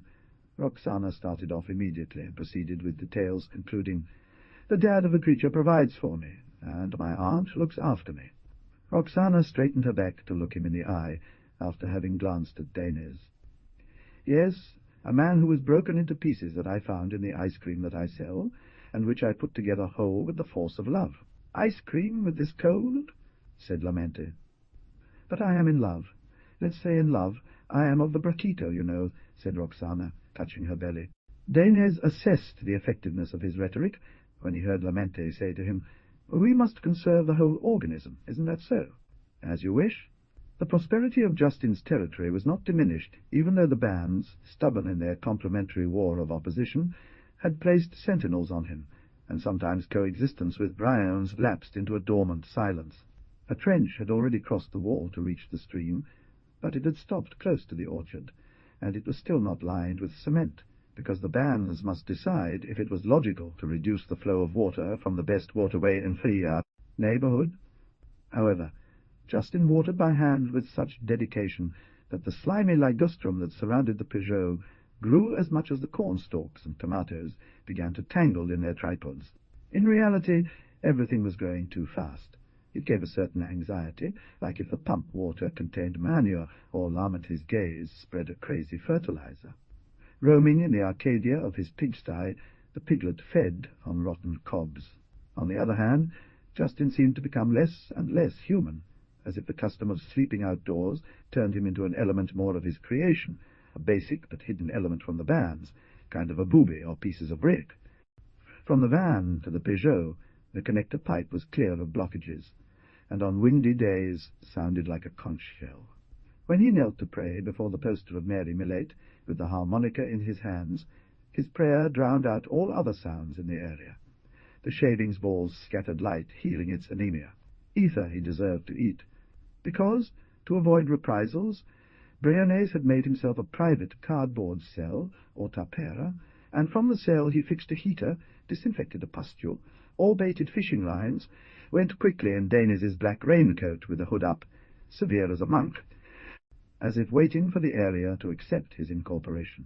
This is how Danes saw it, and it seemed to him that in that place the cold was more biting, a test that hospitality made in order to open up calm only to those vanquished who did not seek revenge. That's why one noon, invited by him and Lament to share a eel soup prepared by Justin, it didn't surprise him that seated in the shanty, counting coinlets in a shock remnant, there was a new foreigner. A man equipped with sportswear, with expensive hair, already dirty or something greyish, comfortable in his stupor of fallen, but still unsure. "Come closer, friend." Justine gave him a light kick in the hip. "Soup. Sit down." Then the area stared at Eubinias, and finally produced him. "I think it's Eubinias, the client of Pulpita," he said anyway. Eubinias stood up and walked towards the soup. As if hospitality was also examining him, Danes staggered between fear of revealing a secret he did not know, and the pleasure of confirmation. "Yes," Lamente said, "I already know that." He continued, "I've seen it in the talks I give to different branches of our company." Brianes stirred the pot. A vortex of fish smell swung Danes in front of an immensity of alternatives. "Well, here is a happening," he said, even though he shouldn't have. Lamente took advantage. "That boy," he said, looking at Justin, "is an odd magnet, a condensator of debris." "I'd say he's a doer of work," Danes rushed to say. "It's obvious, isn't it?" "Aha! Lamenta said, as if to say that he works in simple harmony. So? And what is your interpretation of all this? Dainese averted his eyes. Enchanted by herself? That little snot, said Sabina. What she made up all on her own. En accordance with what? Lamenta shook off the cloak. Oh, forces of all kinds, vie for the unity of existence, if one wants to believe in that. He was afraid that resentment toward Roxana would distract Sabina from her passion for gossip. All the more reason to support her daughter. There was no water. Self-love is not a lower degree of love. Having left the dishes in the sink, Sabina turned around abruptly, with a red hair flourish. Something similar, says your friend. What were you saying, daughter? Dainese made a gargle with mineral water. That man and I are not so good friends. I don't know, said Sabina, but I think that if Roxana invents, I should also invent something for myself. But the glimmer was not cheap jewellery or cream. It came from lips like a velvet sofa, from skin-tinted collarbones, from black thread over fine apples. When Dainese returned to the office of Perez, behind the desk she found not the spacious Perez, but a woman who, compared with the radiant girls of the Salcedo Café, seemed like an indoor garden prepared for a feast, and even from apple juice. Only a long retreat from the chair managed to expose the legs of the occupant. It was an incomparable middle age of 71 years. Mr. Dainese, I am a niece of Mr. Lament. Dainese found himself looking at a nail-polish bottle. And Perez, he said, shaking hands. Who has him? Perez is very seriously ill, sighed the small eyes, diabetic. Please sit down, said the niece, and she sat down without making a sound. Perez is in the hands of destiny, or fate. You believe which one of the two? Yes, said Dainese. We didn't talk about that with Perez. Ah? It was a virile friendship. For now, it's a friendship, miss. Now, in precise terms, the eyes softened even more. We're talking you and I. Dainese piled her kindness up and hid behind it. I understand, miss, that your uncle can tell you what I think. Mr. Dainese, I was placed here because I am fascinated by mathematics. And do you know? No, give me the diskette with the numbers. Go through the cash register. I don't want to extract anything that you don't want to give me. Dainese followed his wandering gaze, in case it pointed to some suggestive place, but soon discovered that the beat of the beautiful apples prevented him from focusing. You were schooled by your uncle? He asked. I am a technical specialist, Mr. Dainese. Years of competitiveness have made me aware that pure entrepreneurial activity causes indigestion, even though someone has to take care of managing material production. Is that not so? We are sick with proud efficiency here. My uncle teaches us to stutter bravely on the steps of the values ladder. A company hires my uncle, Mr. Lamente, to give us a height of soul and curiosity for a good and just life, without pride or suffering. It is necessary, and often value is confused with price. From this confusion an ethical vacuum arises which we must reflect on. The niece of Lament bit a strand of her chestnut hair. I've learned to explore the illusion of appearances, to lurk in the appearance of reality. And does it appear? Dainese asked. She almost smiled. You are yourself real, or not? You. Well now, Dainese, don't be pedantic. Why can't the most barred creature of matter, the most cheaply sensual and workaday one, have a spark of pure vision? You may, Miss, Dainese said. How bad you are. Well, go if you want. No, it's nothing. I'm sorry. The voice dissolved into mingled affections, so many that it was hard to distinguish the genuine from the feigned. A clean hand descended upon Dainese's less clean one. Perhaps next time we shall go together. I anticipate with nostalgia the knowledge my uncle can open to a person such as yourself. Dainese dodged the gallant gesture of taking his hand, and kissed him back with an equally fiery passion. He thought about Sabina, and scrubbed the toilet with detergent. With the shame of being sick came a feeling of filthiness. But the time passed, and the 1.5 hours of trip to the area wondering, not for the luck of the good Perez, but how much another encounter with that beauty, and above all, how much Lament wanted him to desire another meeting, as if Lament had wanted him to, had created his niece to dig in his thought. Similar questions continued to be asked when he got home, and even when he went into the bathroom to to consider the magnificent erection that had been induced by blackmail, and the questions were so insistent and so repeated that most of them were so recessive like affaire shall in city question dispensed with by a series of heaves. "I fall, and I rise," said Vittorio's lady. "The sculpture has become a little tree." Later on, a while later, he started to feel secure, either in himself or his self-control, and then later he felt ashamed of that security. That shame lasted longer, and was more desolate, because if there was anything that really shamed him, it was feeling such great despair that it almost became enthusiasm for him. Dinez nodded, for it was true. The crown probed the air to make a shape, twisted only as if remembering entire decades of wind. Defined by the oscillating grey light, leaves sprouted from bud turned bronze-green to silver timid. "What do you think, Emilio?" said the woman from Vittorio. Affixed on the last section of the tube, which was growing thicker and thicker, the antimony's shoulder now seemed like a chaotic bunch of wood. The young, wiry rods, capricious and bifurcate, had taken on an interesting form like branches. "I see an olive tree," he said. Nothing, not even light, was supposed to come from another sphere. The area had to be just as it was in itself. Dinez loved being taken by the arm by a woman almost as much as he loved having anyone ask for his opinion. But he didn't want to offend the ambiguities of the place with an emphatic statement. The commemorative plaque that 2 workers had screwed in disappeared overnight. The weight of the children was bending the branches. Scrawny pigeons perched on the leaves.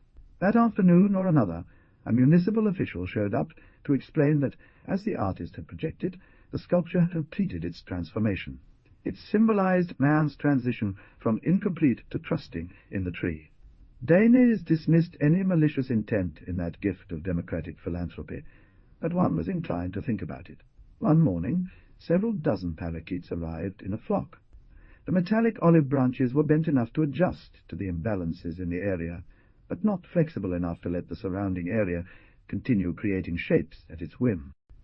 They covered the green sparkles sculpture, rustled quietly in the air, and flew away at noon with their variety of chirps on their backs.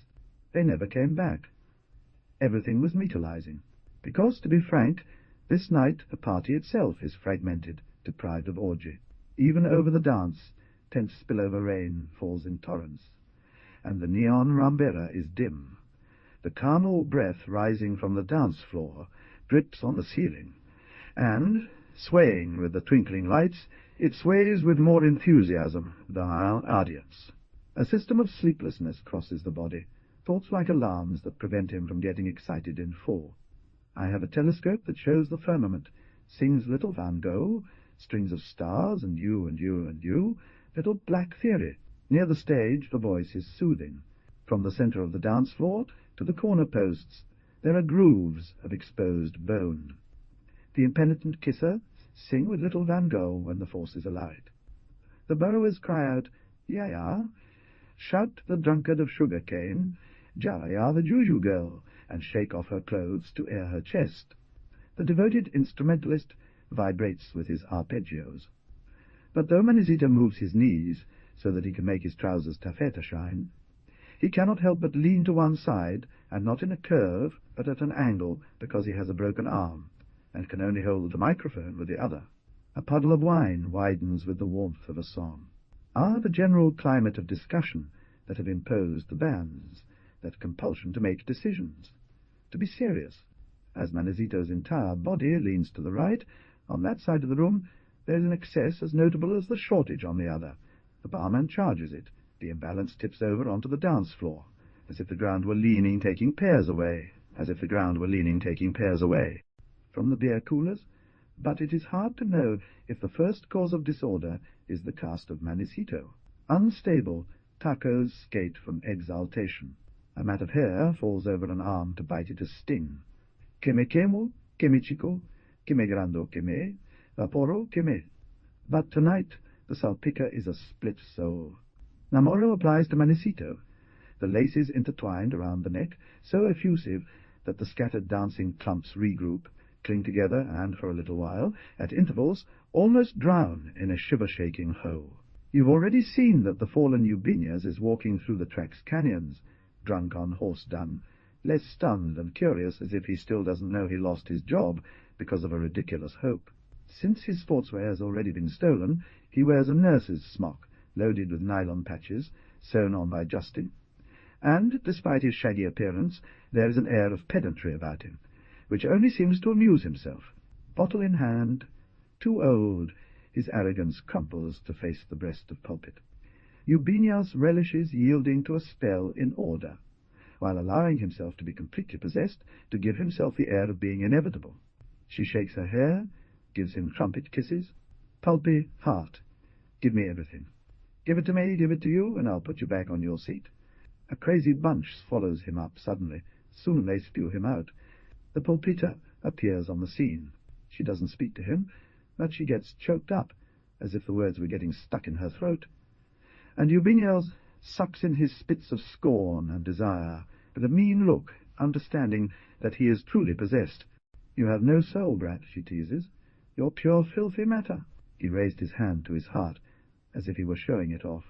So the salpicca is beginning to crumble, from the bath to the sink, from the edge of the stage to the islands of the runway, in a diversity of controversy groups.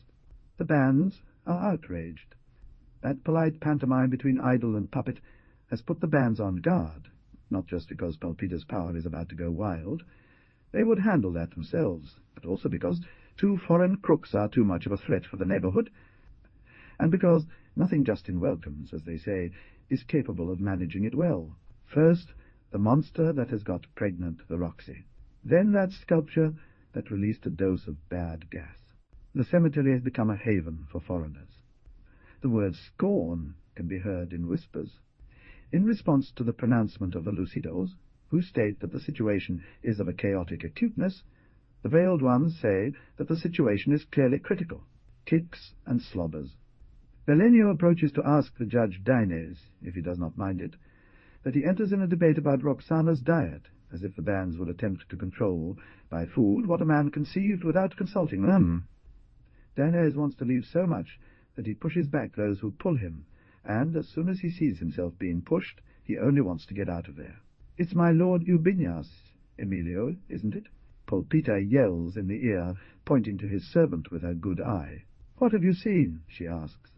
Fatally, Lamente approaches Dines from the other side, amidst sweat vapour, like a celluloid silhouette of burned out. Dines sees confusion on Eubenia's face, which is starting to turn into calmness. I don't know, I swear, she answers honestly. They are approached by emissaries from the gangs, doused with sweat and ready to take them to a meeting in the bathroom. Among the squirts of urine, they climb up to the sink, where the cream of the leadership is concentrated. Looking at Dines and Lament, the veiled Bolski crumples his shirt. Well, Darlenos, let's get down to business. You know what to tell us. Tell us if there is a just violence. Say if there is unjust violence, says the shiny Corriger, all dressed in white. Dines thinks he has an apt phrase, but mind gets to him first saying, if a stranger passes by a group of idle lucids, he says, they will likely trip him up. If he passes by a group of velados, he may come out unscathed, although not unharmed.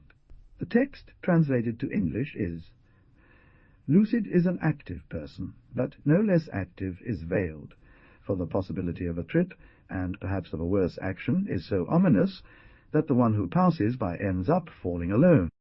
The one who passes in front of any band must always fall, and when they do, they will know it. Both, veiled and lucid, still have to arrive at the core of their violence. With the spray, the glistening Tabanco almost pees himself. In the context of the text, excusado is likely a misspelling or an incorrect word choice, as it doesn't seem to fit the sentence structure and theme of the passage. The veiled Belenio puts a hand on Dines' shoulder. It will be Catoko, his comrade. In his exasperation, Dines confirms what he has previously glimpsed in Eubenius's expression. And this is what it is. Since he neither fears nor expects anything, the zone has lost passion or laid it down, and with passion has lost the tragic feeling. Lamente, who doesn't know the feeling of tragedy, does not know the relief that comes with losing it. So he won't tell him to be aware of it. He is tired of this sinister gathering, so he bids farewell and walks home. However, lament follows him. Of course, there's nothing else he cares about.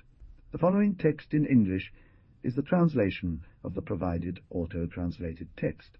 The next morning, Sabina told him that Eubenius had been kicked out of the dance, though she still dared not intrude on Pulpita. Not yet, at any rate. He hid himself in the armour, which was a stage of gigantic doubt. But on whom did he influence? Who did he influence? He was ejected as a pathetic case. Mind instructed later. What does this so precise rating suggest to you, Mr. Danes? Danes, in his growing influence, was, however, bound hand and foot, halfway between action and mummy. Do we think about it? Cut comrades. He shed blood in that scuffle. What then happened? They began to fractionate into little groups, each time smaller, that night, until there were no more bands, but a great myriad of screechers and slaps to the max. That the strongest won, and he kicked Ubias off at the Zompo. There was an echo of vibrations in the rains that ended winter, Danes and Lamente's vibrations, and although it seemed like a girlipo, it wasn't because, remember, your client, Pelpe, that Eubenius appeared at the dance humiliated. The bands. Consulted my dad, and he shut up point in mouth. He only sent a pneuma that left them stupefied. With what there? Justin had to perform first aid on him. And then the groups refashioned their premises. Danes was walking around with his wings out. We know that the Lucidos, in a very bad wave, make Justin, the pig, and the foreigners exercise a terrible observation, while the Velados spend the day saying they will throw the foreigners out, and squeeze them every now and out, and squeeze them every now and then, to persuade them leave. Ah, no, Pelpe. There he saw that Danes had gone to the Salcedo coffee shop, and, facing Purita, his comrade, sent her a look of rebuke, melancholy, and sadness, as if telling her, "Girl, why do you spoil me? It wasn't like that." And then it was an action in the astral body. I asked for help, and I, bad of me, sent it to hell. Sorry, done is done. But it is that Danes, in this phase, did not want to explain us his idea, wasn't it, as he was not sure? Pammy, who lament troubled him mental strength, and my dad in his nobility, believed he himself failed. Therefore it's hesitation, that hesitation which is a short stage of the pathway, like when one enters a breeze of fear, and then passes. Maybe the area will convert them. Above Justin fell Pluffbirds, and my dad said, "Here I have it, personalized types by force that have lived as if they were the last man, terminal users of themselves and their opportunities, ambitious spit at the end of opulence, fall here and all at once find naked and fresh in a place that cares without haste for practical details. How do you feel about it, Brother Breones? I feel represented there by my own body. First, they are passive, almost impotent, but as soon as they participate in Justin's customs, they merge with the only singular thing that is the area. I made myself at Justin's ranch. That's why I'm here. But Eubenius ran off, didn't he? Well, your dad should have been tougher with lament, or spill some of his blood. We're left in limbo. And, well, Danes entered the Vassila because she didn't want to lower herself to violence. Let's learn. The spirit has more effective paths, as it was shown, or will be shown one day. So, brothers and sisters, let's forgive. Let's sing, not today, though, since many of us are going to the dance. There is nothing, just the voices, just lament, and perhaps not even lament, and therefore neither he himself. Not them, too, don't smoke, or that they'd pull out his guts. Death from heart attack, Mr. Danes, can last 20 minutes. The dying man feels that his aorta is stabbed 10,000 times. In this neighborhood, it would be 20 minutes without morphine. And then? So, you have something to lose. I don't boast of being indifferent. Something you treasure. Do you think that what you might lose is what interests me about you? With this, I've told you everything.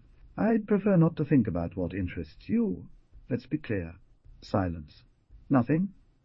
Until when will we continue like this, Mr. Danes? But the silence cracks, unable to bear its homogeneity. 2 English professors, who had taken a glance at them, did not even want to acknowledge receipt. But a truly brilliant mathematician read the theorems of the Indian and, as he realized they were extraordinary, invited him to Oxford. Danes says In 1914, an Indian mathematician, a poor government employee in Madras, sent a pile of greasy papers filled with stacks of formulas that looked like theorems to Trinity College in Oxford. That English and that Hindu together did 5 works of supreme originality. The precepts of the religion of the Madras official prevented him from travelling by ship, but his mother, who was very devout, dreamed that the goddess Namakal presented her son to her seated in a great hall, surrounded by Europeans, and when she woke up, she advised the boy to accept the invitation. They could have gone on inventing theorems, but the Indian grew ill. That was serious. Although the English friend went to see him every day, he wasn't very talkative, and never knew what to say to him. Once, without much macadamate, he told him that the number of the taxi that took him to the hospital was 1729, and that he found it a very dull number. After that, from the bed, the Indian replied that no, because it was very interesting to him, because it was the smallest number that could be expressed in 2 different ways as the sum of 2 cubes. Remarkable. Continue. He died of tuberculosis, that Indian genius. Ramanujan. No, there is nothing. Each voice is impervious to any seductive maneuver by the other. Don't you want to kill me, Mr. Danes? Would you like to kill me?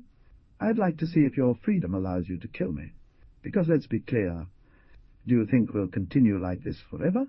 Now it seems that there was something, a tingle, no, an alarm, a fear of hitting rock bottom, a memory of having hit, but nothing happens. There is no bottom. If a hill where an obstinate remnant of consciousness projects its shadow onto the whiteness is impossible without light. A feeling insinuates itself. The mathematician Galois died at 21, Abel at 27, Ramanujan at 33, Riemann at 40. I don't know a single example of important mathematical creation made by a man over 50 years. The man, Mr. Danes, is inevitably unhappy, but he tries to believe that he is unhappy by accident. I thought what intrigued you about me was the absence of unhappiness.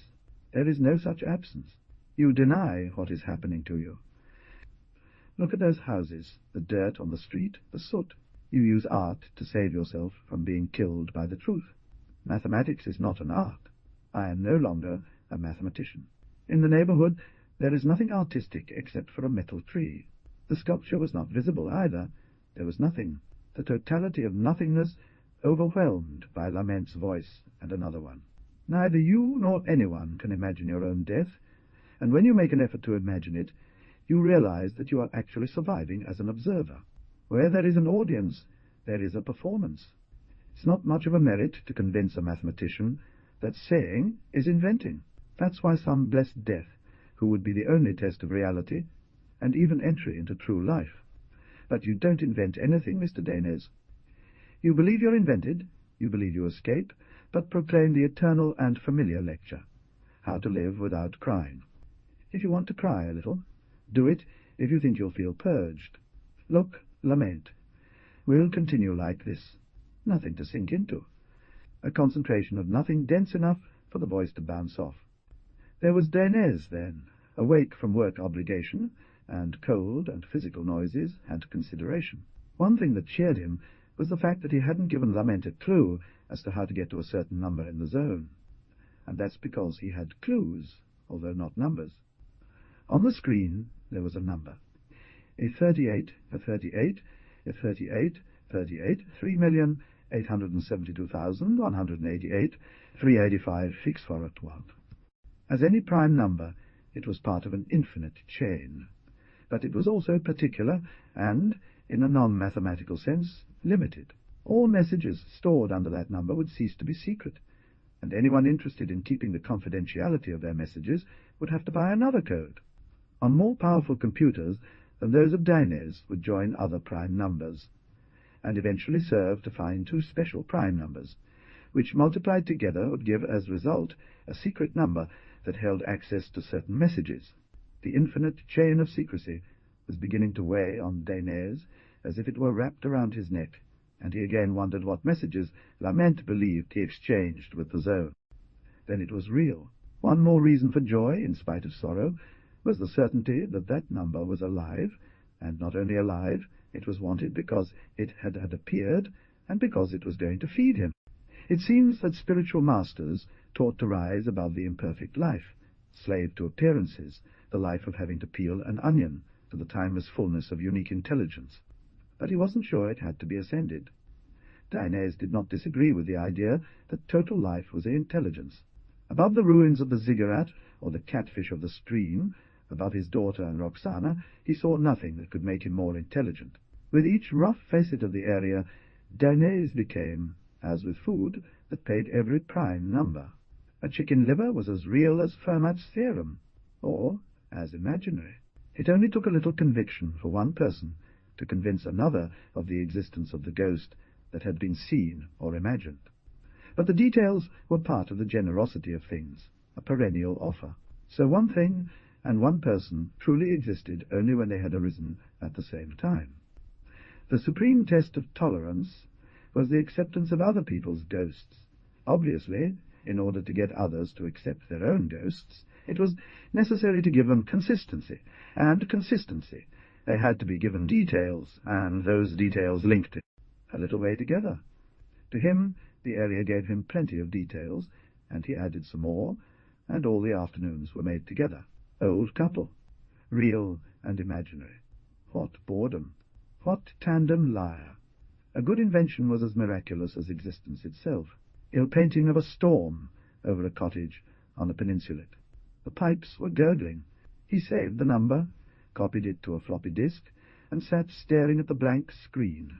A diaphanous sky that would keep the conscience clear, until a cloud or the evening star will create the space, relationships between distances, volumes, questions, volumes, questions, about the transformations of water and quality of colors, and ultimately, if anyone wanted it, the O. Dainese's shoulders sank, and she realized that it was from fear that a pipe would burst. The day that the pipe burst, fear would have come to fruition. The rain. But the water in the pipes was also a product of the imagination, and so, from the moment, a little cloud appeared on the clear sky. A river. Fear that the river would overflow, but also the idea of carrying water to the crops. It is not advisable to underestimate appearances. From the appearance of a bald, fat man wearing a checked shirt, the zone had invented Dane, and from the fog of gas enveloping half-cities, he had invented the zone. If anything Dainese's fantasy zone expected was that he would propose an alliance to her, a number which would complete her, as the imaginary numbers completed the set of all the possible numbers. The passage belongs together. They had come up at the same time as a pyramid and its engineer, as Pythagoras and his theorem with the Borlangos, prime numbers, Eubenia's presence in the neighborhood, and not to be overlooked Lamart's presence too, as not to be overlooked Lamart's presence too, as in them. If all imagination, to test its power, also created a threat to itself. There was no number that, when multiplied by itself, gave a negative number, nor any that, when squared, gave less than 1. Yet there existed the number 1, as if the other numbers had naturally invented it, necessarily. She needed to shut up. It was for this reason that Lamenta had pulled the plug on her tongue, though. Dainese did not have such a figure, and would not have regretted the lack as long as the area accepted not to stop creating it every morning. But now he knew, with his stomach before his head, that if he kept speaking with Lament, the pure talk would take him to an explanation, or a figure either, real and forceful for the mere reason that it served. A light had come on across the window, yet it wasn't dark. A moth fluttered in its glow. She needed to shut up, or she'd end up telling him about the bunch of no-names who made that area, so that the area would make them something other than nothing. With words, I would put victory of the sense over the cyclical ice age of language within reach of the mind. With that, the mind would make an unforgettable aphorism. It would package the neighborhood in a sentence. Others would fill the aphorism with meanings. They would hammer out explanations. They would direct it towards many ends. The sentence would become a tool until use corrupted it, or it would become an expensive gem. Better not to find any figure. His calves, thighs, kidneys, and jaw ached. A framework of kindness pressed upon his body, preventing him from expelling a foreign desire to make way for his own. Dinez saw a bus unloading a group of polite, obsequious tourists in the neighbourhood, who nevertheless dominated the expectant Saturday afternoon. They swiftly surrounded the sculptured shoulder, drank the words of the guide, and fell into a festival of poses next to the pedestal, or hung from the branches. Some while others filmed or photographed them as well in certain poses. Dinez's back pain doubled. Afterwards they exchanged places, and then took a picture of the rest of the scenery. "Ugly sign of spring," said, as he reached the kiosk. Vittorio didn't answer. The eye is faster than the bullet if you want it to be. He was watching a shooting match, and Dinez had to change the subject. That sport would only become popular if the eye were faster than the bullet. Dinez sighed. That old opponent allowed himself to return to himself. But Vittorio said, "What a sweet sighing."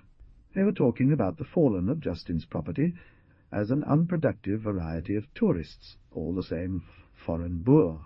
A few metres from them, young men of cold cholera looked at tourists passing a bottle of wine, inflating slowly with a little studied slowness. "Maybe it's the other way around," said Dinez. "Maybe some become hard from so much sighing they have swallowed." Approaching, phlegmatic, Vittorio answered him. "The only thing that really releases anger is." "Yes? How much anger can a group of tourists give? Are you angry about your blangos?" "I don't want to get involved." "You're the one who's losing it. And what do you suggest?" Vittorio looked at him for a second. "Cut short, or go long. Raise an arm. Explain what's happening. Explain it to us. Denounce. If I react, Vittorio, we would both fall down, my size and his rage, assuming that—" It seemed that Vittorio nodded, although maybe he only spat something out of his mouth. Rage is action. Sublime. It's not my way of life. And what is your way of life? You're almost knowing something, aren't you? You're going to die without having known it. Dinez noticed the tourists were already leaving. At one time he said, "I cultivated dignity and scandal. It's a morals that drains people." Vittorio crunched up a crumb of Borlango. "Dignity? I?" Dinez took a step back. "Vittorio, I'm talking to you about tangles of joy and sadness, about the storm, about death, about the bolt that quells desire. In the song of anger there is an egg, and in the egg—" "Vittorio, listen." Vittorio turned up the volume on the TV. "Do something," he said. "Health," Lamenta said. A while later, through the scrub, Dinez crossed paths with Lament, and had to admit that there was some virtue in reactions, because the sneeze that escaped him was as brutal as it was pleasurable. He raised his hand and walked on. Dinez saw that they were entering a land of complacency that was a disaster. Less convinced, he repeated to himself that Vittorio had neither reason nor wit, and yet something had to be done. It was necessary to prevent Lament from ending up becoming identified with the area. The clothes hung on the lines stand out for their celeste fabrics.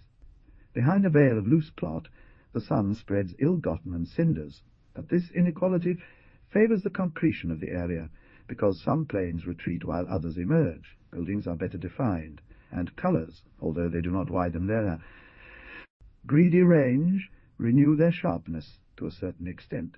On the edge of the stream, black tufts of moss flaunt their white plumes. The rest is just dust, as if the visible part of things is trampled by the noisy one. Even the noisy part isn't very lively.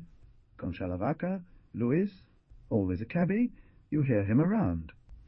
What dominates is a not always audible noise, static of battered thoughts, grumbles, colics, physiological noise in the emotional system of the area, so that the area no surge and no either. A wheel squeaks, nibbling at a pothole. Slaps. That haircut, Miss Towson, enhances her eyes less than her greed. Electric wailing. What are you doing, Jolinfa? Do you want to burn the house down? Elsewhere you will be paid, Radiolito.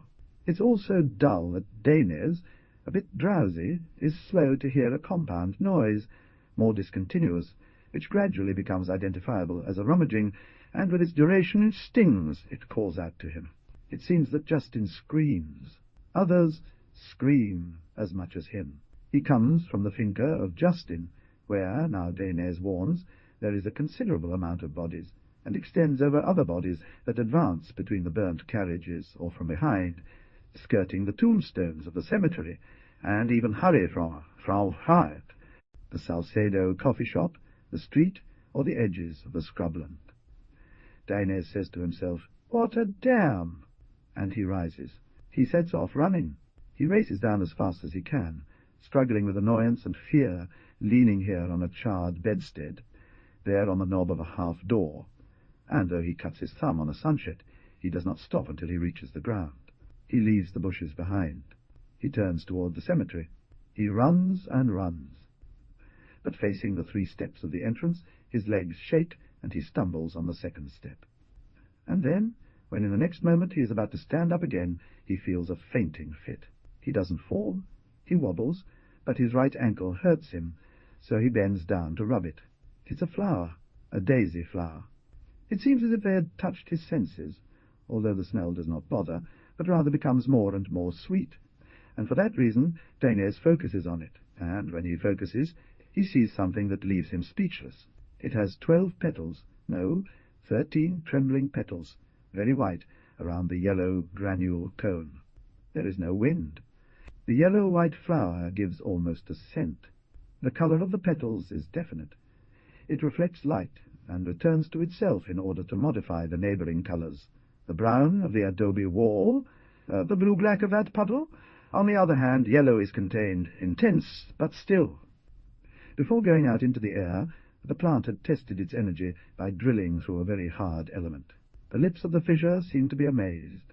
The stalk that supports it, leaning on the top step, cooperates in the balance of 2 more stalks, each with a still-closed button, and with a graceful curve they join to be inserted into a bigger stalk that, now Dainese noticed, did not emerge from the accumulated earth between 2 steps, but from a crack opened in the middle of a stone slab, as if the stem has grown, leaving a little mound of fine gravel at its base, and higher up, in the triple apex, the only open flower is white and yellow, with a small fragrance, nothing more, like an abstracted smile of the evening.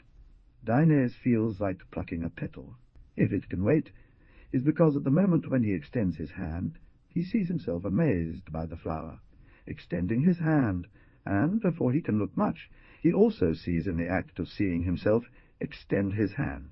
This regression doesn't stop.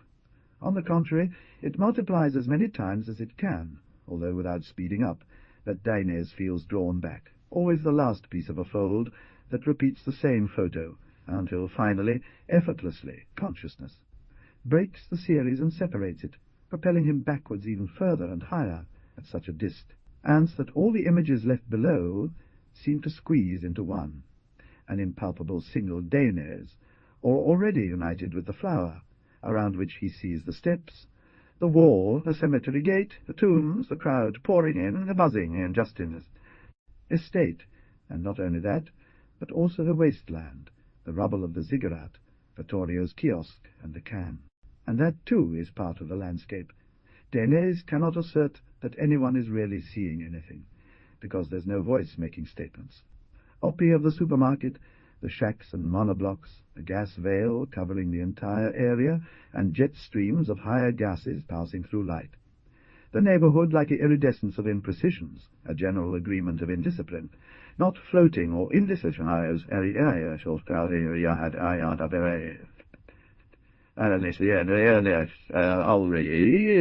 Adrift, but established in itself, amidst which, except for the hand that he tends towards the flower, and yet the landscape is too dense, as if it had expelled all liquid and all breath, and, naturally contracted in the Dainese that looks at the flower, had left all space empty. It seems like a dream. One would say the flower and he are one, as if he were returning from a walk in a childish fantasy. But then, when he begins to think that the flower and he are interchangeable, Dane rushes back in reverse. Almost, it is said, attracted by the first image, he collects all the string of Dainese that they are seeing elongate its hand and reoccupy, like, if it hits, the place of this man who has maravilado to see a flower born of a slab. It was not very changed, at best a little insecure, more so than before, as if one were to return from a dream with some consternation. intuiting that he would be unable to describe what he had seen because it is indescribable, or because he is not sure it was him who was sleeping.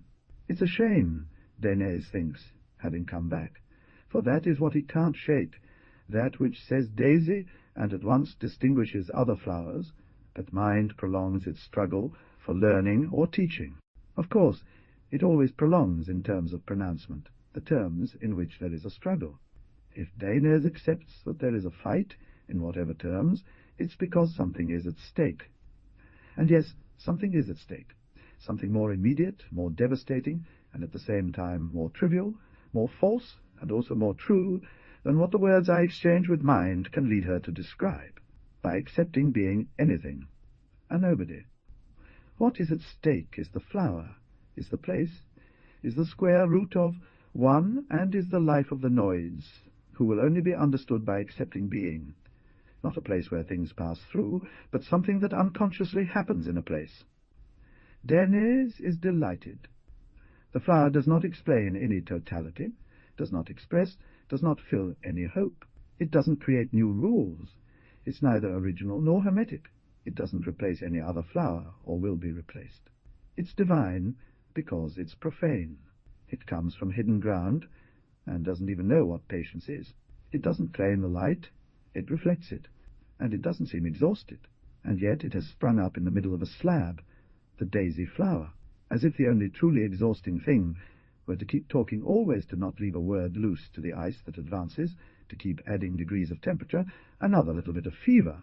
Dainese is tired of speaking, inventing more words, to not give things away, to not give lament the chance to explain, getting exhausted in words. And now he does feel angry. It's not bad. Set it down at the right moment. Look again at the daisy. In contrast to what Vittorio believes and lament assumes, he is not a contemplative, but an action-oriented man. He turns around. The houses in the neighborhood are in a mischievous sequence, quiet ones, much closer to him, almost touching him. Past retirees and young children, and on the other side of the tombs grows the din. A woman with a cane wants to avoid the daisy flower, but the cane gets stuck, and the woman trips and steps on the stem. She has broken it. The flower blows away on other people's feet, rolling it over while the woman raises her head towards Dainese, hesitating whether to offer an excuse. Calm down. Others will bloom, says Dainese. It is likely that they will bloom. The slab was probably already cracked. There's a commotion and invective in the air. Dainese stands up. He smooths out his clothes, adjusts his belt. He takes off again at a run. A few elbow jabs from Dainese made room for him to pass through. If he had not felt so vigorous, he would have taken it as a sign of respect, if not as an act of superstitious reverence. Only when he reached the premises did things take on their apparent consistency. He heard his own heartbeat, like a horse, and by pulling on the reins he projected an image of will, almost of urgent charity. It was a whole scene.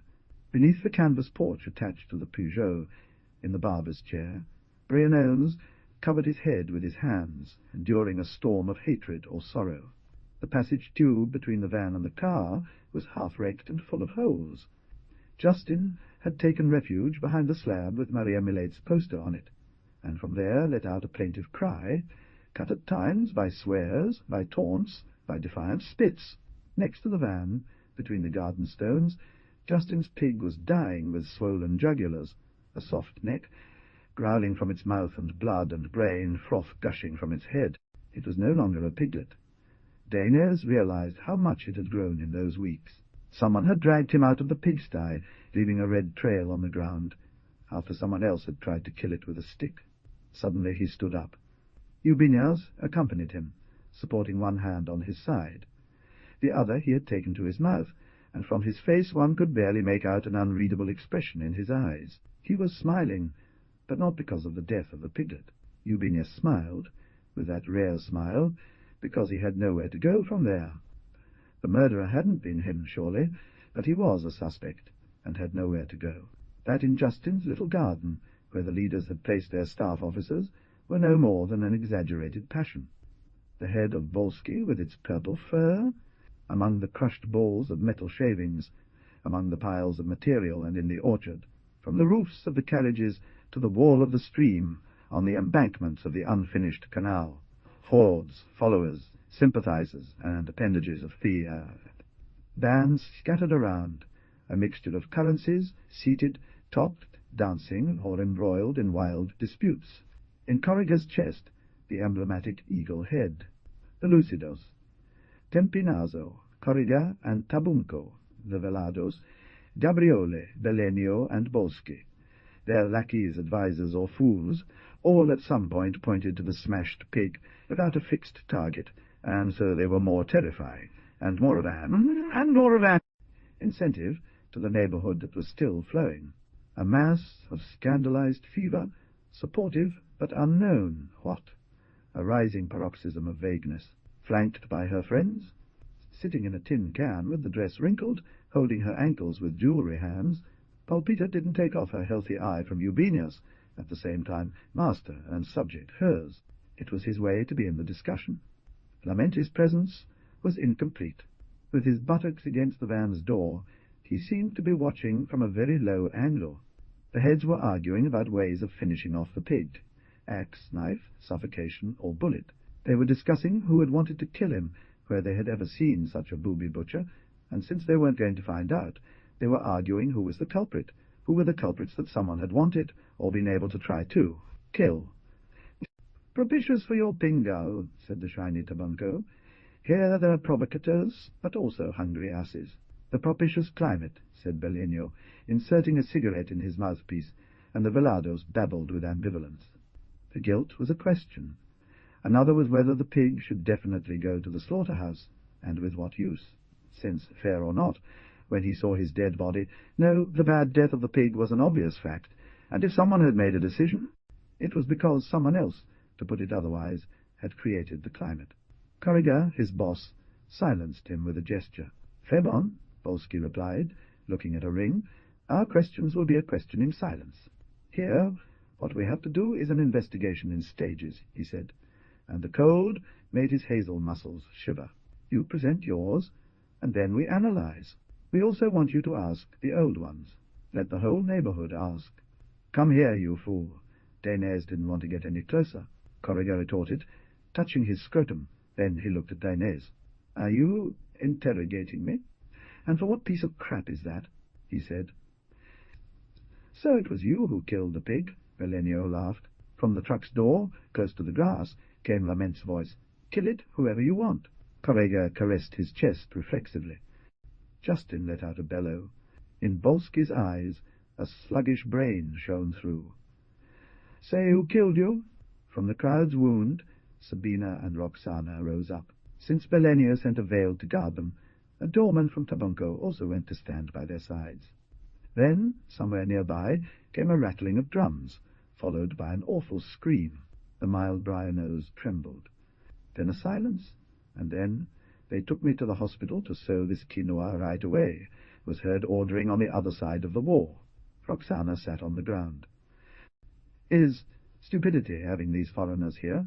As if they were touched by the acid of a sulphatized battery, everyone turned to Lament. "I lamente," said, "if men did not commit stupidity, in general nothing sensible would happen." "Is that one of the questions?" said Gabriel. "The mouth should be on one side," Jocelyn shouted. "We decided that to see if they stay, they will be subjected to a test," said Corriga. "If they can withstand the test, like getting their feet stepped on by a motorcycle, then they did not kill them." Pulpita serened him with a pinch on the arm. "No, or have them tied up for 3 days and 3 nights, Corriga added. "So what if you can't stand the test and stay or get thrown out?" he asked coldly, glancing at his Eugenius. "First the punishment, then the questions," said Bolski. "And to Justin whips for idiot." Corriga looked back at Dainese. Bolski quickly turned to look at the crowd. "Idiot!" A chorus of Velados rose from a squad. Bolski, oi-i-u, Belenio, talai, oh, slow and low. "Go to the gym to organize a plebiscite," Dainese shouted, but the phrase interested them so little that before he finished the others had already turned to look at Lament. At Dainese, the voice affected him.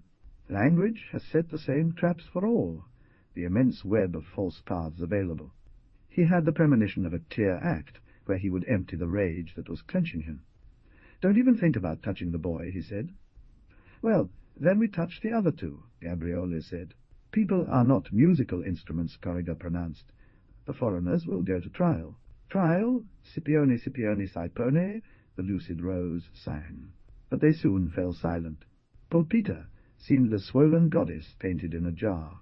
There was a commotion, kicks, the crowd, dilated like an overheated planet, stretched thin tuning, vibrated and contracted with a hiss. Eugenius peered out from behind the cloak he had wrapped around himself, looking far off above people's heads. Dane was seeking a definition, and in that moment he saw Vittorio. In truth, it didn't cost him to believe that he had appeared, supported by Mrs., or perhaps pushed by her. He didn't even consider it. It stopped. There was a shrill hissing sound, like a cane trying to lap up a spent liquid. The piggy had expired. Justin threw himself at it to hug it, and clutched the porker close in a spiteful grimace. Dines took a few steps forward. But Eugenius backed off, though La Pulpita didn't let go much of his mental thread. The crowd, further back, let out an exhalation and settled down. The band bosses allowed themselves to be surprised. But soon enough a more heated discussion started about what to do with the dead pig. Between the hordes and the crowd circulated tetrabricks of wine, turnips, pinches of salt. Justin took out the harmonica and set about plucking that discordant squeal from it. Eugenius pretended to retaliate. When Bolski took off to give a kick, Mind released a fan-shaped look that left one frozen on one leg and the other with the harp mute. Corrigan wanted to grab him by the neck, but caught in the field of vision of the Pulpita. His arm got stuck in the excess of musculature. Then Justin doubled the insults, and Briones, abandoning the barber's chair, offered modestly to bury the pig. "But if that's what the boy wants," said Dines. "Don't talk about it," said Bolski, sitting up straight. "Here we talk in turns," said Corrigan, and then he told Bolski, "or I'll break your jaw." "I have no doubt," said Bolski, "because I already have several too many of them." Corrigan passed him aguardiente. His officials, laughing, offered him wine. They took sips and spat some out onto the floor. Dines fell into a long stupor, as if he had too many words in his throat. "What about all the parts?" asked Tabanco. Some time later, for how long he couldn't tell, he understood that the Lucids had proposed making him eat pork to the men responsible for having someone kill him. At first, the Velados demanded food for the people, an unruly feast, but after reconsidering, they proposed to open the animal's body, burn the entrails, and interpret the omens. Pulpita warned them that a pig killed by a cowardly hand would not be accepted by any god. It was a cursed beast. "I am amazed," said Lamente, "that whoever did this, he who has tasted the blessings of heaven, can scorn those of earth. That is to say, then he eats the whole neighborhood," a second Lucido interpreted. "That is to say, that these intruders are fed pork until they vomit or explain something," Tempinasso said. Additional problems were how to approach Eugenius, immersed in the forces field of Pulpita, and what tool to use to separate Justin from the corpse. Corrigan urged his horde before silencing it with a gargle. He pointed at Roxana and said, "Here we have a future mom without a man to feed her. We propose slaughtering the pig for protein in the brachio." It then moved on to discussing who would slaughter it. Roxana laughed, and when asked why, Sabina declared that Roxana did not eat pork. "Ah, no?" Tabanco shook her. "You're going to swallow it raw without chewing, girl?" Gabriele shouted at the top of his lungs, if raw pork didn't taste more natural. The observation sparked a complex debate about the purity of food, which led to a polemic about the impurity of population mixes. "That baby has a father," Pulpita warned. "You're stupid boss," Belenio said, and he was appalled because Roxana's laughter had fallen on him, which Dines found horrifying hysteria. So suddenly the lady of Vittorio approached the girl to calm her down, and naively gave her a can with bolangos. From the embankment of the canal, a group of burros watched the pig as if it were already roasted. In a low voice, Eugenius announced that he was leaving. "You don't move a finger, Julien," shouted Gabriele. Corrigan broke sticks. Towards the east, clouds were gathering. The rest of the sky stretched from dark blue to saffron, without the passing of an armed helicopter stirring it up. Soon after, 2 wardens in a hang glider appeared, at much lower height, and flew off gliding away. Dainese took off his gaze from the commotion, and tried to imagine a magnetic vault over the area, more real, because he had created it by an involuntary independence, a kind of ego cupola. Lamente. As soon as he looked down further, the cupola broke into pieces in the chaos of waves that crossed each other among bands by segments of the bands, between Roxana and frustrated Don Juans, between Pulpita, Ubiñas, the P, Cadaver, and Lamene. Finally, and ultimately, they were paid to find value systems. There he was, finally, near the system. Dainese saw it merging with the trash and people on hold, the only sober consciousness fully focused on the decision to prolong the wait until all possible words had settled into a repertoire. Dainese felt down in the dumps. Maybe he was crazy. He wondered if Lamente really existed. Maybe, as with the ancient masters, that stubbornness in guiding a disciple, in forcing him to know himself and open his eyes, was a superior form of affection. Perhaps it was his invention, Dainese's, and he was the one who was crazy. 2 Lucidos wielded shotguns. Belenio had put a gun on the floor. Part of the horde made waves, pressing the ring tighter around the yard, enraptured in their power to invade that waste field, in their power to clear nothingness. Smell of sheep, of contaminated water, of belches, of spilled alcohol. Square root of 1-. Even half-fallen, Dainese noticed the passage tube between the van and the Peugeot roared with each gust as a live bull. The Noids. "We should build a raft to put to sea those to whom one is not bound," suggested Lament. An atmosphere of quarrel, Jolgora, neurasthenia, and assembly, a bulging, polymorph corruption that could be resolved in a mystical rite or a megatonic explosion of hatred. "Fuck your ass!" shouted Vittorio from a corner, and 2 velados immobilized him. Mere luce, clamorelled a group of neutrals. The bosses were almost solved interrogating Ubiñas. In the nooks of the fleet had erupted relieved fights. La Pulpita had gone down on all 4s. Marilu and Flora, with wide eyes, muttered a spell. Out of shame. Not to look at Vittorio, Dainese distracts herself with the twilight. Lamente's voice, suddenly monophthongal, seemed to touch only one eardrum of Dainese. "Would you conceive greater joy than to see your neighborhood take flight like an airship?" Sabina nervous, braiding her hair, Roxana wrapped in the smell of grass. The fire-stagnant quietude, clouds in transit, but below, laden with the wind's weight, the musty scent of the stream, the shoe-dust of the old man's creaky shoes, an elderly man with wide-open eyes in that boy's hand who was helping him die. Drops fell on torn clothing. That barbaric and useless discussion, pure plot without explanation. La Pulpita contained them by mumbling a curse. "No, Dainese's mind," said to one ear of mind. "And what about the beauty of earthly weight?" Several bandits were out of control, hitting Ubiñas, and it was that.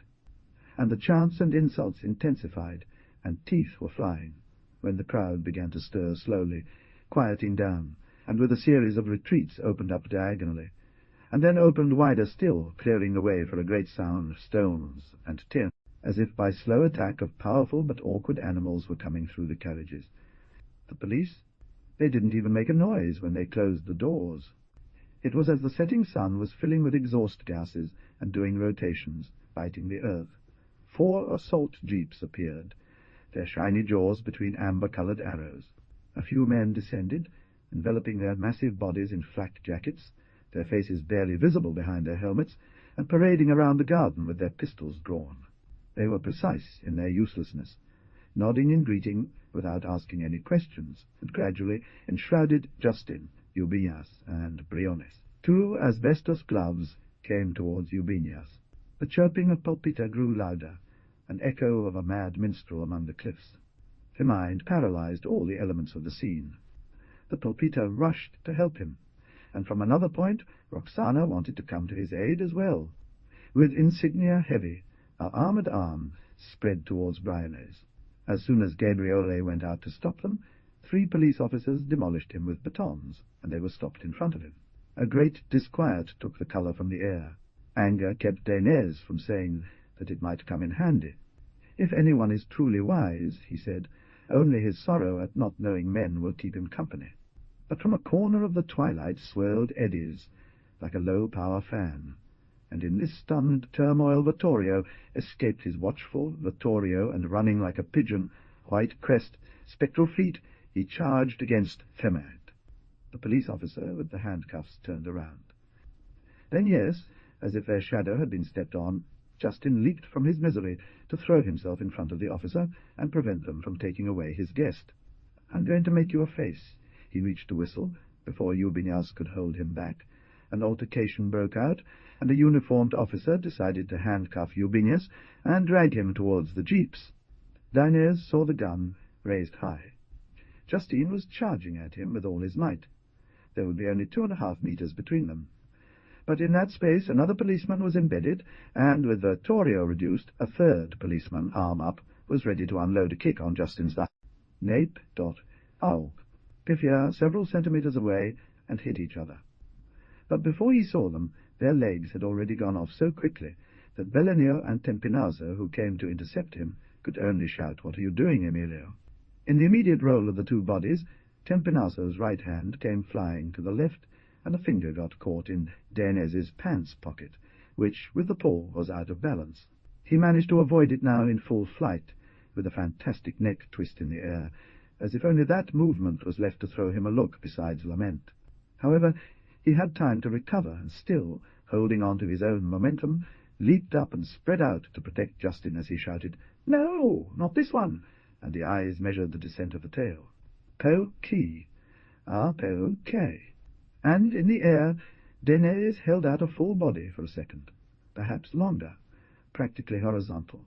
Bald was supported by the sunset before landing upside down against the lapida that supported the poster of Mary Millett, as if he had dived into the fester of Mary Millett, as if he had dived into the charm.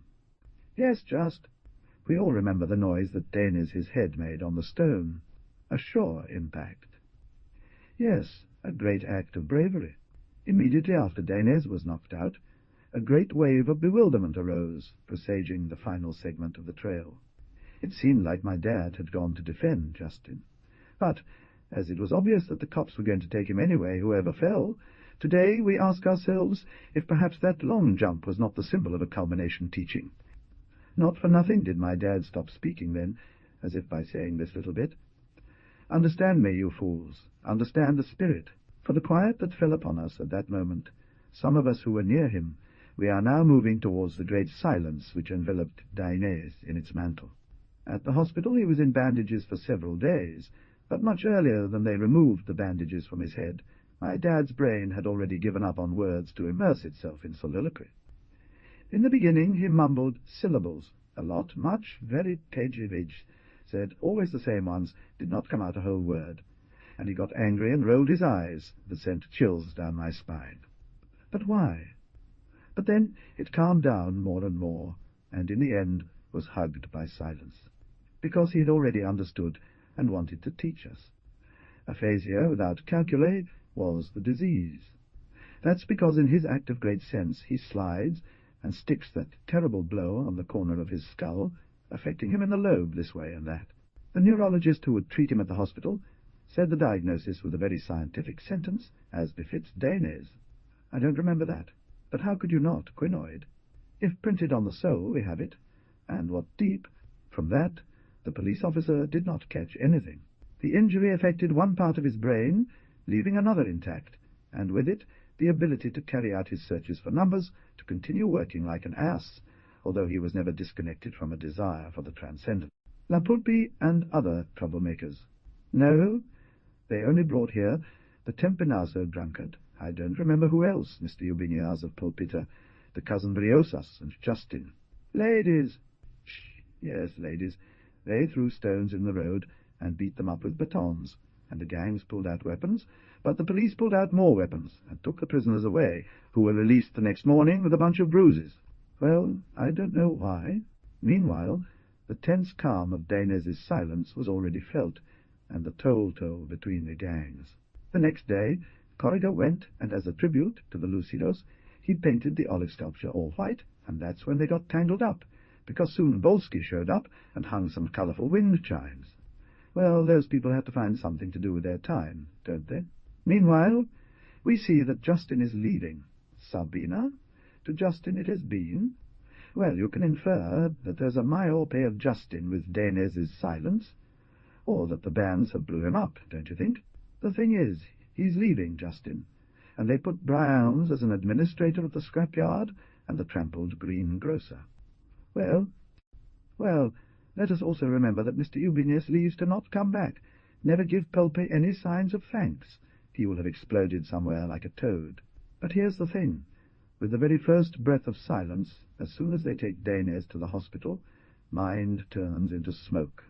There is no smoke left. Lamenta goes to the hospital. Even he's one of those who takes Dainez to the hospital. But after the doctor says lobulo and so on, Lamenta disappears in smoke. Smoke? That's a figure of speech. The dark angel retires into his darkness, and today we wonder if he has ever gone out. Fimente ceases to exist, and we don't know.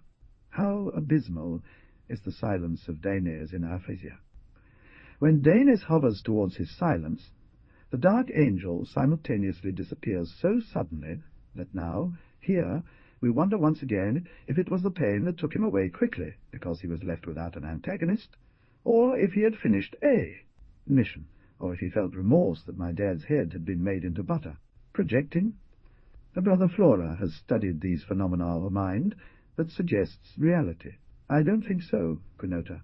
But now we reflect in a funny way whether that man existed one day or not, or if his mind has manufactured it to make him think, and so strong was the suggestion that it made the whole neighborhood beat. No problem. It wasn't like that. Maybe. Pamir anyway doesn't care about Dainez. Ouch. That silence, wasn't it? I remember. Little. Yes. Last noise. Gestures don't make sense. Now Dainez walks around here, waves his hand over there, reads the newspaper, takes care of Emilito Coloman, and the rest is nothing. Maybe Vittorio. Dainez is today an apparition, because the wisest men honor and love the spirit better with silence than with speech. And then why shouldn't we remain silent, because each one must walk his own path? Aye, about the dark angel. And Sabina, yes, Tempinazo. Aye, and here these two brothers have thought, and the head blow was to wrap the spirit around. Look, I don't know. Head. Don't we see wrong?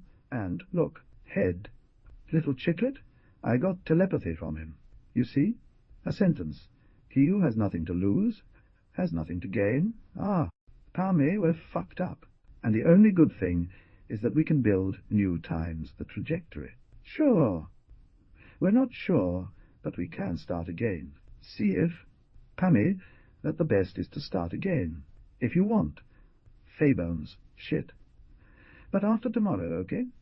In the corridors of Centuria, some say that Perez has recovered. He's not a man who goes forward. They also say he was saved or went forward, but the figure Dainez just greeted looks more like a symbol of stagnation. Not because he's lost 32 kilos is Perez any less bitter, less resigned, or less benevolent. Rage to self-annihilate. So there is Perez. They meet on Tuesdays and Saturdays, now that they must be seen twice a week, and since Dainez doesn't speak, Perez naturally dispenses with words in favor of gestures, and though Dainez doesn't remember well, I would swear that even the Via Crucis of illness was told to him through illness. Miming. In any case, he made it clear that, having reached the peak of obesity, his body lacked the cowl. The information department of Centuria proposed a job to Dainez, whose goal escaped her, and also to Perez. It seems that it relates to a future animated model of the nervous forms of propagation in the brain, eventually with the prediction of emotional reactions, HS, and so on. An example would be, RJ attends a hurtful discussion between two pharmacy employees. That night he has a violent erotic dream.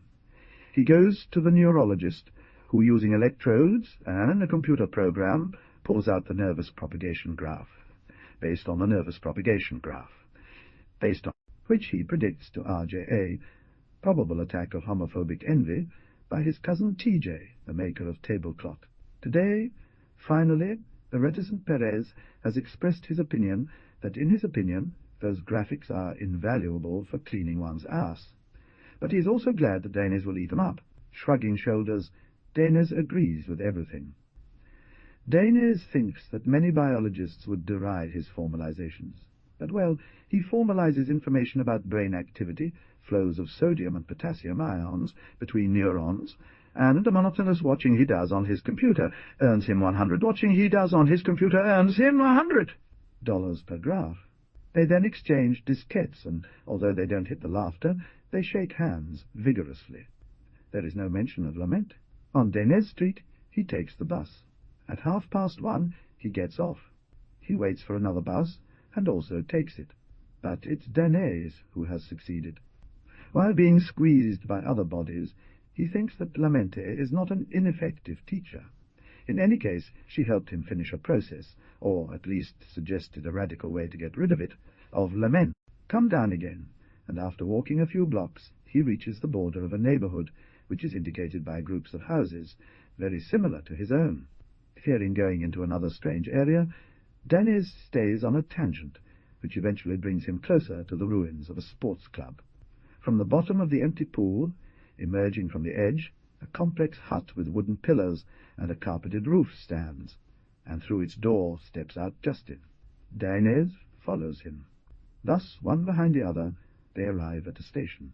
He climbs the tiny staircase and sets off walking, without turning around, or only doing so once, radiant like roasted leather, hasty, carrying a long case with a sticky photo of Mary Millate and her orchestra. On the platform, separated by about 10 meters, they wait for the train to arrive. Through different doors they enter the same car, where passengers do not abandon their insipid suburban torpor. If someone were to look where Danes is looking when the train starts, at most he would see a prominence in the dust on the plastic floor. The boy gets down to playing, but as the car's engine revs up, the prominence grows bulgingly larger, until it becomes an enormous crotch, sitting with legs crossed and an electric organ on his thighs. The addictive purr of the wheels shatters like a hailstorm, and then immediately a typhoon of teeth. These are images that the passengers seem to glimpse, while what they most want is to run away, because the noise takes over the air, although the passengers also couldn't run away much, petrified as they are. The left hand bashes it, and it's because, in the noise made by the organ, there is a fair Faust, and the right hand of Justin drifts over the keyboard. The box of ticks shakes the mess to such a horrible extent that while passengers gag in Danes' skull, it is still quiet. Then Danes has a vision. On a barren ground, 2 thin and tall palm trees lean towards a pink sunset. The parakeets become disoriented, scatter. They rise up until the light finally engulfs them, everyone but 2, who, flapping their wings first, then surrendering to the wind, set course for the west. A gang of young men arrives from various points to surround them. They separate, lean on each other, and shake the logs, but since the palm trees are area, that is semi-real, they do not release coconuts or dates.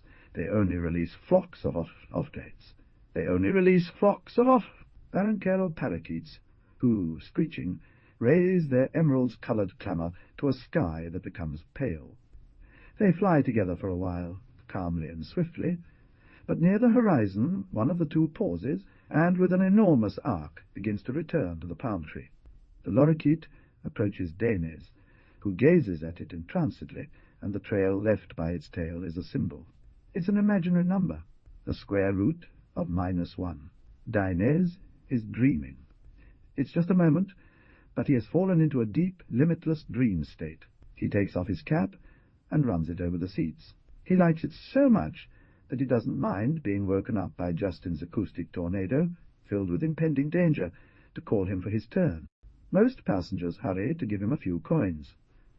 It's not little what they give him. He is so generous that he has the urge to thank. 9th. But he does not call them out. Then the brain can only send a flyer of syllable to the mouth, pay, or bay, or vai, and the muscles struggle in vain for something more to come out, and Dane's eyes fill with tears. Or you would not hear well the laughter, because the truth is that the passengers are laughing. They are laughing, and they keep on laughing. It's unbelievable. Stronger than the pain is the suspicion that with the faculty of saying thank you, Lamente would reappear again. It is very likely, and with him all the confiscable words, and Danes would stop feeling clearly, for example, the cold metal of Fede, for example. Handrail he is held on to, so as not to fall. So, indicating Justin, Danes bid farewell with a bow. As the train approaches the next station, while Justin plucks the last chords from his piano and Danes asks them for a tip, the passengers crack up, their eyes sparkling with mirth, as if to them everything is foreign and everything else is a joke.